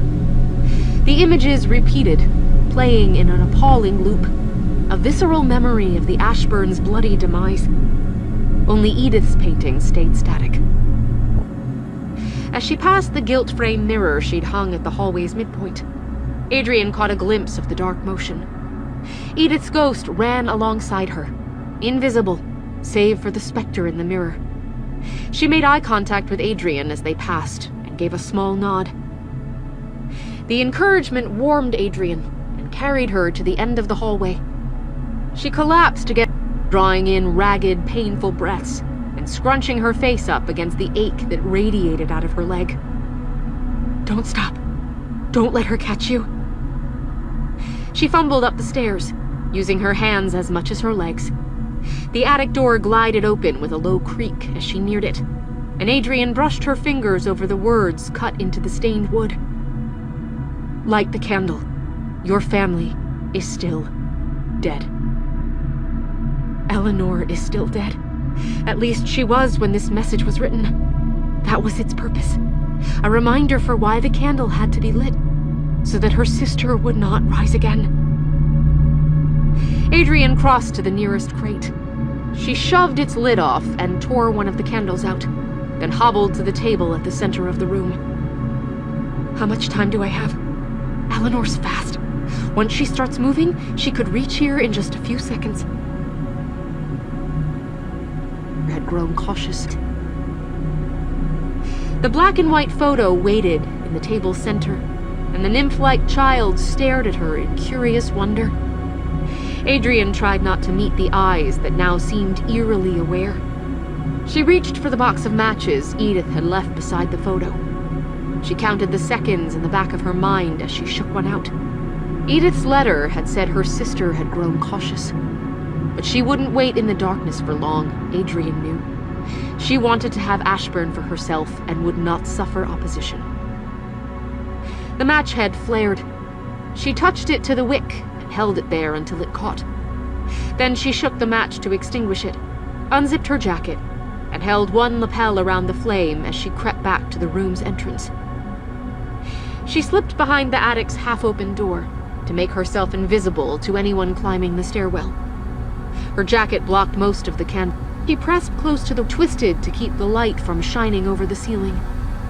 If Eleanor suspected her plan, the corpse wouldn't enter the attic, and Adrian would remain trapped there until she collapsed from exhaustion. Being careful to keep the candle hidden as well as she could, Adrian tugged the bottle of lighter fluid out of her jacket's pocket and used her teeth to unscrew the lid. Then she pressed close to the wall, forced her breathing to be shallow and quiet, and waited. It took a moment, but the quiet clicking reached her. As she'd expected, Eleanor was being careful. Her movements were slow and patient, and the clicking paused repeatedly before resuming. Adrian readjusted the jacket shield, hoping there wasn't enough light to give her away, and held her breath as the clicking drew closer. It's strange. Doesn't sound like it's coming up the stairs. Jaw against it. She'd half closed the door to make the gap too narrow for a person to fit through. Even in the near darkness, it would be impossible for Eleanor to enter without making the door shift. The clicking was growing nearer. It was close enough to be inside the room, but the door remained still. Hot wax trickled down the candle and seared Adrian's thumb, but she clenched her jaw against it and kept her position. She was certain her thundering heart was loud enough to be audible to the corpse. Her lungs burnt with the held breath, and the candle's flame licked at the jacket's fabric. She couldn't keep still much longer. The sound was so close that she felt as though she could reach out and touch the corpse, but the stairwell remained undisturbed. Something fell together in her mind. Earlier that afternoon, she'd come into the attic to see why the smoke was falling. Window to lean through. I closed the pane when I was done, but I don't remember locking it. She turned just in time for the knife to skim her cheek and hit the wall. Eleanor's face, contorted with hatred, stopped just inches away from her own. She could smell the rotting flesh as the corpse exhaled, and hear the wet smacking of its shredded cheek flapping open. The knife had cut Adrian just below her eye, and hot blood poured down the side of her face. It hurt, but not enough to incapacitate her. She twisted to one side to avoid Eleanor's grasping, bony hand, but was a fraction of a second too late to stop it from fastening around her throat. Eleanor's jaw stretched open, exposing gums that had sunk away from the yellowed teeth, and leaned forward to bite into her victim's neck. Adrian moved on instinct.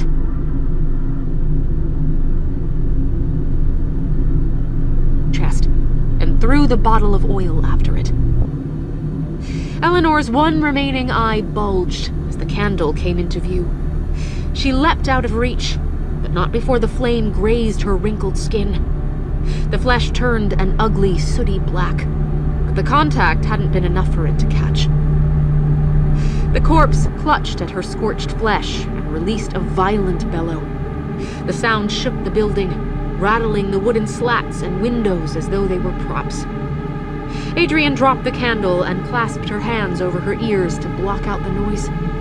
Her own scream was almost inaudible compared to Eleanor's fury. Cold, bony fingers grasped her wrists. Adrian had no time to realize what was happening. Eleanor threw her to the ground, and she skidded across the dusty floor until she hit the candle holder. The impact fractured the metal holder's wax crutch, heaved the candle stand, and the stand tumbled over with a low thud. She couldn't breathe. Her light was gone. Her ears rang from the after effects of Eleanor's scream, and her whole being hurt. But she could feel something cold and waxy under her fingers, and she fastened her grip on it reflexively. Eleanor was scrambling towards her, reckless in her anger, and Adrian heaved the candle stand at the corpse. It was heavier than she had expected and missed the target, cracking against the floor instead. In the pale blue moonlight, Adrian saw that the thousands of coats of dried wax had split and were shedding free from the long metal pole. She didn't hesitate, but brought her weapon around and thrust it forward. It connected with Eleanor's skull as the monster scuttled close to land a killing bite. The stand's metal spike, designed to keep the candles in place, pierced and shattering her skull. Eleanor bucked away, her jaw flexing open to release another bellow as she fought to free herself from the barb.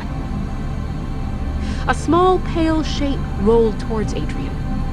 Panic and adrenaline clouded her mind so badly that she didn't see it until it wobbled to a standstill beside her hand. It was her candle, its wax still warm from the short-lived flame. As Adrian stared at it, the wick caught, flaring back into life, as though it had never been extinguished in the first place. "Edith," Adrian whispered. She picked up the candle and held it close with shaking hands. The metal stand hit the floor with a loud clunk. Eleanor stood before her, swaying, her bony fingers twitching. Her second eye was gone, leaving her blind, but her nostrils flared as she hunted for her prey. Tongue dipped out to moisten her lips as she scuttled forward. Instead of backing away from the contorted, twitching monstrosity, Adrian threw herself forward, candle extended, and forced it into the corpse's already blackened chest. Eleanor seemed to feel the flame's heat a second before it touched her, and she sucked in a rattling breath, but was too late to twitch away from it. The fire caught, first as just a small smolder at the base of her ribs, but rising and growing into licking flames as it spread across her breasts, shoulders, and neck. The screams were unlike anything Adrian had heard before. High, filled with wrath and pure hatred, and with bellowing undertones that cracked and failed as her lungs were consumed. Eleanor twisted and writhed as she tried to escape the flames, but they continued to spread, drawing down over her, sticking in Adrian's throat. For several long minutes, the woman was nothing but a pillar of fire, spewing toxic black smoke, as the flame consumed congealed blood, crumbling bones, and dead organs. Then the flame shortened, dimmed, and eventually went out as their fuel disappeared. Dense smoke swirled about the room, clouding the moonlight and sticking in Adrian's throat. She leaned against the wall, coughing and clutching a hand to her bruised ribs as embers floated over her. The black cloud gradually thinned, eventually clearing enough for her to see the clump of soot, quietly smoldering. That was all that remained of Miss Eleanor Ashburn. It took Adrian a long time to go downstairs, but eventually, the bitter-tasting smoke became repulsive enough to override her exhaustion. She took the attic stairs, whining buzzed with every jarring step, and entered the second-floor hallway. The portraits had returned to their original complacent poses. She still felt their eyes follow her as she passed them. But this time, the secretive little smiles held no malice. She was dreading the climb down to the ground floor. Just as she reached the top of the stairs, a faint whining buzzed through the house, and the downstairs lights turned on. The light was both welcoming and comforting, and made the climb easier. As she turned the staircase's corner, she caught sight of the woman standing in the hallway. Marion was turning in slow circles, her gaze switching from the smashed lamp to the open basement door to the broken front window. She startled and turned as Adrian's footfalls drew close. "Oh, there you are, Addie." An unseen shot through her lips at her mouth. Is your cat okay? He looks like he ate something rotten." "Wolf!" Adrian staggered forward. Wolfgang waited in front of the lounge room door, his back straight and proud, and his face coated in the disgusting congealed blood he'd bitten out of Eleanor. Adrian tried to kneel to hug him, but pain shot through her leg and ribs, so she settled for scratching behind his ears. He shook his frame, looking pleased with himself, and sauntered towards the kitchen with his tail held up like a flag. "Thank goodness he's okay. I owe him every tin of tuna that convenience store will sell me." Addie?" Marion hovered behind her, hands twisting together, as confusion and fear threatened to submerge the tight smile. I don't know what's happened. How I got here. Are you okay? You're bleeding." Adrian felt a rush of pity. Marion seemed to have no memory of the evening. The damaged front door, the blood running down Adrian's cheek, and the bump on her own head had to be equal measures of frightening and confusing. "Everything's okay now." Adrian managed a smile as she patted Marion's shoulder. "But I'm going to need a lift to the hospital, okay?" Oh, yeah, sure. My car's outside." She coughed. "I think." Adrian leaned on her friend's shoulder as they shuffled towards the door. As they passed the hallway mirror, Adrian caught a glimpse of Edith. The tall, immaculate woman stood in the shadowed corner beside the grandfather clock, her hands folded neatly over her skirts.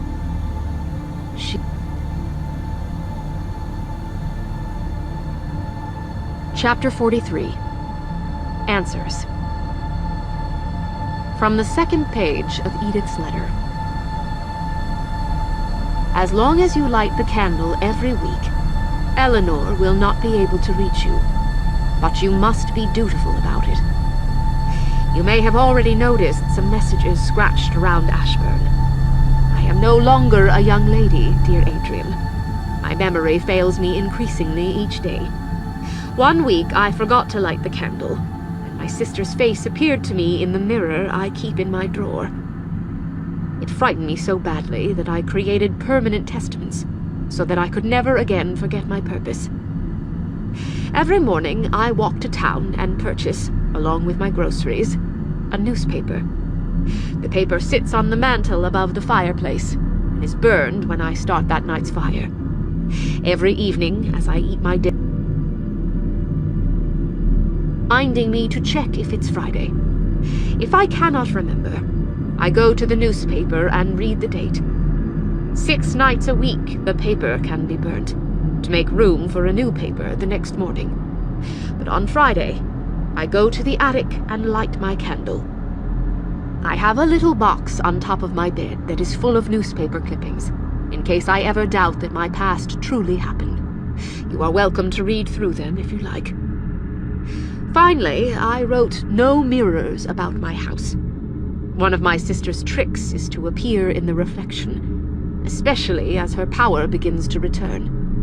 If you ever see her there, divert your eyes immediately. She can take control over your body if you stare at her for too long. This is one of the reasons I never welcomed guests to Ashburn. Even though I cleared the mirrors out of my home, save for that little frame in my room. On their own, or look into their car's rearview mirrors and fall under Eleanor's spell. There is a final thing I must tell you, dear Adrian, and I hope it is something you can forgive me for. Shortly following your father's death, I invited your mother to visit me.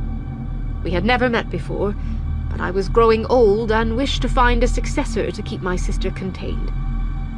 I had hoped to offer her Ashburn and request that she continue my practice of lighting a candle once a week. However, she was resistant to my story and did not wish to take occupancy here. I do not blame her. She was young and had a small child to care for. Tales of ghouls and curses must have been as unnerving as they were unbelievable. You, a child of 4, wandered off while we were speaking, and our discussion was so heated that neither of us we searched for you. I found you first. You had somehow made your way up to the attic, as though drawn there by a force beyond yourself, and were looking at the photo of my sister. I sensed, in that moment, that you were destined to be my replacement. Now comes the part that I must beg your forgiveness for. You see, while my sister held the raw talent and power that comes from an ancient soul, I had picked up a few of her tricks while growing up alongside her. I used this knowledge to bind our souls together. The ritual involved the cups on both of our hands to exchange blood. Your mother, when she found us, was understandably hysterical. She took you away immediately and never replied to any of my future correspondence. I am deeply sorry for upsetting her so. Please know that this binding in the house, and the risk would be on my side. The magic simply tied me to you, so that once I die, my soul will linger in Ashburn for as long as you remain alive. I did this to ensure I could watch over and protect you if possible. I do not know how much power I will have in that form. Probably very little. I will always be there if you need my help. If you wish to see me, hang a mirror somewhere in the house, and I will try to appear in it. Just be careful that my sister's face does not materialize instead. You shouldn't have trouble telling us apart. A life underground has disfigured her and stripped away her sanity. And finally, if the worst should happen, and my sister rises from the dead, remember that fire is your sanctuary. Eleanor burns quite nicely. Regards and love from the great. She had the joy of knowing you more. Edith. Chapter 44. Threads. Oh, I almost forgot. Here's your mail. Jane dug a small stack of letters out of her bag and passed them to Adrian. It must be an abominable walk to the end of the driveway, so I thought I'd collect them for you. Beth, who had one scone in her mouth and another in her hand, spoke around the food. Ask the mailman to hold them at his office. It'll be a shorter walk. I'll introduce you when you're feeling well enough to come into town, Sarah added. That would be amazing. Adrian nodded at her leg, which was swathed in bandages. I should have these off in a couple of days. And if you don't, just give me a call, Jane said. We'll bring some extra food and whatever else you need. You guys are amazing. Thank you. Adrian glanced at Marion as she spoke. She hadn't spoken a word since she'd arrived. Have another scone, Adrian said, nudging the plate towards Marion. The jam's incredible. I don't think you could make a bad batch if you tried. Marion snorted and kept her eyes averted, but Adrian saw a grin flit onto her face. When the doctors had asked what caused Adrian's injuries, she'd told them she'd been attacked by a wild dog. It had been a weak excuse. Human teeth and canine teeth made very different imprints, and the doctor's skeptical looks confirmed they didn't buy her story. But in her defense, she'd been high on painkillers, and so tired that she would have sold several of her organs in exchange for an uninterrupted sleep. Adrian had no easy way of confirming her suspicions, but she thought Marion blamed herself for what had happened that night. The vet student didn't seem to remember anything after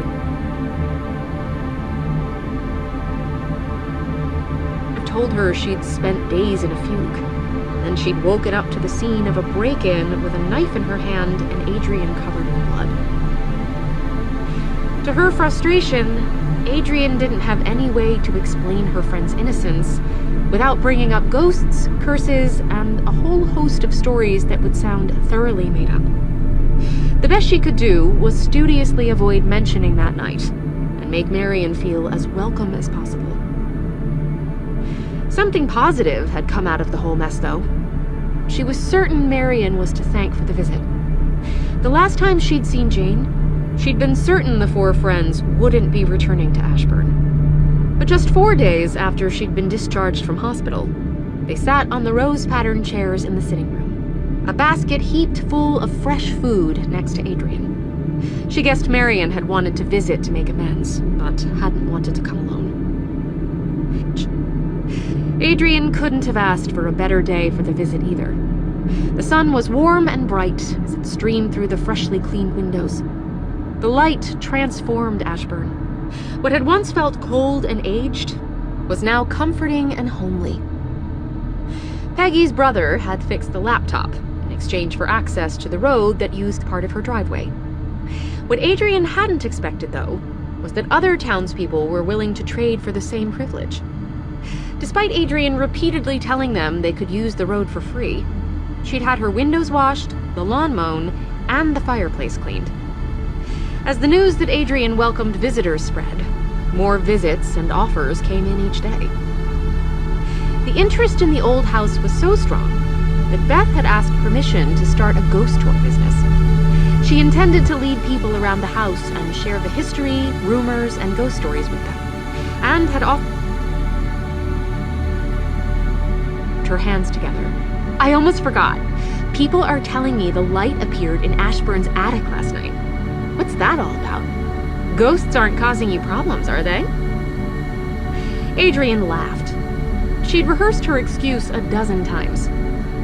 The Friday light seems really popular in Ibsen. Since Edith maintained it for 80 years, I thought I might as well continue the tradition, give the kids some muse for their ghost stories.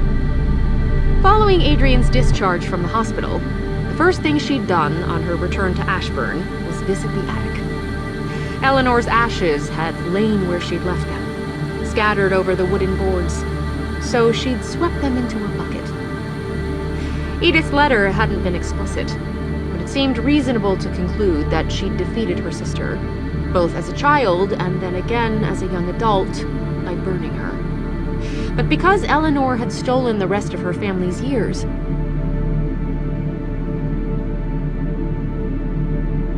narrated over several years, until she'd been whole enough to dig her way out of her grave. Adrian had taken the ashes to the little cemetery in the forest and buried them in the open grave. She'd then placed one of the fat, heavy candles onto the attic spike and lit it so that it shone over the photograph. Edith had been able to contain her sister with 1 candle per week over 80 years.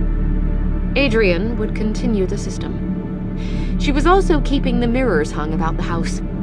If Eleanor ever began to strengthen, glimpsing her in the reflections would give Adrian ample warning. The sunset phenomenon, when Eleanor's burgeoning power terrified the birds out of their trees, would be a final caution. Adrian had done the math. Eleanor had killed 4 of her family members, all of them in their mid to late 30s. Assuming they'd had between 25 due before she could be spent in the grave, Eleanor could be expected to live for another 20 to 80 years. That meant there was a good chance Adrian could keep her trapped until the living corpse's hours ran out. It was less of a chore than she would have expected. She felt welcomed in the town, had 4 new friends, and her laptop had been returned to her fully functional. There was still a lot to do before she could consider her life back to normal, but she felt that the worst was over. Before leaving, Jane casually mentioned that she hoped Adrian would join in the club's activities the following month. Pilates, she said, as she slung her bag over her shoulder. We can improve both our bodies and our minds with just a few thrice-weekly sessions. Her three companions all groaned, and Beth shoved her out of the door. Come on, Marion's gonna run late for her shift if we dawdle any longer. As they piled into their car, Marion glanced back at the house. Adrian raised her hand in farewell, and Marion returned the gesture, a hesitant smile filling her face. Adrian kept waving until the car disappeared into the forest, and stepped back inside and leaned her back against the door. She closed her eyes and inhaled, savoring the peace that came with an empty house. Wolfgang emerged from the kitchen, stretched and sauntered towards her. Adrian bent to give his head a quick scratch. Do you want your lunch, my fearsome corpse conqueror? He exhaled a purring mule, and Adrian laughed as she led him into their lounge room. As promised, she bought him a small stack of tinned tuna on her first day back from the hospital, and she added a portion of it to his meal. As she put the food away, She wouldn't over the fireplace. She paused near the glass and smiled at Adrian. Ready? Adrian asked. The reflection dipped her head in a graceful nod. Adrian moved to the fire, placed a new log on the blaze, and picked up the novel propped on the little side table. Edith moved through the reflection to sit in the chair beside Adrian's. She wouldn't have noticed it if she hadn't been listening, but Adrian caught the faint creak of shifting wood and saw the empty chair beside her shift a fraction of an inch. The woman in the mirror folded her hands tidily in her lap and smiled as Adrian opened the novel and began to read aloud.